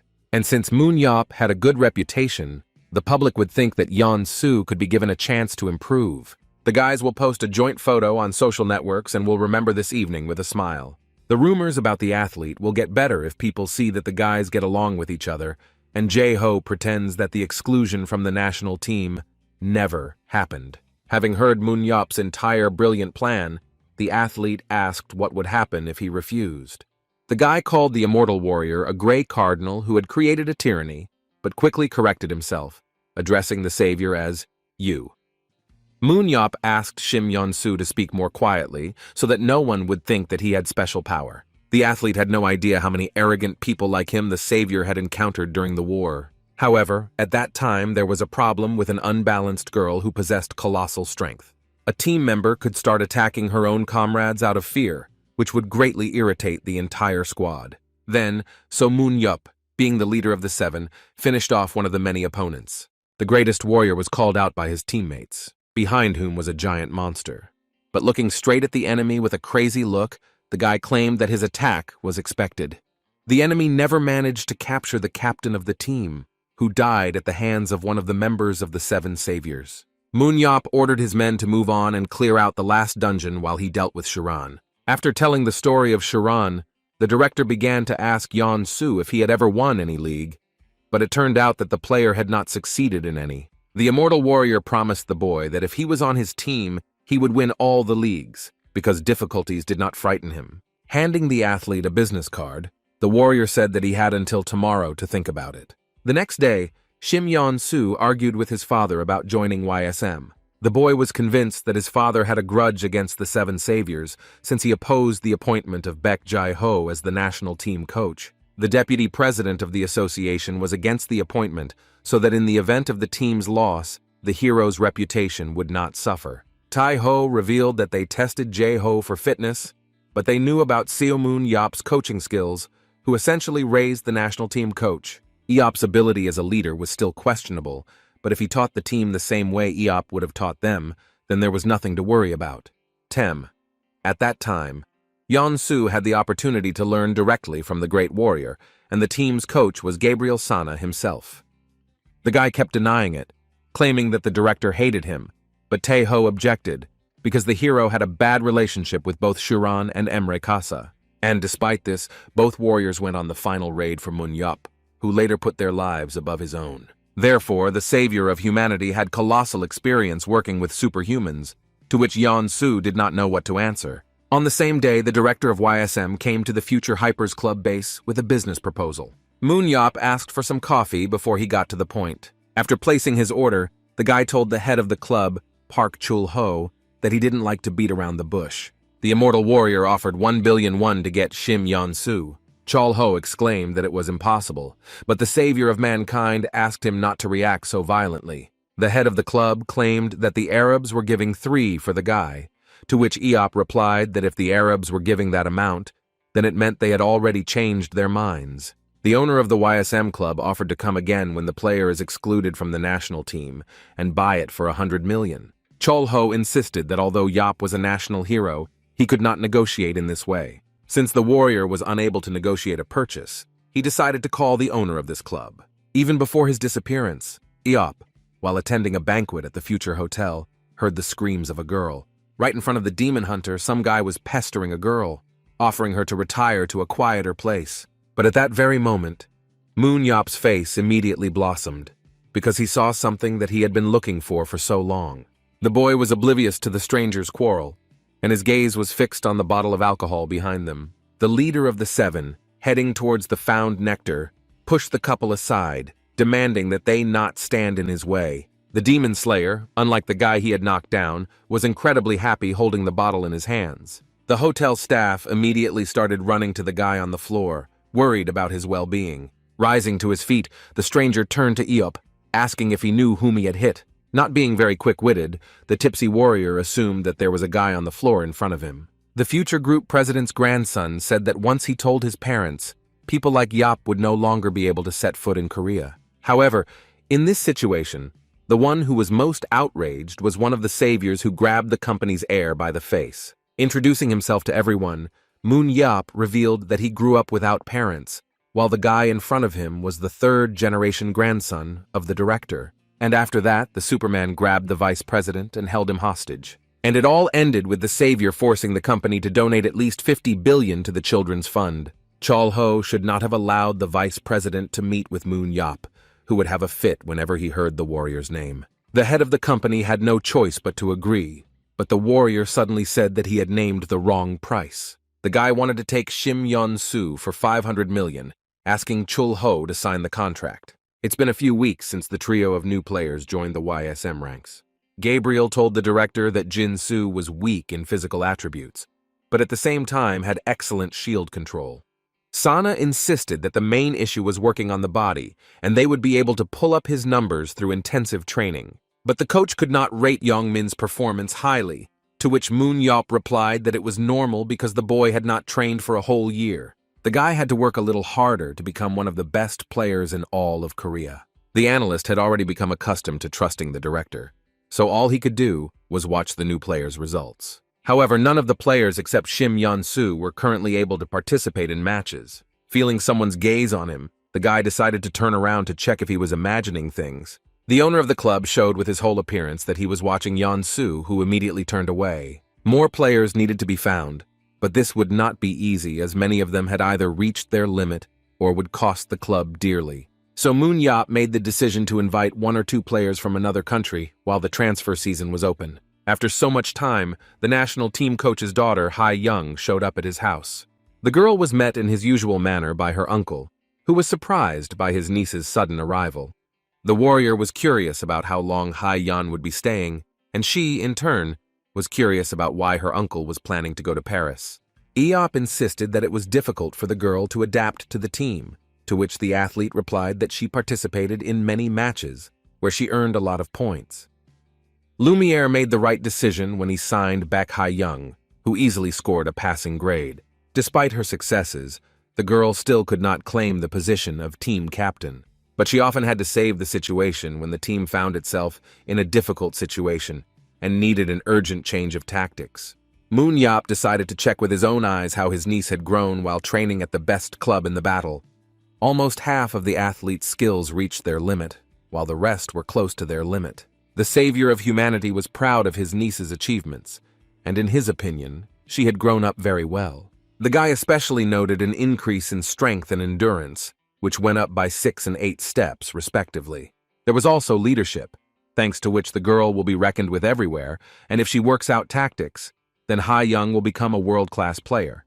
The niece asked why her uncle was staring at her so intently that he began to deny it, citing numerous fights and possible head injuries. And to make sure of this, Moon Yop suggested that the girl take a test on her knowledge of French, which angered her. Just as the relatives were arguing among themselves, Jae-ho entered the room. At this moment, the immortal warrior decided to test the improved gaze on his comrade. To his chagrin, the savior discovered that his friend's leadership was at 51 units, while his tactics were only 10 more. The director felt sorry that his friend wouldn't be able to do better than he did, and that training with him would be a waste of time for Hai-young. Soon the entire dining table was filled with the fragrant food that Han Sung-hee had prepared. The national team coach heard that his friend had recruited Yeon-soo, to which Yop replied that he had a request for Jae-ho from the vice president. The club owner claimed that the boy's performance was good, but that in order to improve his character, it was necessary to periodically use brute force. The man decided in this case not to kick Yeon-soo out of the team, as he felt sorry for this player. Eop said they needed a couple more people for the team, whom he was going to look for outside the country. Jae-ho said that after his comrade's death, superhumans with good abilities dispersed in all directions. The warrior was interested in whether there was a place where there were many superhumans, and where they were cheap. The coach spoke about Kazakhstan, which had been gaining momentum recently. And although the players were inferior to the Koreans, they were quite capable. The savior then wondered if it was strange that in Korea there were much better conditions, but the players did not develop. While the uncle was considering the option of buying an athlete from this country, the niece was trying to join him. Moon Yap had no intention of spending time with Ha Young in Kazakhstan, to which the girl's mother responded that she simply liked Kazakhs. A participant of the European League told her uncle that he was the most respected person in Kazakhstan. A large percentage of players in the country wielded spears, just like Moon Yap, regardless of their position in the game. Although the savior was surprised by such a strange trend, he still decided to visit Kazakhstan, since the locals liked him so much. Jae-ho felt sad that his wife was left alone in Korea again, while he and his daughter were leaving their home again.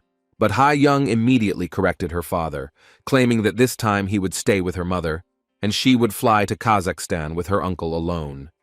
So Moon Yap didn't care who he flew with, as long as he agreed to these conditions. However, his close friend, as well as his wife, took this news ambiguously. A few hours later, Moon Yap and his niece arrived at Kazakhstan's international airport. Timur Akhmatov, whom the savior of humanity immediately recognized, was already waiting for those who arrived.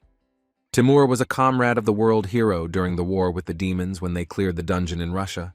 Eop approached his old friend with a complaint because they were supposed to be met by a person from the association, of which Akhmatov was the president. The hero of the nation took this news in two ways, claiming that the Kazakh branch had no one to send except the director. But Timur said that he personally wanted to meet his old friend, wondering why he hadn't called him. The Superman replied that his old phone was now on display in a museum, which greatly amused his Kazakh comrade. As president became curious about what brought Moon Yap to Kazakhstan, and the warrior explained that he had come to find players for his team. Akhmatov was surprised by this news, but did not lose his head, and suggested that his comrades start the search with their team. The savior himself was even more surprised, repeating the words of the association's director. Timur was beaming with happiness, pleased with the meeting with an old friend and the opportunity to demonstrate his talents. The man led the guests to the main office, claiming that the players were perhaps not at the level that Eop expected. The guy replied that it was the same with his potential, but he was more interested in the fact that the president of the association also owned the club. Timur also added a football club to this list, since he once worked as the Minister of Sports. Before Moon Yap could begin examining the candidates, a sharp spear tip appeared in front of his face. The warrior easily intercepted the weapon fired by the athlete, who was behind the foreign guests.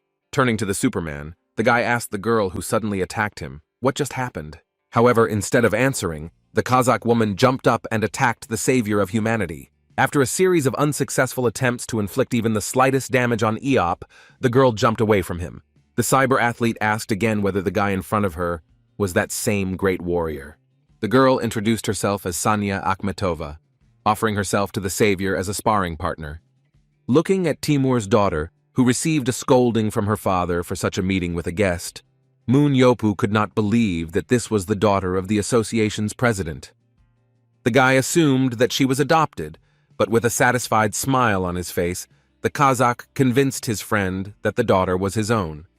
The savior insisted that there was no point in this, since the girl could not be Timur's daughter with such an appearance. The man insisted that she got her beauty from her mother, and that she got her strength from him, which sounded rather suspicious. But Akhmatov immediately cited Jeho's daughter as an example, with which her uncle could not but agree. Having finished discussing the daughters of his acquaintances, Moon Yap returned his gaze to the young athlete. And when the guy applied a more intense analytical gaze, he was pleasantly surprised by what he managed to discover. Sania Akhmatova had quite high indicators, the limit of which was around 90 units. The athlete also had a superpower of increasing strength, which, when consuming aura, increased her physical strength by almost 50%. The immortal warrior did not expect to find such a fighter, especially at the very beginning of his visit to Kazakhstan. Among the superhuman women known to Aop, Timur's daughter was second only to Sharan. The girl will easily defeat Ha Young, and with the right development, she will allow her to compete with all players except Nathan and Chi-Chi. The YSM director was eager to know what position the athlete played, who was a striker. The guy stretched out into a satisfied grin and asked if the girl still wanted to fight him. Having received a positive response, Moon Yop asked the association president to prepare equipment for the test match. The immortal warrior could not wait for the duel with Timur's daughter, not taking his gaze off her. The athlete, in turn, looked at her opponent with hard and cold eyes. Within seconds, the players were transported to a testing ground that was similar to the one when Eop played as part of Lumiere. While the savior of humanity was in a relaxed pose, Sanya took a defensive stance. Looking at the girl, the Superman discovered that he had already seen something similar once. Soon Moon Yop recognized himself in this stance, which at that moment was both pleasant and unusual. The Kazakh woman's eyes lit up with an aura that was preparing for one of her strong attacks. The athlete, with a battle cry, swung her spear, the tip of which was aimed at the great warrior. Throwing down her weapon, Sanya sent it straight towards her enemy, covering the distance in a matter of seconds. Easily dodging the attack, Eop analyzed it, assuming that the girl had used a power boost. The guy noted that Sanya, although not strong enough, was able to go beyond the indicator limit thanks to the increase in strength. Even without the skill to throw, the athlete was able to throw the spear only thanks to the reinforcement, which was quite good. But while the savior was thinking about this, his rival was already next to him. Sanya, having reached the limit of her strength indicator, could increase it to 122 with the help of an increase. The superhuman thoughts of such a strong player he could get his hands on warmed his soul during the battle. No matter how hard the girl pressed, all her attacks were successfully blocked by the strongest fighter on the planet. The club director also noted that the girl had excellent close combat skills. But the guy decided to prove to Timur's daughter that not everything depended on strength by escaping from her attack. The athlete was very scared when she discovered that she had given her opponent the opportunity to counterattack. So Moon Yop used a 1-meter throw, and his spear passed within a few centimeters of the girl's face. The Kazakh woman dodged the attack at the last second and retreated to a safe distance. Moon Yop noted that his opponent was not blocking the blows, but dodging them, and her score control was objectively poor. The position where Akhmetov's daughter was most often attacked, so the player had to handle the shield better than the weapon. There were two reasons why So Moon Yop preferred the round shield over the tower shield. Relying on his technique, the fighter was confident that he would notice the enemy's blow in time and block it even with the help of a small shield. The small shield also allowed him to be more mobile and agile, which, due to his build, Eop had less muscle mass than other players. It would be hard to call the warrior's equipment standard, since he had chosen a set that perfectly matched his fighting style. Looking at his rival, the savior came to the conclusion that his style did not suit her. The athlete had greater strength, but she also had the potential for agility and speed, and wearing a shield only hindered its development. The warrior believed that if Sanya continued to use his fighting style, she would be wasting her superpower. If the girl does not change her positions in the game, then the path to success will take her much longer than it could. That is why the immortal warrior wanted to clearly demonstrate to Timur's daughter that something had to change. Taking a running start, Moon Yop grabbed his spear tightly, wanting to teach his opponent a lesson. The savior of humanity stopped literally a step away from his enemy, after which he swung his spear, preparing for his signature move. Sanya was confident that she would be able to stop the great demon slayer's attack, but that was until the moment when Moon Yop gripped his weapon tightly before making an attack. The player deftly intercepted the spear and, instead of attacking the shield, hit the girl's leg with it. And when the cyber sportsman managed to knock his opponent to the ground, he raised his shield over the girl to strike. A powerful attack that destroyed half the hall fell on the injured player of the Kazakh national team. Once the smoke from the blow cleared, Sanya found that Moon Yop had planted his shield next to her. The savior of humanity asked if his rival had seen the last blow. Cheerful Timur was not at all upset by his daughter's loss, and was interested in what his old friend thought about her. Although Eop praised the girl for her hidden potential, Sanya was still upset. Leave the game module, Eop asked if her father had taught the girl this fighting style. The athlete explained that her father convinced her that the position and fighting style suited her, because everyone in the country wanted to learn to fight in the manner of Eop. The immortal warrior looked at his friend with a certain contempt that the association president did not understand, after which Eop began to explain that he maintained a balance by distributing defense and attack, without focusing on one thing or the other. Sanya instantly tensed her entire body, both when attacking and when defending, and this interfered with the quick switching between defense and attack. Moon Yop surprised by saying that with his fighting style, the girl would not be able to fully reveal her potential. The guy suggested that the girl change her weapon to a two-handed spear, and without a shield, she would be able to use her strength more effectively without losing her agility. The warrior invited the girl to join his team, who could quickly grow to his level, but Sanya refused. Moon-Yop asked the girl what she said, and the athlete repeated that she did not want to transfer to YSM. The immortal warrior decided that the girl was refusing his invaluable advice. With bloodshot eyes, the savior of humanity declared that the slaughter was about to begin. Timur asked to explain why his friend didn't like his daughter's style, and the whole point was that because of him, the girl would not fully reveal her superpower. The association president claimed that the daughter, in her position, using agility and speed, was definitely similar to Eop.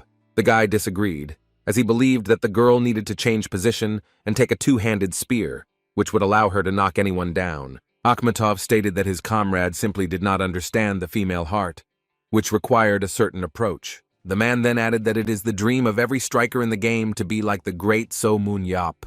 The savior hit his friend on the leg, asking him how this moment was connected with a woman's heart. The man insisted that the girl had trained hard for 18 years to achieve such results.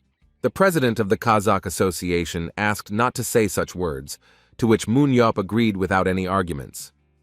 But the very next second he thought for a while about what Timur had said. Turning to his old friend's daughter, the immortal warrior could not believe the girl's age. The news that the cyber sportswoman standing in front of him was only 18 greatly shocked the club owner. As if spellbound, the young man headed towards Akhmatov's daughter, which surprised her father. It never occurred to the savior of humanity that a girl of that age would fight like that. Suddenly, the greatest warrior on the planet put his hand on the talented Kazakh woman's shoulder. I felt sorry for Seomun Yopu to give up 100 billion for such a rising star. The warrior, looking the girl in the eyes, asked if she would go with him to Korea under his responsibility. The uncle's words did not immediately reach his niece, who at first digested their meaning. But after Baek Ha-young realized what Moon-Yop had proposed to San Yi, she became very upset. Media outlets around the world paid attention to the trip of the great warrior, who was leaving Kazakhstan. Major clubs offered the Superman big salaries when it became known that Eop was not against becoming a player for the club. Photos and videos of the savior were spreading across social networks, and rumors about Moon-Yop's transfer to a foreign club were multiplying at an incredible speed. All this happened while the YSM director was on his way home. No sooner had he landed at Incheon International Airport than it was filled with camera flashes. Under the lens of photo and movie cameras, reporters wanted to know which club the living legend would ultimately choose. There was also information that the purpose of Moon-Yop's trip was to prepare for the transfer to the Europa League. Having finished performing personal hygiene in front of the journalists, the immortal warrior was ready to give his answer. Taking off his glasses, the guy decided to shed light on the question of which club he was ready to join. The answer was obvious.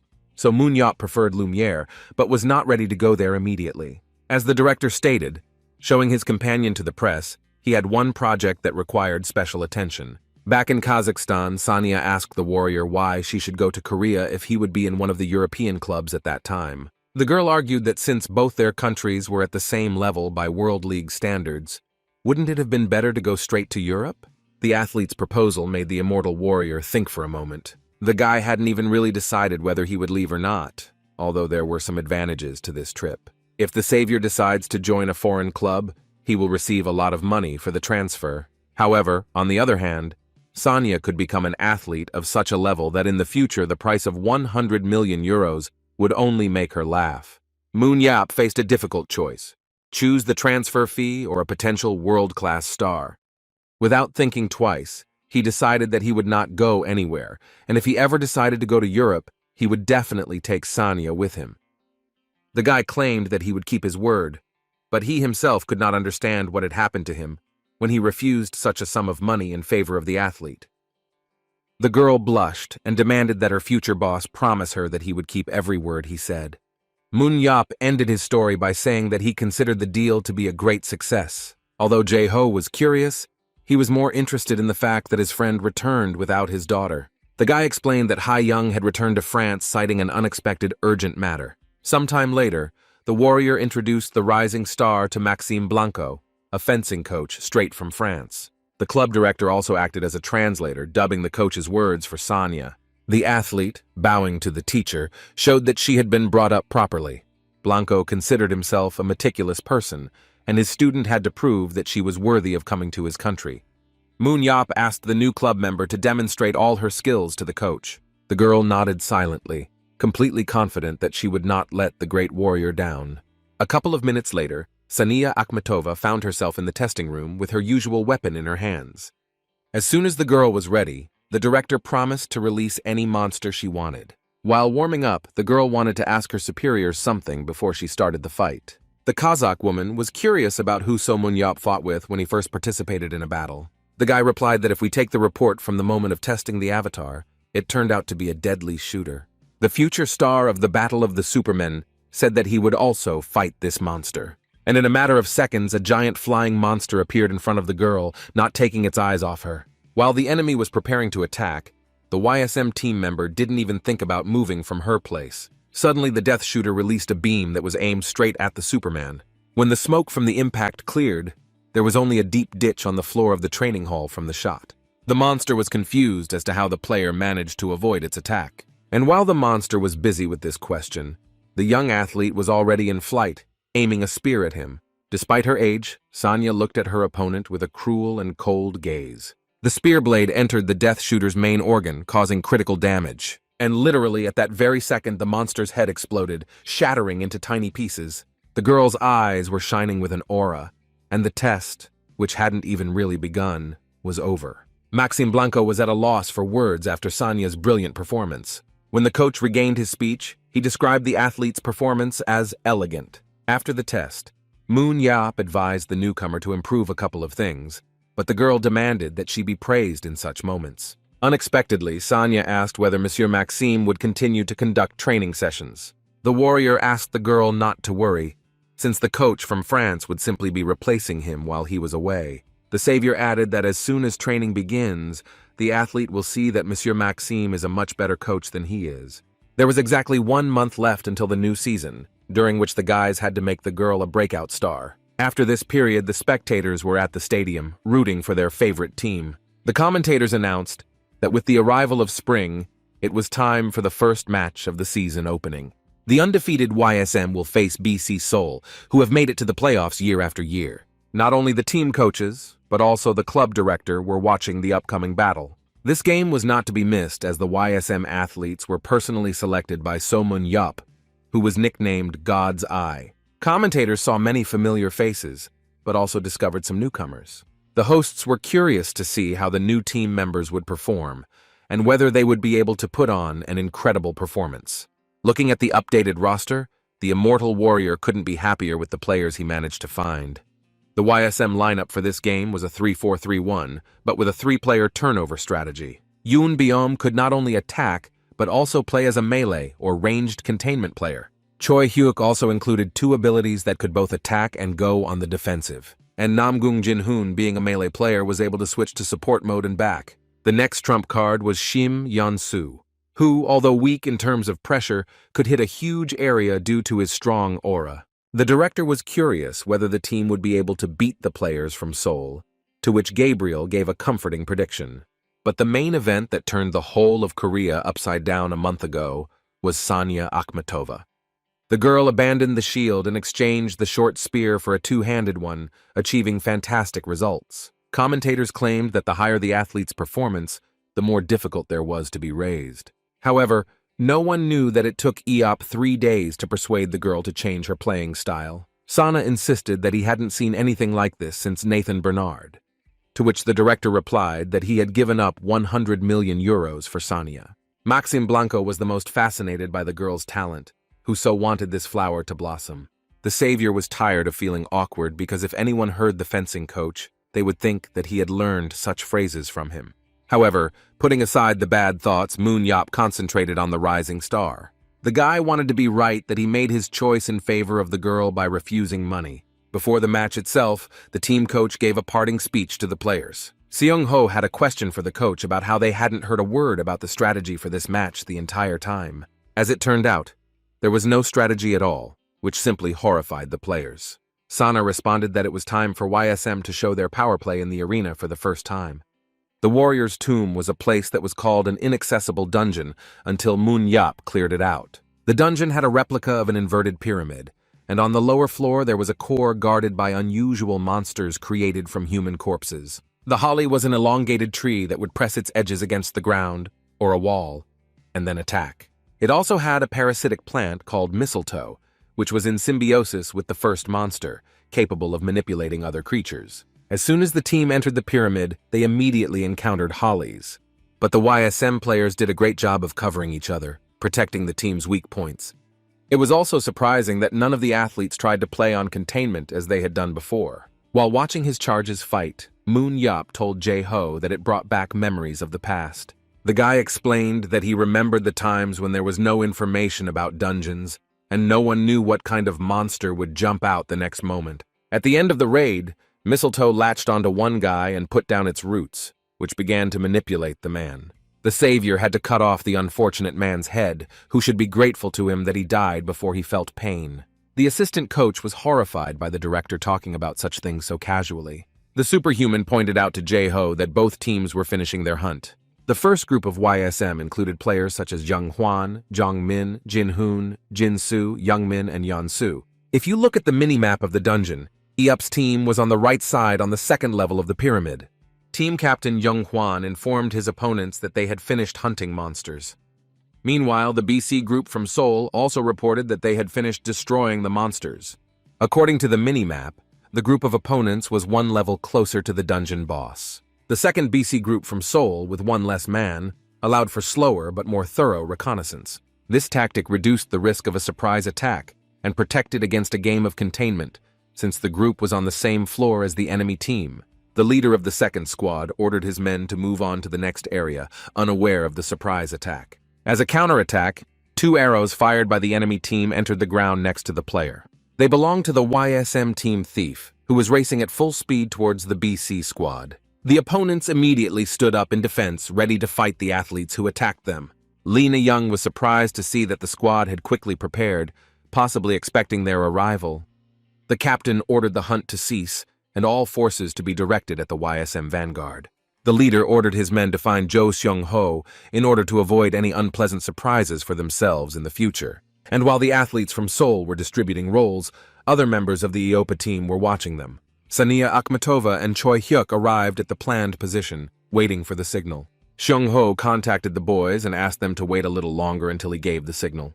The guy thought about the fact that their opponents were among the top teams in the first league, and that if it weren't for the director, they would have had problems in the off-season. The player's thoughts were interrupted by his comrade, who demanded that the pair take action. The athletes fell on the enemy squad like snow on their heads, catching them off guard. Taking advantage of the surprise, Choi Hyuk pounced on the archer standing nearby. Meanwhile, his colleagues attacked the new member of Moon Yop's team, attacking the girl with 3 of them. The boys noticed too late that she had with her exactly the same spears that the immortal warrior used. Turning around, Sanya used 2 more weapons, even though she already had a spear in her hand. The Kazakh woman managed to stop 3 players at the same time, blocking all of their shots. After which, the athlete's eyes filled with an aura that gave her no small amount of strength. The YSM team member spun around like a whirlwind, driving away the enemy squad members. The esports players felt uneasy when they realized that the girl was not as simple as they thought. After which Akhmetova jumped up, leaving her opponents completely bewildered. The girl threw a spear, which, having covered a considerable distance, fell right in front of her teammate. The weapon hit Choi Hyuk's opponent with incredible speed, entering straight into his leg. The BC member from Seoul screamed shrilly, not realizing that there was also an opponent behind him. Emerging from the shadows, Yunbum cut a path through his opponent, dissolving him into pixels. The hosts were shocked that Sanya and Choi Hyuk, who had arrived a minute ago, helped Yunbum get his first kill. Commentators claimed that the girl attracted a lot of attention to herself, that she carried out 3 attacks alone. The new team member kept going over in her head the words of her mentor about how to properly handle a spear. The athlete had to throw the spear in such a way that the opponent felt threatened during its flight. Akhmatova pushed off the ground to give herself a much better angle of view for the throw. Sanya thought that if her first throw of the match was successful, she would definitely finish someone off with it. Having decided on her victim, the cyber athlete threw the spear at her with all her might. And the very second she touched the floor, she immediately jumped up and headed towards the enemies. Watching as the spear approached the enemy, the Kazakh woman understood that her defense was enough to stop the weapon. The girl moved so quickly that she managed to intercept the spear flying towards her opponent. The player, who had the tip of the weapon in front of his nose, was shocked that the owner of the spear caught it in midair. The new YSM team member moved so fast that no one could keep up with her. The players who were on defense did not have time to react to her attacks in time. Thanks to her pressure, Sonya constantly chased her opponents all over the location. With difficulty restraining the athlete, the BC members noted the incredible speed with which she moved. And thanks to this, no matter how much the enemy tried to evade the attack, the girl managed to find a gap in the enemy's defense. The athlete brought down the spear, but its tip sank into the ground, and the enemy managed to escape at the last moment. The athlete who had escaped the attack was very proud of himself that, despite all the efforts of the newcomer, he had managed to show her his true strength. But the guy didn't expect that Akhmatova wouldn't finish her attack, that she hung on the spear in the air. Pushing off with its help, the rising star flew straight towards her rival who had fled from her. The enemy player looked up at the talented player with his head in awe. The boy realized that Sonya had used the momentum of the spear from hitting the ground to jump. A couple of seconds were enough for the Kazakh woman to land on the ground again, leaving the enemy behind her. Turning around, the athlete checked how her opponent, whom she had pierced with her weapon, was doing. The match commentators announced the first kill of the debutante in the Korean battle, Sonya Akhmatova. The girl didn't stay for long, sit back, and decide on the next candidate for elimination. Even as she was jumping, the newcomer from YSM grabbed the spear with both hands before delivering a blow. Lowering her weapon, Akhmatova created a powerful shockwave that pushed her opponent back. And while the BC squad member was in the air, the girl had already rushed to him. Her gaze remained hard and cold, and her movements were so fast that they blurred before her eyes. Thinking about how he could resist such a strong opponent, the guy dropped out of the game. After witnessing the rookie's second kill, Xiang-ho admitted that Coach San was right. The guy turned to all his men and ordered them to immediately abandon the hunt, claiming that if they continued to push forward, they would win. The athlete was left under the impression that the Kazakh woman killed 2 opponents without receiving a scratch. Watching the battle, the director himself noted that the girl's indicators increased by 1 and 2 units in such a short time. Moon Yap was convinced that players with different performance levels could not be compared, since skill growth depended on the athlete's concentration and experience.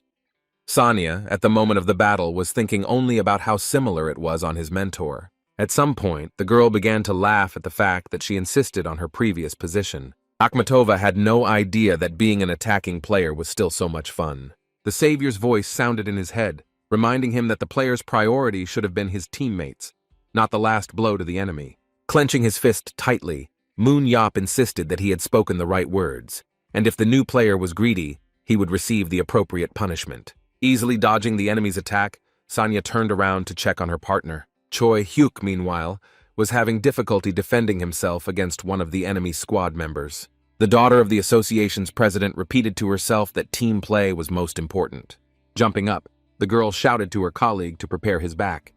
The athlete managed to bend over in time to create a kind of springboard for the rising star to attack. And the very next moment, Akhmatova flew at the enemy, swinging a sharp spear at him. The girl threw the weapon at her opponent, making things easier for Choi Hyuk, who was unable to defeat him. Having secured his 3rd kill of the match, the dark horse of this game turned his aura red. The remaining YSM members soon arrived and dealt with BC from Seoul without much difficulty. In the first round, victory went to Moon Yap's team with a stunning score of 9-0. Commentators praised Sonya Akhmatova, who became the heroine of today's battle. The presenters agreed that it was worth it for the club director to travel all the way from Kazakhstan and back to get such a talented player. While the men filled the pause with their conversations between the second round, the fans in the stadium stands went crazy. Meanwhile, Shim Yeon-soo was sitting in the toilet, biting his fingernails out of nerves while staring at his phone. The player read the discussions of the Battle of the Supermen, in which there were many negative comments addressed to him.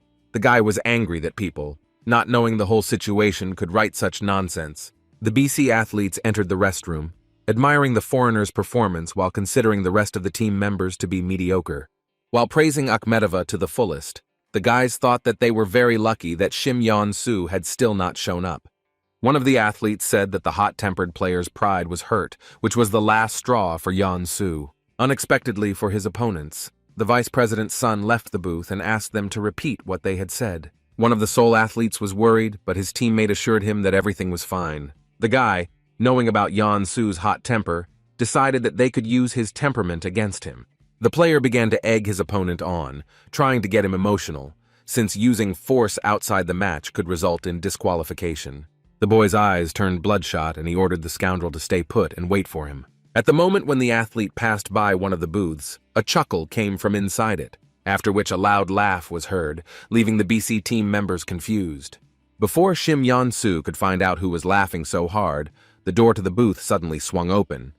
The club director, who came out of it, suddenly hit his own athlete, who raised his hands up. The boy fell heavily to the floor, and Moon Yup, asking him for forgiveness, tried to suppress a fit of wild laughter. The guys from the enemy team felt even more awkward when the national hero appeared. The warrior, wiping away his tears, said that when he heard an interesting conversation, he decided to join in to see Yeon-soo's face when he was told the truth. The director was amazed that his subordinates' offenders had nothing more to say. As the boys apologized for their behavior, the savior asked the hot-tempered athlete to apologize to his colleagues from Seoul. The deputy's son did not understand why he had to apologize, to which the director explained that only the former Yeon-soo could yell at his rivals. And since the athlete began to lead a new way of life, the immortal warrior tried to force him to apologize. And then Moon Yup began to apologize heartily on behalf of his player, which made the opponents feel even more awkward. When the savior finished his apologetic speech, he asked the enemy team if everything was okay with them. Without waiting for an answer, the director led the cyber athlete to prepare for the next round. The boys had almost left the restroom when Eop almost forgot to mention something else. He stated in all seriousness that this time the Seoul players were very lucky. His subordinate was learning to live in a new way, and in connection with this, the warrior pretended that he had not heard their conversations. Moon Yup kept saying that next time he would kill the guys, but whether he was joking or not could be determined by the traces of his fingers left in the doorway. The captain of the YSM team talked about how they would split into two squads, containment and hunters. Jung Hwan wanted to test how effective the new team member who arrived from Kazakhstan was. Also, together with the coach and his assistant, Hwang assessed how well the players who take all the damage on themselves in the first league would work. While the team captain was explaining the tactics for the round, Shim Yeon-soo was not listening to him, being busy with her own thoughts. The guy looked at the opposing team, which quietly chuckled, looking back at him. The athlete's body was bulging with veins that were ready to burst from how angry he felt. The second round took place in a dungeon called the Ant Hill, which was inhabited by the corresponding inhabitants. It was swarming with huge evil battle ants that had been biomodified. Was a mini-map. Each team is indicated to have started from the corner, and the boss was at the very bottom. The dungeon was a huge labyrinth, which was lined with ant tunnels. At the very bottom of the anthill was the queen, who was carefully guarded by many defenders. The fight commentators were eager to see if BC Seoul would be able to regain the advantage in this match. But if this does not happen, then it can be said with confidence that victory will go to the unrivaled YSM. The first to follow was the containment team, which included Na Young, Yoon Bum, Seung Ho, Choi Hyuk, and Sania Akhmatova. The remaining players waited until their teammates moved away to a certain distance. After that, the captain ordered the hunting party to follow, which included Jung Hwan, Yeon Soo, Jin Soo, Yo Min, Jin Hoon, and Jung Min. Despite the fact that a swarm of ants kept crawling towards the detachment, he skillfully and without delay destroyed the fighting insects. The team captain was at the forefront of exterminating the monsters of this dungeon. Shim Yeon-soo, who now played for the Immortal Warrior team, showed himself well in battle. The captain of the hunting party looked around to figure out how many more enemies they had to defeat. Newcomers who had not previously played in matches of this level also showed themselves from a positive side. After some time, the last of the ants fell to the ground, no longer moving its claws. However, the athletes delivered a finishing blow to each killed monster, as Moon Yup taught them. Having cleared this area, the team captain ordered the hunters to move on to the next zone. But Jung Hwan was called out by one of the newcomers, claiming that one team member was missing. The boy wondered where Shim Yeon-soo, who was needed by the hunting party, had suddenly disappeared to. Meanwhile, the cyber athlete was racing in the opposite direction, driven by a sense of revenge. The only thing on the offended player's mind was to demonstrate to his opponents from Seoul what an explosive sphere is. Suddenly, Jung Hwan got in touch and asked his subordinate where he had been. The player decided not to answer the captain's question and simply turned off the sound so as not to be disturbed. Hwang was furious that he decided to deal with the guy after the match, ordering the others to continue clearing the area. After 10 minutes of wandering through the tunnels in the dungeons, Yeon-soo finally managed to find BC from Seoul. Looking at the opposing squad, the guy didn't understand where the containment team was, which should have been in place by now. Initially, the rowdy athlete planned to join a team of colleagues and launch an explosive sphere at the enemy. Although Yeon-soo expected something completely different, he still decided that he would be able to take out at least one enemy participant from the game. Leaving his cover, the guy launched a fireball towards the enemy squad. Watching the explosion, the son of the association's deputy wondered how many people he had hit with his attack. The foot of one of the Seoul players who was clearing away the smoke from the explosion fell to the ground. The squad leader reported that, as they expected, Shim Young-soo had arrived to them alone, ordering everyone to prepare for defense. The hot-tempered boy became even more angry, because in fact he himself fell into the enemy's trap. A member of Team BC insisted that their opponent was predictable and that he was so easily provoked. Everything went according to the clearly defined plan of the Seoul players, whose arrows practically touched Yeon-soo's legs. The athlete was extremely angry at his opponents, but refused to admit his guilt in what happened. While the archer was attacking the player who had fallen into their trap, his comrades were going into a frontal attack. The vice president's son threw fireballs at his opponents, but missed due to his irritation. Then the guy decided to use all his strength to, if not defeat, then at least delay the enemy. But here too Shim Young-soo failed, and the members of the Seoul detachment came very close. The scoundrel who had hurt the feelings of the hot-tempered boy was ready to deal the decisive blow. The athlete understood that if he let his rivals get any closer, it would be the end for him. No matter what, it was time to not put any distance between yourself and enemy players. But at the most crucial moment, only a small tongue of flame burst from Yeon-soo's palm. Being so focused on the desire for revenge, the guy forgot about overheating. Shim Yeon-soo had a superpower called Explosive Sphere, which made him one of the best players in the first league. The owner of this ability could use up to 5 spheres in a row, but after that, a recharge was required, which lasted 2.5 minutes. The problem player forgot that using orbs too often caused overheating. The enemy team's squad surrounded Yeon-soo, who was sitting helplessly on the damp ground of the labyrinth. Like an opponent trapped in a trap, the athletes did not notice how one of their comrades was destroyed. The system announced the first kill of Sanya Akhmatova, causing all Seoul players to turn around. The girl quietly took out the archer from the game, who had recently been shooting at her teammate. Sun Tai-ho couldn't believe his luck, as his teammate saved him at the last moment. The leader of the BC squad returned back to their captive, with whom they needed to settle scores. But the athletes were shocked when they saw that the guy had disappeared, suggesting that YSM had made him into a decoy. Meanwhile, Shim Yeon-soo was in one of the craters with Choi Hyuk and Seung Ho.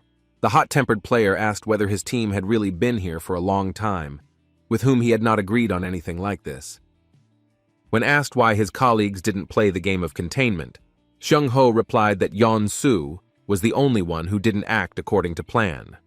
There was an awkward pause as the troubled athlete had nothing to say in his defense. The hot-tempered guy claimed that he should have been rescued earlier, but his colleague objected, saying that they were just waiting for the right moment. Absolutely all of the battle participants knew that Yeon-soo would come, so they waited in the nest with the battle ant. Having come to his senses after discovering the insect's corpse, the hot-tempered guy felt awkward.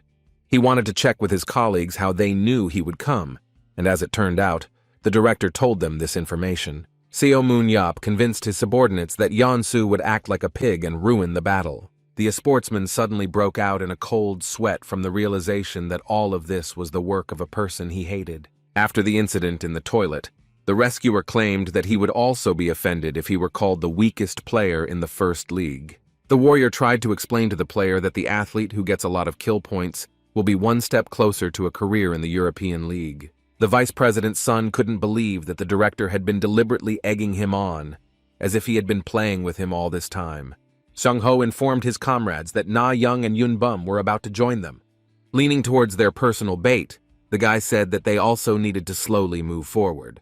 But Yeon-soo, who suddenly stood up, asked how many he could kill if he launched the spheres from this place. The player felt sad that Eop could predict all his actions, not wanting to be an open book for anyone. The athlete decided to show the club director that he was not as simple as they thought. Having concentrated the flow of aura in his palm, the Superman began to discover a new ability in himself. The guy thought that life was like walking on a tightrope, and that although he lost himself at some point, he quickly figured it out. That's why Shim Yon-soo decided not to let go of the rope that would lead him to the top of fame. The binding superpower created a rope of aura that immobilized the enemy for up to 5 seconds. The next moment, the enemy team's leader suddenly found himself tied hand and foot. Having been reborn into a new personality, the YSM squad member used bind on the enemy. The rest was up to Sanya, who was already rushing to add to her list of murders. Thanks to her speed, the girl rushed past the players, dealing critical damage to the tied-up commander. The coach noted that Yeon-soo remembered about teamwork at the most opportune moment, but Yop claimed that it was all because of the scolding after the match. Gabriel continued, explaining that after the guy understood everything, he immediately went to work with Sanya. The warrior thought that if some player was helped by So Moon Yeop, then all the kills would be his, but this was far from the case. Sana was of the opinion that every player wanted to earn points, but if the director did his job well, it could help the team. The savior taught Yeon-soo how to handle a spear so that he wouldn't run around empty-handed, deciding to test his skills. The director noted that almost all characteristics except willpower had reached their limit, but the athlete still had room to grow. Moon Yeop had an idea to sell the guy and find someone abroad like Sanya to replace him. The immortal warrior justified himself that it was not a scam, since he would train the player before selling. Sun Tai-ho used a fire attack so powerful that his colleagues standing on the sidelines had to take cover from its heat. One of the surviving members of the Soul team was in a helpless state, but the guy did not remain in this status for long, as he was pierced with a spear by Sanya Akhmetova. Having earned her 6th kill in this round, the girl finished both it and the entire match. The commentators confirmed their guesses, and YSM won today's battle. Shim Yeon-soo felt awkward as the entire stadium congratulated his team on their victory. The winners were joined by the rest of the battle participants so that all the words would not go to the newcomers. The Moon Yeop team made their debut in the first league with a resounding success in the first game of the new season. Watching the athletes bask in the glory, the director noticed how quickly other people's children were growing up. Sana praised the boss, claiming that it was all thanks to him that he had collected and prepared an excellent team. Yop stated that the next one after Sanya was Choi Jung-min, who was developing well on his own. Many of the guy's indicators increased by 2 or 3 notches, and his endurance and willpower rose by as much as 5 points. All this could be attributed to the superpower of observation, which allowed one to identify the enemy's weak points. Next on the list was Kim Jin-soo, who, although he was from the youth league, was not afraid and played both matches with dignity. And the list of potential players was concluded by a guy who was pulling his cheek with all his might. Young-min wanted to make sure that everything that was happening was real, because just recently the guy lived like trash. If the player had not met Moon Yeop, he was afraid to even imagine what would have happened to his life. While the team members were enjoying their moment of glory, the athlete looked at his mentor. With an undisguised smile, the immortal warrior nodded to the former bully, in whom he had managed to discern talent. Young-min, in turn, also thanked the director with a nod, saying that he was immensely grateful for the opportunity. Yeop was curious about which other team might be the opponent in the next match. Gabriel said that such a fate befell the spirit of 2 stars, who was trained by an old friend of the savior. Moon Yeop came to an agreement with the coach to sell Choi Hyuk to him at a good discount. The warrior insisted that if he had fought with the coach, Choi Moon's son would have been feeding worms. But suddenly the immortal warrior protested, and Sana looked at him questioningly. The analyst asked what the director was talking about, to which he asked if this club was good. The spirit of 2 stars was one of the contenders for victory, as the analysis results showed. The director said that he needed to pull himself together, but after the coach misunderstood him, he explained that he was talking about himself. Now that Choi Hyuk was on his team, he felt bad about losing to such a strange coach. The owner of the club stated that they were at any cost they had to trample the spirit of the 2 stars. Gabriel suggested that Moon Yeop might have made an exception for these guys, as he had already been on the field 3 times. The coach asked the director if he was sure, to which the savior nodded affirmatively. But the coach didn't care, and he thought the upcoming game would be too easy. At Baek Jae-ho's house, the owner of the house began interrogating So Moon Yeop about the Zardlun seed. The friend was curious whether the savior had lost his find, which, as it turned out, was always with him. The national team coach was very angry when he found out that the guy had traveled to Kazakhstan with the seed. Jae-ho wondered what would happen if the bank crashed, having already seen news reports about the event. The club director was offended, stating that, unlike his friend, his hands were growing from the right place. Leaving aside these minor nuances, the man stated that the World Association wanted to buy the seed. It was unknown exactly how much the association wanted to buy Zardloon for, but the coach, in his usual manner, began to lecture his friend again. Moon Yop listened to moral lectures on how to deal with the monster and what consequences could arise if he was treated incorrectly. The friends started arguing. One of them suggested relaxing and taking a break, while the other continued to mumble. Before the argument, Moon Yop had no particular reason to think about the association. They had a system similar to his analytical gaze that allowed them to accurately evaluate the fighter's performance. The demon hunters during the war only dreamed of such a thing, but Iopu still had no idea what the World Association was. Suddenly, someone rang the intercom, stopping Jae-ho's lamentations. When Iop asked if his friend was expecting anyone, the man replied that he had not invited any guests. The man cautiously walked towards the intercom to check who the uninvited guest was. Before Jae-ho could even reach the phone, the bell began to ring continuously and persistently. The savior of humanity was also interested in who the stranger who had disturbed them was. In front of the intercom camera stood a tired-looking man whom Baek Jae-ho didn't know. Still wary of the stranger, the coach asked him who he was and what he wanted from them.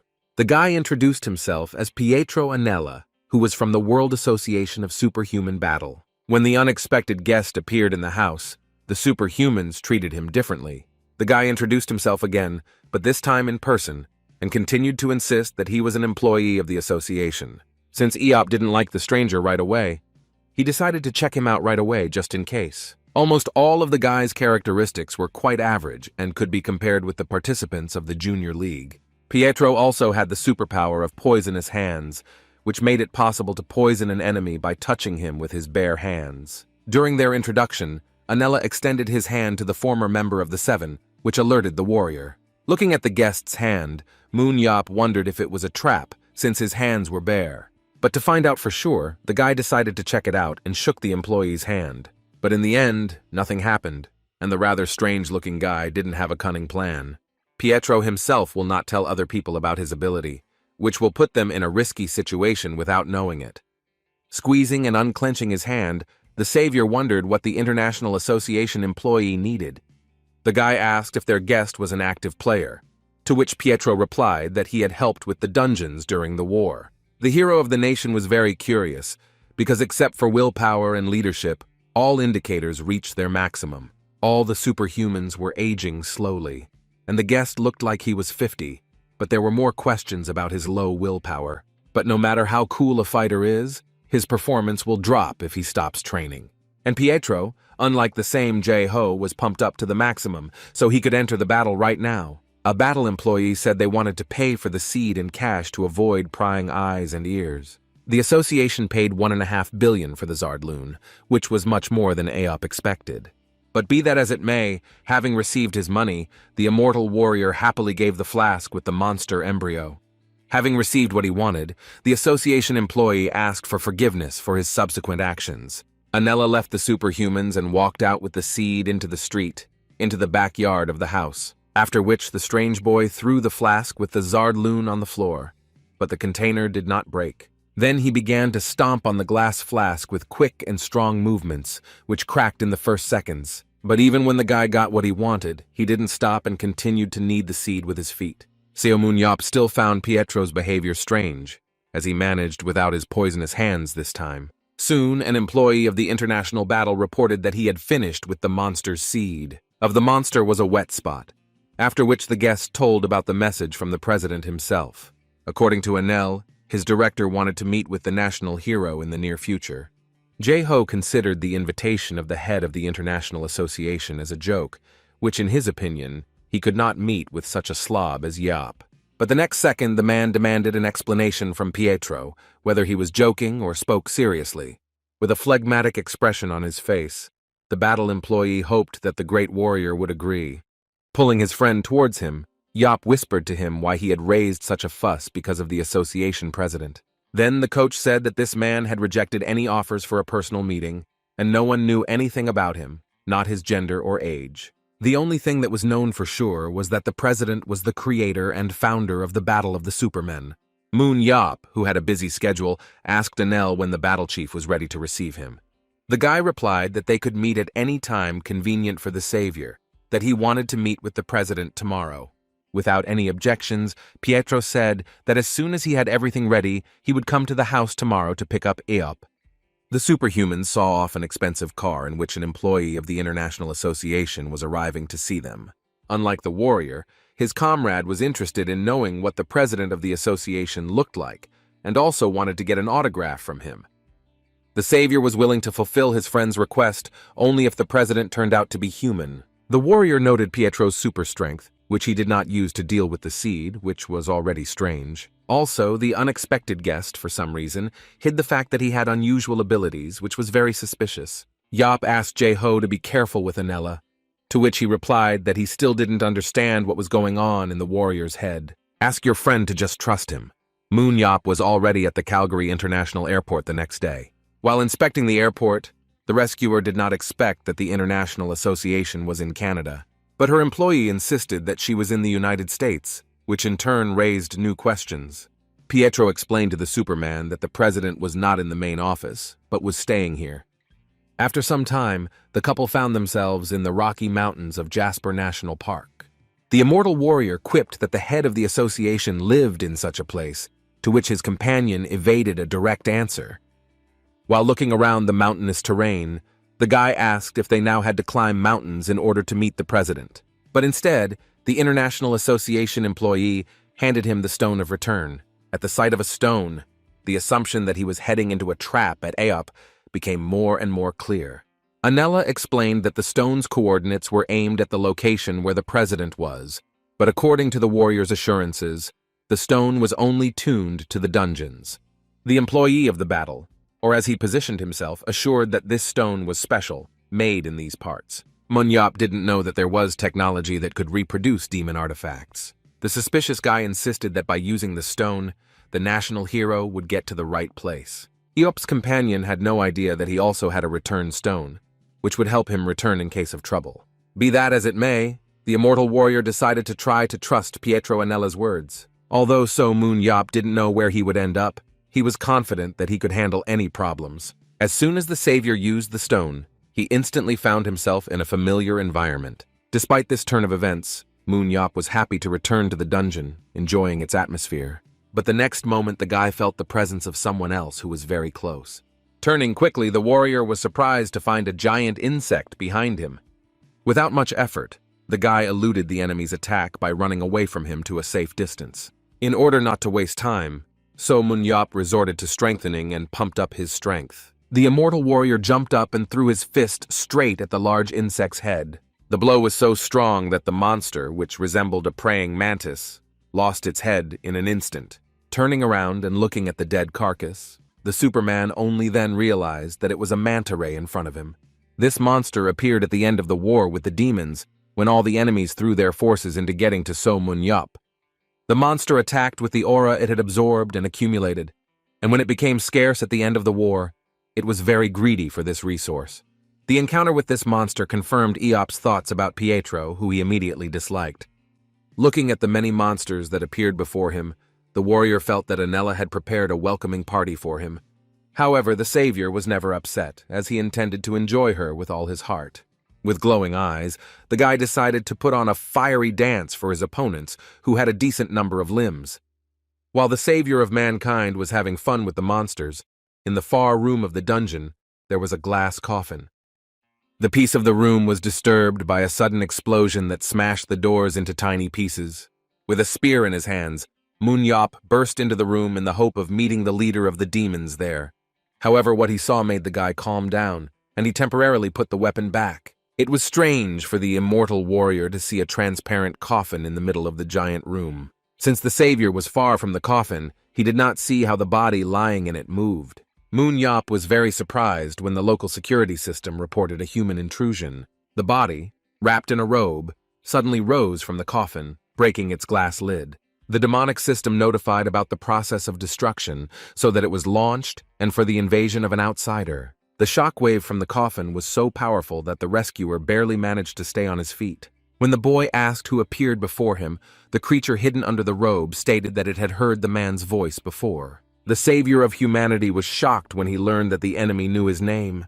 The creature took on human form, and only then did Eop declare that he recognized what was in front of him. At their last meeting, The guy was the leader of the 7 saviors who were conducting a raid in the last of the dungeons. In front of the Superman was an albino girl also known as the Magister, who had a scar on her neck left by Eop's spear. The demon in human form stated that he had previously carried the burden of the master, but now everything was different. Moon-Yop was more interested in the fact that the demon had previously taken a different form when it now looked like a human. The boy was perplexed when he was told that the appearance of demons was no different from that of humans. According to the master, they changed their appearance in order to act more effectively in battle. Be that as it may, the warrior really did not expect to meet the master, believing that she had fallen by his hand. The girl replied that she had failed in her mission, but in order for her to return to the light, someone had locked her in this body, as if in a cage. The immortal warrior asked the demon in his usual manner what she was so dissatisfied with. The Magister replied that she felt no anger, claiming that Eop was a punishment from the world that should punish her for her failed mission. The savior was extremely bored listening to the former master, who believed that they would immediately fight. The girl ended her speech by saying that, having returned to life, she was, on the contrary, grateful to the Superman. After listening to what the demon had told him, the savior of humanity replied that everything she had said was nonsense. His opponent insisted that the purpose for which he was placed in this body was to kill Eop. When the hunter opened his spear again for another battle, the demon asked him to stop.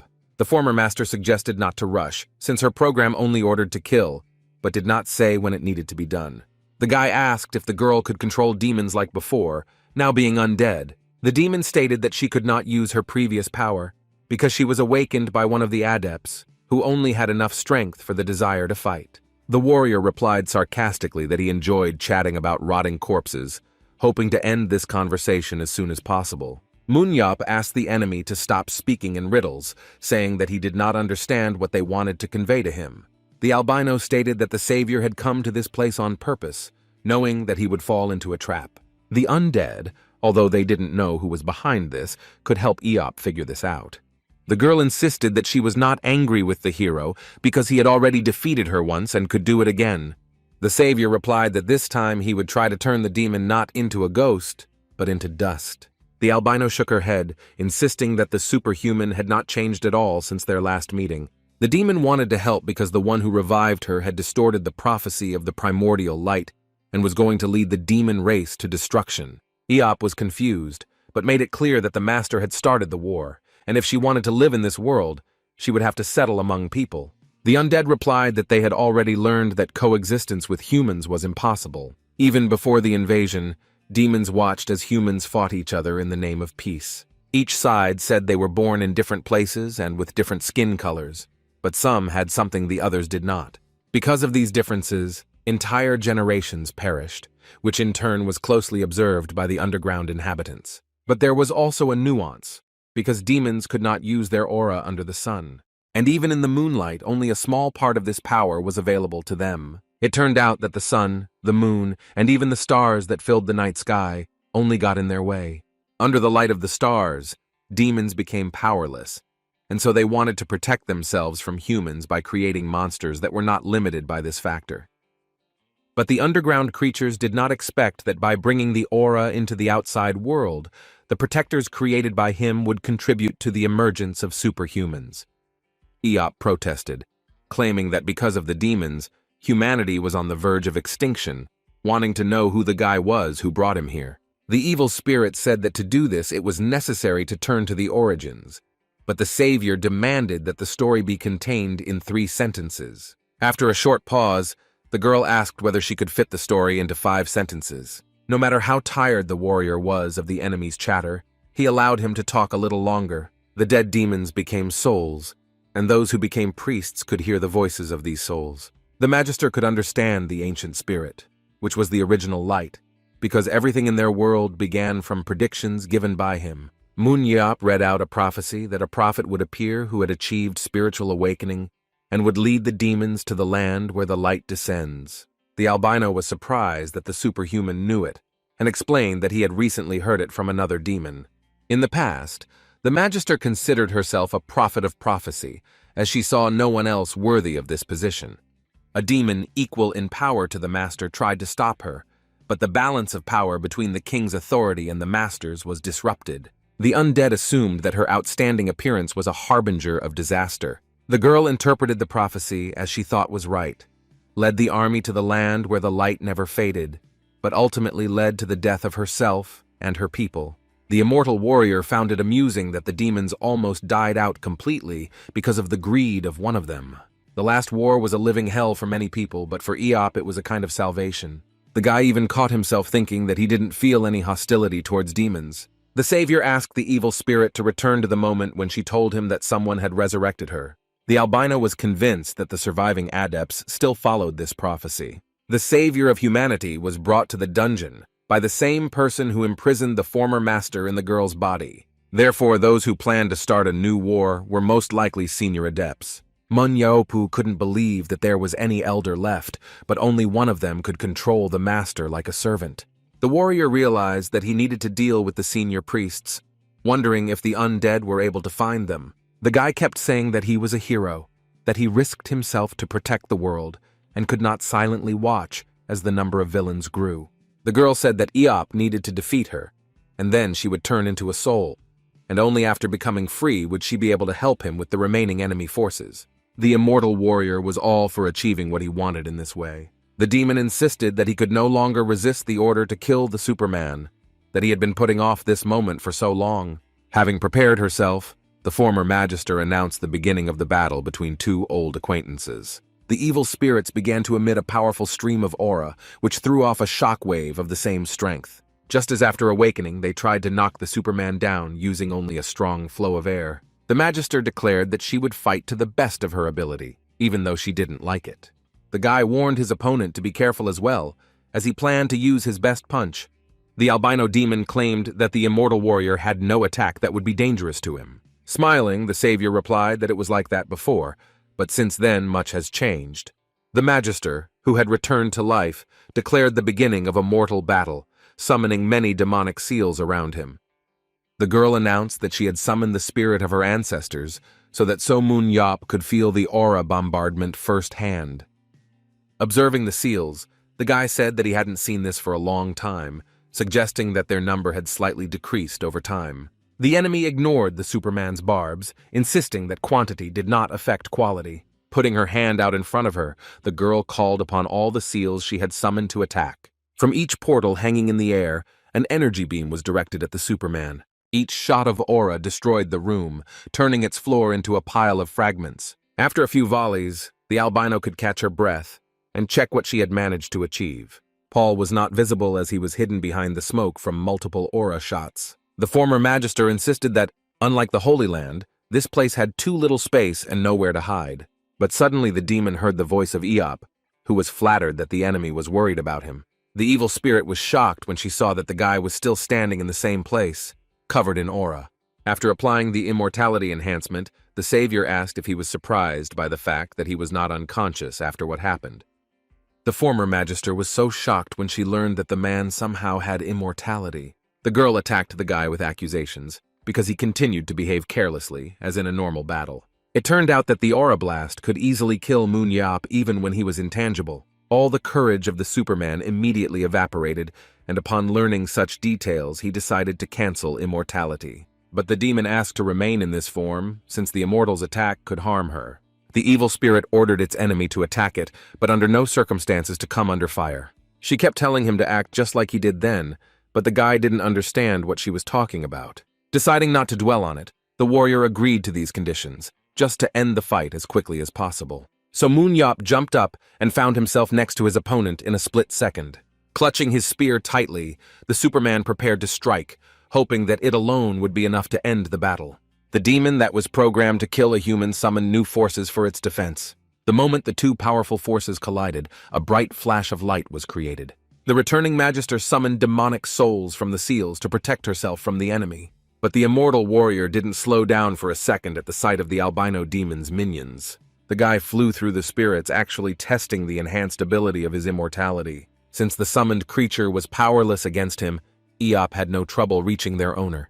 But the girl, programmed to destroy the superhuman, was not going to give up so easily. The undead shot a beam of aura from its palm, but the boy managed to avoid meeting it. Moon Yop thought that this battle was nothing compared to the battle in the last dungeon. No matter what traps and attacks the former Magister prepared, the Superman could not be stopped. The demon didn't expect that the savior of humanity would get to her so quickly. So Moon Yop sped up and found himself right above his opponent, swinging his spear at him. The warrior almost hit, but the girl formed a protective sphere around herself, never receiving any damage. Taking advantage of the opportunity, the enemy hid from the Superman in the opposite direction. But when the girl looked closely at the sphere, she discovered that it was torn, and a small cut appeared on her leg. Then Moon Yop rushed past the demon, damaging her protective ball again with his spear. The guy approached her, claiming that the fight was a simple matter, and that it should be stopped. With these words, the savior flew again to his enemy, who had no intention of admitting defeat. The immortal warrior ran the tip of his spear across the sphere, leaving a mark from the weapon on it. The guy continuously attacked the protective sphere, and the demon still stubbornly tried to fight back. As the savior predicted, the ball woven from aura, unable to withstand the pressure, began to crack. At some point, the sphere cracked into small pieces, and the girl was left without the slightest protection. Her opponent immediately took advantage of this moment and pierced her palm with the tip of his spear. The blade that pierced the hand damaged the seal that was on the back of the hand. When the seal disappeared from the girl's hand, the demonic seals that were in the air began to evaporate along with it. Both opponents went down to the ground, as at this point the battle was considered over. The Superman asked the demon whether the order to kill him was still in effect, or whether he had gotten out of control. Showing his hand to Eop, the former master said that his attack had destroyed the remaining taint in it. The immortal warrior knew who he was dealing with, so just in case, he asked again if she was sure of what she was saying. The evil spirits claimed that they were about to crumble to dust, which did not sound very convincing to the hero. The girl explained that she was weakened, and her body was not able to cope with the spirit that was too strong. The former master assured that if it weren't for the fighter's immortal body and her new appearance, they would have had to fight for many days in a row. As a final favor, freed from the shackles, the demon was ready to return the guy to the moment when he had just entered this dungeon. The evil spirits told her not to rush to meet with Pietro, since the man who had taken control over her would certainly appear to find out what had happened here. Coming close to the albino, Eop asked if she could show him the president of the association. The evil spirit insisted that it had to stop him, but after noticing her condition, the warrior was ready to help her die if that was what she wanted. Suddenly, the demon announced to Moon Yop that he had not mentioned that he would talk to him. Immediately, there was a loud knock that filled the entire room, foreshadowing the arrival of a possible ruler. A crack began to spread across the ceiling of the room, from which a bright light was shining. The demon that emerged from the crack declared that the power invested in the master's body had evaporated. Appearing through a crack in the ceiling, the master claimed that his ward had fulfilled her destiny. The senior priest was sure that Moon Yop was finished, but he and the master were safe. The leader was so shocked by what he saw that he was speechless. When the demon regained his composure, he asked again what had happened here. All of his parameters, except for willpower, reached their maximum limit. The priest's superpowers included the ability of a medium, which allowed him to work with the souls of the dead, and white sparks, which affected the white aura.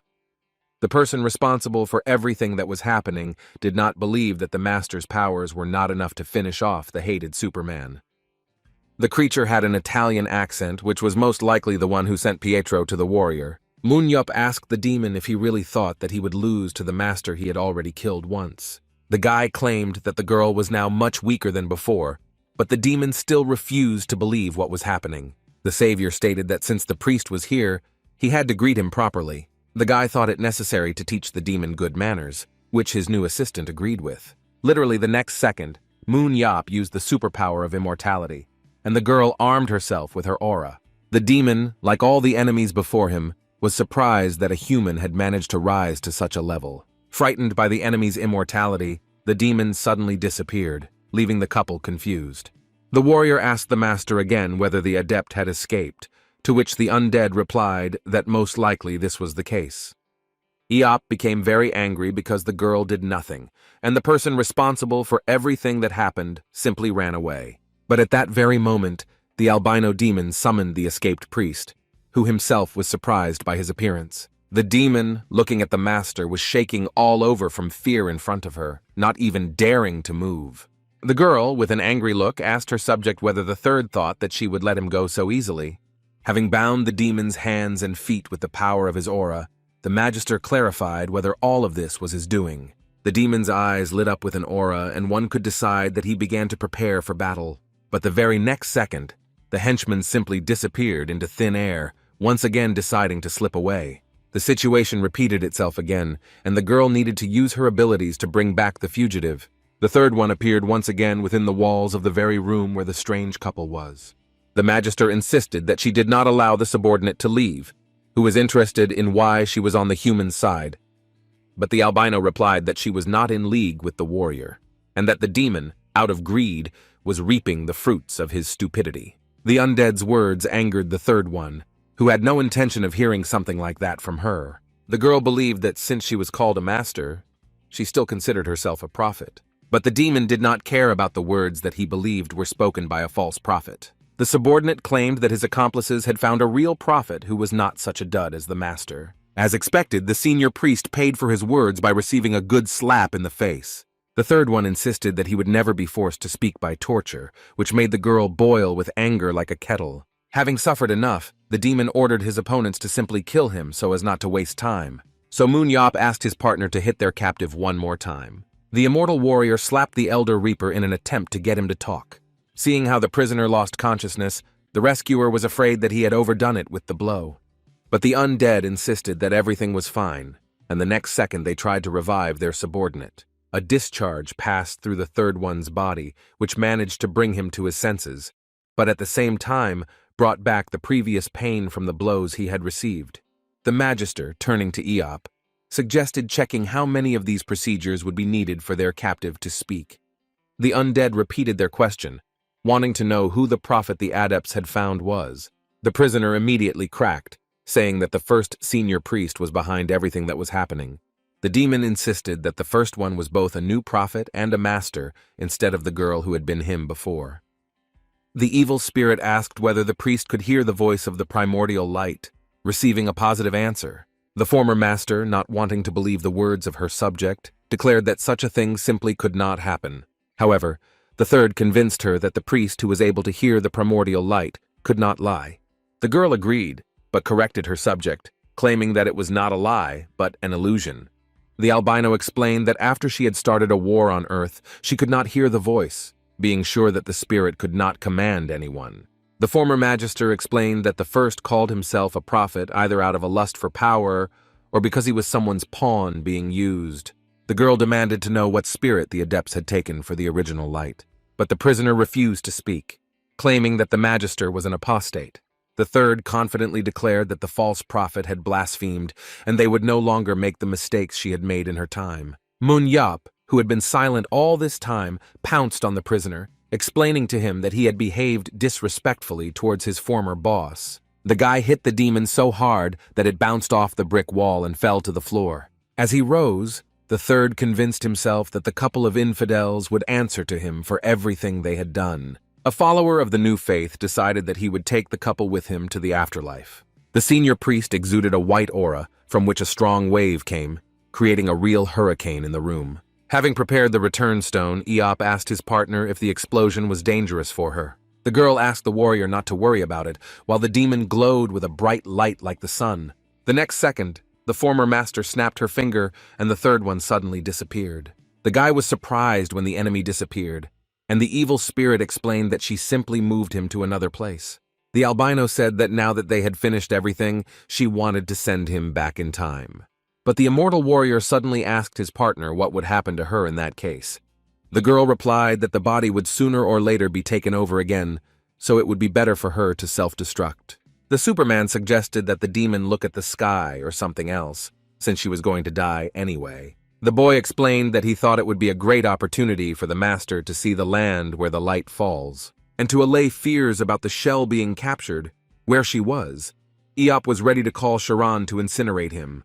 The proposal voiced by the man sounded as if he were a prophet and voiced prophecy. The old enemy claimed that the guy was not quite right in the head, but he only repeated his question in response to this accusation. Unable to refuse such an opportunity, the girl touched the stone of return. The next moment, the dungeon room was filled with a bright light, which transported the couple to another place. Meanwhile, in the Holy Land, Pietro was pleased with the work he had done. Although the guy managed to do everything without any difficulties, he still had the feeling until the very end that something was wrong. Anella tried to be extremely careful, glad that Eop was thinking with his muscles and not his head. But the guy immediately regretted his words when an uninvited couple fell on top of him. When the savior fell, he landed right on top of the man, sending him to his certain death. Pinned to the ground, Pietro wondered how this had happened. The warrior replied that he also had a return stone, and that after the raids he had accumulated a lot of useful things. Monyap said that he killed the high priest, which only angered his subject. The warrior also did not forget to note that the guy had learned the divine language, which surprised him. The nation's hero suggested that by learning the language of demons, Pietro had brainwashed himself. Leaning over Pietro, the immortal warrior folded his fingers, preparing to give the boy a flick. And while Eop was dealing with the man who wanted him dead, the master admired the son. The Superman who arrived after a while explained to her that the demon was in front of her. There was blue sky and sunshine, been lying on the ground all this time, but was hovering above her. The demon, enjoying the sunbathing, declared that now everything was over. The albino believed that the body would be destroyed by the sun, but instead it only became stronger. The magister announced that she would hold out a little longer, not forgetting to add that she was not dying because she was already dead. The girl insisted that she would be able to look at the sky longer, telling the guy to move away and not block the sunlight. When Eop asked how long she was going to lie there, the albino replied that it was difficult for her to move and speak in the sun. And before she had time to convey her thought, she completely passed out, as if her battery had run out. The Superman wondered what he was now supposed to do with the body of the half-dead demon. What Moon Yop was really upset about was that he never met with the president of the World Association. The guy grabbed Anel by the legs and started shaking him, hoping that something valuable would fall out of him. As the warrior had expected, something fell from the subordinate chief, which turned out to be another stone of return. Eop saw the golden stone for the first time. Remember the words that it was possible to get to the president of the association with the help of a special stone. The savior, who was being stopped by the undead with all his might, assumed that even if he fell into a trap, he would never lose to the enemy. Ignoring the warning from the creature from the underworld, the fighter decided to try his luck.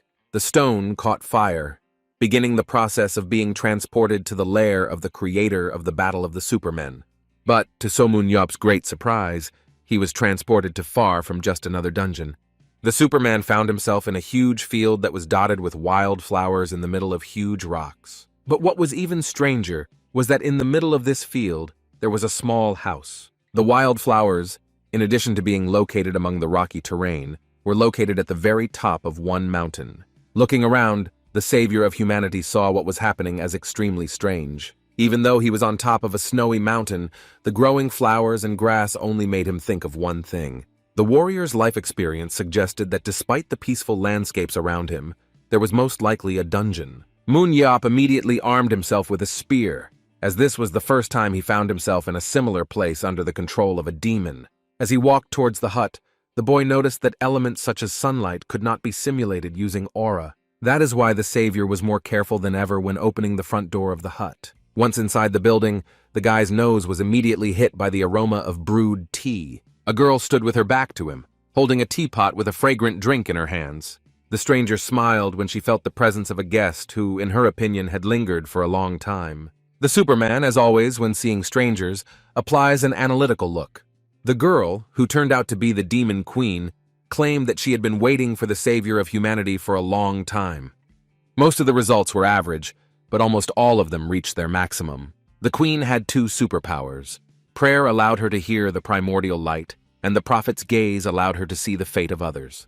No matter how invincible the warrior was, when he met the queen, a shudder ran through his body. Since the demons had no names, they used the role given to them instead. The hunter of evil spirits had met many demons, but this was the first time he had seen such a name on one of them. The fact that it was not just anyone in front of him, but the queen herself, spoke volumes. Another ruler mentioned by the current master was still alive today. It was this demon who was the monarch whom the said prophet overthrew, who was forced to watch the war. The head of the demon civilization stood right in front of the sworn enemy of their entire race. This was the first time, apart from the master, that So Moon Yop had seen such a huge amount of aura in someone. But what surprised this guy more was the queen's 2 superpowers that gave her more than just any abilities. The ability to hear the original light should only be available to the magister, who stopped hearing the voice after the demons invaded the earth. and the demon's second superpower sounded too abstract for the enemy to understand what exactly it did. With a good-natured smile, the evil spirit invited the long-awaited guest to sit down next to her. The girl knew that the Superman had already seen her powers with the help of his ability. This statement took the savior by surprise because he had not told anyone about it. An analytical look. The guy found out that the queen was able to learn about his power thanks to the prophet's gaze. The demon explained that he was waiting for the warrior to arrive, who found it difficult to comprehend that everything that had happened had been planned in advance. The queen asked if Eop had ever thought about how he had managed to survive in the last dungeon. Anticipating the Superman's thoughts, the new prophet replied that it was she who sent him back to Earth. Said sounded like something crazy, something that Eop could not believe in. The boy clenched his fists in anger at the realization that he had been saved by a demon. The owner of the hut insisted that the guy managed to obtain immortality on his own, but without her help, he would have been stuck between worlds. The savior of humanity stated that he had destroyed the demon's holy land and the queen should have had no reason to save him. But the undead replied that during the destruction of her civilization, she had read her fate. With the gaze of a prophet, she managed to read the word savior above the head of the squad leader. The demon did not immediately learn what role was prepared for the destroyer, but having accepted this fact in the name of his mission, he decided not to miss such an opportunity. The queen read out part of the prophecy, saying that a prophet would appear who had achieved spiritual awakening, and he will have to lead the demonic race to the earth where the light fell. The undead also stated that she knew the last part of this prophecy. Evil will enter through the open door, so the prophet will have to prepare a savior. Moon Yop guessed that the prophet was the queen, not the master, which the girl confirmed by nodding her head. Initially, the demon believed that the coming of evil happened when the shrine was lost, but the prophet's gaze pointed to the savior, who was So Moon Yop. Having changed his mind about leaving, the immortal warrior returned to his place and, not believing in prophecies, wanted to know what the queen really wanted from him. The girl revealed that the senior priests were not the ones who were supposed to enter through the open door. The demon claimed that real evil had not yet shown its true form during all this time. She created the battle of superhumans so that people would not forget how to fight, even in a peaceful and calm period for humanity. Before the warrior, the demons appeared in a new light, where the monarch who lost his people fought for humanity by going against his fellow tribesmen. The savior, although he did not believe in any prophecies, was indebted to the queen for saving him. The girl began to smile, not expecting that they would cooperate, although Eop understood that all this had been planned in advance. The evil spirits became interested in how the guy got here alone, since she sent Pietro after him. The immortal warrior was slightly surprised that the subordinate of the head of the demon civilization was still from her. At the moment when the guy finished his story, the sun was trying to hide behind the horizon. Suddenly, the master, who had completely lost her life force, woke up. Looking around, the girl realized that she was in a dungeon, while the queen was surprised by the power of the senior priest who gained power over the spirit of the master. Shutting his companion's mouth, Moon Yop asked how long the leader had known Pietro, who, being a human, knew that he was dealing with a demon. The warrior wondered if the queen could have stopped before the senior priests, but that was impossible because of the sacred language. The albino, turning to the leader, stated that she had never had such powers before as she did now. The head of the demonic clan stated that 2 years before the disappearance of the sacred land, she began to hear the speeches of the primordial light. The demon revealed that she kept this a secret from everyone so that one crazy master would not kill her. The albino asked for forgiveness, claiming that she was neither a true magister nor a prophet, and that it was all her fault.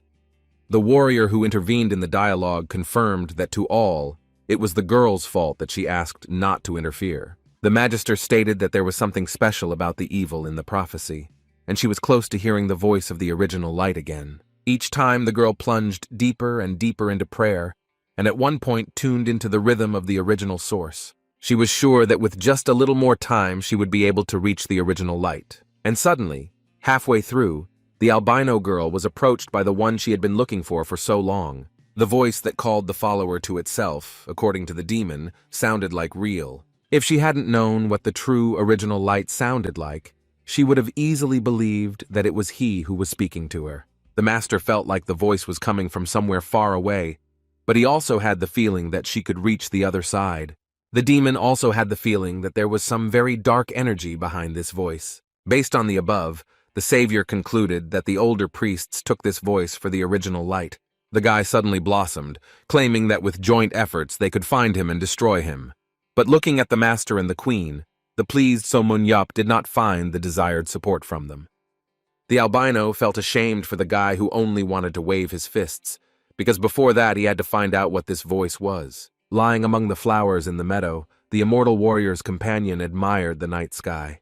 When the Superman who approached her asked what the girl was doing, she replied that she was counting the stars.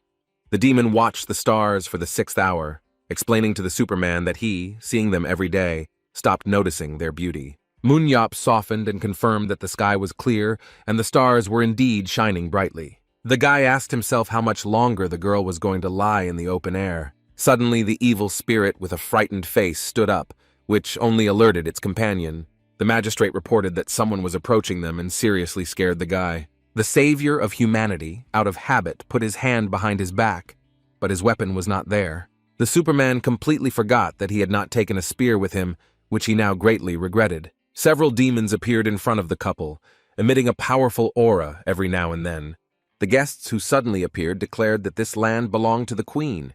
After applying a power boost to himself, the immortal warrior demanded that the demons introduce themselves. Taking off their hoods, the demons began to admire the land where the light fell and the queen herself lived. The albino, based on the appearance of those who came, explained that they were not connected with the senior priests. One of the 3 demons told the others to be on guard, because in front of them was So-mun-yup, with the master next to him.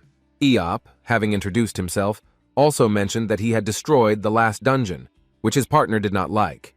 While the boy and girl were exchanging pleasant glances, the arriving demon said that he knew that they had been invited to the queen. The savior came to the conclusion that the priest was a servant of the creator of the battle, of which not many survived after the purge. The Superman asked the demon why he had brought along 2 more who were shaking at the sight of Eop.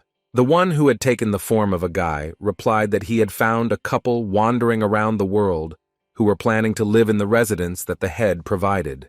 But the priest, no matter who invited them here, was not going to discuss anything with the one who destroyed their sanctuary.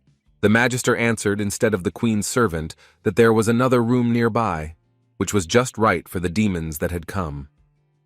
The albino girl was asked the same invariable question: why was she on the human side?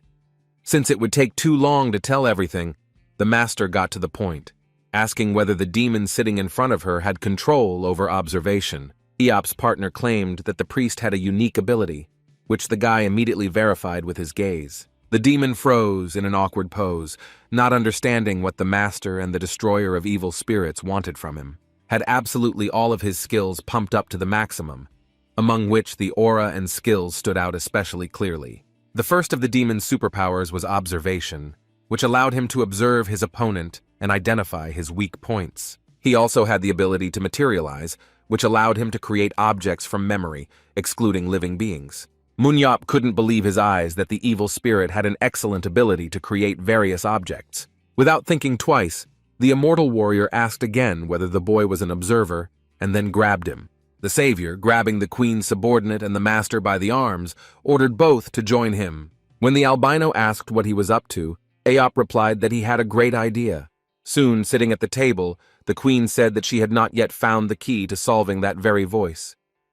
It could be an incredibly ancient spirit, but it was difficult to find out due to the lost history of demons, to which Eop suggested that they ask about it themselves. The Superman asked those present if they knew about the People's Grave dungeon. This dungeon is the final resting place of the ancient emperor, who died about 1,000 years ago. All this happened long before the last of the dungeons appeared. Of all the places that were impossible to come to, the People's Grave was considered the most difficult.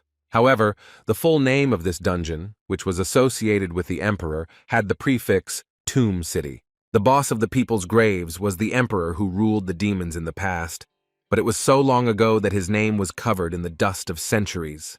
Before passing away, the emperor preserved 10,000 dignitaries and ordinary subjects in the tomb, and when the emperor died, the tomb was sealed and turned into a dungeon where no living person had set foot for thousands of years. This was the case until So-mun-yup appeared in the dungeon and personally finished off the emperor. It was perhaps the largest raid in history, requiring nearly 60 superhumans to clear out. Recalling the events of those days, The warrior noted that the emperor was many times more complex than the magistrate who was in the last dungeon. The girl thought the idea of reviving the emperor was quite good, since he was undead, and therefore not a living being. The demon was ready to summon the soul of the emperor when a body was created into which his spirit could be instilled, and for this materials were needed. The savior was already preparing to obtain the demon's flesh, but the queen stopped him, assuring him that there was no need for it. The girl insisted that a superhuman could do all this in a virtual world, and then snapped her fingers. The sidewall slid aside, revealing to Moonyop game modules that were exactly the same as those used for the battle. While the guy was watching the modules in fascination, the demon at that moment looked at him with contempt. Eop guessed that the guy who was sitting with them at the table was involved in the creation of the game, that he provided the queen with invaluable assistance. The prophet replied that if the emperor did not want to answer questions and tried to attack, then the couple would be safe in the virtual world. After examining the system, the albino stated that there was a problem that the head of the demonic race had not taken into account. Both the queen and the savior of humanity were shocked by such a statement. The magister claimed that when she entered the virtual world, her physical body would be destroyed, and she would disappear from reality. The prophet wondered if there was any other way for the master to enter with Eop, who was beginning to lose patience. The guy suggested finding the girl not a dead body, but simply possessing someone. This option was quite realistic, since during the war, research was conducted on the possession of superhuman bodies. The experiment was stopped due to the reluctance to enter the body of a lower being, which offended the warrior, who reminded him who exactly destroyed all the dungeons. To give the boy some idea of what it was like for them, the master suggested that he imagined that he had taken over the body of a monkey in order to win the war. This time the undead did not refuse, because in front of them was the necessary material in the person of Mr. Pietro. The magister asked the queen to stop immediately if she felt any rejection. Turning his head, the demon head was saddened by the fact that if someone was brainwashed by the sacred language, then he would never be the same again. Having assured the master that everything would be fine, she began the transition to a new body. By influencing Pietro's body with the power of her aura, the girl completely filled the entire hut with it. Crystal white light seeped out from every crack in the building until the transition was completed. When the bright light finally went out, so Moonyop opened his eyes to see the result, looking at the evil spirits, which looked exactly like that. Also, apart from the clothes, the guy asked if anything had changed. The warrior sarcastically suggested that the experiment had failed, but the demon explained that he had rebuilt the body so that it matched its original appearance. From the undead's reasoning about the weakness of the human body and the strength of his aura, the savior concluded that the previous body was better. But the magister objected, claiming that it was nice to feel alive and hear the heartbeat. Analyzing Pietro Anella's updated body, Eop saw that all indicators had reached their maximum, and there were as many as 4 superpowers. Teleportation allowed movement through the space-time tunnel, and meditation made it possible to connect with the spiritual world. Spirit summoning summoned the soul of the deceased, while Spirit Strike infused the summoned spirit with aura for subsequent attack. The immortal warrior didn't have time to recover from such a number of amazing superpowers, as the girl immediately rushed away. The demon with a new body went out into the fresh air, so now it's not enough to walk freely under sunlight. The magister announced to her accomplices that she needed only 1 day. This time was necessary for the albino to get used to the new body. The next day, So Moonyop looked at his new partner with displeasure. Looking at the snowman toy in her hands, the guy demanded to explain what it was. The girl immediately hid the toy behind her back, saying that it was just coming out to get used to it, but Aop had already seen everything. The savior ordered the toy to be thrown away, and taking his partner by the arm, went with her to the hut.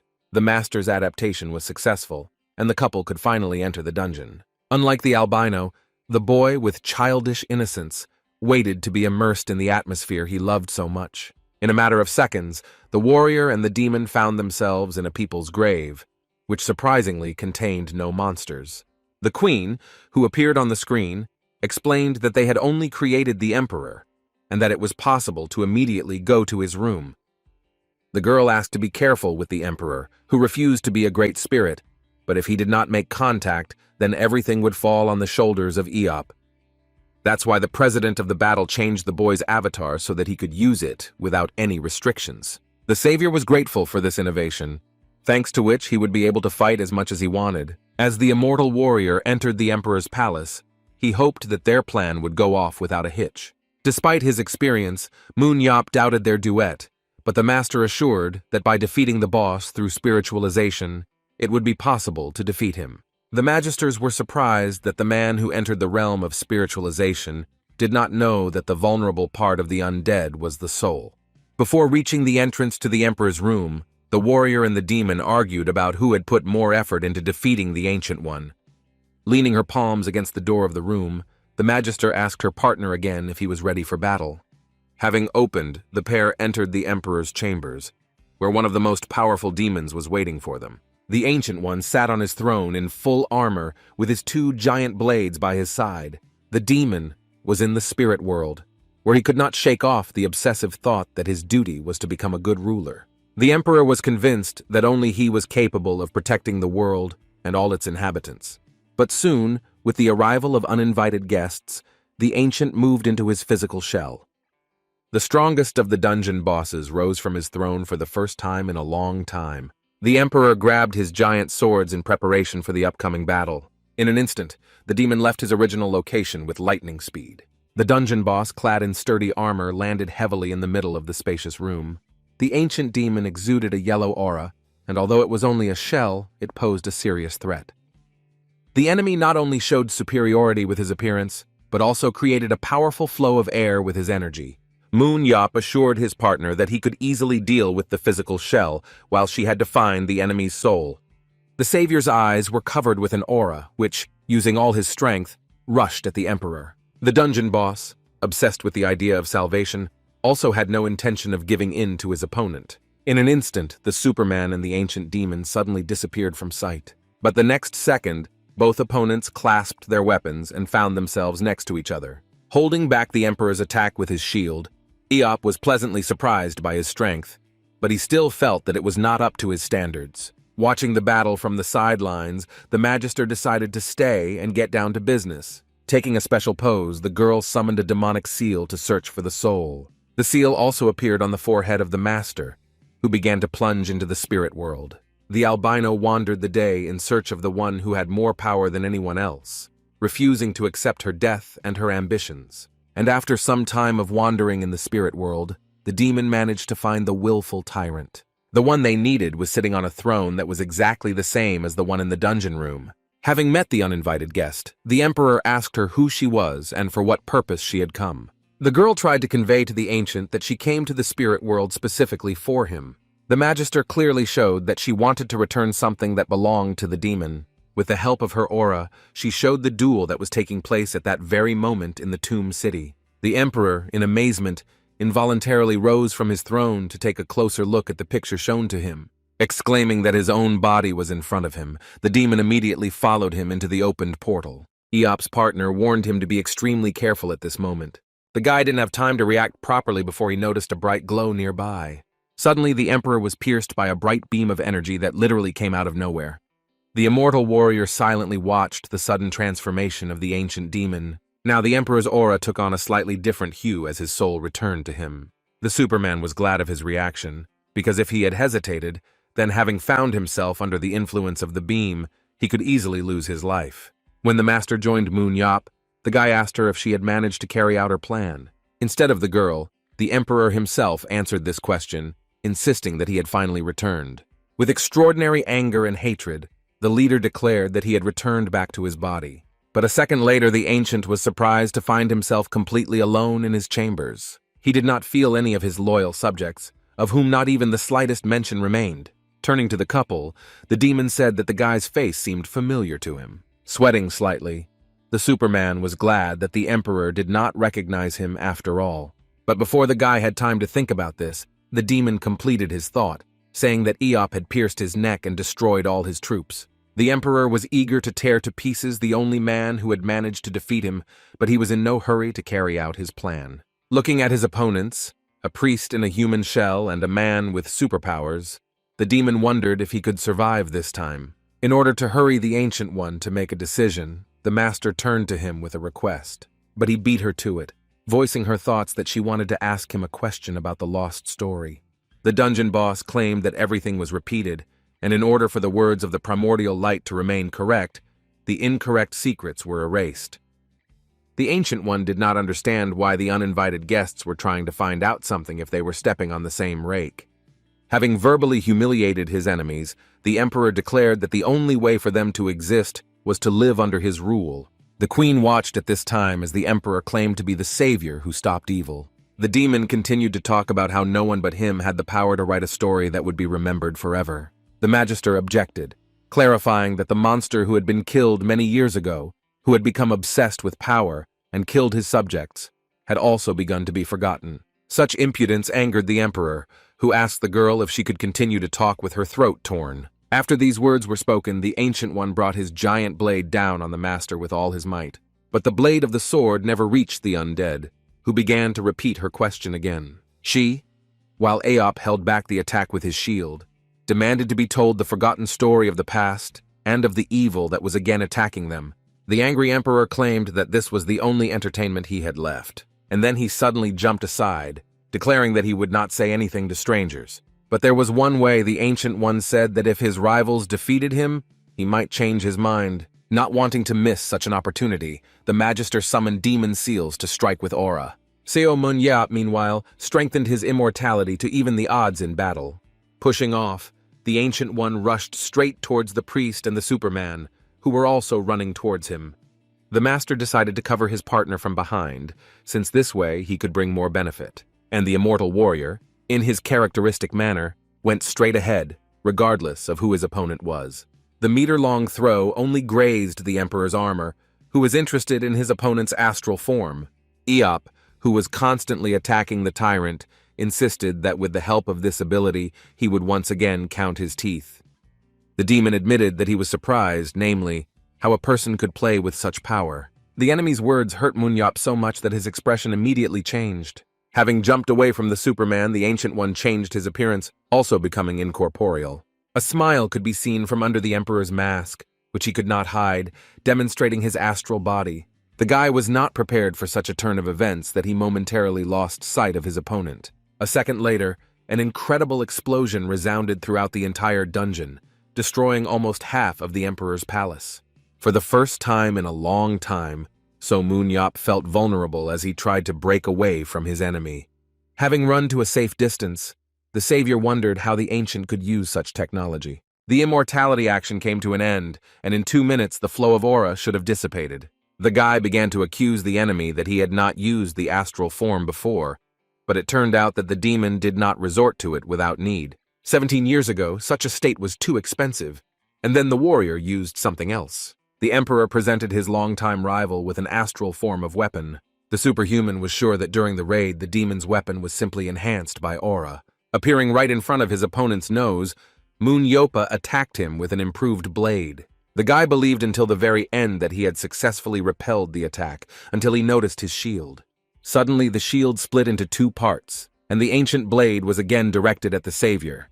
Pietro Anella, whose body was used by the priest, disintegrated into pixels after trying to protect Iopa. The cruel leader was confused as the dagger did not even cut the enemies, believing that this was due to the poor connection of the physical shell. But at some point the Emperor began to think, suppose that there was something else that he might not know. The gaming helmet flew down, hitting the floor with force, and its owner cursed under his breath. Munyap was almost tearing his hair out, not understanding how he dealt with the dungeon boss last time.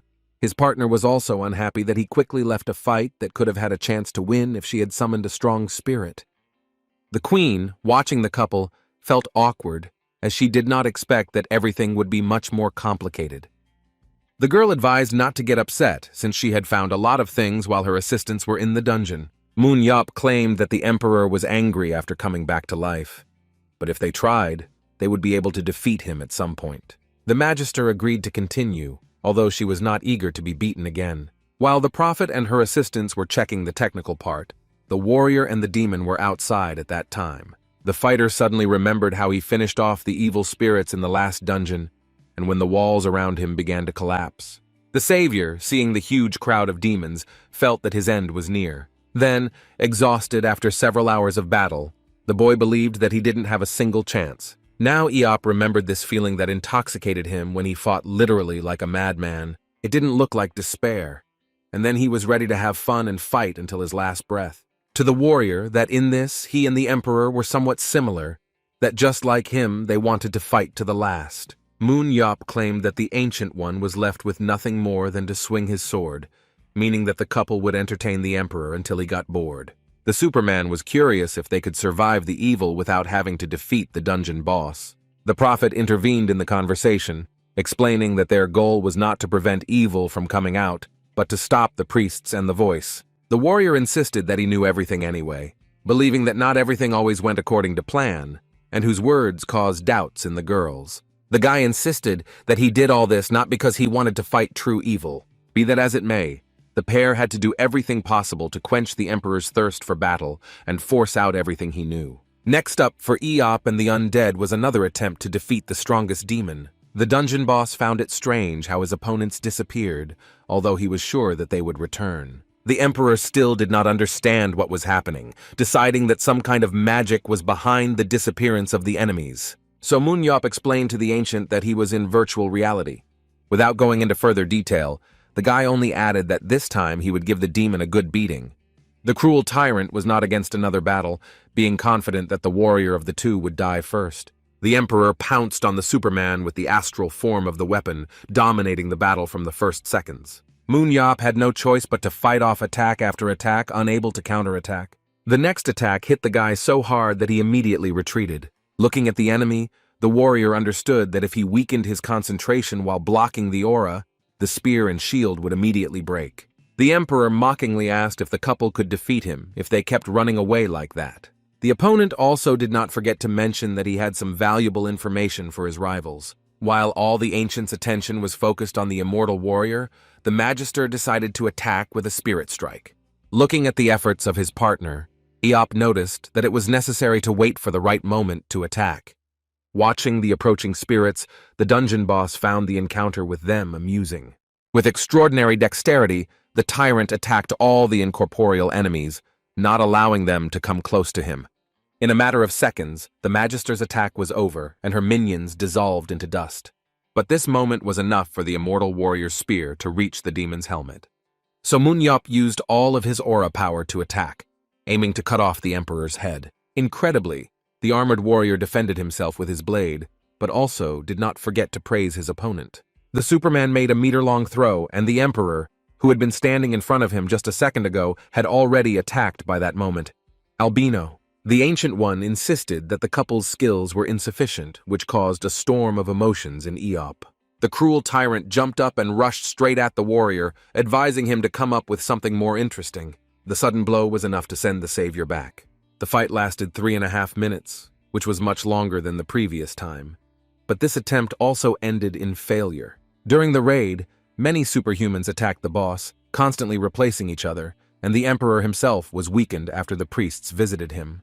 Now the Ancient's physical strength was at its peak, and there were only 2 of his opponents. And no matter how strong Moon was, the Emperor was no match for him.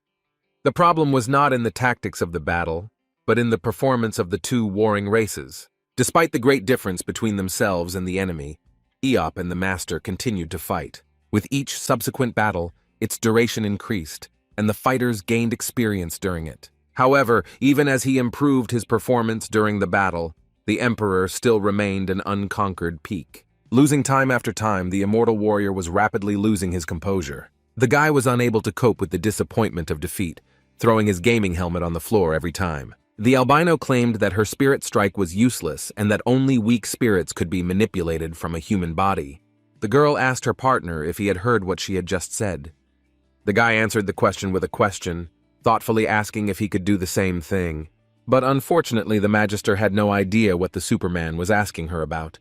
It turned out that Moon was talking about a weapon with an astral form, but the undead were not aware of this. The warrior was sure that this was a typical skill for demons, who in turn knew more about the astral body, since they did not use weapons.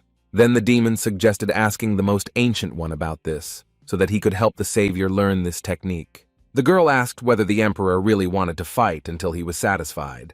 The partner asked Eop to imagine himself in his place, which made sense. The savior decided to take the advice of the undead after meeting the boss for the 7th time. Having got a taste for it, the Emperor was ready for the next battle without any ceremony. But instead of defending himself, His opponent threw his shield on the floor, which caused confusion in the demon. The Ancient One thought that the boy's patience was wearing thin due to his constant losses, but he just wanted an explanation. The dungeon boss found it funny that the enemy wanted him to teach him his move. So Moon-Yop demanded to be trained, arguing that the battle could not be fair when the opponents were at an unequal disadvantage. The Emperor wondered if the boy himself couldn't understand, since he had seen him do it more than once. Having entered the enhanced immortality mode, the savior wanted to teach the unbearable demon a lesson. And suddenly, instead of attacking, the enemy asked the guy to lower his spear. The Superman did not immediately understand what the demon wanted from him when he looked at his spear, but the guy ended up throwing the gun on the floor, curious about what would happen next. The Ancient One explained that this was how it lost its astral form, with which Eop agreed, watching as the spear returned to its original state. The Emperor then advised his inquisitive opponent to think about the opposite phenomenon. At this point, only the owner of the weapon retained his physical form, which was the essence of this trick. However, the dungeon boss immediately warned that such a skill would be difficult to learn in just one night. So that the enemy would not doubt the honesty of the words he had spoken, the demon insisted that he was not happy to share this knowledge, but believed that people had a short memory. But looking closely at his weapon, the immortal warrior still could not understand how everything was arranged. The armored brute looming over Moon-Yop assured him that this was the whole point. And suddenly, the Emperor bared his teeth and brought his deadly blade down on the boy. The dungeon boss ordered the enemy to get lost, which in turn promised that he would return. This fight did not last much longer than the others, and the Emperor hoped that the warrior had heard enough. The demon will eagerly wait to see if the savior of humanity can figure out this technique before the next battle. Secluded from everyone in a flower field, the Superman decided to start with a full astral form. The boy wanted to narrow it down to just his fingertips to prove to the Emperor that he was worthy of defeating him. The Magister who appeared noted that creating an astral body for a weapon was not so simple. When asked to find another way, Aop replied that without this skill they wouldn't have been able to hold out for even 30 seconds. The warrior thought about attracting superhumans and overpowering the Emperor with numbers, but decided not to do so because he himself gave him a hint. A thought suddenly appeared in the albino's head regarding the astral form of the weapon. But the Superman did not listen to her, ordering his partner not to stand over her and to leave. Having assumed a pose, So Moon-Yop began to concentrate his auras in detail on individual objects. By the evening, the guy, with joy in his voice, told the master that he had finally succeeded. The girl looked at the immortal warrior and was skeptical, since only a little time had passed. The savior pointed to his shoes, claiming that he could do partial astral projection. The priest began to doubt herself, watching how a man was able to master an ancient technique that even she did not know about. The demon wondered how far this man could go that he couldn't stop praising himself. However, the girl asked the guy to take off his shoes to check some of his guesses. The savior of humanity found the request strange, but he obediently bent down to the boots. Having gotten rid of his shoes, Moon-Yop felt awkward because apart from them, he was all in his astral form. The master asked her partner if he considered this case surprising, when only the boots that were in contact with the body did not receive a projection. The girl immediately turned around so that the warrior would not see how she laughed at him, denying it in every possible way. Eop justified himself by saying that it was indeed extremely difficult, when he unexpectedly received a notification. The message stated that the astral projection limit had increased by 2 seconds, which could well have depended on the amount of the superhuman's aura. The warrior began to reason that if he focused on the projection of only one weapon, he would spend less aura. The guy was pleased, because progress, although insignificant, was certainly present. After this incident, the immortal warrior began to meditate for hours to improve his skills. The lifespan of the astral body began to increase rapidly, reaching 9.5 minutes. When So Moon-Yop could master this technique perfectly, his stay in astral projection increased to as much as 30 minutes. And then came the day when the Superman and the demon came again to the people's grave to defeat its boss. Sitting on his throne, the Emperor was glad that his enemy had finally returned. The demon couldn't help but notice that this time the man was gone much longer than usual. When asked how long she had been absent, the Magister replied that they had not appeared for a whole week. But the merciless tyrant did not respond to this, only keeping silent meaningfully. Descending to his opponents, the ancient began to talk about how he had lived too long. The leader of the once great army reasoned that time had become useless to him. The fighters were slightly confused by the demon's philosophical reasoning, which was an introduction to the fight. However, Moon Yop ordered the pile of scrap metal to stop talking, as he did not want to see him like that. From these words, the Emperor began to quietly moan, the moan of which resembled a pitiful sob. But then the demon burst into loud laughter that filled the entire room. Having laughed heartily, the Ancient One reported that his opponent had managed to amuse him properly. Taking a fighting stance and gripping the hilts of his swords tighter, the dungeon boss called his enemies comedians. The demon's eyes glowed brightly, signaling to his opponent that the 8th battle had begun. The master asked her partner to hold out for at least 10 minutes, for whom this was no problem. Looking at the information window, the immortal warrior stated that he could have held out for at least half an hour. The guy decided not to drag out the battle and began concentrating the aura on his weapon. Now, when meeting the Emperor's blades, Eop did not worry about the strength of his shield. As the demon struck, he laughed at how the man had managed to grow during his absence. The savior stubbornly tried to inflict at least the slightest damage on the dungeon boss with a meter-long throw, but the weapon only scratched the armor of the ancient, who was amused by the enemy's impudence. Although the girl was interested in watching the battle, she was troubled by the question of whether Eop was inferior to the Emperor in terms of weapons. But it wasn't just one warrior who had spent the entire week preparing for battle, and the Magister showed off her aura-created wings. The girl called upon the souls of those whose lives were unjustly taken by the Emperor. The risen dead demanded freedom, but in order to gain it, the Emperor had to die. For a moment, the merciless tyrant turned his attention from the battle with the Superman, turning his attention to his lost army. So Moon Yop demanded that his opponent not turn away from him, as he did not want to win in an unfair fight. The Ancient One almost missed the decisive blow and only miraculously managed to block it. The Magister insisted that the demon had to deal with the wrath of those who, through his fault, could not find peace. The undead sent the risen dead to attack, giving them the opportunity to deal with their killer. The looming threat of his former subordinates forced the Emperor to turn around again. The savior did not like the fact that his opponent disobeyed his request and again turned his back on him. Due to the Emperor's distraction, Moon Yop managed to knock one of the blades out of his hands. As soon as the pair appeared, it seemed to the Ancient that the battle would go in a completely different direction. The dungeon boss grabbed the remaining sword with both hands and took on an incorporeal form. Having scattered the spirits, the enemy insisted that as a result of the battle, nothing had changed. While destroying the summoned dead, the Emperor found it funny that they wanted to distract him with spirits. Going into berserk mode, the cruel tyrant filled those present with the impression that he was a great emperor. And the first thing he intended to do was to get rid of the miserable sight that stood before his eyes. The Magister froze in place, not expecting that the enemy would deal with her minions so quickly. The devil's circle standing in front of the girl was powerless against the weapon of the astral form. However, the undead was not destined to leave the dungeon room. As the blow was taken by her partner's weapon, the guy looked at the demon, out of breath, partially condemning her for her carelessness. Pointing his sword at his opponents, the Emperor convinced them that everything was useless and that they would never be able to defeat him. Even after learning to use astral projection weapons and bringing an army of ghosts, they didn't have a chance. The ancient demon was convinced that he was the only one who could stop the evil. Exuding a strong aura, the dungeon boss said that only he could do this.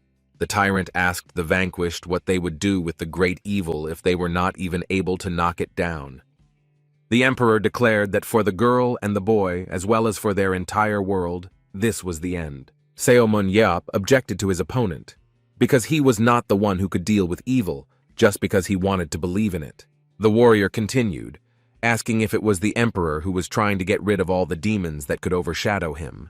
Suddenly, another spirit appeared behind the strongest of the demons, calling him father. The son claimed that he grew up trying to imitate his father, who was able to overcome evil, but everything turned out completely differently. As a child, the boy was surrounded by the care of a loving father, and nothing foreshadowed trouble. However, he was then killed by his own hands, not understanding what he could have done wrong. And while the Emperor's son was pouring out his soul to him, the immortal warrior reached for the remainder of the spear.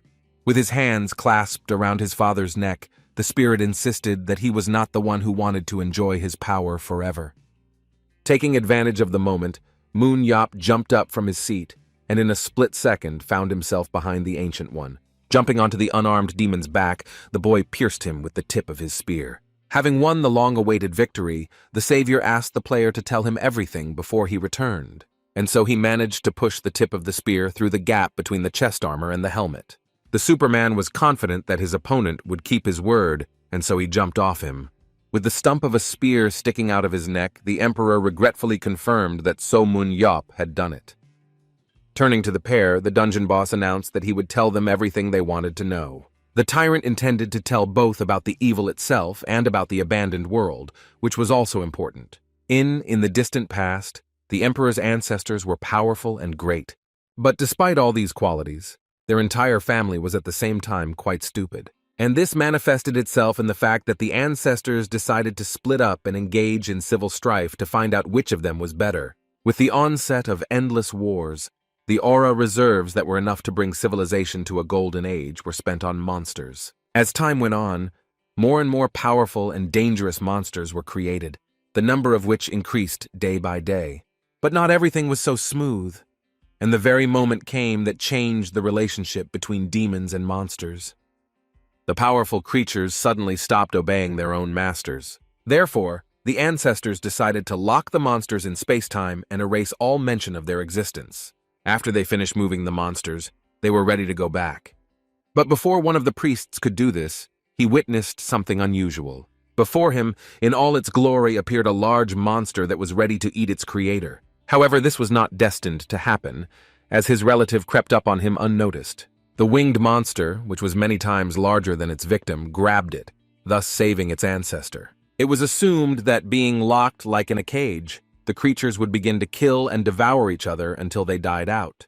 The Magister noticed that in the abandoned world, where monsters lived unattended, something went wrong, and that same evil was involved. This world did not become a grave for the monsters because, having plunged into eternal squabbles, while some died, others multiplied. Before anyone realized the threat, the creatures born into a world of eternal struggle developed and evolved. One day, although no one knows exactly when it happened, a monster was born. Unlike everyone else born in the abandoned world, this one was superior to the others in every way. He was a one-of-a-kind monster, and the demons had never met anyone like him. This monster, which absorbed all the most terrible things, was called true evil by the ancestors. At some point, the abandoned world became too cramped for the creature with many eyes, and he turned his gaze outward. Ultimately, the absolute evil managed to find a way to escape from captivity. When he invaded with an army of monsters, the Emperor fought alongside other demons to stop him. Evil evolved incredibly quickly, but at the same time, all the monsters also learned a lot from this battle. That time, the Ancient One managed to send the monster back to the abandoned world and block the passage. The dungeon boss didn't know what these killing tools would do if their world was invaded again, but that was a concern for the living, not the dead. After that war, the Emperor was called a savior, due to his ability to create an astral projection of weapons, thanks to which he won. Suddenly, the helmet of the defeated warrior shattered into pieces, revealing his hair to everyone. The demon claimed that even in his time, no one was capable of what only he could do. The Emperor, who was a blonde man, declared that So Moon Yop was now the savior. As he disappeared, he let slip that the guy needed to become even stronger than he was now. The Queen summed up the Emperor, who was unable to completely overcome the evil, that by deceiving the senior priests, she tried to open a passage to this world. The warrior was curious about how different the monsters were from each other, to which the Magister replied that it all depended on their goal, killing or collecting aura. The demons created monsters from which they received the aura they collected, so that those without intelligence did not use it, which made them good servants. The immortal warrior clarified that evil had violated all the prohibitions and principles that the evil spirits had previously told about. The ancestors had deliberately removed all restrictions, saying that in the fight they were ready to do anything for the sake of victory. But now this caused a certain concern. The only thing that gave Eop hope was that in his best years the Emperor was no match for true evil. The guy caught himself thinking that he had almost resigned himself to the fact that he had defeated all the final bosses. He was ready to spend the rest of his life on the couch watching dramas, but fate gave him such a gift. The prophet ordered to find the first senior priest, because through his hands evil was trying to open a passage from the abandoned world. Through the first, they learn where their leader was hiding, hoping that the Superman will help them as he did today. The guy was always ready to help if it was necessary to wave his fists, since he was a savior. The meeting place between Aop and the Magister was empty, since the priests could erase traces of their movements. The words spoken by the albino stuck in the head of the immortal warrior, who was trying hard to remember something. Suddenly, As if struck by lightning, he announced that he had already met the demon before. In Sutama, his secret dungeon, Munyop obtained a Zardlun seed, and that encounter eventually led him here. However, the demon's aura was red, and the boy asked the Magister to clarify whether only senior priests could clean up their tracks or not. The Queen revealed that this dungeon was not on their watch list, but she promised to find out something. After some thought, the girl agreed that a demon with a red aura would hardly be able to erase his traces. The prophet said that she would let them know as soon as something became clear, and Aop immediately decided that their work was temporarily finished. The Queen thanked the guy for his help, but he asked her not to thank him, because it was a matter of human safety. Then the Queen asked if perhaps a couple of the assistants needed anything. Here, the immortal warrior became thoughtful, since the conversation was about the possible receipt of gifts. The head stated that the guy could ask for as much money as he wanted, because when creating the battle, she began to earn astronomical sums. But the Superman did not need money, and moreover, receiving a large sum at once was somehow uninteresting for him. Soon the savior settled on the magistrate whom he wanted to take with him. The Queen expected to hear anything but such an answer, which caused her to fall into a stupor. The evil spirits that the warrior chose considered the guy's statement to be sheer nonsense. The girl asked what she would do in the human world, to which Munyop replied that while they waited for news from the Queen, they would play battle. Demon considered this a stupid idea, since she would immediately be exposed due to her abilities, but Eop suggested that she act in a different manner. Since people defended themselves with aura, weapons, or superpowers, the master had to limit himself to teleportation and a weak version of Spirit Strike. The girl became curious as to why she should agree to such a thing. Munyop claimed that the girl was his debtor, although she did not understand how her debt was related to what the boy asked of the Queen. But the warrior could not find any arguments to object, so he simply stated that they were connected, and that was all. And if a girl wants to join his team, then together with her he will earn a fortune. The fighter claimed that in this case there were only advantages. The master would conduct a couple of training sessions in case evil appeared, and he would not have to look for players. The opportunity to learn how to fight against people interested the girl, who plunged into thought. The demon also had to admit that fighting as a team was quite fun. Having weighed the pros and cons, the Magister agreed to tolerate Eop being by her side for a while longer.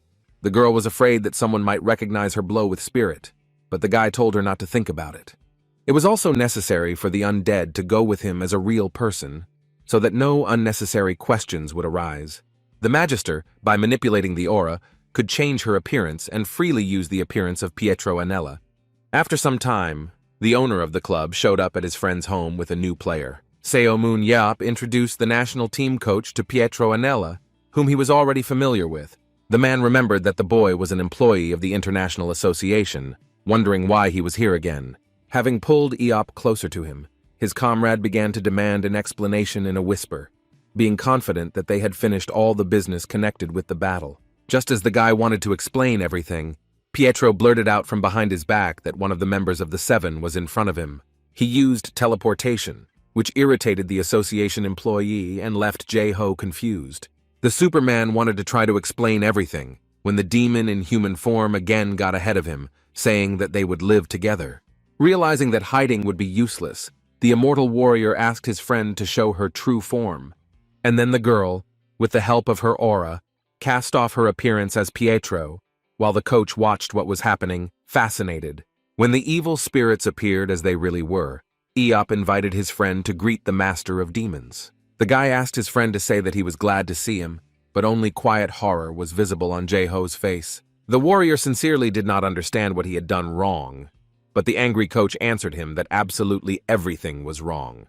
The man was furious that his loyal friend was offering him to live under the same roof with the demon master. Eop stood his ground, insisting that the undead were completely different now, and since Pietro had been brainwashed, they decided to replace the soul.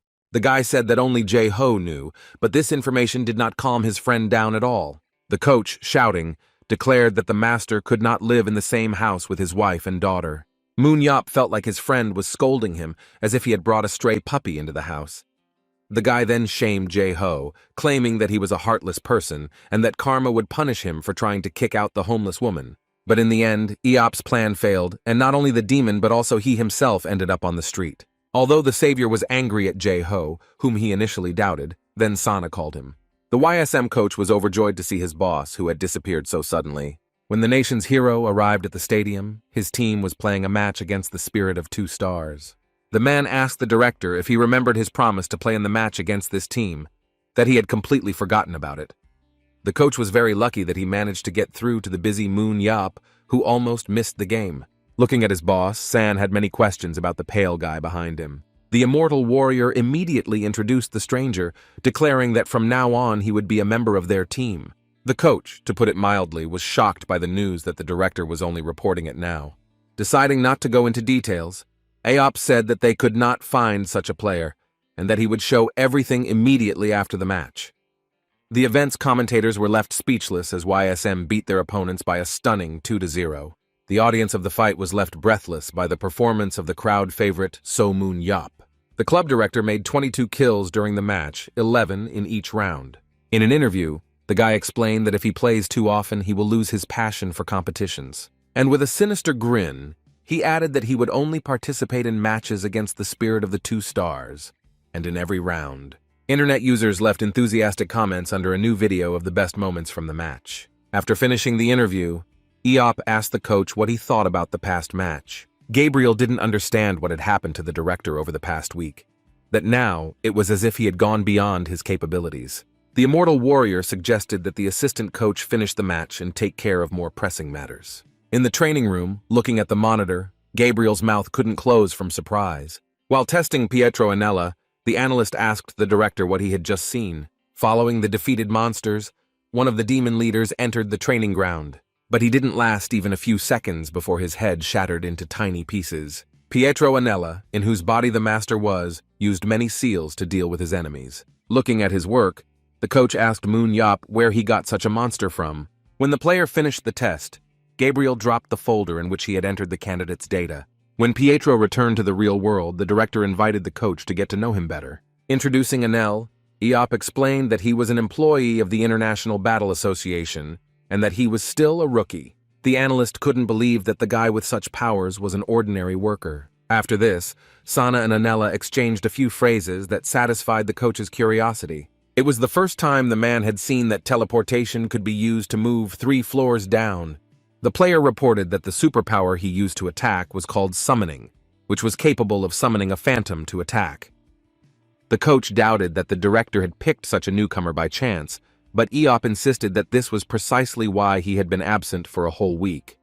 It seemed to Sanya that the whole world revolved around the savior, who had once again managed to surprise him by finding such talent. While all the players came to the team themselves, Master Eop was dragged in by force, for which he was sometimes ashamed. Whatever it was before, Gabriel was happy that Pietro had decided to become a player, at least now. After shaking hands, the coach and the new player agreed on fruitful cooperation. Another small problem was that Pietro didn't have his own avatar, as this was his first time participating in the battle. Gabriel, to his regret, reported that the superpowers the boy had shown had limitations. The director intervened in the conversation, claiming that teleportation was limited by distance and the number of repetitions. Sana reported that the summoning could be compared to the Sharan extinguishing ray, and some adjustments would be made by the association. The savior was confused by the fact that Sharan's superpower had also been reduced. Talking among themselves, Eop reminded her about controlling her power, to which the Magister replied that this was her minimum. The director sadly agreed that Pietro's power was not weak enough to be used in the game. Since registering an avatar took some time, Yop said he was forced to ask the association president to wait a little. But the immortal warrior had an idea to call him right at that very moment. As Moon Yap had predicted, Park Jin-tae was immensely happy to see him in his office. The man asked his old friend again whether he had made a request to the association because of the creation of a new player's avatar. Initially, Eop was going to resolve everything over the phone, but the president himself called him, which led the guy to think that there were some complaints about this. With a straight face, Jin-tae said there were plenty of them, showing an article about the Korean Association turning a blind eye to rule violations. But besides the avatar, there was another reason why the president wanted to see the savior. The president showed a folder containing a proposal for Match A, which was held in Britain. This was the very match where the members of the national team competed, as confirmed by Jin-tae. The guy asked a logical question. Why did he need this information? The condition for Match A was to become a member of the national team, which Eop had no intention of doing. The Korean team didn't have much of a chance to play against Britain, while the Americans only agreed to play because of the Savior's participation. The immortal warrior was interested in what he would get from playing for the national team. But Eop immediately remembered that there was a sportsman playing for Britain who was in the top 3 best players, whose name was either Roy or Rose. Given these nuances, Moon Yeop had no desire to join the national team. The Savior could protect from evil, but it would also not hurt him to look at the best superhumans of the modern world. The YSM director asked Mr. Pak if he had any other suggestions. The man began to leaf through the folder with information about the match, finding the moment about the recruitment of foreign players by YSM. Jin Tae said that if the guy stopped in Britain, he could help him recruit people for the team. Eop was thinking about where he could use the guys who had previously fought against each other. Deciding that it was better than nothing, the warrior agreed. But in return, he wanted to develop the match tactics himself. Meanwhile, in one of the British churches, a member of the English team was preparing for the upcoming match.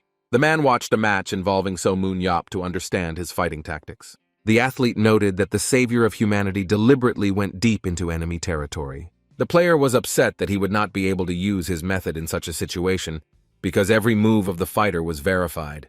The man's laptop featured an article written about Eop that cast him in a bad light. The athlete decided that because of the war, his opponent might have had a low level of education and could easily be set up. But at the same time, Roy Mayer hoped that Eop was smart and polite, looking forward to their meeting. A week before the A-match, the Korean national team's clubhouse was visited by a living legend. The team members began to whisper among themselves, discussing the participation of the immortal warrior in the upcoming battle. Suddenly, Moon Yeop was called out by a familiar voice that addressed him as the director. The savior was surprised when he met Choi Hyuk and Yoon Bum in the national team's locker room. The guy with the superpower of shadow walking felt awkward among professional athletes. And his colleague Hek was a more worthy candidate, who by this time had pumped up almost all of his abilities to the maximum. Looking at Bohm, the club director noted that, apart from super strength, the boy did not have the abilities for the first league. But despite all his shortcomings, the player still ended up in the national team. At our very first meeting, Bohm said that studying was more important to him than his career as an athlete. It was only by offering a cash reward if he failed that Yeopu managed to convince Yun to join YSM. But thanks to being included in the team, the guy developed his skills by sitting in a pit for a week. Seo Moon Yeop felt happy in his heart as he began to remember the old days. The guy became curious about what the director was so happy about, that he remembered the young man who was slobbering with his studies, and now grew up to be a member of the national team. The player felt awkward because every word the savior said was the pure truth. The warrior said that Baum had been keeping an eye on him all this time, and he had managed to prove himself. With tears of joy in his eyes, the athlete grabbed the hand extended to him by the club owner. While the player confessed his love for the director, he thought about the fact that it would be extremely difficult to play in the major league with just superpowers. Baum continued to praise Eop, who in the meantime was thinking about selling the guy as soon as possible. Tired of listening to flattering words from Yun, the savior asked where Shim Yeon-soo was. After a while, everyone gathered in the conference room where they were supposed to discuss strategy during the match against Britain. On one side was the coaching staff, who listened attentively to Jae-ho's speech, while on the opposite side sat the national team players, among whom Yeon-soo was looking around. When he heard that Moon Yeop was going to join the team, the boy started biting his nails out of excitement. At some point, the player caught himself thinking that they were just playing a joke on him, and he acted like a child. Unexpectedly for himself, Yeon-soo discovered that the director of the club, whom he had so diligently avoided, was sitting next to him.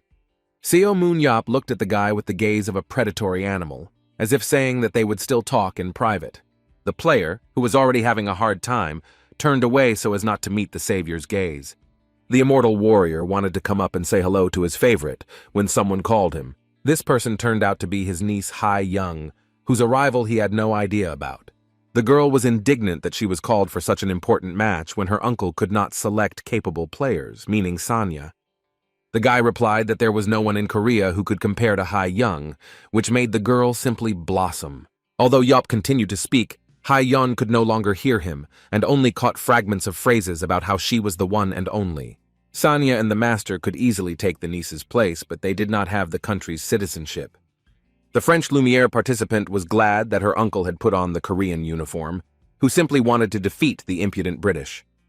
Baek Ha-young said that Britain treated the national hero with undisguised hatred, recalling the article.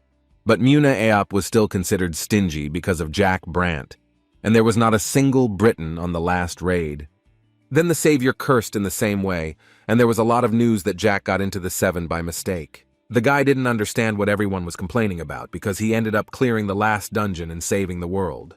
This was all because Britain had never beaten France, and when the French teased the English, they called them oafs. Even so, the immortal warrior didn't understand why they looked at him as a weakling. Jae-ho asked the players to stop talking and move on to strategy against British team in the upcoming match. Everyone knew this team, but the coach had to explain it to someone who wasn't aware of what was going on. The British team very often used the Knights and Wizards tactics in their games. Contrary to recent trends, the team had a very distinctive lineup for the match.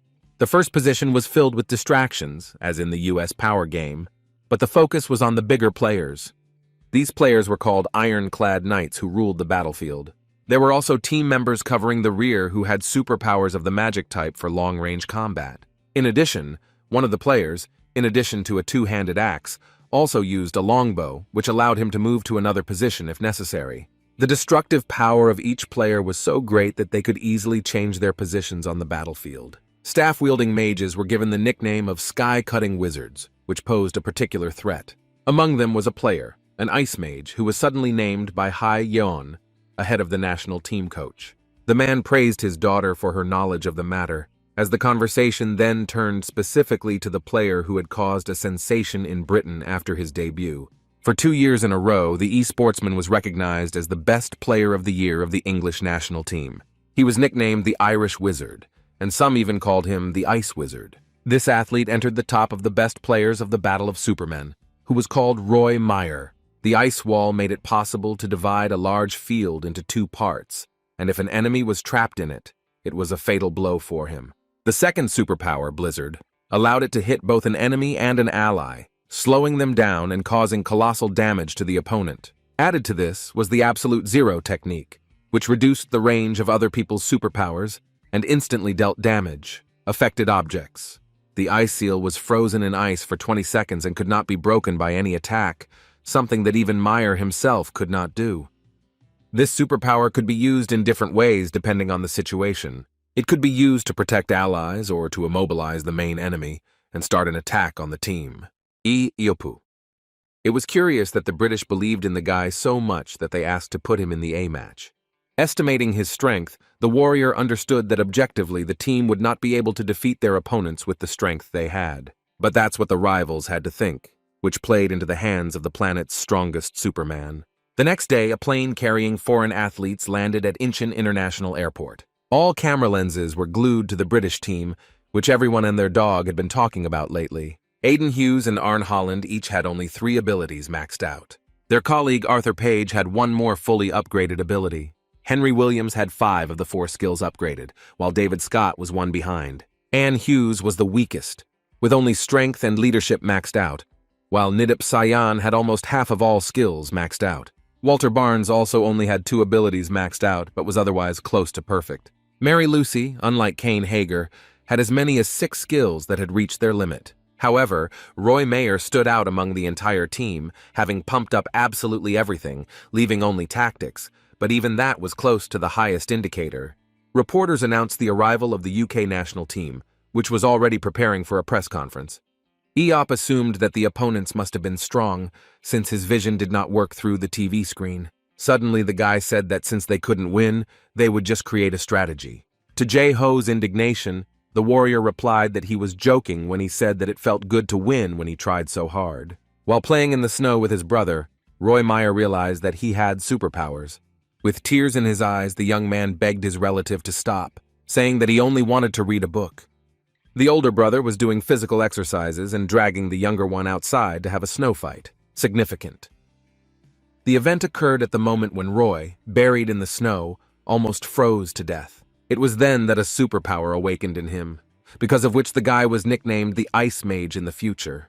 Since then, the insecure guy became a participant in the Battle of Superhumans and was able to wipe his brother's nose.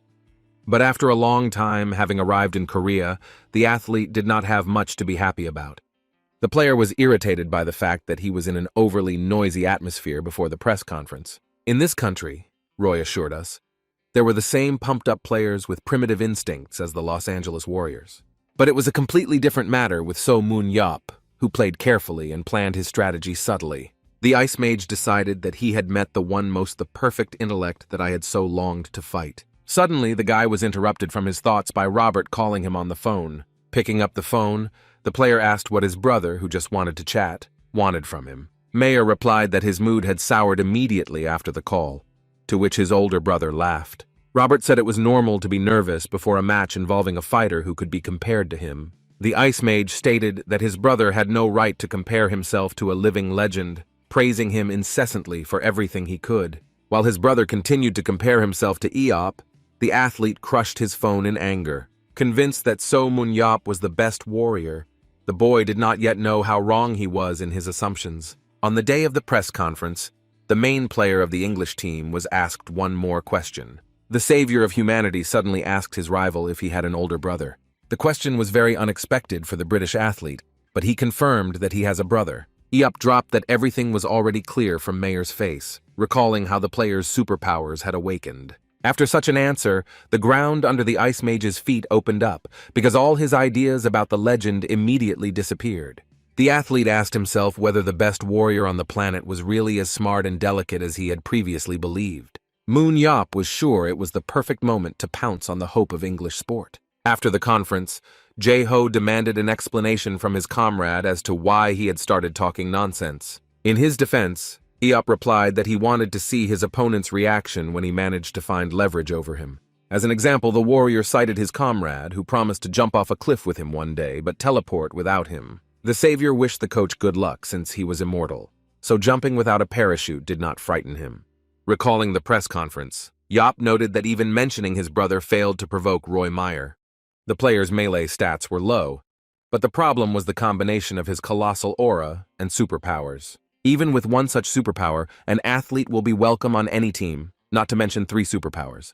Just as Gabriel was amazed by the master's skills, Aopu was indescribable about the power of his future opponent. With high indicators, he seemed to have fenced himself off with a wall and probably figured out how to behave in close combat. The savior feared that in a real fight, the pride of the British team would become a serious issue. The guy said that in its current form, the score of the match will be either 2-0 or 2-1 at best. Jae-ho was surprised by his comrade's attitude, who replied that there was no enemy that could not be attacked. The coach was worried because he hadn't seen Moon Yop so seriously for a long time. Now the warrior was exactly as Jae-ho remembered him, lost in his thoughts, not hearing anything around him. The savior always looked like this when he encountered an impenetrable dungeon. But the man didn't stay nervous for long because he knew what followed in such cases. The immortal warrior always found a solution even in the most difficult situations, and this was no exception. The long-awaited match A finally took place, Team Korea against Team Great Britain. The commentators asked the audience to welcome the team ranked 4th in the rankings. Knights and wizards entered the arena under the leadership of the incomparable Ice Mage. Following the United Kingdom team came the East Asian Tigers, led by the savior of humanity, So Moon Yop. Spectators were puzzled as to how the national team would be able to beat Britain, even with Eop in the team. The hosts of the match asked the fans to pay attention to the composition of the national team, which was different from what they were used to. There were 5 players taking the brunt of the damage, while no one on the team stood on defense. Those watching the match wondered whether the Korean team had changed its strategy just for the fight with Britain or on a permanent basis. The first dungeon where the long-awaited battle will take place turned out to be the Labyrinth of Death. In the national team, Moon Yop was the one who asked the team to do exactly what they did in training. Players had to move in the direction where the British team's starting point was located. At this time, the Korean team's opponents skillfully got rid of the monsters climbing towards them. The reconnaissance group reported to the main body that the enemy was moving very quickly. But what surprised Roy Meyer was that the enemy team was heading right towards them. The Ice Mage tried to understand why the Korean athletes decided to attack them at the very beginning. Mayer's subordinates threw up their hands, unable to understand what was stopping them from finishing off their rivals early and resting. Roy refused, citing the fact that the strategy that Moon Yop had prepared for them could not be ignored. The guy told his men lose focus in terms of territory. The enemy was most likely unpredictable. The Ice Mage had no intention of returning home without a victory, just because the enemy had changed tactics. The British team soon had the opportunity to come face to face with a living legend. Being on the 25th floor of the Death Labyrinth, the foreign athletes felt quite confident. However, this could not be said about the home team, who were wary of the famous fighters. This is how everyone behaved except So Moon Yop, whose expression did not even change when he saw his opponent. The enemy team's formation, with the main player in the rear, confused Meyer. The boy understood perfectly well that this was one of the Immortal Warrior's tricks, but decided to think about it later. The Ice Mage focused on sending his subordinates into the attack. There was such a definition as dynamic protection, which applied to tanks. It was a block-shaped armor plate filled with rubber, plastic, and gunpowder. This simple system protected the combat vehicle at the moment the missile hit the target. To counteract this, tandem munition technology was invented, where a small bomb was placed in the head of the missile to cause detonation. The Immortal Warrior commanded his men to go to the most dangerous enemy. The player's goal was to push through, especially if they came across a small open area. A small bomb on the munition caused a dynamic defense reaction, creating a collision area. The main missile at that moment penetrated the tank, which was demonstrated by the Korean team. And in addition to Choi Hyuk, the national team's rocket also included So Moon Yop. The warrior, who appeared right in front of Meyer, told him that he had heard about his ability to be invulnerable for 20 seconds. And without waiting for an answer from the enemy, he immediately pierced him with the tip of his spear. Eop explained his actions by saying that he wanted to finish off the player before he could use his skill. A few days before Match A, the team was considering the formation they would use in it. The team members could not believe that now there would be 5 athletes on the field, who took all the damage instead of the usual 4. One of the team members stated that their opponents were strong, but even with such a formation, the attack line would be too weak. Jae-ho hesitated a little while explaining, so he suggested that his friend do it. At the sight of the savior of humanity, the Korean team immediately stirred, considering him their secret weapon. After clearing his throat, the guy asked what they would gain from increasing the number of players taking on all of the enemy's attacks. Eop asked whether it would not have been better to continue to follow the old tactics instead of mastering the new formation. Having glanced at those present, the Superman clarified whether he was right or not, since he was addressing the national team. But none of the team members responded, saying that they were too scared to object to the strongest of the superhumans. Exhaling heavily, the warrior noted that the athletes were ready to die rather than learn something new. The guy then explained in simpler terms that the essence of the strategy was to try to win an early team fight. Choi Woo-hyun's election. The savior asked him what the 5 players in the main position were doing. The team member responded that they played defensively, covering their team members. The answer was correct, but the athletes were protecting not only the team members, but also the so-called line between the teams. Moon Yop found it strange that Woo Hyun hadn't heard of her before, and immediately clarified the matter. The line provided a safe area for the team to fight in with confidence, which also protected the border from being breached during attacks. But if the line is broken, then even the strongest player who deals the main damage to the enemy will be killed. The warrior looked askance at the trainer, claiming that this was basic knowledge that everyone who went on a raid in the last dungeon had. The athlete asked whether such a number of players were placed to maintain the line, which only angered Moon Yop. The savior explained that they were going to break through the enemy's defenses, since the melee players were too weak to pull off such a strategy. Using Choi Hyuk as an example, the Immortal Warrior explained that they, having changed their position, were the fake attackers. Taking hit after hit, Roy Meyer considered using the Ice Seal. But there was also the opportunity to catch the most dangerous player of the enemy team using an ice wall. The Ice Mage's choice fell on the second superpower, which he considered for a counterattack. An Irishman decided to play the hunter and catch a problematic rival at the cost of his own life. Cut off from his crew by an ice wall, Eop could not get help from them in the battle with the 3 Englishmen. Having taken Mayer out of the game, the savior appreciated his tactics. That a second before his disappearance, he pushed Heck over the ice wall, isolating Eop. The niece began to worry about her uncle, intending to join him when her teleport was restored. But the Immortal Warrior was not worried because Roy Meyer made a serious mistake by deciding that Eop was an ordinary superhuman. The Korean national team fought hard against the British, but still suffered losses. At the very beginning of the battle, the teams met in a battle of 10 against 7, but soon they were fighting 5 on 5. Baek Hae-young, who brought 1 kill to her team, advised her colleagues to be more careful. One of the members of the enemy team attacked a representative of the Parisian Lumiere. The girl did not let her opponent out of her sight, because she could not afford to die in this match. After all, if Ha-young is eliminated, then he won't be able to be considered a top-class player. Having gathered all the remaining strength, the athlete, without waiting for the attack, rushed towards the enemy herself. Commentators couldn't miss the fact that the daughter of the national team coach was demonstrating the skills she had acquired playing for France. However, it was worth remembering that the Battle of Superhumans was a team game, where the team members who could support in difficult times were also important. Suddenly, the ice wall began to crack, and Aop's voice could be heard complaining that 30 seconds were too long. And literally the next second, the warrior's spear broke through the ice wall and pierced Nidapsayan. Having destroyed what seemed like an impenetrable fortress, So Moon-yeop earned his 5th kill of the round. The English couldn't believe that anyone could beat 5 players in half a minute. Despite the slight shock, the English team members did not lose their confidence and pounced on Moon-yeop.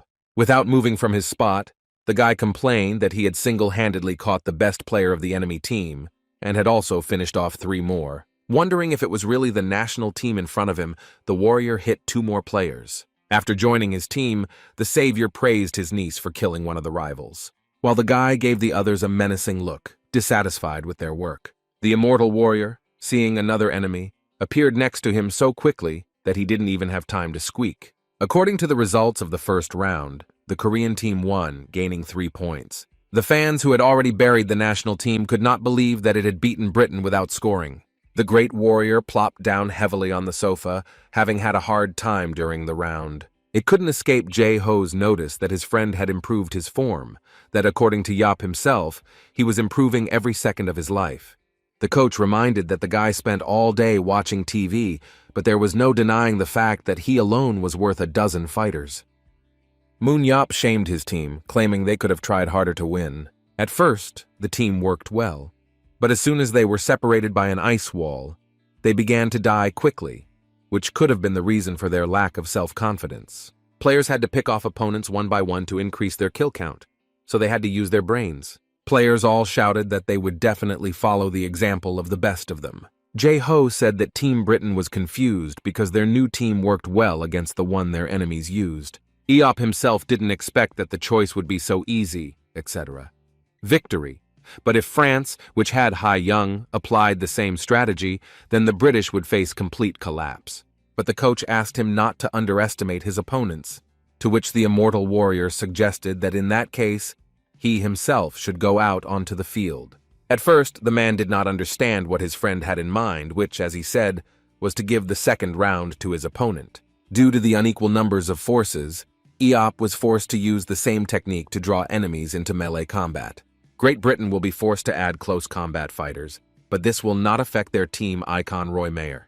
The team won't be able to replace all of its ranged fighters, so the gap in points will be small, all thanks to the savior of humanity. Then the opponents will start to worry about the third round, racking their brains over a new strategy, because they don't want to be known as losers in Korea. What Moon-yeop could certainly say was that if this was the strategy France used, Britain would be in for a thrashing. The second round took place in the spiral cave of Azusa, at the very beginning of which both teams were already preparing to fight each other. The leader of the British team, Roy Mayer, ordered the entire squad to attack the opponents. The esports players immediately clashed with the enemy team, preventing them from crossing the line. The Korean players, when they encountered the English, noticed how much the atmosphere had changed. She was literally pressing down on them, as if there was no free space around. Jumping over the obstacle of his rivals, Moon-yeop ordered his men to cast aside fear and strategy and simply fight. The immortal warrior, having neutralized one of the players holding him back, aimed at the ice mage. The very next second, the savior found himself among the enemies, drawing their attention to himself. The guy openly stated that this round would be easy for them if they took advantage of the chance given to them. At the end of the second round, Team Britain won, earning 3 points. Roy Mayer was named the best player, having made 4 kills and helped his colleagues make the same number. But what was remarkable was that the magician committed 2 murders and helped his comrades with the help of only 1 blizzard, having worked hard. In one moment, the player got rid of 6 members of the Korean team, demonstrating the greatness of his superpower. But even despite the events that took place, the commentators were truly surprised by the representative of the Korean team. The guy deliberately surrounded himself with enemy players to avoid Meyer's dangerous attacks. But Moon Yop, when necessary, hid among his colleagues, giving them a moment of victory. Because of this, the results of the 2 rounds were slightly different from each other, and Aop could easily have become the best player. Well, this didn't happen because the warrior was bound by the British mage's ice seal. When the seal was destroyed, unfortunately, the Korean team had already been destroyed. Even in such a situation, Moon Yop managed to demonstrate his fortitude by killing 3 players in a fight against 7. The Koreans' new strategy proved that they were capable of winning, as evidenced by the encouraging shouts of the fans. The immortal warrior was slightly surprised when he learned which dungeon they would be entering in the 3rd round. Noticing the thoughtfulness on her uncle's face, the niece decided that he was nervous, but Moon Yop assured her that he had expected something more interesting. Relatives learned about the final dungeon of the match from the commentators live on air. The Savior's reaction was explained by the fact that the 3rd round was to take place in a people's grave. The Superman wondered if the terracotta army had been distributed in advance, since the last time he had been there, only the palace part had awakened. In the graves of the dungeon lay the Emperor's soldiers, who had become living dead, who could be killed, getting rid of the commander of the detachment. In the middle was the Golden Army, which was the Emperor's personal army guarding the ruler's chambers. Hai Yaon was curious what her uncle would come up with this time, given the peculiarity of the dungeon. The warrior asked if the athlete remembered who he killed first in the first 2 rounds. The girl answered correctly, stating that it was a ranged attacker when they used a deceptive strategy. Hai Yan was surprised to learn that they would now do what they did in YSM, playing on containment. After much deliberation, the British team decided to replace all of their ranged attackers with melee players. The team made this decision because in the 1st and 2nd rounds, players died first, excluding Roy. The Ice Mage tensed up when he saw the Korean team's lineup change again before the new round. Mayer bitterly admitted that they had been fooled, as the 2nd round turned out to be a ploy to develop a new strategy for the final match. Because there were many monsters in the dungeon, so Munyop could take advantage of this, causing the English to lose. Carefully studying the new roles of the enemy squad, Roy prepared for an enhanced defense. The savior of humanity and his niece rushed towards the opposing team. Before they even got started, Hai Young asked if they needed to hunt. The Superman advised his partner to listen to him carefully, explaining the situation.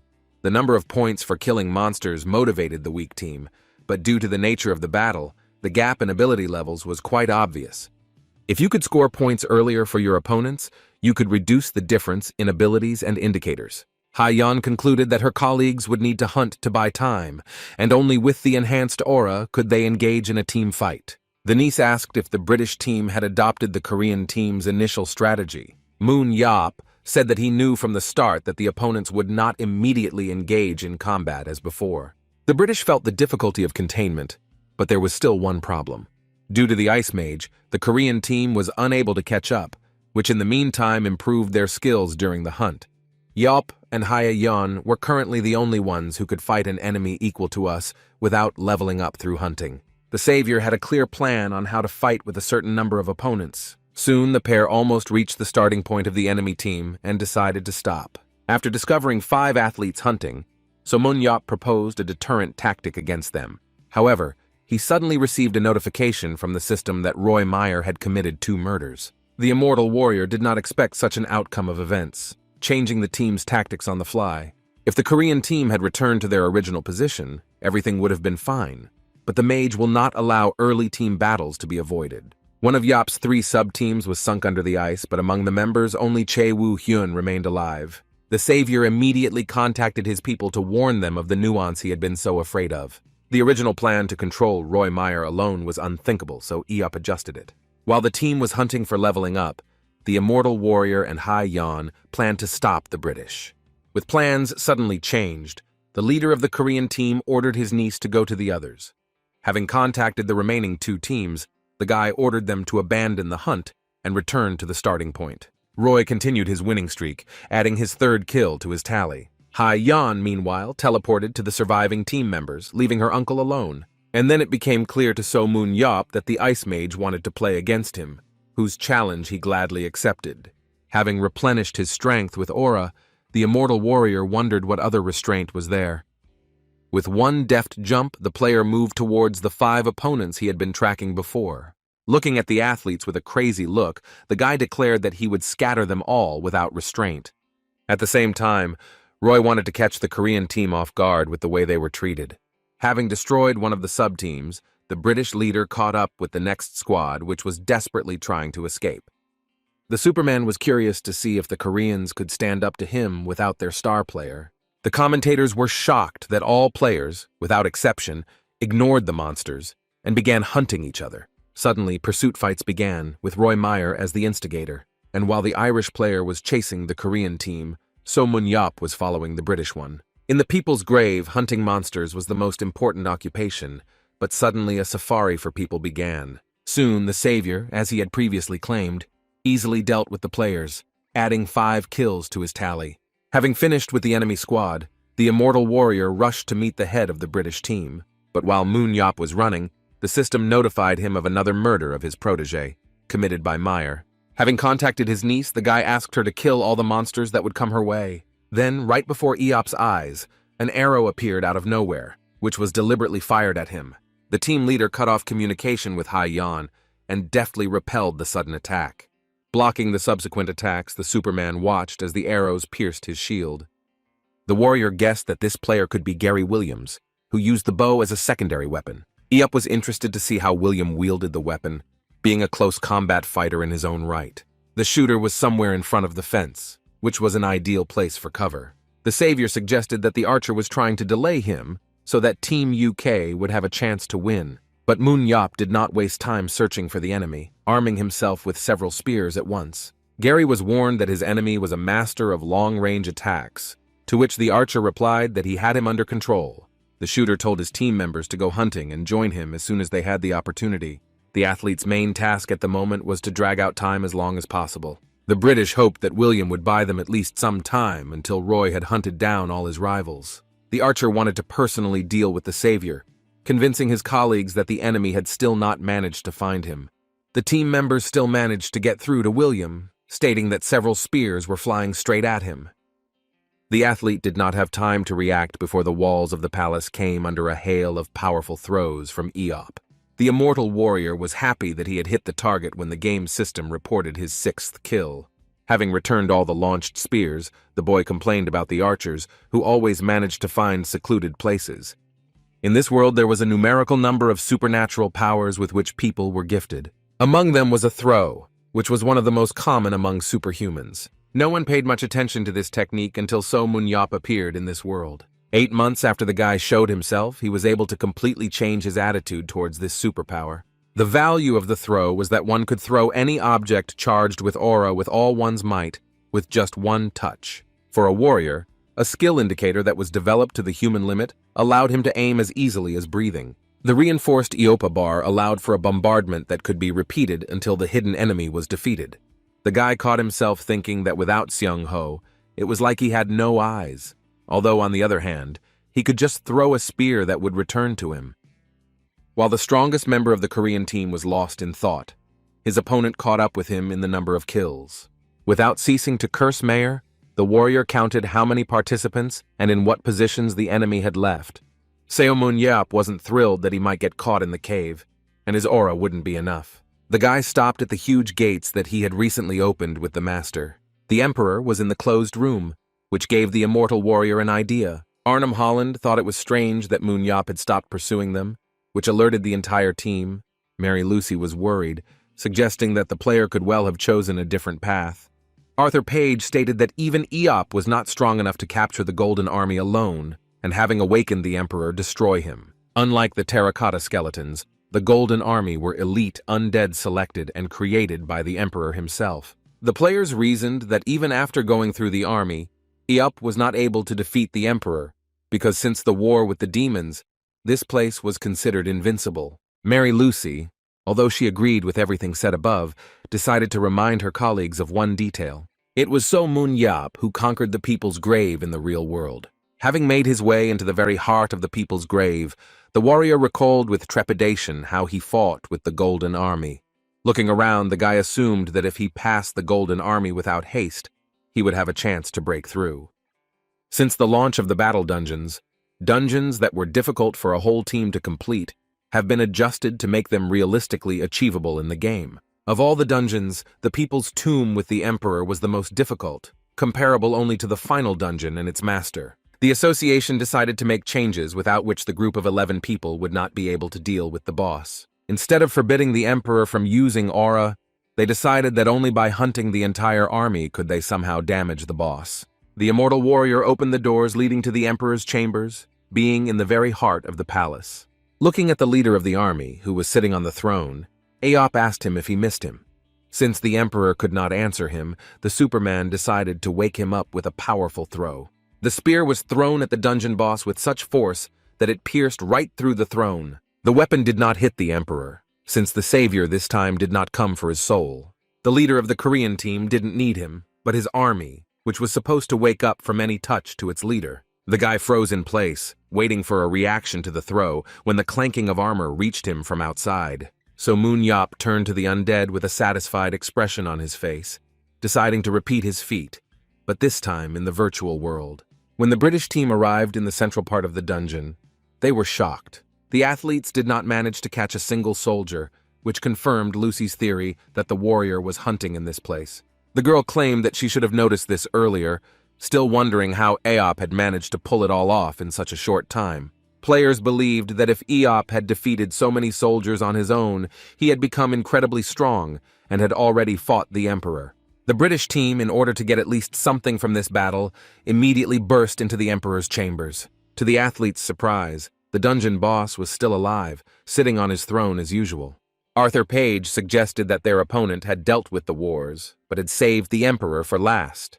Lucy thought this was illogical, because the demon should have woken up after the destruction of his army. Suddenly, as if the answer to their question had come, the cyber sportsmen felt the ground shake beneath their feet. The English were very surprised when they saw ManhwaCapped running into their room. With a smile on his face, the guy who was running as fast as he could commanded his rivals to get out of the way. The team still stuck to their goal and instead grouped together to keep the enemy out. But before the players could even blink, the immortal warrior rushed past them. The guy, finding himself behind the British, stopped, leaving his rivals completely bewildered. The savior of humanity advised the enemy team to scatter if they did not want to die. The England team players listened with stony faces to how ManhwaCapped had been enjoying himself all this time. The Superman made a small circle with the Golden Army, which turned out to be faster than the guy thought. The opponents' faces were covered in sweat, realizing why they hadn't seen the Golden Army earlier. Now she was standing right behind them, angry at her sudden awakening. The opponents of the Korean team had no choice but to run away, because they were not strong enough to defeat an entire army. Athletes had a purple aura, and to fight with several thousand warriors, one had to have at least a black one.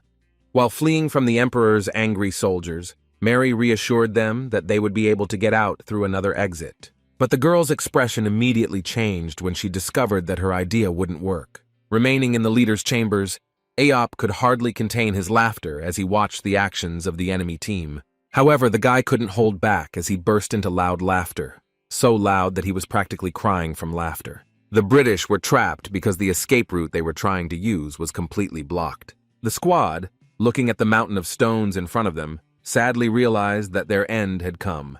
With a loud clatter of armor, the Golden Army overtook the rivals of the cunning and treacherous ManhwaCapped. The boy laughed, throwing his head back, listening to the system announcements of how the British team players were executed by the Emperor's army.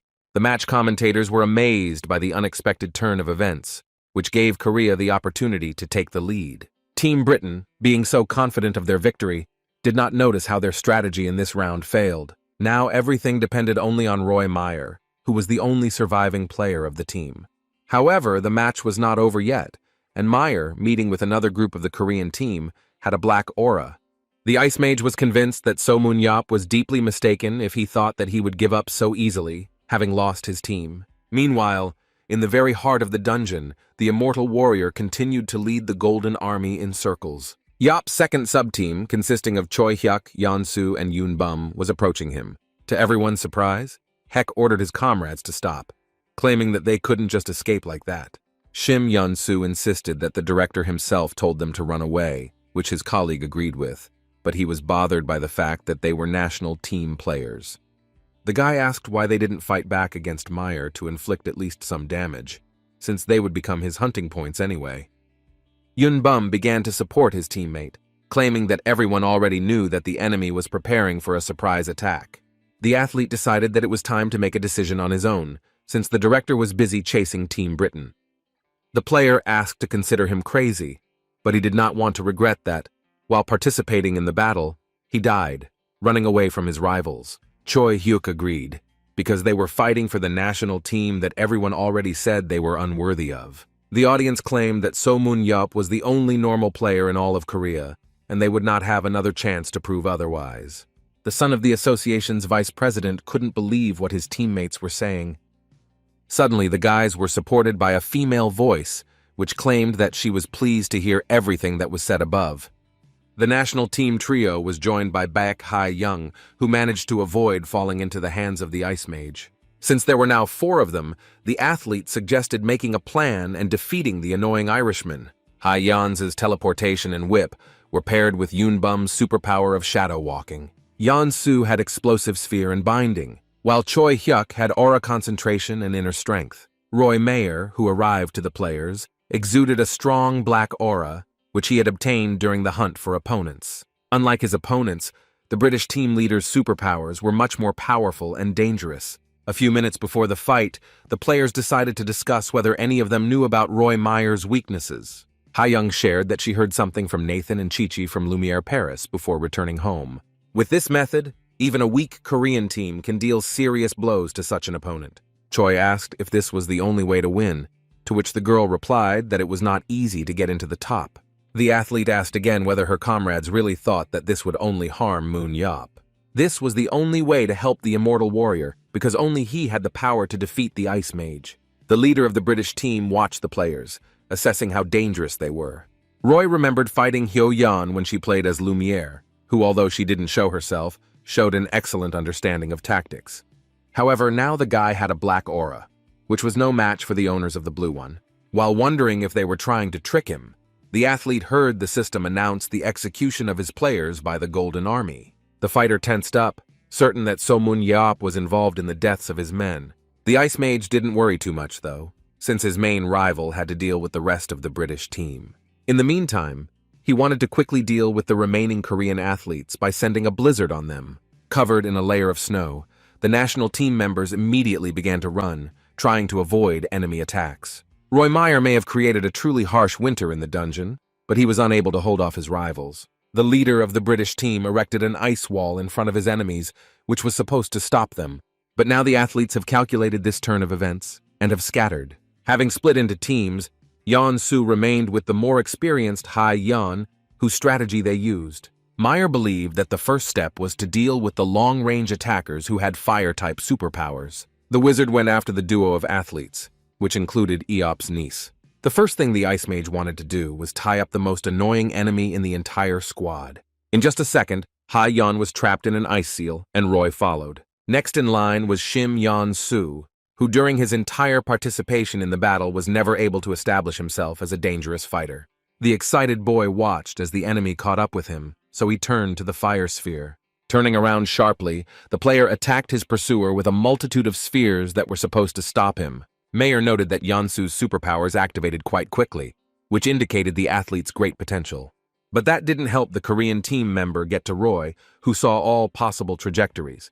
At first, it was not clear to the athlete how his opponent managed to avoid absolutely all of his attacks. Standing right in front of Yeon-soo, the Ice Mage advised him to try a little harder. The leader of the British team waved his staff and cut a path through it, cutting off the arm of the player standing in his way. The hot-tempered boy said to himself that cutting off his arm was not part of their plan. But suddenly Mayer felt that he could not move his hand, around which a ghostly whip was wrapped. The athlete did not expect that, having lost his arm, Yeon-soo would be able to use tying. While the wounded player held off the enemy, his comrades launched a frontal attack. Roy Mayer's eyes glowed with an aura, and an ice sphere formed in his hand, emitting no small amount of power. The Korean team members were shocked by this reception, as they were not prepared for something like this. The remaining player on the British team hit the opponents with a beam that illuminated everything around them. The Ice Mage used absolute zero to trap the athletes in ice, condemning them to a slow death. Shim Yeon-soo was surprised at how a player who was in the same position as him could do such a thing. Touching the wounded man with his staff, Maya replied that the difference was in a different mindset. Looking around, Roy noted that there was only one member of the enemy team left. At this moment, Baek Ha-young had just emerged from the ice trap that had shattered into small pieces. The girl did not hide her surprise when she discovered the enemy right in front of her.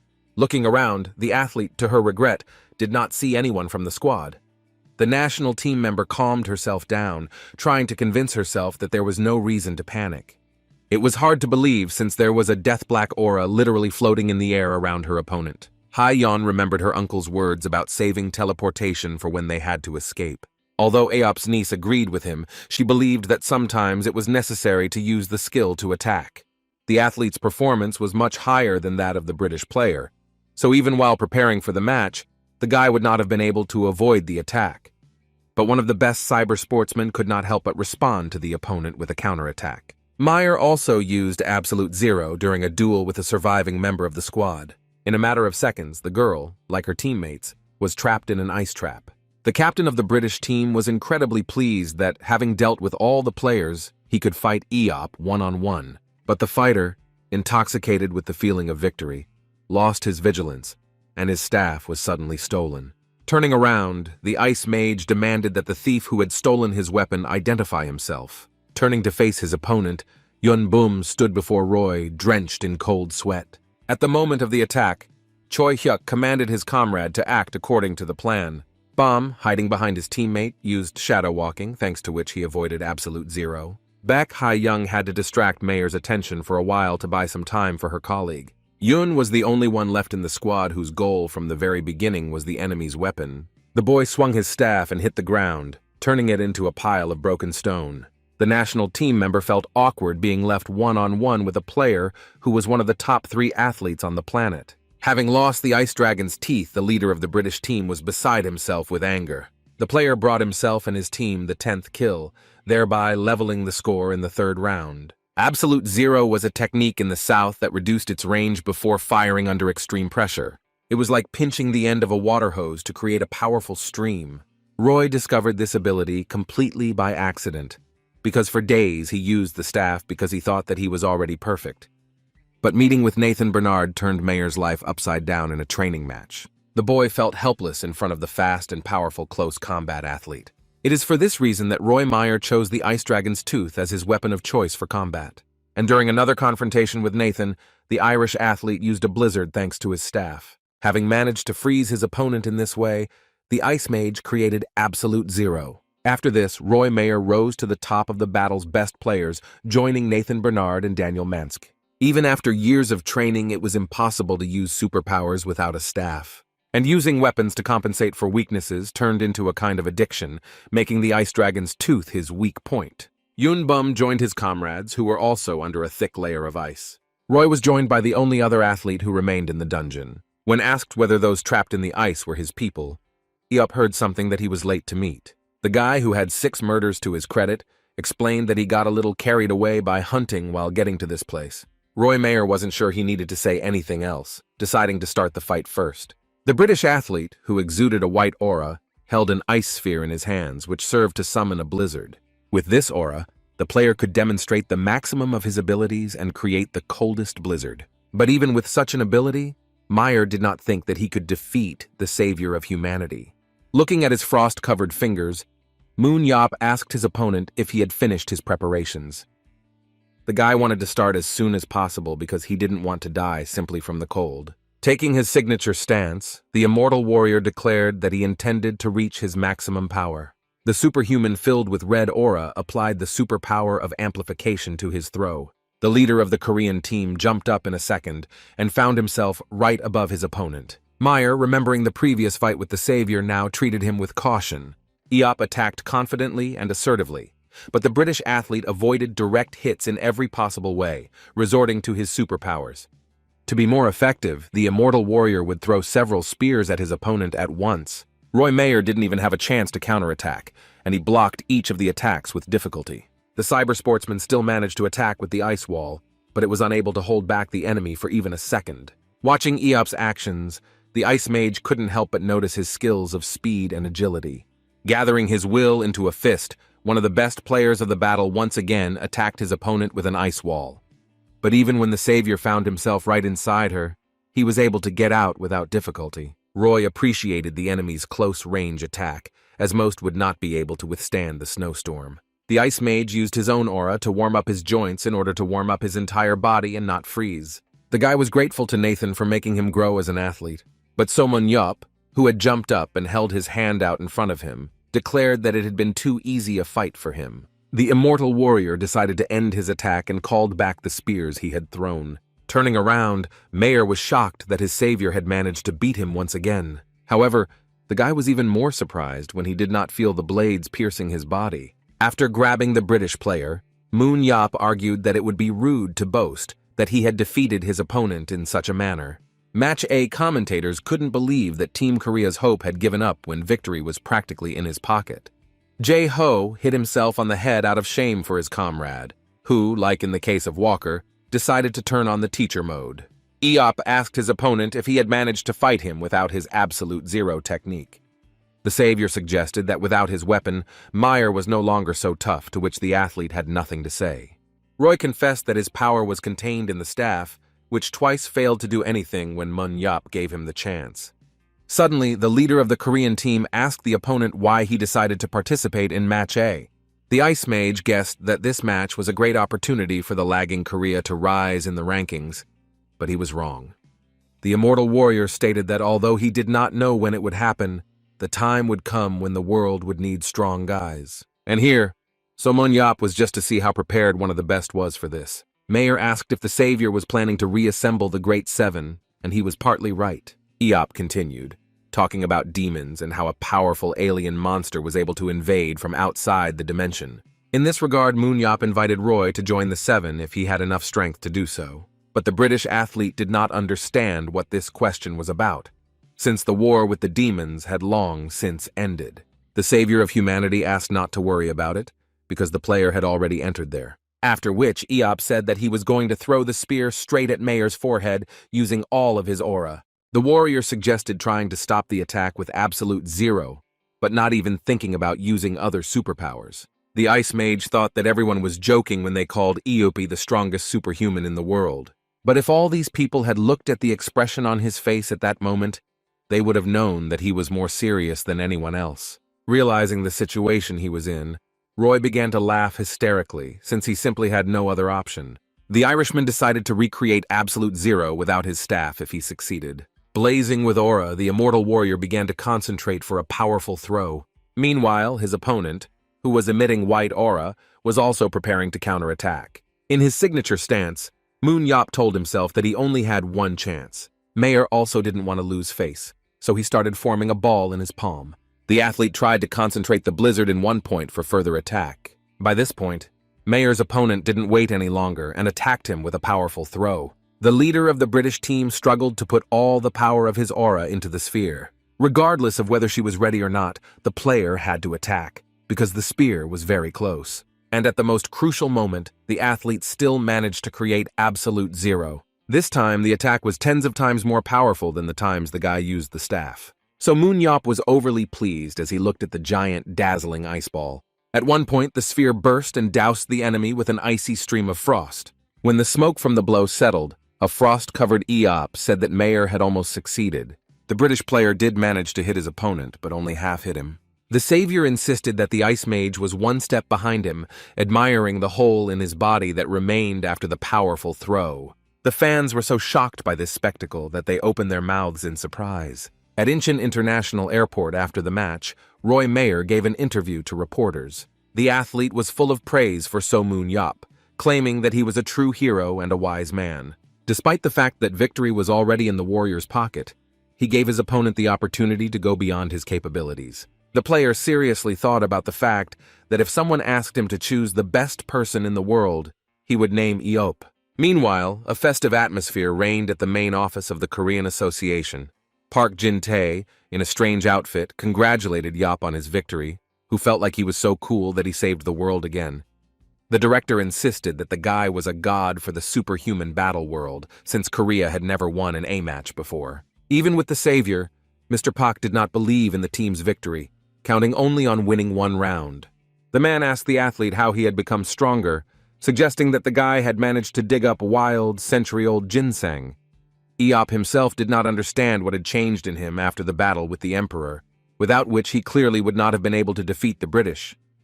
Having finished the match, the Superman asked for payment for his work, but the director did not seem interested in the warrior. The owner of the YSM club got what he wanted, namely the list of players submitted by Britain. Studying the list in his office, Eop noted that all active players were in European leagues. The guy didn't expect to see such strong players as his old friends, among whom were several AAA players. The warrior caught himself thinking that just yesterday he was running around high schools in Korea and picking up juniors. Gabriel Sana entered the director's office, interrupting his review of the candidates. The analyst was informed that Pietro's ability level had been altered, which surprised the club owner. The call was 80%, and the teleportation was effective within a radius of 3 kilometers, once every 3 minutes, which was lower than Eop expected. From now on, players have improved their skills compared to the beginning of the game, and the association has tried to minimize the limitations of superhumans in the battle. It was also rumored that Sharan's punishment was going to be softened, and his quenching beam would increase its power from 50 to 80%. In addition, the next championship was to be held in the top 6 format, not the top 3. Sana added Sharan, Pietro, and the director to the original trio, stating that his potential could be assessed by watching the matches he played. But it turned out that Moon Yup, considering himself number 1, decided that the analyst had overestimated the other players, and not him. While the director mocked those who would be fighting for second place, Gabriel spoke about the necessary improvements to the club in the future. The warrior agreed that if the English came to them, they should prepare for their arrival. The guy decided to get rid of everything old that was in the club so that the new team members would not need anything. To this end, So Moon Yup decided to begin construction of a new house urgently. The director wanted to limit himself to 1 building for now, ordering the preparation of the ground and the transfer of building materials for 4 more. The builders decided that the owner had some kind of plan, to which he replied that he had one guy who knew how to professionally copy samples. In order not to waste time, the Superman ordered the workers to do the job quickly and efficiently, just as he liked. The foreman claimed that the facility would be completed in a month, which was hard for the club director to believe. The man insisted that they had managed to gather a multitude of people with superpowers who would be useful in construction. Eop asked if he could recharge the aura of the builders, which, according to the foreman, would help cut the time in half. Having reached an agreement, the savior, together with a team of workers, began building the villa in 2 weeks. Dressed in his work uniform, Eop asked his subordinates whether it was easy for them to live in the countryside. The director announced that from now on, any of the club's players will be able to bathe in luxury in a villa of 160 square meters. Each athlete was given a separate house, where he could invite his family or live as a single person. There were also plans to build a 24-hour store in the clubhouse. Players couldn't believe that they would no longer have to spend an hour or 2 to get to the nearest grocery store. The director suggested that the team create a separate team to manage the players, hiring a housekeeper and a service manager. And while everyone was praising So Moon Yup for his boundless generosity, he was planning a provocation. Jo Seung-ho wanted to address the director, but before he could finish his thought, he was interrupted. The immortal warrior stated that Seung-ho had decided to work hard on the construction, which came as a real shock to the boy. The director claimed that if players joined the superpowered people who were spending their time on this building, they would speed up its construction. The savior of humanity asked the team to applaud the brave volunteer. Eop asked the athlete to gain strength for the next 2 weeks, but the guy reminded him about the league, since he was also a member of the main team. The warrior began to talk about his personal car and other pleasures of life, but Seung-ho did not care how he would be appeased. But Moon Yup didn't stop there, telling us about the 2-level penthouse that would be in this beautiful house. But the truly ironclad argument was the doubling of the annual salary.